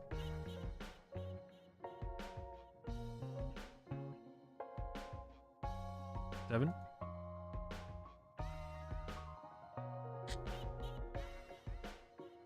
8. 9. So it's 9 then, right? Because the rest of these are...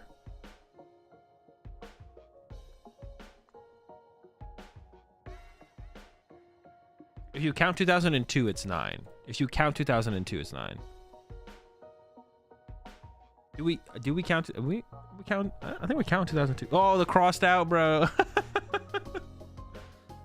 Dude, I actually want to go back and watch that. Is that video still up on can you still watch the video of the finals on Pokemon, the YouTube channel?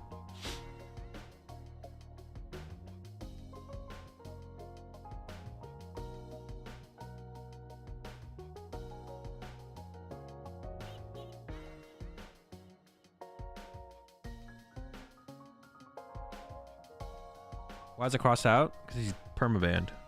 Actually, is he permabanned? I know he got banned, but...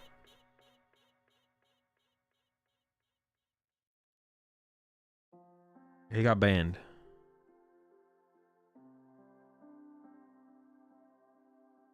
Another dub for America. Shout out Vance.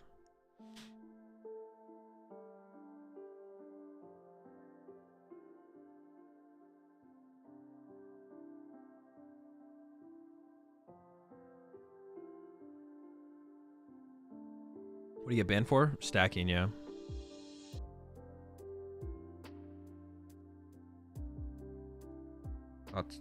Got caught snacking.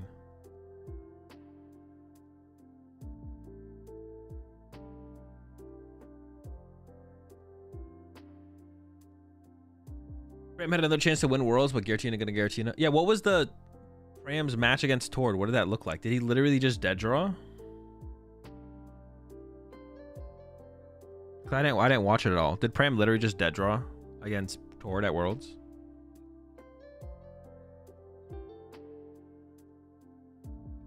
It was disgusting. Absolutely sickening.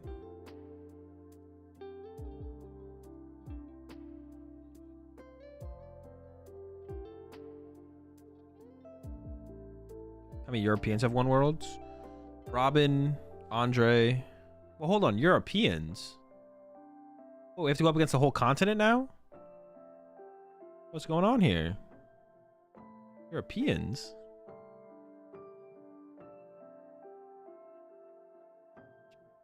Tom Roos. Whoa. Japan did really well at this one, too. They got the Empoleon deck.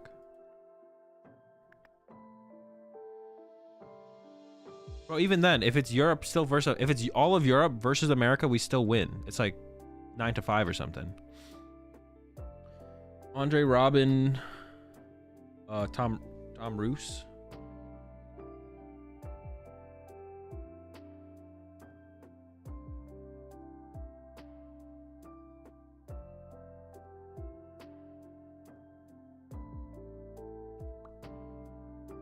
Yeah, Yeah, that's fine. You can have all of Europe versus America. We still win. Who's your favorite player to watch play? I don't really have a favorite one, to be honest. Just like high level play in general is enjoyable. Yeah, I don't really have a. I wouldn't say I have a favorite player to watch play. Just enjoy watching high level play.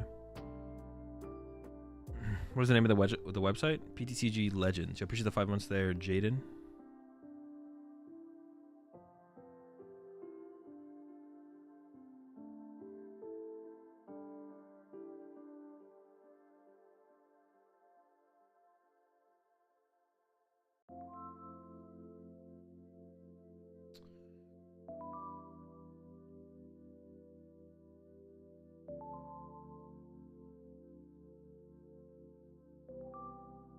Igor did win in 2012, yeah. If we're doing Masters, I don't think Igor won. What do you mean? Igor won in Masters. Goes up star.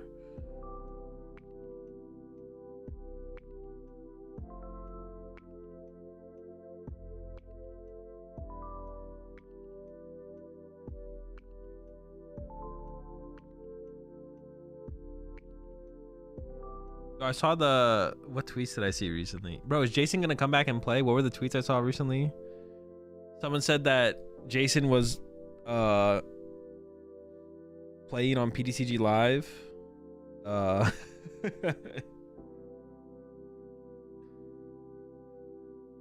Jason's been playing on PTCG Live. And then someone else tweeted something about Jason has been testing standard against Tord.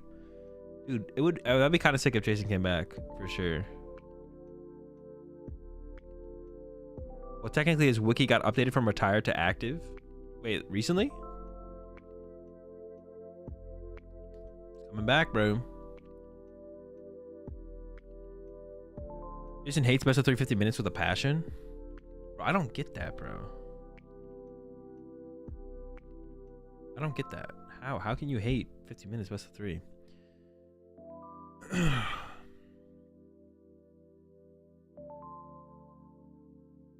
Started playing 1 month ago, picked up Chi and Pao, but everyone is telling me that from the next set the deck is dead and I should switch. Any thoughts on that? I mean, it's not doing very well in Japan from what I can see, but I don't know if it's dead for sure. Jason needs to win an IC to put this debate to rest.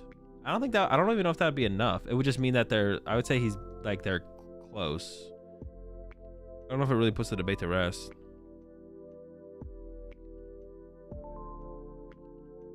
It would just be like close at that point.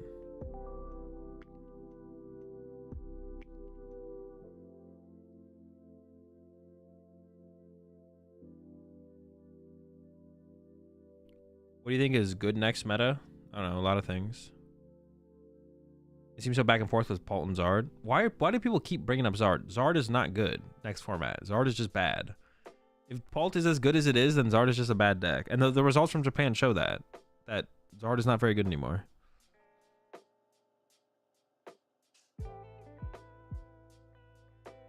If Pult's the best deck and Zard is unfavored to Pult, then Zard is bad. It's just a bad deck. It's not like but it was so good before. Having the bad matchup. If you have a bad matchup to the best deck in the format by far, like unarguably the best deck in the format, then your deck is just bad.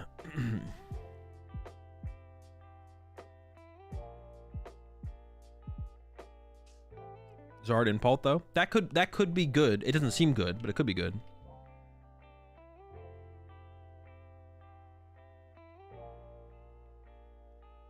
Zard in Pult could be good. It doesn't seem very good, but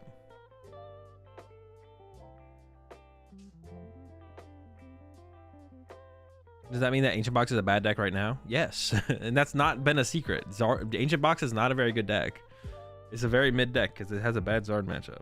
However, if there ever was a time to play Ancient Box, it probably is LA, because Zard will probably be at its lowest it's been at in a little while. So if there's ever been a time to play Ancient Box, it might be LA. I feel like Zard numbers are going to continue to drop.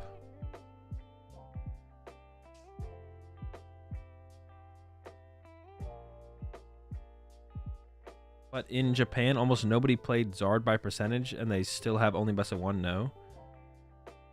I mean, you just said like a lot of things, but like, you didn't make a statement in any of that. They still only have best of one.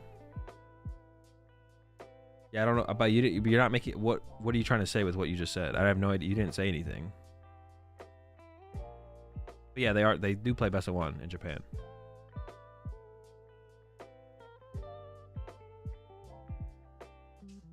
It's only Japan meta. Zard could be still good in meta, but with lower numbers.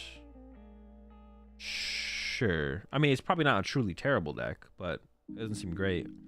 But Japan meta is not Japan, there's no like Japan meta. There's just like the meta. Like, even though Japan plays best of one, it doesn't actually change things that much in terms of what's good. What's good in Japan is still what's good in everywhere else in the world. It's just like some decks are less viable because it's best of one. That'd be like the only thing. Like, control's not as good in Japan because of best of one, stuff like that. But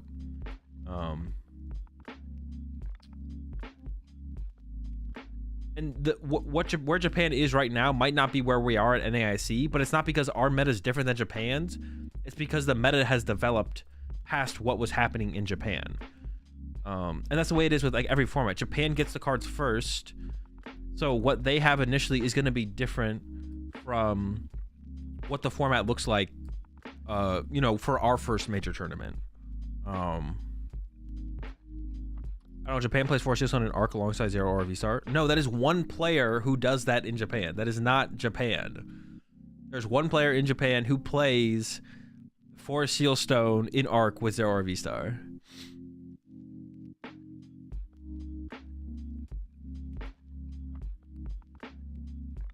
Like, one player in Japan doing well with a bad deck does not mean a bad deck is good in Japan. Is Marion the best performing deck in the Scarlet and Violet era? No, it's probably Zard. I don't think it's close. Rhydon. It's Zard or Guardy.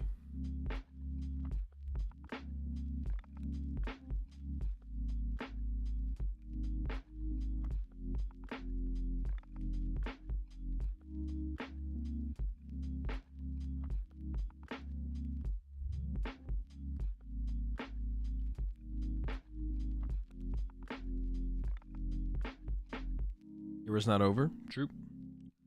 I got plenty of time to go further. All right, it looks like those are our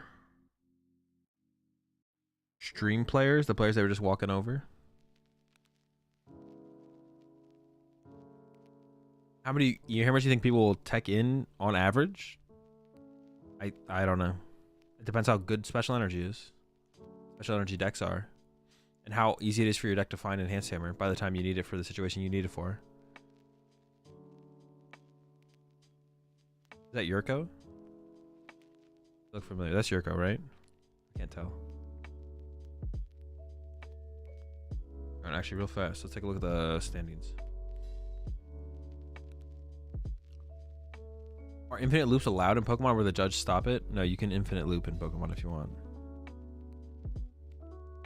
Although I don't know if there's... No, there's like true infinites in Pokemon, yeah. Yeah, the judges are... the judges will not stop it if you're infinitely looping something. Is there no 6-0 or 7-0, excuse me? There's no 7-0? Bro, so what is with all this time, bro? Play faster. Alright, so we got Yurko versus Facundo?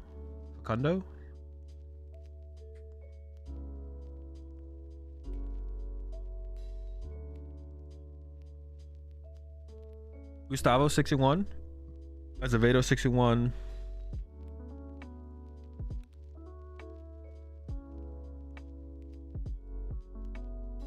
Pedro Petrucci 511. What else do I recognize? Fabrizio 511, Galaz 511.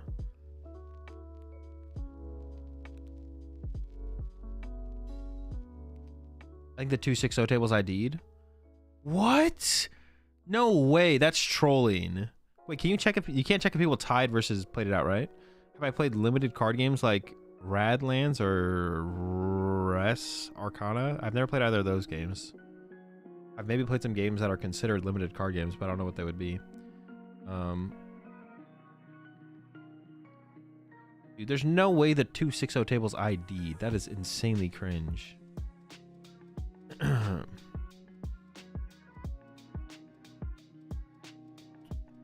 Well, unless they like know each other, I guess. If they're like testing partners, maybe. No, but even then, it's cringe. ID'd, what does that mean? Intentionally drew. So it's like basically tying. It's like just choosing to tie instead of playing the match. So you both end up with 1 match point.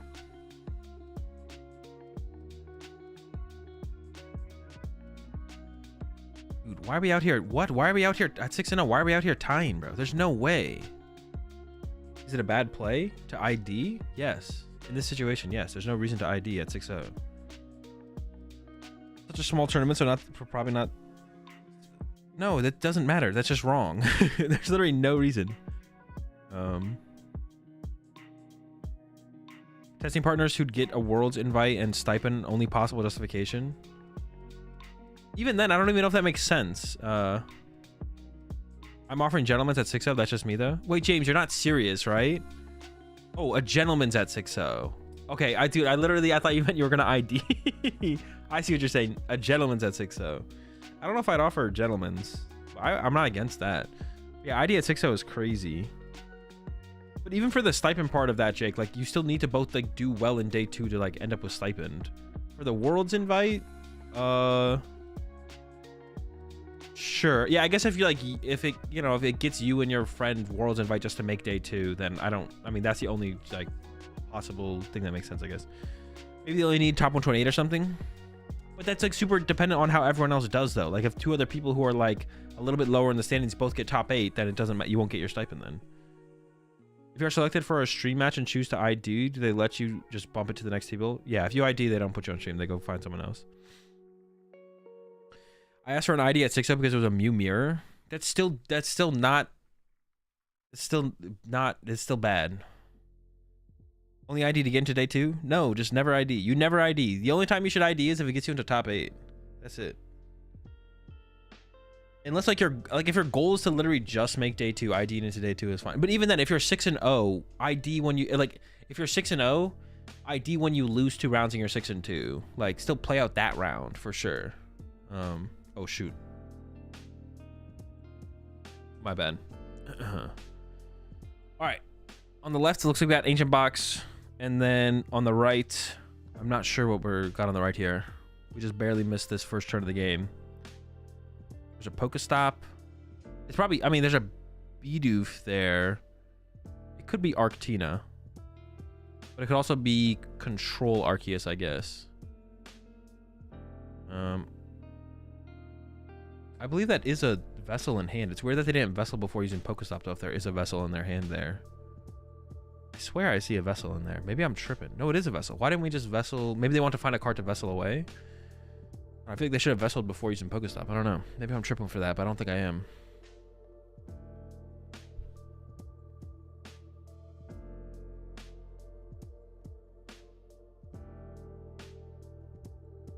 All right, concealed cards coming in. So really decent, really good start here for Lost Box. Pokemon Catcher. Oh, they're getting aggressive. All right, I don't hate it.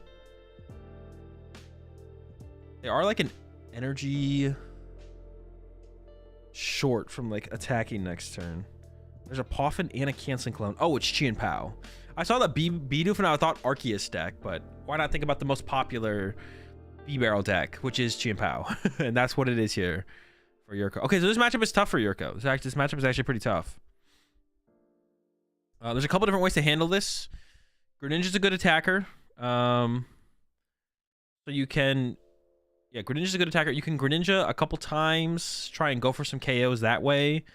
Set up some damage on some Pokemon to actually take knockouts with Iron Hands later is also something. Why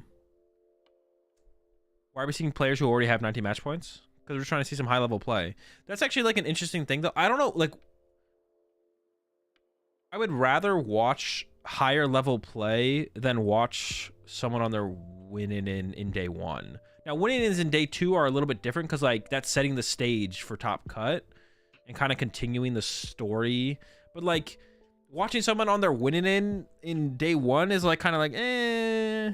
I mean, who knows if we ever see this person ever again, right? So I prefer higher level play than seeing higher level play than winning ins, like day one winning ins. At least opinion, IMO opinion. True, IMO. All right, the Frigis are in for Yurko. And then, I mean, I don't even know what else you're trying to do here. You maybe use the Pokestop. I don't know what the hand looks like here for Yurko. No Greninja found yet. Nothing like that. Just need some form of draw power. Here we go. Stop. By Excalibur. Hello, Superior. And Candy. Hey, 2 items. Did lose a Bax, but... Or is that an Arctobax? I don't know. It's a something Bax. Not beating the elitist allegations.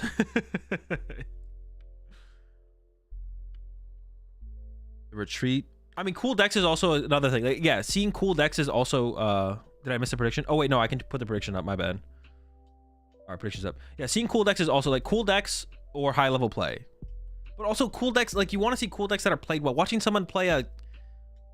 But cool decks, I don't know. For me, cool decks are only cool if it's like a good cool deck and someone plays it well. Like if they're like 3-0 with like a bad cool deck, like who cares? You know what I'm saying? Like it can't just be a cool deck. It's got to be a little bit more than that for sure. This hand is massive here. Holy smokes. And it's not getting 2 catchers. This is an aggressive build here. Into the Pokestop. Oh, this is the no Koraidon build. See the baby Screamtail there. Honestly, catcher KO BDIF is kind of cool, but you probably just KO the active and save the catchers, I would assume. Ultra Ball coming out as well. Hasn't used Greninja as well, so has some draw power there. I don't know about Ultra Ball before using Greninja, though, because you need a lot of attackers here. Actually, I don't like this Ultra Ball from Kunda. Yeah, because we want more than just 1 moon. We want a lot of moons. So we definitely want to use Greninja before we play this Ultra Ball here. You already used Greninja? Oh, am I tripping? Was Greninja already used? Oh, okay, my bad, my bad. Even then, though, I don't like this. No, I do like the Ultra Ball then. I do like the Ultra Ball because we don't have a pivot set up or anything. All right, cool. Good play, good play, good play. I'm tripping. All right, here we go. Goodbye, Frigi. Still has the catcher, so could go for a catcher still. Let's see. I mean, KO BDIF would be nice. I'm not, you know... Down with the barrels, to be honest. That's like a... What was the last one that I said like this?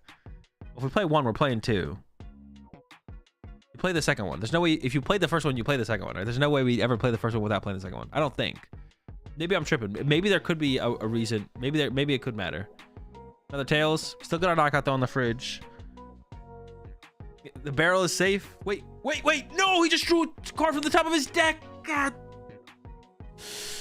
Wait, why is he playing with his deck on that side? Oh, because no, wait. Are they making him play left-handed?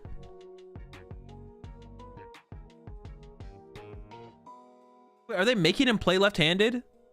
That should not be a DPL if they're making him play left-handed, because they shouldn't be making him play left-handed. They should not be making him play left-handed. That's cringe if they're making him play left-handed. This is what happened when I played against Shinoi at OCIC, is they made Shinoi play left-handed, which you're not supposed to make the player do.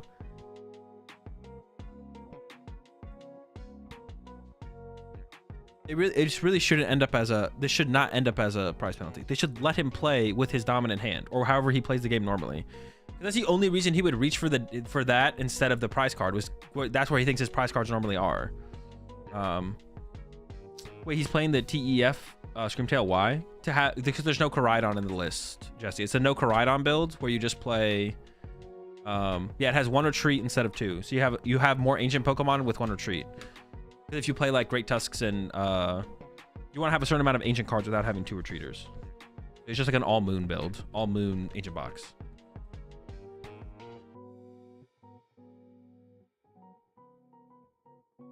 Yeah, go look at Cyrus's Twitter, Jesse, if you want to see like a list. I think that's where I saw a list, was on Cyrus's Twitter with the Screamtails. I'm gonna be annoyed if that's a double prize penalty. Just like, why are you forcing people to like play? That's just so cringe that they would force them to play left-handed. Like I said, they made Shinoi do it in OCIC when I played against Shinoi. They don't do that anymore on any stream match I've seen after that. And they shouldn't. And if you do force it, you should definitely be lenient. Like if you're gonna, for whatever reason that you could ever come up with to force someone to play opposite handed of what they normally play, it should, the first like 2 times they make an error should not be prize penalties or any kind of penalty. It should be like, well, for some reason we're forcing you to play left-handed, so we're not gonna make any kind of prize penalty. We'll see what they actually end up ruling this as. But it'd be very cringe if they do a prize penalty. Is the non-dominant hand thing to help see things on the camera for streaming? It's to like set up so the prize cards are being both set on the right, whereas normally it's on your left. The prize cards are being set on the right for both players because of the prize cam, which is fine. But then for some reason to keep like proper, what would be proper board state of having your prize cards separate from your deck, of having your prize cards be separate from your deck, they make you play with your deck on the other side. And now they're letting him play with it on the right side. Dude, no way. All right. Now they're letting him, because they like forced him to switch it up at the beginning of the game, it looked like. And now they're okay with him switching it back. Because he had his deck on that side to start the match, and then he moved it over to the left, because I'm assuming is because the judges told him to, but... All right, hopefully it's not an actual prize penalty. I guess the only thing that I could see here is if the judges actually didn't force him. I am saying this all assuming the judges were forcing him to play backwards. But if he did it by himself, then I guess it is on him, to be honest. Why was the nest ball taken? Because he drew a prize card. I am just assuming the reason he's playing like that is because the judges told him to, but I'm actually not sure. All right. Well, hopefully we get back to the gameplay here in a second. We're over to Yurko, though. Has the B-Barrel. Frigiback's in the active. And is going to look for a Greninja attack. I mean, you could just go Chi and Pow Knockout. Chi and Pow Knockout here isn't terrible. There's no energy set up on the bench moon. You'd force him to have, you know, the Sada and the attachment next turn. And then if you can just, like, keep going through the moons over and over, they might miss a moon on a turn, and you can, like, take over the game then. Try and close out. You can also try and close out the game by going hands for 2 on the Greninja. And also there's the Mismagus just kind of hanging out there, which is a free prize card for a Greninja at some point as well. Like you could Greninja this turn and hit both moons or something, I guess. I don't know. I actually wonder. And then that's where you need to like find the ancient tools here. All right.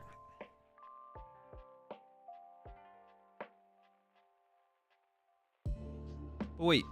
No, that does make sense, yeah. They've forced me to play left-handed before too. I forget when they forced me to play left-handed. DPL? Dude, it was actually a DPL. All right, now the only thing would be like if they forced Facundo to play left-handed or not. Whether or not they forced him or if he just naturally did it himself based on the setup. Then it's like not really on the tournaments, and I guess the DPL is kind of warranted. I guess the DPL is warranted, to be honest, at that point. But if they forced him to play left-handed initially and they were like, okay, we're not going to force you to do that. So it does kind of depend on whether or not they did it themselves, to be honest, which I guess is fair. Doesn't he not have a Frigi on board? No, he's got one in his active, and then he's got one off a heavy ball. I mean, I get the DPL even if they force a non-dominant playstyle. No, that's stupid. There's no way you can like. There's no way you can understand that. That's crazy. Like, we're gonna force you to play left-handed, but then also if you actually mess up your board state somehow because of it, we're gonna also enforce a penalty against you.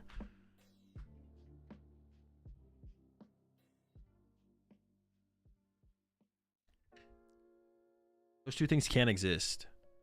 I agree it's stupid, but he still drew a card. No, but because it's stupid that you're penalized for drawing the card.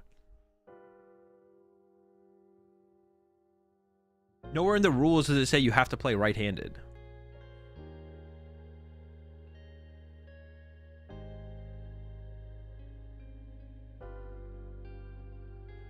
All right, vacuum coming out. Get rid of the stop. And then doesn't have candy backs yet.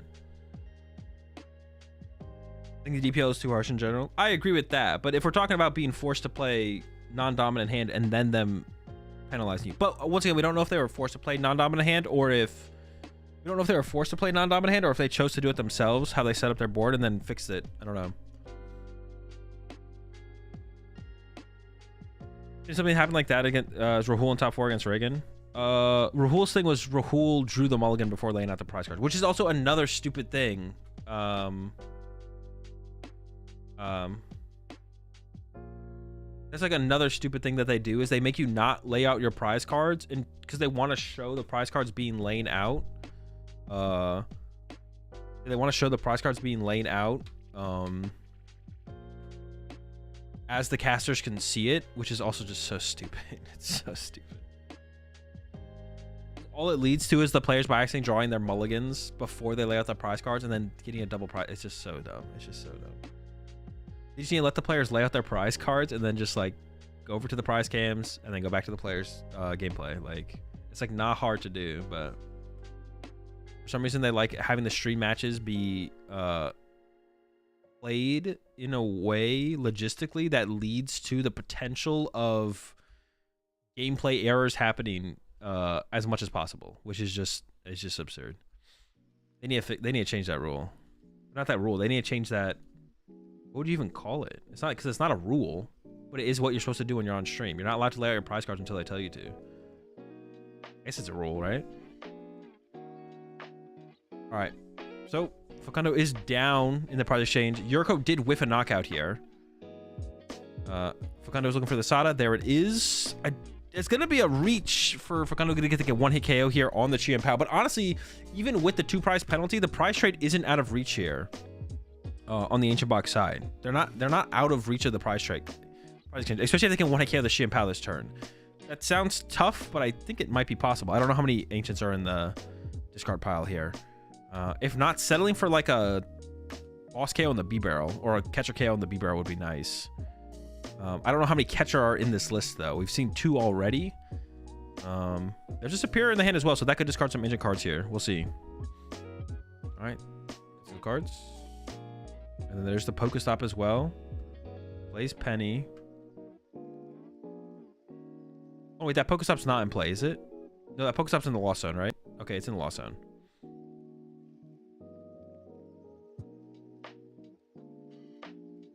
Actually attached. Probably gonna be an attach and punch. Yurko still doesn't have Baxcalibur set up yet though. So once again, it could be another whiff for Yurko here. But even setting up this 120 damage on the Roaring Moon could lead to a hands KO at some point. But that hand there for Yurko is not looking great. That's a whole lot of nothing, it looks like. There's a superior energy retrieval in hand though, I think. And I think, yeah, Yurko's gonna like just play that to thin out the hand here. Thinking about discarding the hands actually. I see the other 2 cards are hands and or water and something, water and candy. I was thinking bench the hands here, but attach water active and then draw 3 with B barrel. Still has a Shivery Chill. B barrel for 3. Here we go. Looking for Baxcalibur or some way to find it. There's a Bax, has Shivery Chill, so can knock out the active here. And then just needs 3 prize cards after that. Greninja can KO that Fluttermane off the bench. So I wonder if we want to see an Ancient Capsule come down to this Fluttermane if one is found next turn. And then you could just need a Hands Prime Catcher KO on the Greninja to close it out.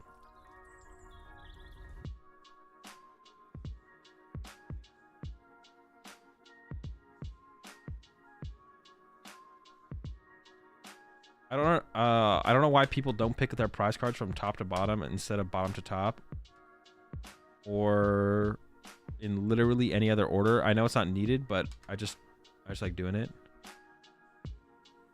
It's just a matter of convenience. You appreciate the 38 months there, Omega Scissor. It's just a matter of convenience. Like if you're sitting at a table and you have a bunch of objects in your hand and you drop the objects in front of you, when you go to pick up the objects, are you picking up the objects furthest away from you or the objects closest to you?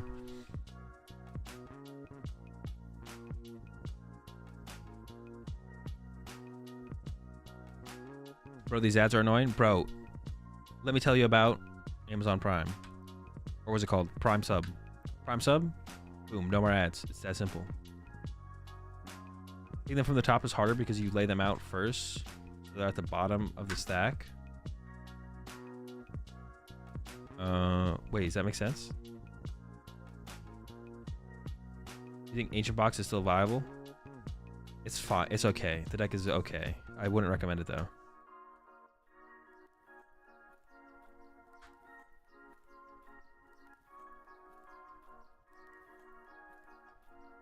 I always picked my prize cards randomly because they're called prize cards. It's like a...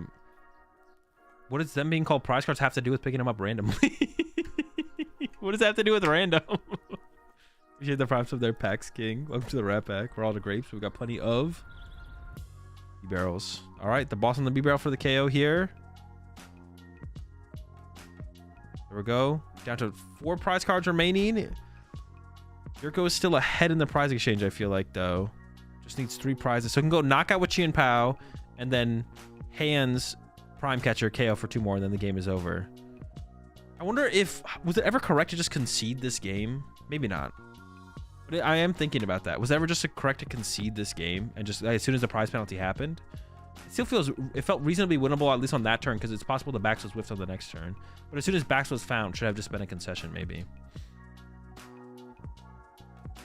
Is there a world where the Ancient Box should have just scooped after the DPL because they had such a good matchup in POW? Yeah, that's what I'm wondering. Well, I think you would like wait to make sure they have you should like wait to make sure they have the Candy Back Excalibur. But as soon as Candy Back Excalibur happens, I don't hate conceding right there, to be honest. I don't hate it. The top prizes are tucked under the second row, which is tucked under the third row. I guess that's true if you lay them out that way, Jake. That is true, yeah, as well. The higher prize cards are always tucked under them. Choosing your prize cards like a Mario Party minigame? I guess, sure.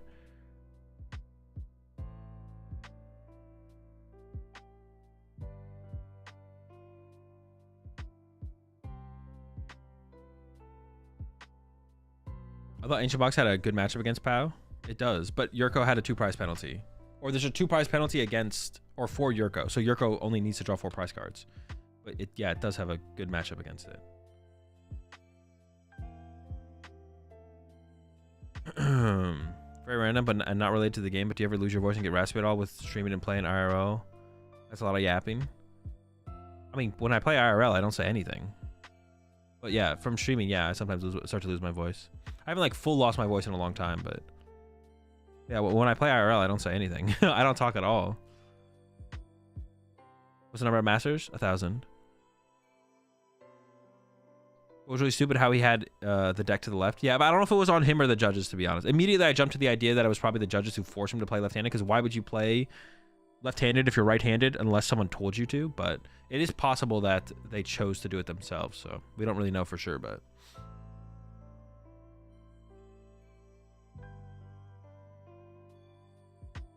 You don't announce abilities? No, not usually. I just like tap stuff and play stuff. It's like a mix of both. I don't say nothing, but I don't say very much. People really out here with $40 basic energies? My God. Wait, are those things worth $40 each? The Hard Crystal Silver Energy? Jeez. Dude, I used to have a playset of all of them. Like every single type, except maybe one type. Every type except one. Actually, I think I still have some somewhere. I don't know what types I have left, though.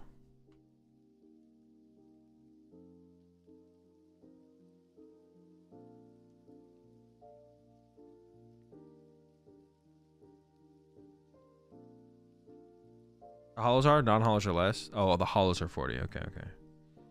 Well, there's always a cheap version of everything in Pokemon, which is nice, but...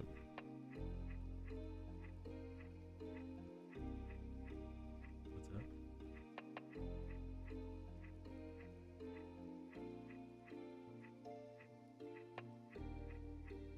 Alright. Greninja's gone from Yurko. Has the knockout.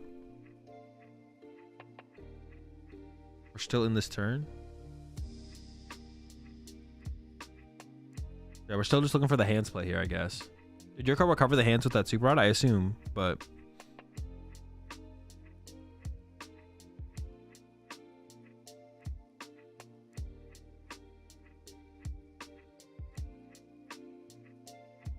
Here instead, sure.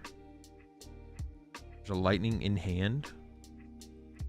So just needs to find Prime. I mean, also, like, if you... With this turn to win as Yurko, you just attack with Greninja to set up stuff to die to hands. Which is, like, fine.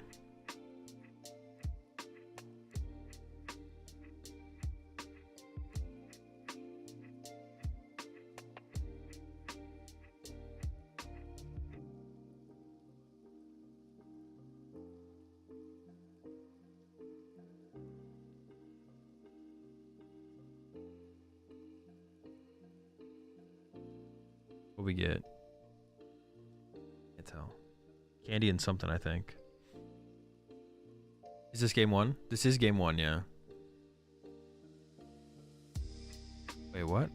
Oh, we're attacking with Greninja this turn? Wait, why not just like take the KO? I'm confused. Oh, I guess you can attack with Greninja and it kind of does the same thing, right? Because you KO the Flutter Mane here this turn. Okay, that's fair. Okay, that's fair. That's fair. That's fair. So you KO the Flutter Mane and then you set up 90 on the active for it to get KO'd potentially by Iron Hands next turn. I think it's attacking with the Chien-Pao was sure. This is, yeah, I guess before it gets a, yeah, this is probably better actually. I'll take it back because you can also just attack with Chien-Pao after this as well. You can go with this attack and then you could just go attack with Chien-Pao, 2 turns in a row. Because that'd be KO in a 1-prizer. And like the Flutter Mane could get an Ancient Tool on the next turn.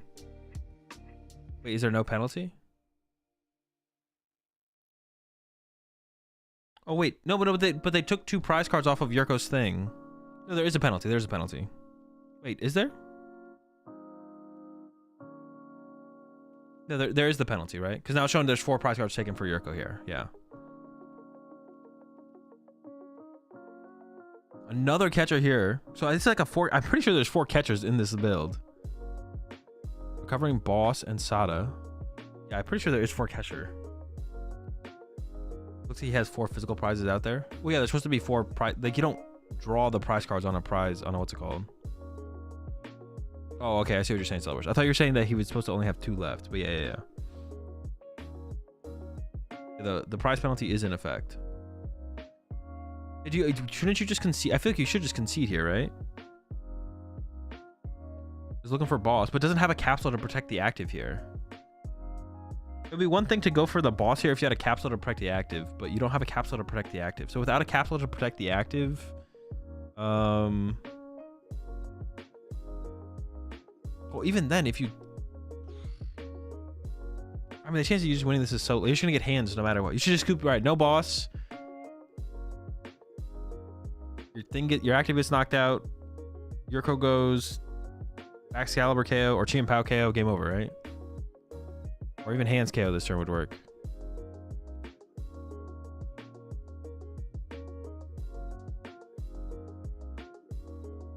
Oh, I guess there's a penny. You could penny. It doesn't matter. Yeah, penny still doesn't matter though. Hard retreat. Okay. Sada. You could get Greninja this turn, but I guess it's, oh, you still just lose to Chien-Pao here though. The game's just over still. Capsule to protect from Greninja, I guess. So back-to-back Chien-Pao still just loses you the game. Yeah, there's like no way Yurko ever doesn't just win here. Yurko can also go like hands this turn or hands in 2 turns to win the game. Yeah, so it's basically over here. Why was there a DPL? Because when Facundo went to go draw a prize card, they drew the top card of their deck. Because their deck was on the wrong side from where they're used to it being.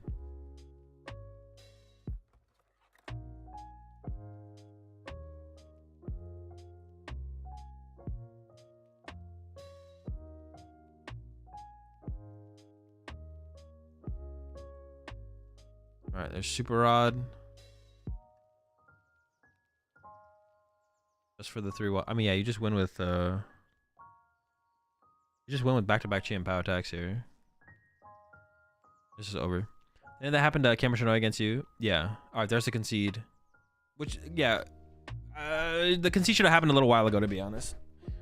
I think it should have happened literally when Yurko got Candyback Excalibur. Facundo should have conceded. If Yurko had whiffed Candyback Excalibur that turn, then I think there was a possibility to actually win. But as soon as that happened, the concede should have happened. All right, hopefully Facundo doesn't forget the prize cards. He's doing a lot of shuffling with, okay, there we go. Someone mentioned it. Conceded a lot sooner. Yeah, definitely should have conceded sooner. Because now there's like a possibility that like Yurko wins 1-0.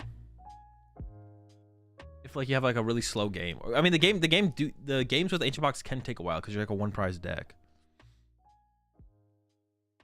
Maybe forgot about the DPL. Only reason I can think that he'd stay in.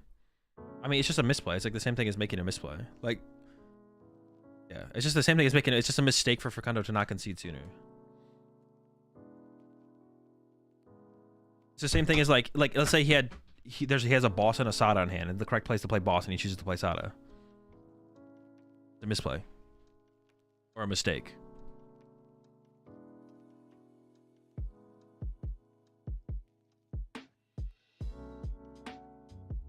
Does a double price penalty prevent Twilight Inspiration from Pokemon Go Slowbro?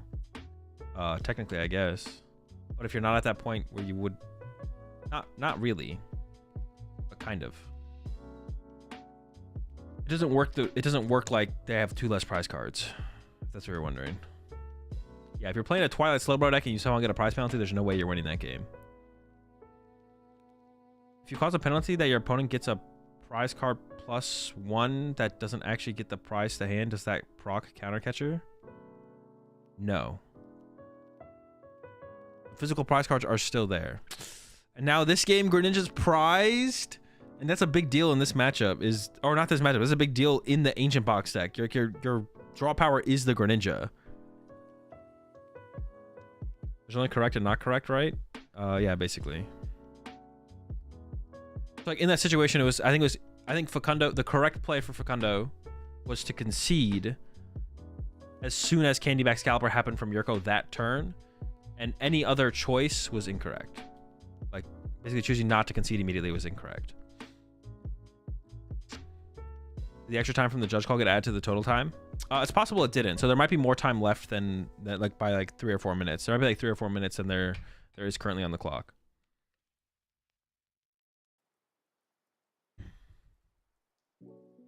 Double Light Energy is interesting. Any idea what matchup he's thinking about? No, you're just thinking about Iron Hands. Oh, to be able to attack with Iron Hands with its first attack. I mean, you don't really play Double Lightning for the arm press. You play Double Lightning for you just play Double Lightning so you just don't prize it basically. There's only correct and not correct, right? There's some middle ground? No, there's no middle ground. There's never any middle ground. If you think there's middle ground, you just don't understand Pokemon fully yet. 0 middle ground. Based on like the expected percentages for your current scenario, it's correct to concede or continue to play in a game, or what card you should play.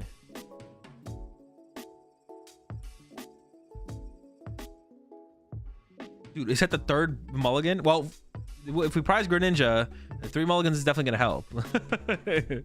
I'll call back to this moment later. That's fine with me.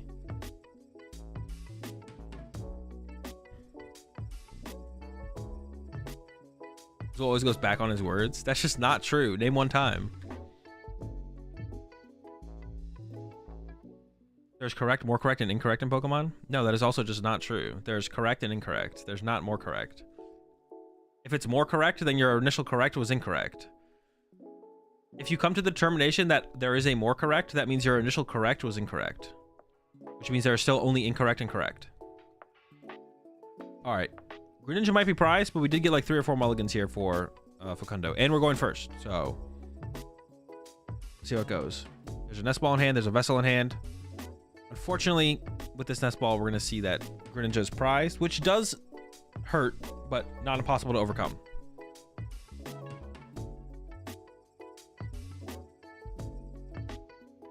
Goes with the Moon. I wonder if, with this build, because you don't have Koraidon as like a potential attacker, I wonder if...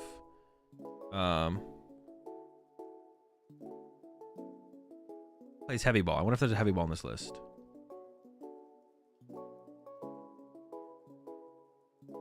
There's correct and incorrect, but sometimes it's impossible to have all the information to know the choice is correct or incorrect. Well, yeah, of course. But yeah, it's based on the information you have available to you. What is correct and what is incorrect. You appreciate the 50 months there, Sammy. He doesn't play Heavy Ball? I have no clue. That's why I was asking the question.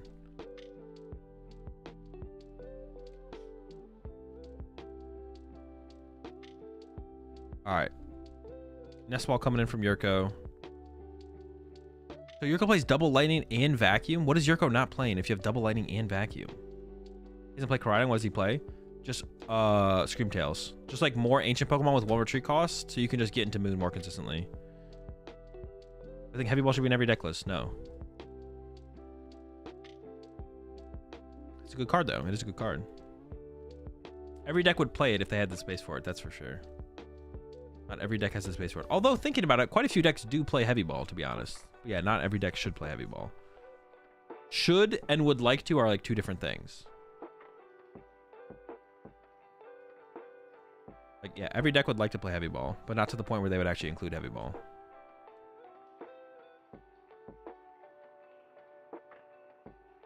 Would every deck play town map, though? No. Not every deck would play town map if it existed. Some probably would, though. Decks that can access it aggressively would probably play it. Like search decks, Irida decks. Like, I bet, like, Chi and Pow would probably definitely play it. What's a deck you think should play it but doesn't? Heavy ball? None off the top of my head. When I was trying it out in Ancient Box, it seemed pretty good, but I don't know if it needs to play it. All right. So Yurko's got the B-Barrel and the Greninja and double Friggy. So we're setting up here. The turn 2 attack is very likely from Facundo. And there's the Poffin. So second BDIF is also on the way. And did get a capsule onto the... I was going to call it a Miss Magus, but it's not that. What is that thing called? Fluttermane. Fluttermane?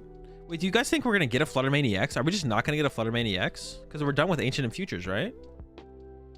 So we're not going to get a broken Fluttermane?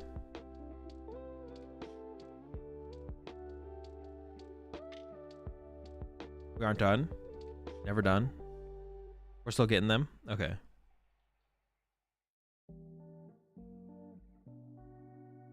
Two new Ancient and Futures were announced with the new set.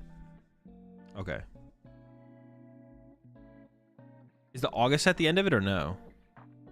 Slitherwing EX when? That's a good question. What do you mean Ancient and Future are done? Like, are they done printing Ancient and Future Pokemon? Like, are they done with that mechanic? That label? All right, Vessel is in. Getting rid of, I believe, a Counter Catcher, which we probably won't need this game. Although, if you play 4 Pokemon Catcher, you probably don't play Counter Catcher, right? That seems like a ridiculous amount of gusting. I don't know what that is, but I'm going to go ahead and say it's not a Counter Catcher. Catch Retreat. Probably should have Vesseled away the energy. Yeah, Facundo probably should have Vesseled away the energy. Now, we only get to Sada for 1, but we could have Sada for 2. 1, 2, 3. No. Oh, we got some Pokemon Catchers. Honestly, KOing Greninja's not bad, but... Here we go. Heads. I think you go after Bidoof, probably. Yeah, goes for the Bidoof. I like that. And then here comes the knockout. See how aggressively Yurko will have a response to this. Facundo actually, if this active gets KO'd, Facundo doesn't actually have a good response here.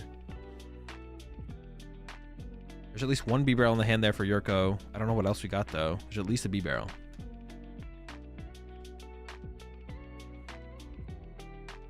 Is there a good future deck that doesn't play hands? Doubt it.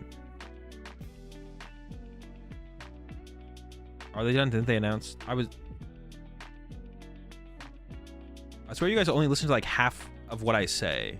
I asked, are they done? And the conclusion was no, because they just announced new Ancient and Future Pokemon. You guys only listen to like half of what I say. Or it's like only pick up on keywords or buzzwords.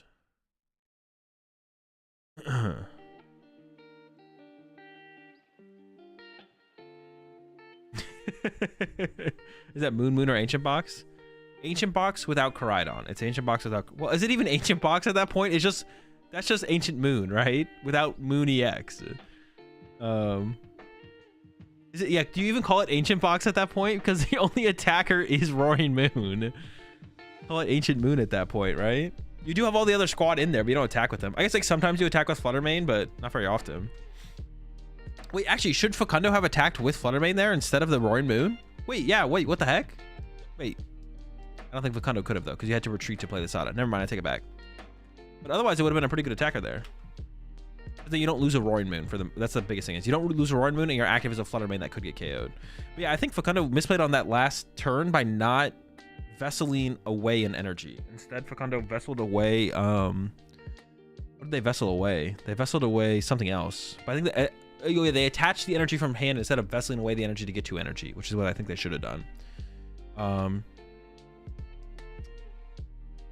Also, on Facundo, I feel like should Should have played the Palpat for the Sada there, to be honest. Just maximize your odds of top decking a Sada, because you need to like prepare for your active getting KO'd here. I don't know if Yurko quite has the knockout, but it's definitely close to it. Needs 4 energy. Maybe doesn't quite have enough. I see only 3 in the hand. Now, Yurko does play Vacuum, though. So it could Vacuum later, or just set this up to be KO'd by Greninja next turn, or Hands as well for 2 prize cards. Yeah, there's just a punch for 120. So Facundo loves to see that. Also, Facundo does have... So now this lets Facundo play the... I don't like this Ultra Ball here. Well, I don't hate the Ultra Ball here, but I feel like we should have saved it to get another... Oh, wait, there's another Roaring Moon in there. I take it back. I thought we prized a Moon and Greninja. Oh, it was our first prize card we pulled must have been the Moon then. But Catcher Heads here, KO on the B-Barrel is like really, really good. Facundo also needs to like play pretty fast. Like, just go. Because there's not... there's not that much time left. So let's Catcher KO this thing out. This Catcher KO this... Schmuck barrel off the bench. He's dead. Sniped. Nope, never mind. All right, Explorer. Maybe we get to the KO on the active. It's pretty unlikely, I think, here. 10 minutes left. All right, it's a decent amount of time. What do we got? Pokestop. Hey, Pokestop could become anything. And Pokegear for next turn for Asada. I'm down for it. Here we go. Stopping to Catcher one time. Not great. All right. Probably save this Nest Ball to become another Roaring Moon after a Roaring Moon gets KO'd, though. There's the attached return, and we're just punching the active here, which is not great. Actually, if we're... There's a Superior in hand. I don't think we're that close to actually getting the KO here. There's a little count. Oh, no. We're just hitting. Only 7. Jeez, yeah. We need 6 more. It's not happening. That's fine, though. Setting up for the 2 KOs, all right. That's what Yurko was hoping for as well. Do you want to survive a turn? Give yourself some turn to stabilize. Now the question is, how does Yurko approach this turn? Do you go for a Hands knockout if you can? You could go with a Greninja attack. Honestly, I like the idea of like not putting more ancient cards in the discard pile before you attack with another 2 prizer. So from Yurko here, I almost want to see Greninja attack and just hit the 2 moons on the bench. Actually, Yurko theoretically could snipe both moons with Greninja and then go hands. That would actually work. That would actually work here from Yurko. Just snipe both moons on the bench and just go hands. That's what I'd like to see, I think, here, actually. Wait, would that work? No, I guess that wouldn't work. Facundo's already drawn 1 prize card, so... Okay, no. You could do that and then take a knockout with Hands, and then if the Hands KO is whiffed on the following turn, which it probably wouldn't be, then I guess that could work, but I don't think that would actually work. So Yurko could go attack with Greninja, and then maybe attack with Greninja, and then Hands for 2 or something like that. There's an Ultra Ball. Was that getting rid of 2 Ultra Balls? A lot of thinning power gone. What are we even grabbing here? Are we just grabbing the Hands, or are we just grabbing nothing? Grabbing nothing seems reasonable, to be honest. Fail it. Eyeing up the Iron Bundle. Pretty broken Pokemon. It is actually possible that Yurko whiffs a play this turn. I think it's definitely pretty unlikely between Shivery Chill plus the 5 off the B-Barrel and Pokestop, but it is possible a play is whiffed here. Yurko gonna settle for nothing. Seems fine, I guess. Like I said, I think the best attacker here for Yurko is Greninja. And I think ideally, if you could, you'd want to establish another... Well, you don't want to establish BDIF yet, because you'd want to save the Super Art to recover Greninja, but then we'd maybe look for it following turn. Yurko needs Ancient Box to whiff a turn. Yeah, I guess you could, like, possibly for Yurko, you could... as Yurko here, you could... attack with a fresh Chi and Pow and hope it just doesn't get KO'd, but it's pretty likely it would go down. Especially because Facundo doesn't have to Sada next turn, could Explorer instead. I think I saw a Superior there, so definitely attacking this turn as Yurko. I'm not sure if there's any waters in the deck, because there's like 2 in the hand right there. It's like 1, 2, 3, 4, 5, 6, 7, 8. So there's definitely none in the deck. So that's kind of an unfortunate draw there from Yurko. No Shivery Chill value. Here comes the Pokestop. No hits. Wait, that is a Superior in the hand, though, there, right, for Yurko? It is. Could still concealed cards. I mean, you definitely want to see some more stuff here. I assume we're gonna do it. Do the active. We're definitely attacking with Greninja here as Yurko, I think. All right, concealed cards is in.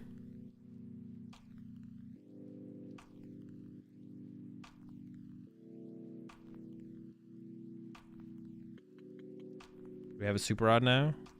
Thinking about recovering the B barrel, but I assume we'd want to recover the Greninja though with the B barrel. Irida for bundle. Super Rod. I don't know if we're actually using the bundle here as Yurko. You might just do it to try and be a little bit disruptive, I guess. I don't know. Here comes the Super Rod. So is committing to the Super Rod before the Greninja goes down. I thought we were going to try and chain Greninjas here as Yurko, but he's okay with just like going in. You can also use the Shivery Chill now. Get that one water out of the deck, I guess. I don't know if you need it, but here comes the Chill. Hasn't used concealed cards yet either, I believe, so still can use concealed cards as well, which I guess you probably should have used that. If you were going to use that, you should probably have used that before using the Irida, to be honest. But yeah, you probably should use that before using Irida. But it's not that big of a deal, I don't think.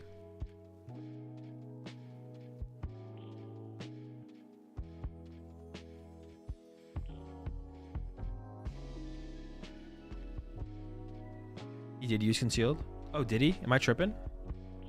Dude, how did I miss that? All right, never mind. Don't mind me. All right. I think we're still going to see the retreat to Greninja. Yep, retreat to Greninja. And then Greninja Snipe. I assume both bench moons, which is why I kind of want to see the Super Rod get saved, because you want to like snipe both bench moons and then again snipe both bench moons again by recovering the Greninja, or snipe two somethings. Oh, is going for the KO. And then the setup on the Flutter Mane. I guess that does lead to the vacuum play. Yurko does play a vacuum. That's curious though. We're not setting up any damage for follow-up Greninjas or Iron Hands plays. All right, immediately into the Pokestop for Facundo. Triple hit. Love to see it. Facundo's got to start cooking though. 4 minutes left. You just got to go, go, go. Find Sada ideally. Mission Explorer. I mean, you definitely should have played like a Vessel before using the Poke Gear. Could still play one. Go, go, go, go, go, go, go, go, go, go, go, go. Play a card, any card, pick a card. Not that card, this card, that card. No! Thin out the deck before you use the next Poke Gear to hit the Sada. It's not that bad to not Sada this turn, but you do definitely want the opportunity to play Boss at some point, probably. I was going immediately into the Explorer. I guess that's fine then. No, wait, we still should play the Vessel first, though, to get the energy out of the deck, right? Why are we not just playing this Vessel? Doesn't matter. Go, go, go. Keep cooking, keep cooking. As long as we're taking actions, we're cooking. Boom. Oh, load it up. Boom. Attach a card for turn. All right, bench a Moon thing. Vessel for some energy. Could have got one more off the drum. That's fine. Just go, go, go, go, go. Bench the other Moon attack. Honestly, knocking out the active seems fine here as well. I think knocking out the active is probably fine. Just save the catcher to try and chase the Chien-Pao. All right, knockout. I could have, but it's fine. We're cooking. I like want him to rush, and then I also want to be nitpicky at the same time. But gotta go, gotta go, gotta go. Yurko's play. Well, I think I didn't like the Greninja placement from Yurko on that last turn, to be honest. I feel like it could have been placed somewhere else. Like done some more Greninja chaining, but I don't know if Yurko was even thinking about that, to be honest.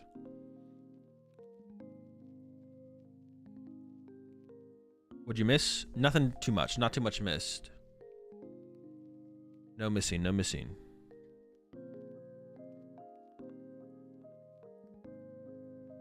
Facundo ties if he loses, if he KOs his Chien-Pao before time. Yeah, that's like the, you should need to go like, Facundo needs to go like draw catcher heads, freaking KO the Chien-Pao. All right, we're chilling. All right, second B barrel loaded up here.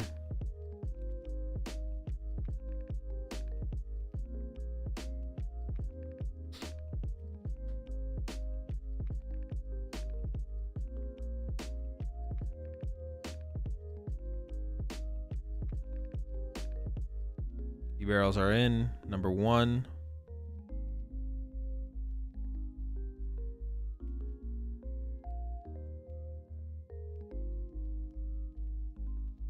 I just have when all your opponent needs to do is play as slow as possible. I mean, I don't want to like put it on like Yurko. Like Yurko's pace of play, I don't think has really changed since the beginning of the match. So, like, sure, Yurko's pace of play might lead to. It's possible Yurko's pace of play leads to Yurko with the 1-0, but like just like immediately assuming the person has like slow playing, I think is kind of cringe. So with the idea of like not thinking about that as being the reason for the outcome of any match, we can definitely put it on. We can definitely put it on Facundo here a little bit, and Facundo definitely should have conceded game 1 way sooner, and also could have played faster in both games as well, right? Also, there might be extra time from the judge call that we're not aware of, which is also possible. There also might be a little bit extra time left than just 1 minute, but yeah. All right, the vacuum's in. Goodbye, Candy. For the tool card, gets a prize card.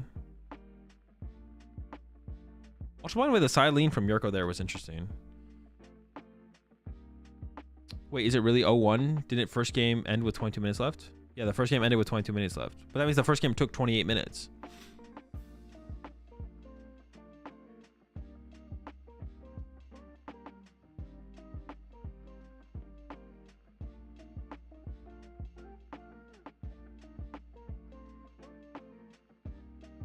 Seconds left. I mean, no matter what, Facundo's only going to have 2 turns left. So this one's basically over. Yeah, Facundo only ever has 2 turns after this. If you can stack your deck and will still lose the game, you should be scooping that game. Wait, what does that comment even mean?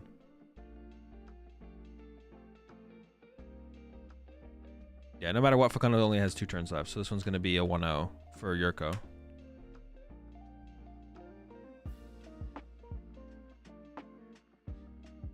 Oh, wait. 2 minutes just spawned in. Hang on. Wait a second.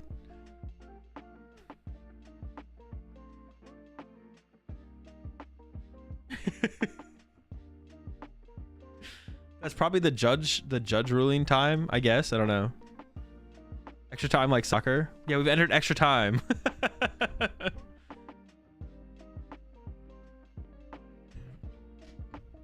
Time rewind. Overtime. If you can pick your draws and that isn't enough for you to win the game, you should scoop. What are you even saying, Honeylift? Are you saying if someone cheats and they don't win, they should scoop? Is that what you're saying?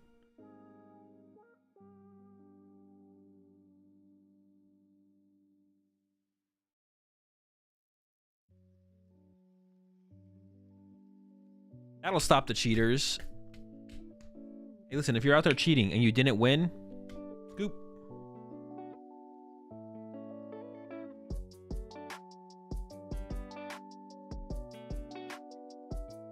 People acting like he doesn't know what he's saying. Wait, what they just said in chat? Dude, I don't know what they're saying. Jeff, 5-minute turn. This has been dragging on for a little while. Did you make cheating against the rules? True.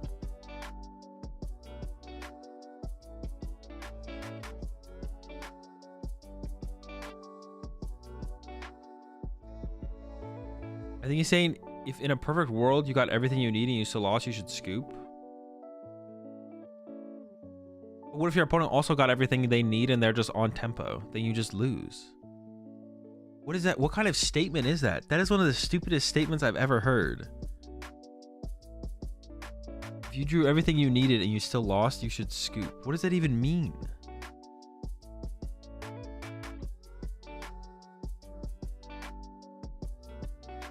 All right, well, there it is. Wait, more time. They got more time.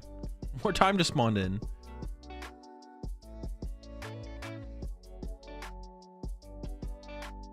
Does that like not account for like misplaying then?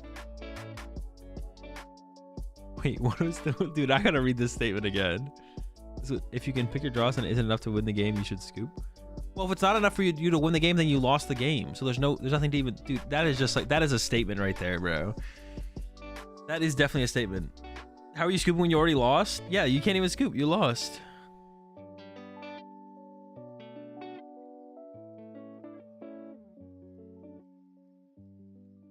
That's definitely a statement of all time for sure.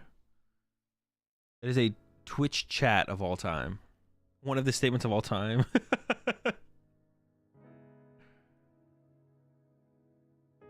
Definitely a statement of all time. You're fired, I quit. Literally, that's literally you're fired, I quit vibes.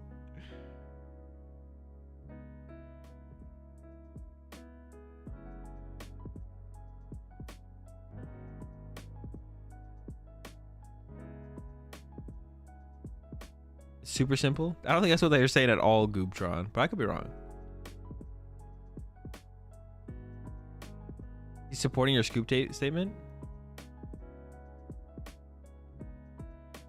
Wait, how is he supporting my scoop statement? He said if you draw everything you need and can't win, you should scoop. Wait, if you draw everything you need and can't win, you should scoop. What is that? That is not what I was saying. If you draw everything you need and can't win, you should scoop. Wait, no, wait. Did you mean if you... No. Did you mean... It's a hypothetical? No, but if you draw everything you need, then you should win. But if you don't know everything you need and you lost, then you lost.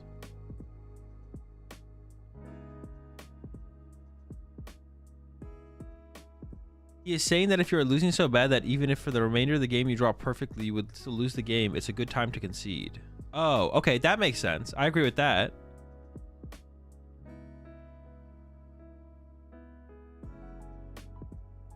I'm not gonna lie. I couldn't get there from that statement, though. Everything is saying what they think he said, but he hasn't said a word. Yeah, he's been real silent ever since. Yeah, if you're saying you have to draw perfect from here... Wait.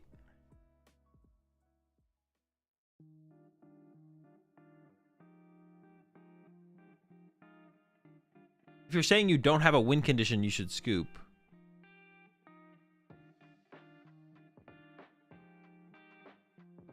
To go to the next match, I agree, yes. You can concede if you have no outs, yeah? Okay, yeah. Go to the next game. I agree. I agree with that. The way it was worded did not have me thinking that way, though. I'm not going to lie. Do I have the prediction up for this one? We'll see. The way they worded their statement did not have me think. I couldn't get there. I'm not going to lie. And chat is warping the fuck out of his statement. Maybe. Or maybe we're catching on to what they were spitting.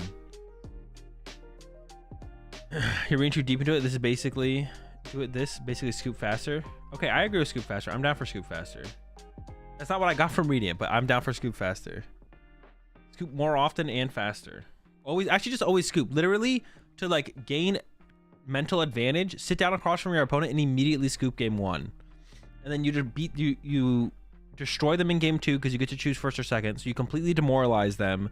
And then going into game three, which you have plenty of time left for now because you scooped game one, you have such a mental advantage that it's just a free dub. Sit down, see what deck they're playing first, instantly concede so you know whether to go first or second in game two, choose first or second in game two, body them because you went first or second, so you have that advantage. And then game three they're just mentally done. They're chalked, and it's a free dub.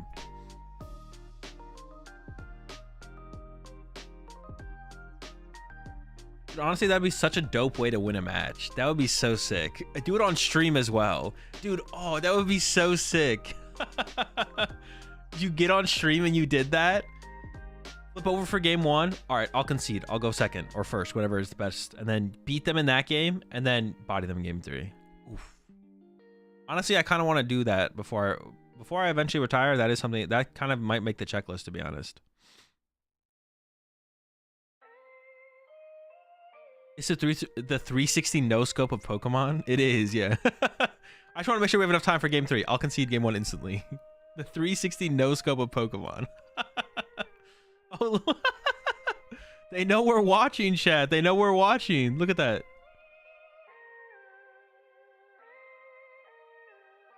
Dude, they're watching us watching them. Bruh. I don't know if I can handle that.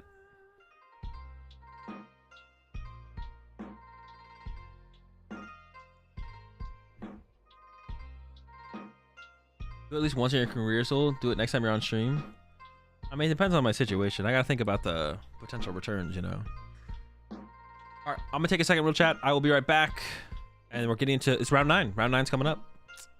And then I might stream again. Ooh, I'll have to figure that out. I don't know. It depends how I feel. So the plan right now is to watch round 9.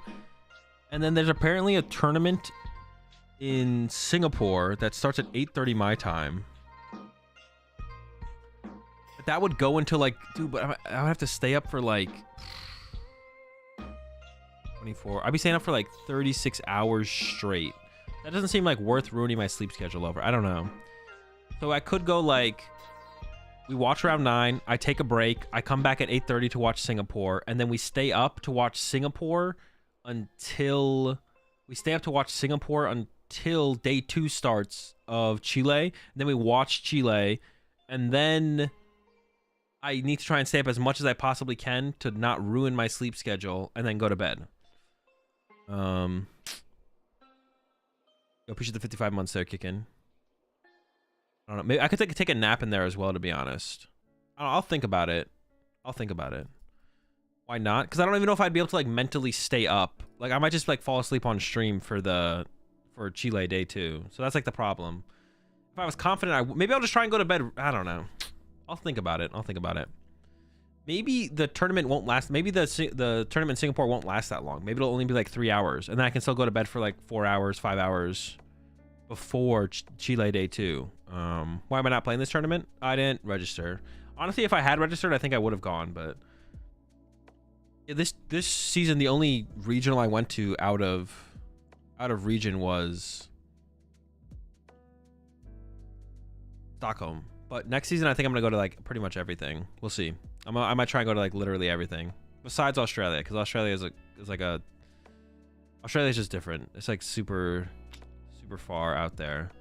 So will you barely sleep? That's not true. I sleep a lot. I usually get 7.5, 8 hours of sleep a night.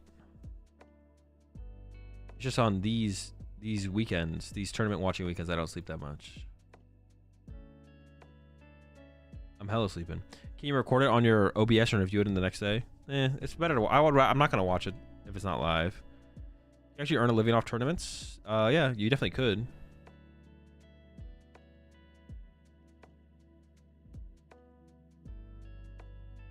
Did you ever manage to explore Stockholm or eat anything?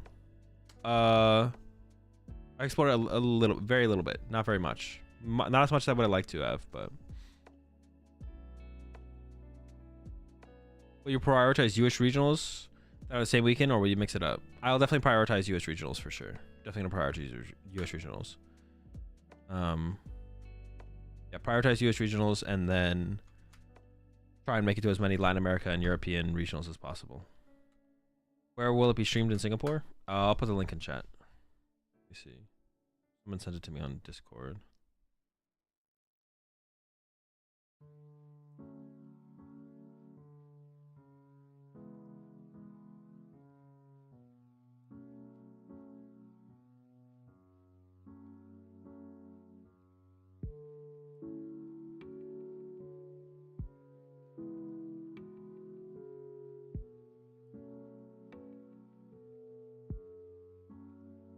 What region has that? Oh, what the fuck? Did I just get logged out? Dude, what the heck?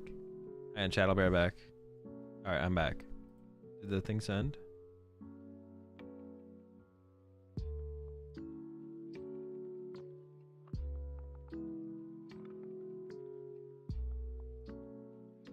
What region has the toughest competition for regionals and ICs? It's all the same. Was stock your easiest regional? No, it's probably the one I won the first regional. Actually, I don't even know. It's probably the first. Oh, I was so much worse back then, to be honest. So I don't know. Easiest regional I've ever won? Well, it'd probably be the regional that I won where I just had the best deck. So it was like the one I won with Yveltal Garb, or the one I won with Vileplume Lurantis. Were probably the easiest regionals I've ever won. Because my deck was just. Well, I've had other ones where my deck was pretty good too, though. There's definitely another one. I feel like bigger terms are just naturally harder, right? Yeah, bigger terms are just definitely naturally harder. But Stockholm was pretty. I don't know about easy, but like Stockholm, like the deck I was playing with, because of the deck I was playing, it was definitely know, I guess easier. I don't know if that makes sense. Just because of the deck choice I was playing, it was like more matchup based than it was like. It's not like you don't have to think at all, but like. Wait, now round 9 is already getting set. All right, I'll be right back, chat. Round 9's coming up here just in just a second. Appreciate that Prime's up there. Delicious man, welcome to the Rat Pack. We're all out of croutons. We have plenty of salad.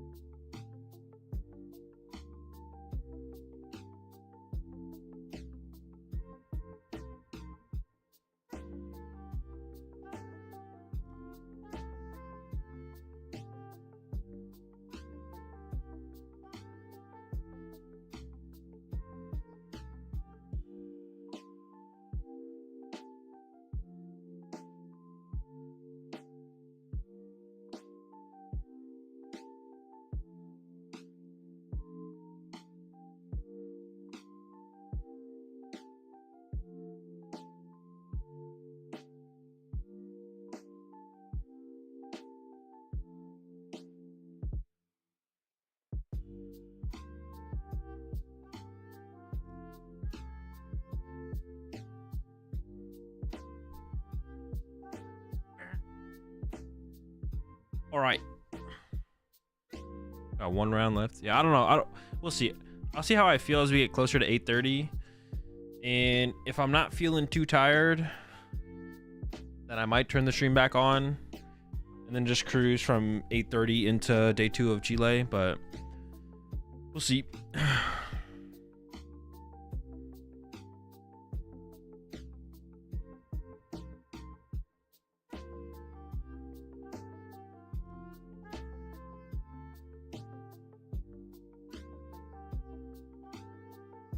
Statistically speaking, bigger means just more of all types of players. The skill level bell curve really shouldn't be much different. Yeah, but you need to do better. So it's like, if you need to get, let's say you entered a tournament with 10 players, and there's 2 good players and 8 average players, and you need to win 2 games. Yeah, it'd be more harder. Yeah, more harder. Well, also, I guess with that, like, smaller tournaments, the quality of players, I think, does go up on average because the good players go to everything, but yeah, I think smaller tournaments, you have a higher chance of hitting better players, for sure. But winning more does make the tournament harder. Like, the bigger the tournament, the harder it is overall. But you do have a higher chance, like the quality level of player goes up in smaller tournaments for sure. Because like you have people like you have like a bunch of good American players going to Stockholm, right? Like, which, yeah, Like stuff like that. That'd be a good example of that. Like you have a bunch of good players going to Stockholm, some Australian, or I guess just one Australian, just Brent. But like, that'll like increase the quality of player for sure. The quality of player definitely is higher at smaller tournaments, but like not to the point where smaller tournaments are harder than bigger tournaments. Bigger tournaments are still harder.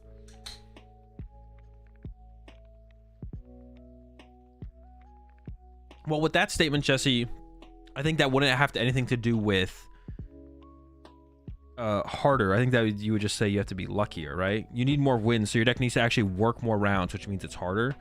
If you're making that specific statement, then you're saying you have to get luckier, or odds, fortunate odds play a bigger part in players winning bigger tournaments. But I don't think we're like at that point in Pokemon where that matters, because not enough players play well enough or innovate enough to actually make that a reality. Because you just look at Tord and how his most won tournaments are like ICs. It's like those are the, well, I guess they're not always the biggest in terms of player numbers, but they're the biggest in terms of how much people try. But even then, the most recent ones he's won are really big, so I guess that's not 100% true. I was gonna, because the ICs are not always bigger than regionals, but yeah.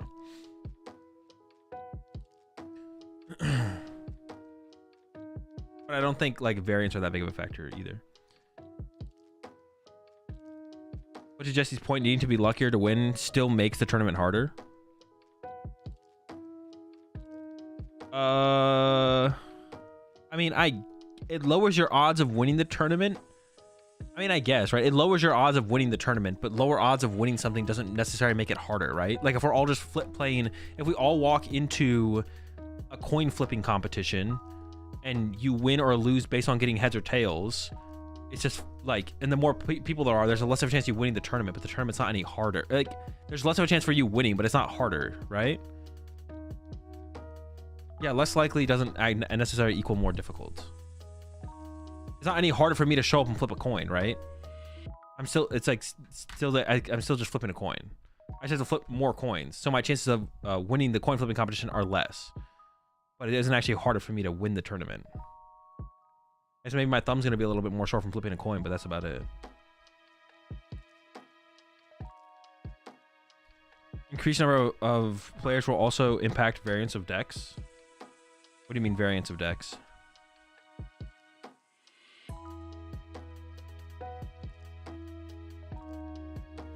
Pokemon is a coin flip tournament, right?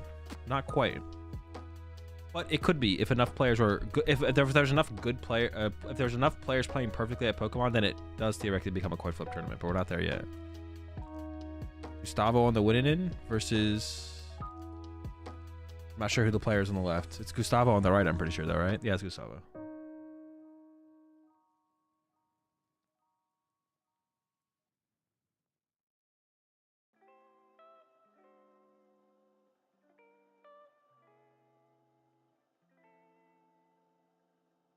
Lugia pre-rotation was a coin flip game.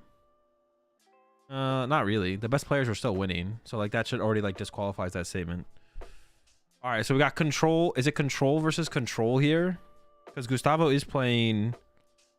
It looks like control. Well, no, it might just be Zard with a Lucky actually, because there's a B barrel there. We'll see. And a collapsed.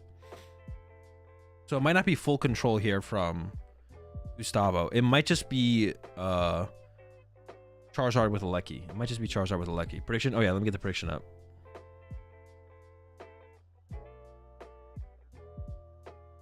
All right, prediction is it online? Yes, prediction's up. Get your predictions in. You got 2 minutes or 1:30. We got Gustavo on the right with, it looks like Charizard with just a Lecky. Yeah, I just see a prime catch. It looks like Charizard with Lecky, so it's not like full control. And the player on the left has Pidgeot V in the active, which makes me think it's Great Tusk Mill or Quadlax. Yeah, so I think it's Great Tusk Mill or Quadlax. And, well, honestly, Great Tusk Mill is favored against Charizard, I think. Quadlax is a deck. I think you lose to the Lecky. You lose to the Lecky if it's played well on Gustavo's side. We'll have to see what Gustavo actually plays in here. It's just Ultra Ball for Pidgey and Pass, so no real pressure coming over to Victor. And these players are both 7-1, so they're both in day 2. They're just trying to go a little bit further. Yeah, it looks like it is quad lax here from Victor. So the game plan... Oh, it's gonna go with an Eerie off the rip. Is there a Rotom in hand? Oh! That could make things interesting. Especially if there's a candy prize. I didn't check the prize cards. Does have an S-Ball to get a Rotom here to actually just start drawing cards. All right. That'll be interesting. Doing the prize check in here. Does have the Shrew, which could be big if Gustavo plays Cheer or Palpad. I think I saw Sinnoh's in there as well. I think I saw a Sinnoh at least. There's Sinnoh's in there, yeah. So yeah, the Lucky should win this matchup for Gustavo. As long as Gustavo can set up a Charizard. But that could be difficult, I guess, with Candy's gone. We'll see. So Victor's game plan should be to just Chi-Yu as soon as possible. And just keep Chi-Yuing. Because Gustavo theoretically will win out with the Lucky eventually. So you need to put on... The only thing that you can pressure with in this matchup is the Chi-Yu. I did see it in the deck. It's not prized. Yeah, a combination of like Chi-Yu and Eerie to like hand lock and mill cards at the same time. But I do think it is, yeah, favorable for the Lucky, of course, for the Charizard with the Lucky. We'll see how it goes. I'm interested to see how it goes. Mimikyu in play as well. As a Cape the Mimi. I think we want to save that for the Chi-Yu. It doesn't matter too much where we put it, I guess. The thing is, the Mimikyu doesn't do a whole ton. The Mimikyu does not do a whole ton. 2 Charizards prized here. It's all Pokemon for Gustavo. Mantine, Rotom, Snorlax, Eerie. As well. So the prize cards here on the left side are not that bad. On Gustavo's side, going for an Arven to get Devo and Poffin. Just try and build up the hand a little bit with the Poffin in case of an Ultra Ball top deck. And he also pressure with Luxray. He doesn't play Luxray. It's not control. It's quad lax. I don't think there's Luxray. I assume. When they punch into your Chi-Yu, you go into Mimi. That makes sense, yeah, right? Yeah, quad lax doesn't play Luxray. So yeah, you Chi-Yu. They punch your Chi-Yu with Charizard. You run to Mimikyu. They run to Lecky. You run to Chi-Yu. Repeat. And the last rare candy is not prized, so Gustavo will be fine here. And all the pieces for Gustavo are in the deck as well. The Turo, the what's the other one called? All right, there's the Sonar. Probably just recover a candy, or actually recover the Arven. It looks like. All right, over to Victor. Question is how quickly will Victor be able to get into Chi-Yu while still having like stuff to utilize? Because you can't just have Chi-Yu. You need Chi-Yu, and then you also need to like pivot between other stuff. Immediately running to the Mimi. Okay, that is a fire energy gone.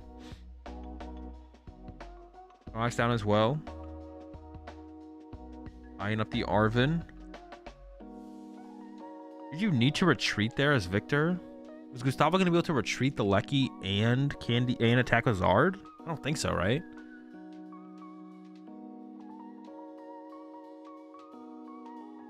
Eyeing up the Heavy Ball. That means going for the Mantine. But like, you definitely don't need Mantine here.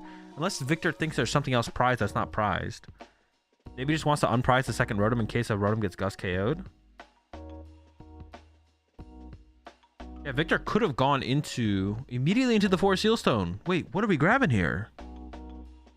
Appreciate 33 months there, Mew.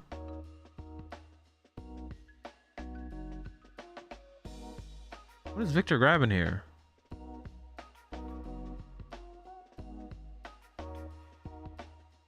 Burning the Forest. Shuffles it in. Dude, I want to know what that card is so bad. Retreating first can't be right. It doesn't seem right. I can't tell what it is. Now it's mixed into the hand. I assume it's a card that's being played this turn, though, if we went and got it. Does Victor think there's something prized that's not? I went ahead and grabbed... Wait, what is that? Was it? Wait, what was prized? A Mantine? Mantine? Rotom something, right? Or was it Mantine, Rotom? There might have only been 2. Was there a Snorlax prized? I'm actually not sure, to be honest. We'll see here in a second. Maybe not. Oh, there was a Snorlax prize, but this doesn't matter. We need Chi-Yu. We need to start Chi-Yuing.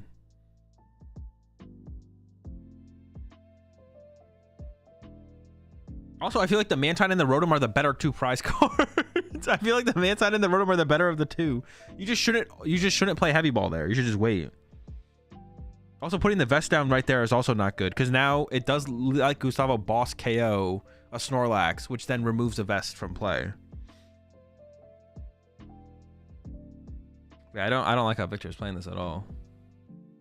Is Gustavo playing the same deck as Azevedo?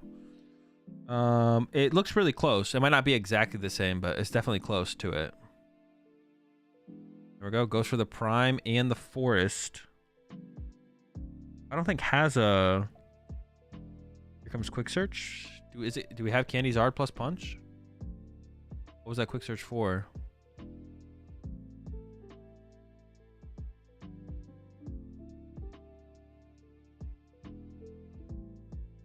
Grabbed a Fire.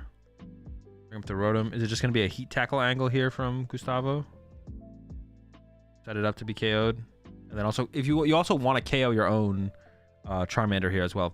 Like, Victor needs to just like go into Chi-Yu as soon as possible. But now Gustavo has so much time.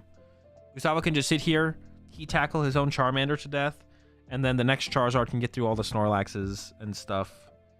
And then you will have to get through a Mimikyu at some point, but if you're one of killing Rotoms and stuff, it'll be fine.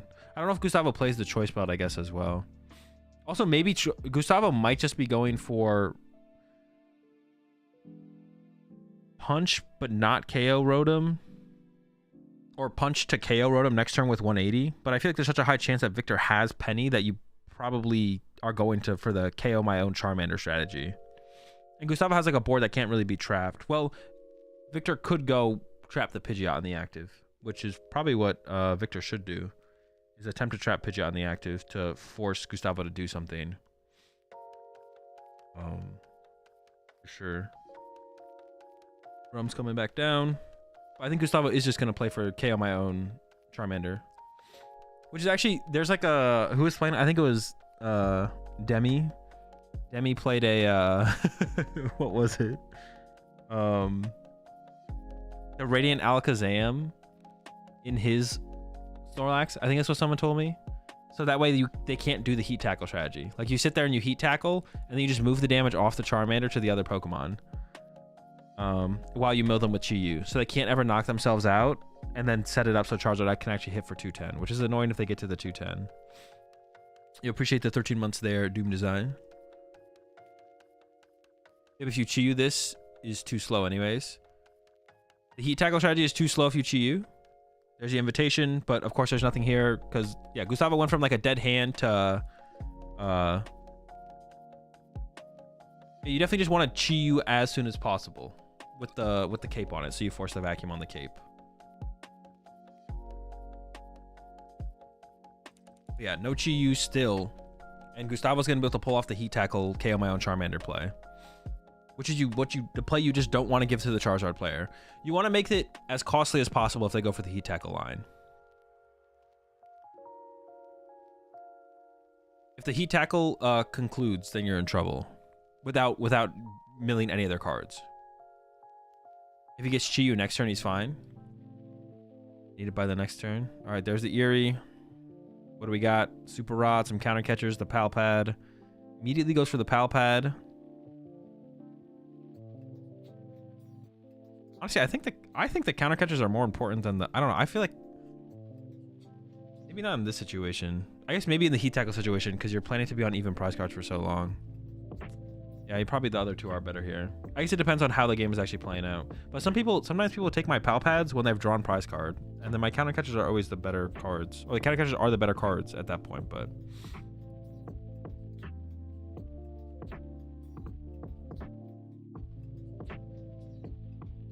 Joke's on you, he's gonna Candy Zard. I mean, that would be good. That would be good for Victor if the Candy Zard happens, but I don't think it's happening. I think Gustavo is committed to the Mandarin Chill line here. But Victor needs to actually start Chi-Yuing, but I don't know if Victor knows. Like the way Victor played off the rip makes me think that Victor just doesn't know that Chi-Yu, how important it is to pressure with Chi-Yu. Gustavo wins because of Lucky, no? Yeah, Lucky's a big part of winning the match for sure. Okay, does have the boss on the Pidgeot.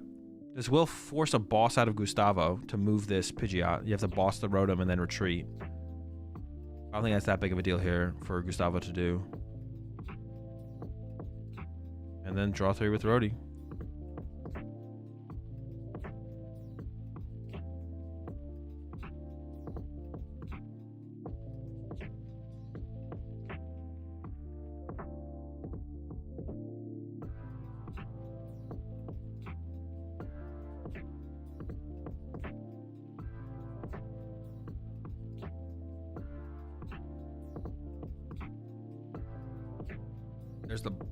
I'm curious with this boss if Gustavo goes into Lecky here.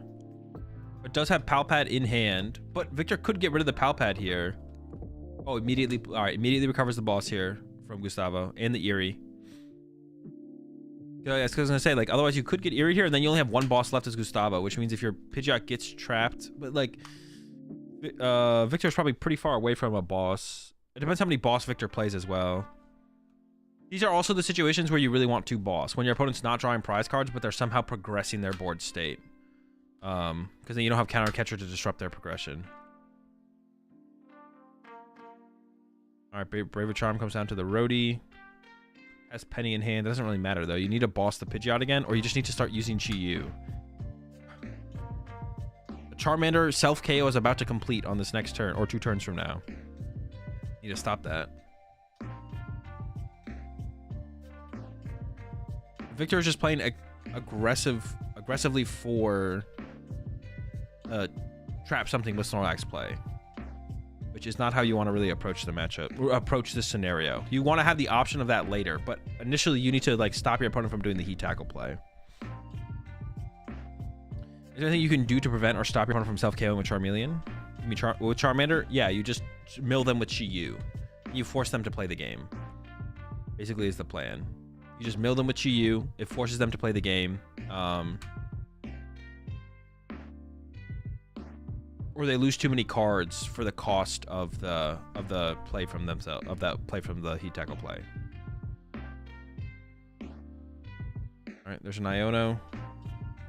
There's just Palpad into Iono, and then what? Draw 3 with Rotom here. All right. Over to Gustavo. Probably just going to be draw, punch with Charmander. Maybe play like an Eerie if there's an Eerie in hand. I guess you could go find an Eerie and play it. Comfortable to go ahead and get rid of the cape here from Gustavo. Has Charmeleon KO, but you don't want to do that. Honestly, I don't even know if you want to take this knockout anytime soon, but I guess you're going to end up with it in 2 hits.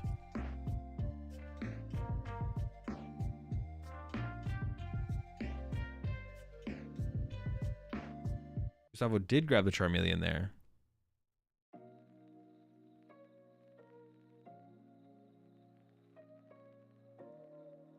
I think you just want a Charmander here. Goes for the Turo. Okay. I don't know what you're Turing. You're supposed to search Radzard and back it, but not a huge deal.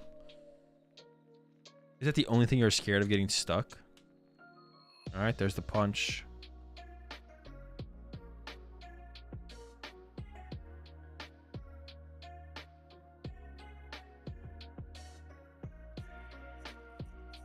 So next turn, Gustavo wants to bench a Charmander. I guess Gustavo could have been... No, you probably didn't want to bench it this turn.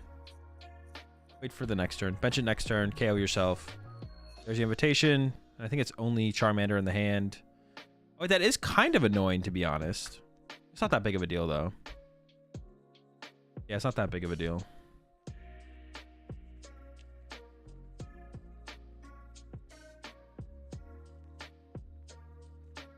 Why is it important that Charmander KOs itself? Turns off Defiance Vest. It's not the... It's so your Charizard hits for 30 more damage. That's why. It's not about turning off Defiance Vest. Although it does turn on... Keep Defiance Vest turned off for the attack. So it boosts your Charizard's damage by 30. Because you're still eventually going to turn on Defiance Vest and Counter Catcher. Like, those will come online eventually.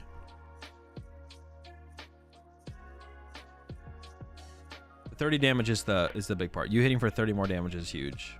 So you KO Snorlaxes with Defiances and Bravery Charms. You KO Rotom if you have a choice spell, even if they have a Bravery Charm. All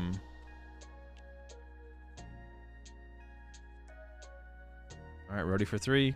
And then, well, I guess now on Gustavo's side, you have to get the Charmander out of the active and then get into the other Charmander here, I guess. Yeah, KO's Chi-Yu without Charm, but there's the Turo. Lucky comes up. See, this is what's actually going to... I'm actually curious here. Is Gustavo going to get Palpad back? But if you get back Palpad, then Victor could bench Sandshrew. All right, goes for just the Turo. So just going for the raw supporters. Okay. And that's what I assumed was going to be the play here from Gustavo. But I was curious to see what Gustavo did. Like, I think you just... Because otherwise, I guess you could also get... well, Sandshrew could get benched. And then you could also just get Eerie, I guess. So you definitely want to do it like this. Again, Gustavo has not drawn a prize card yet. So counter catchers offline, stuff like that. This one's honestly going to be kind of... I mean, I assume we're going to see a win here eventually from Gustavo, but it's going to take forever. It's going to take so long. Because Gustavo might just sit here and lucky recover stuff for a couple turns. You ever need to recover the other boss? I guess is the big question. That I don't have an answer to be honest.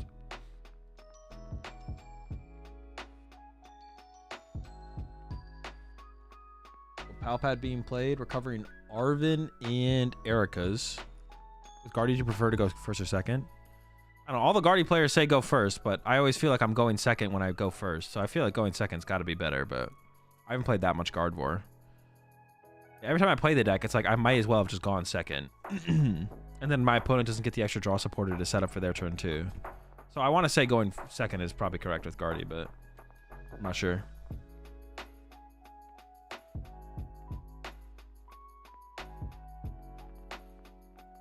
Do we see the rare 0-0 tie? No, I'm pretty sure Gustavo will win before that happens. Like, Gustavo's just waiting to like self-knock out the... I honestly, with this strategy, because Victor is not using Chi-Yu, Gustavo could knock out 2 of his own Charmanders, possibly, and then just, like... Yeah, I guess, yeah. Gustavo could knock out 2 of his own Charmanders. Why not? Let's do it. I'm down.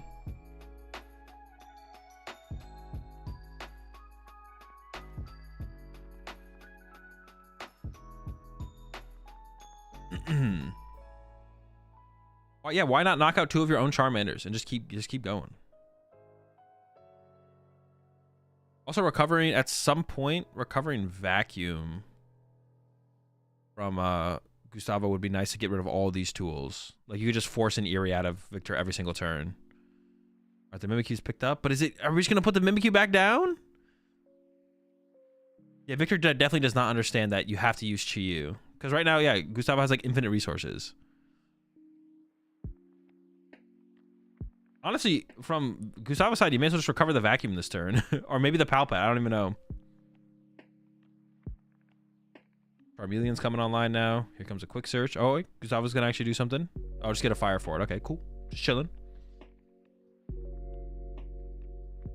I feel like Gustavo could actually go down the route of KOing multiple of his own Charmanders.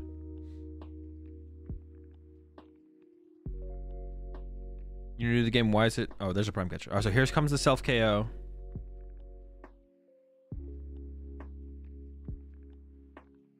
Surely not getting shoot down as a misplay. He can use Palpad now. Palpad is in the discard pile right now for Gustavo, but Gustavo did get to use it. It was definitely a misplay to not try and get the shrew down. Definitely.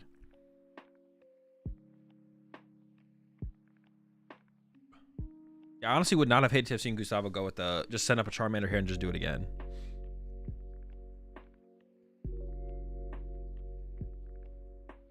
Just keep knocking out your own Charmander. Go back into Lucky sometimes, recover the Vacuum, keep vacuuming away all the tools.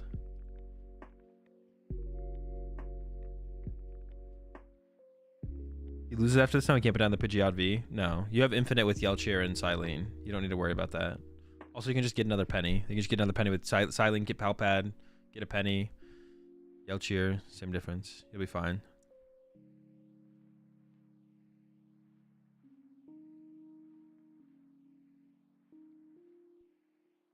Candy Ultra Ball, but they shouldn't matter. Yeah, nothing really matters anymore. The only thing that would matter is if Gustavo gets to a low enough deck that the Chiyu literally just wins the game on him, but I don't think Gustavo's going to let that happen. I think at this point, Gustavo can probably just start swinging, but I'm curious to see if that's actually true or not. Curious to see how Gustavo plays it. Like I was saying, I think you could have like heat tackled another of your own Charmanders to death, and there's like sit there and Lecky and like recover vacuum and then keep vacuuming away all the tools and stuff like that. I think was fine for Gustavo to do. Looks like Gustavo's just gonna punch for 50. I assume that's the play here from Gustavo. It's just gonna be to just punch for 50. Defiance banned. Okay, never mind. We're hitting for 80.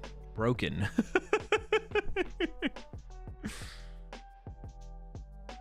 It's too good. Behind on prize cards. We're swinging. Look out.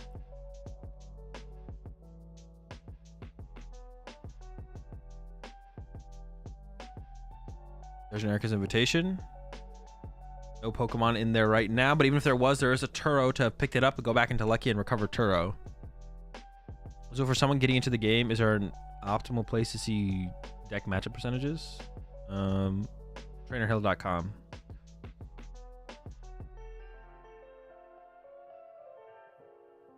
All right, Rody for 3. What's Gustavo got? Is Gustavo going to do something more aggressive here is what I'm curious about.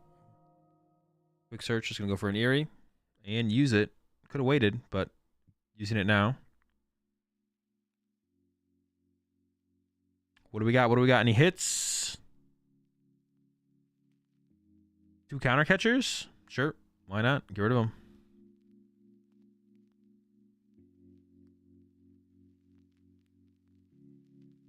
And then another hit for 80. Riveting gameplay right here.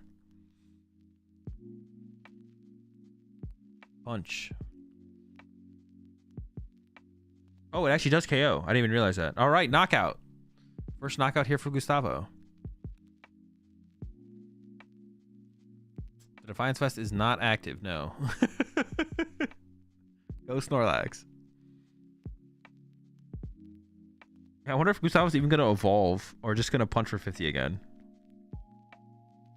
Or do we go back to the... I want to go back to the Charmander, bro. I want to go back to the Charmander. I want to heat tackle again. We should have stayed heat tackling, to be honest. Only heat tackles.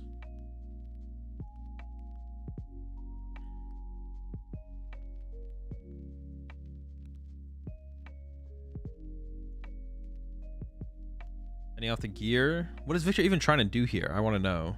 There's an Erica's Invitation in hand. I think Gustavo still does not have a basic Pokemon. What are we pennying here?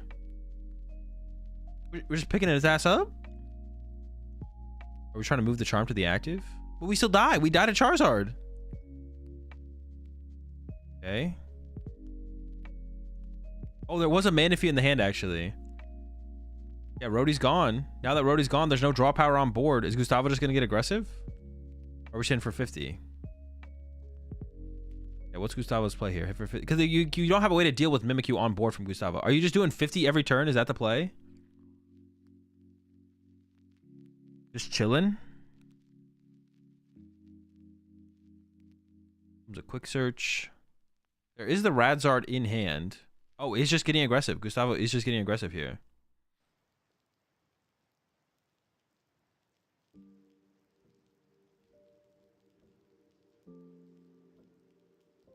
Radzard in hand, Lumineon in hand. There's a KO.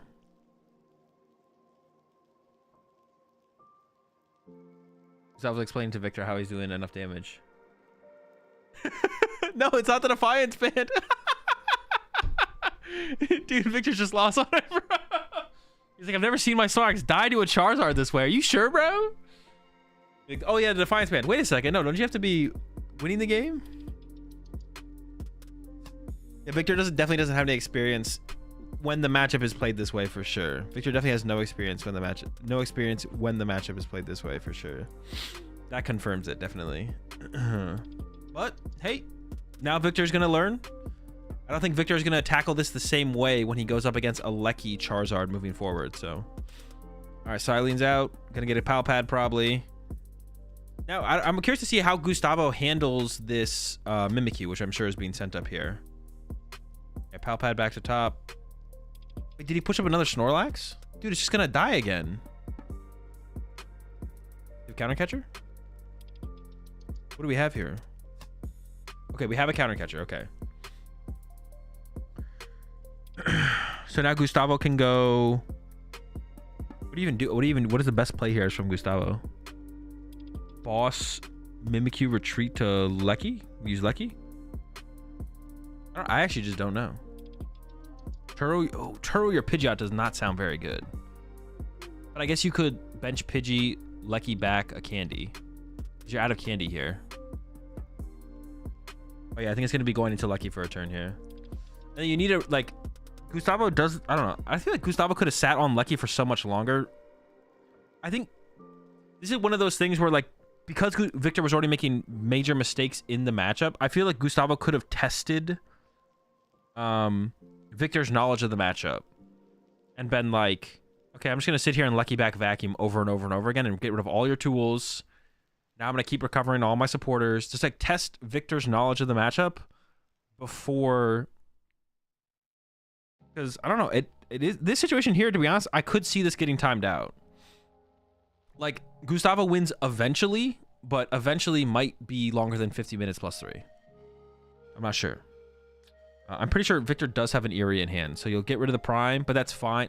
And yeah, also, yeah, Victor getting rid of the Rotom, like, you're fine with this. So here, the Eerie happens, you lose the Prime Catcher, and then Gustavo's just gonna go, okay, cool.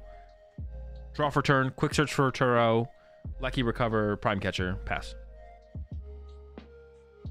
There you go, draw. Quick search for Turo, Lecky for a Prime Catcher, pass. I assume. You do need to set up like another Charmeleon at some point here from Gustavo to actually... Hold on. No quick search, interesting. I actually don't have to quick search there. But if Gustavo puts an energy here, how are we going to KO the Mimikyu? See, this is like... I guess we can heat tackle eventually, right? You can heat tackle eventually. Once again, Victor has not applying any pressure. This is why you need to be like Chi Yuing as soon as possible to apply some pressure. And I'll get it back. Because eventually Victor runs out of Eerie's. Gustavo does not run out of sonars to use. Gustavo has infinite sonars to use.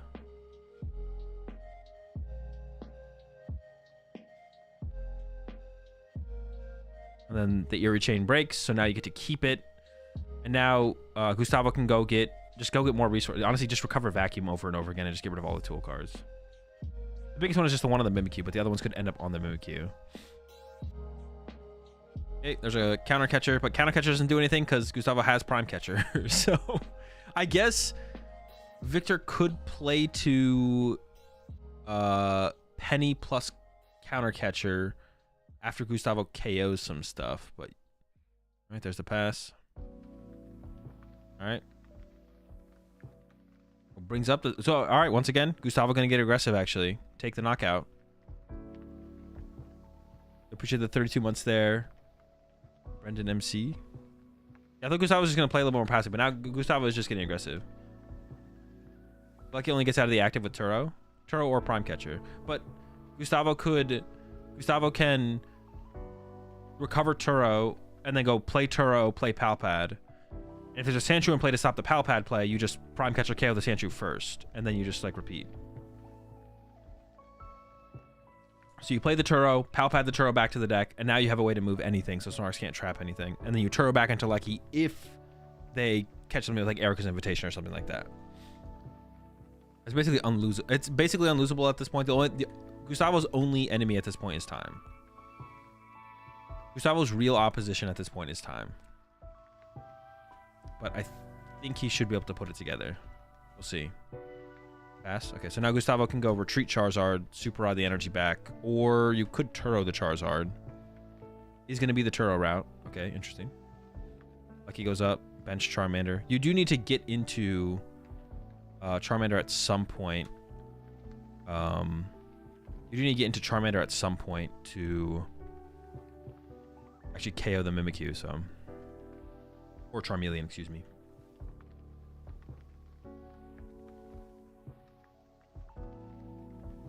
Did Victor forget to put the fish in his deck? No, he just doesn't understand the matchup when it's played this way from Gustavo.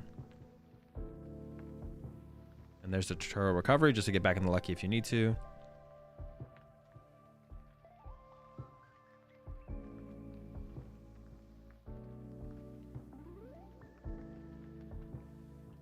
Counter catcher in hand, but the counter catcher doesn't matter. Does Gustavo have the prime catcher right now or no? It's like a long loop of silent hammers to get all the energy available out of a lucky, so Stall can win. No, it's not a win condition. You just recover it with Super Rod. You just recover Super Rod. Super Rod covers energy.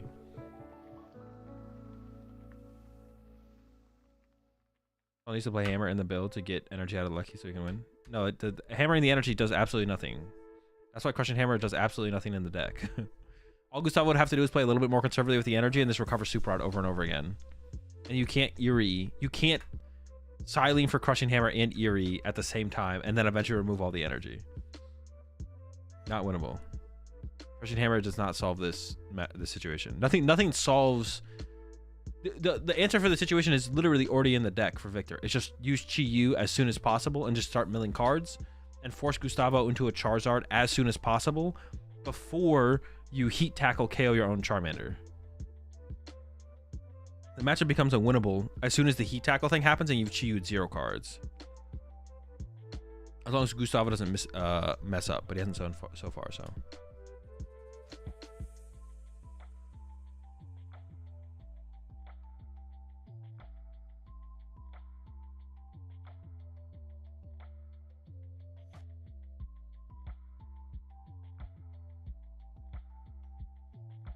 There's the vacuum. Goodbye, BDIF. Rush Chi-Yu and pray, basically, then? Yeah. Victor runs Chi-Yu. Yes, Victor has Chi-Yu. Victor could have executed the strategy. At this point, it's too late. Victor can't attack with Chi-Yu anymore. At this point, Victor can't attack with Chi-Yu anymore. But you have to do it, like, early. Before the self-heat tackle thing happens. Because now Gustavo's just going to, like, sit. I mean, Gustavo could attack this turn if he wanted to. He could also just, like, recover the vacuum again if he wanted to. I don't know how many tools are left. Cover vacuum or get there, boom, get Palpad, why not? Just literally get every resource back into the deck. And then you can start swinging. So you got 3 prize cards left for Gustavo, 15 minutes.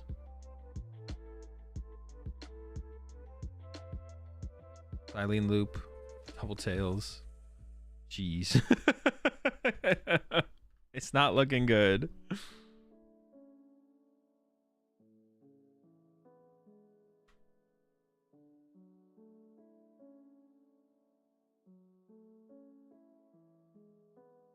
It was that Turo.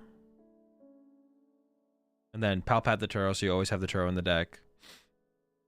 And then if there's like an Eerie, you can always grab that as well. Or a Boss. Boss would be good. Boss, boom, looking good. And then knock out the active.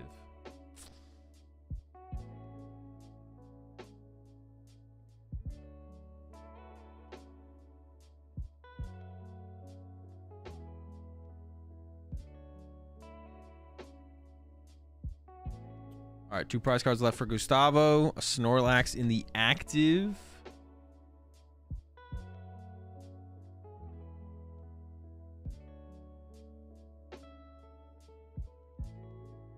No win condition. Once again, no win condition here for Victor. I don't even know what Victor's going to do this turn. I mean, the only thing you could do would be Gust Pidgeot, but the Pidgeot can start attacking on the next turn. There it is, Gust Pidgeot. But Pidgeot can start swinging for 120 here. Or you could just Turo it as Gustavo. Oh, Sandshrew comes down. I don't know if Gustavo still has Prime Catcher. You just Prime Catcher here if you have Prime Catcher, though, as Gustavo. And then Turo wins the game on the next turn. And the Palpad was already played, so the Sandshrew doesn't really stop anything. So benching the Sandshrew here. Oh, you can also just Boss Retreat now as well. The Sandshrew does, like, absolutely nothing. There's the draw. It was a Boss top deck, too. Not that you need it, but there's the Boss. There's the retreat. Here comes the Charizard EX. And knockout. Just joined. Did Mantine and Heavy Ball play being prize affected? Not really, no. It would have maybe slowed down Gustavo, but I don't even think Gustavo has a basic in the discard pile here. All right, there's the concede. I think Victor's asking how much time is left. Should he even stick it out at this point? The answer is no. There's no reason to play for 10 minutes. I think Victor's probably just going to scoop here. Yep, there's a scoop.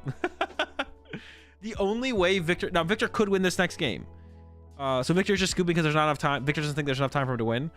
There is a win condition, though. If Gustavo opens up a dead hand And if Gustavo opens up a dead hand and Victor like immediately starts Chi-Yuing and every third card is a dead card for the situation, then it is theoretically possible for Victor to win. So basically, Gustavo opens up dead, pass, Victor goes attach, mill 2.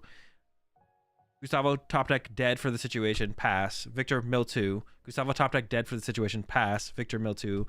Over and over and over again. Or you could KO with Chi-Yu too. You could donk with Chi-Yu. That is actually fair. There's 2 win conditions. There's that and then donking with Chi-Yu. But if Gustavo's putting on any kind of pressure, you never have enough time to actually win with the Chi-Yu mill strategy. If Stall starts using Rotom Lucky, is there a way? If Charizard starts using Lucky? Oh, if Quadlax adds Lucky, yeah, Quadlax having Lucky I don't think changes that much, because then as long as the Zard player KOs it every time. Well, honestly, that could make things interesting. I actually don't know. I'd have to like actually play it, but I feel like you would just KO it every single time. I feel like you just KO it every time. If you just KO it every time, like the Lucky comes up, then you can retreat and knock out. Use retreat, knockout, and you repeat. So are you streaming Singapore? I don't know. I'll figure it out. It starts in 4 hours, so I'll see how I feel in 4 hours. And maybe I'll start up the stream. Maybe I won't. But for now, chat, that's going to do it for me. I will be streaming tomorrow morning at around... What time did I start up the stream today? 9 hours ago? 9 hours, 40 minutes ago?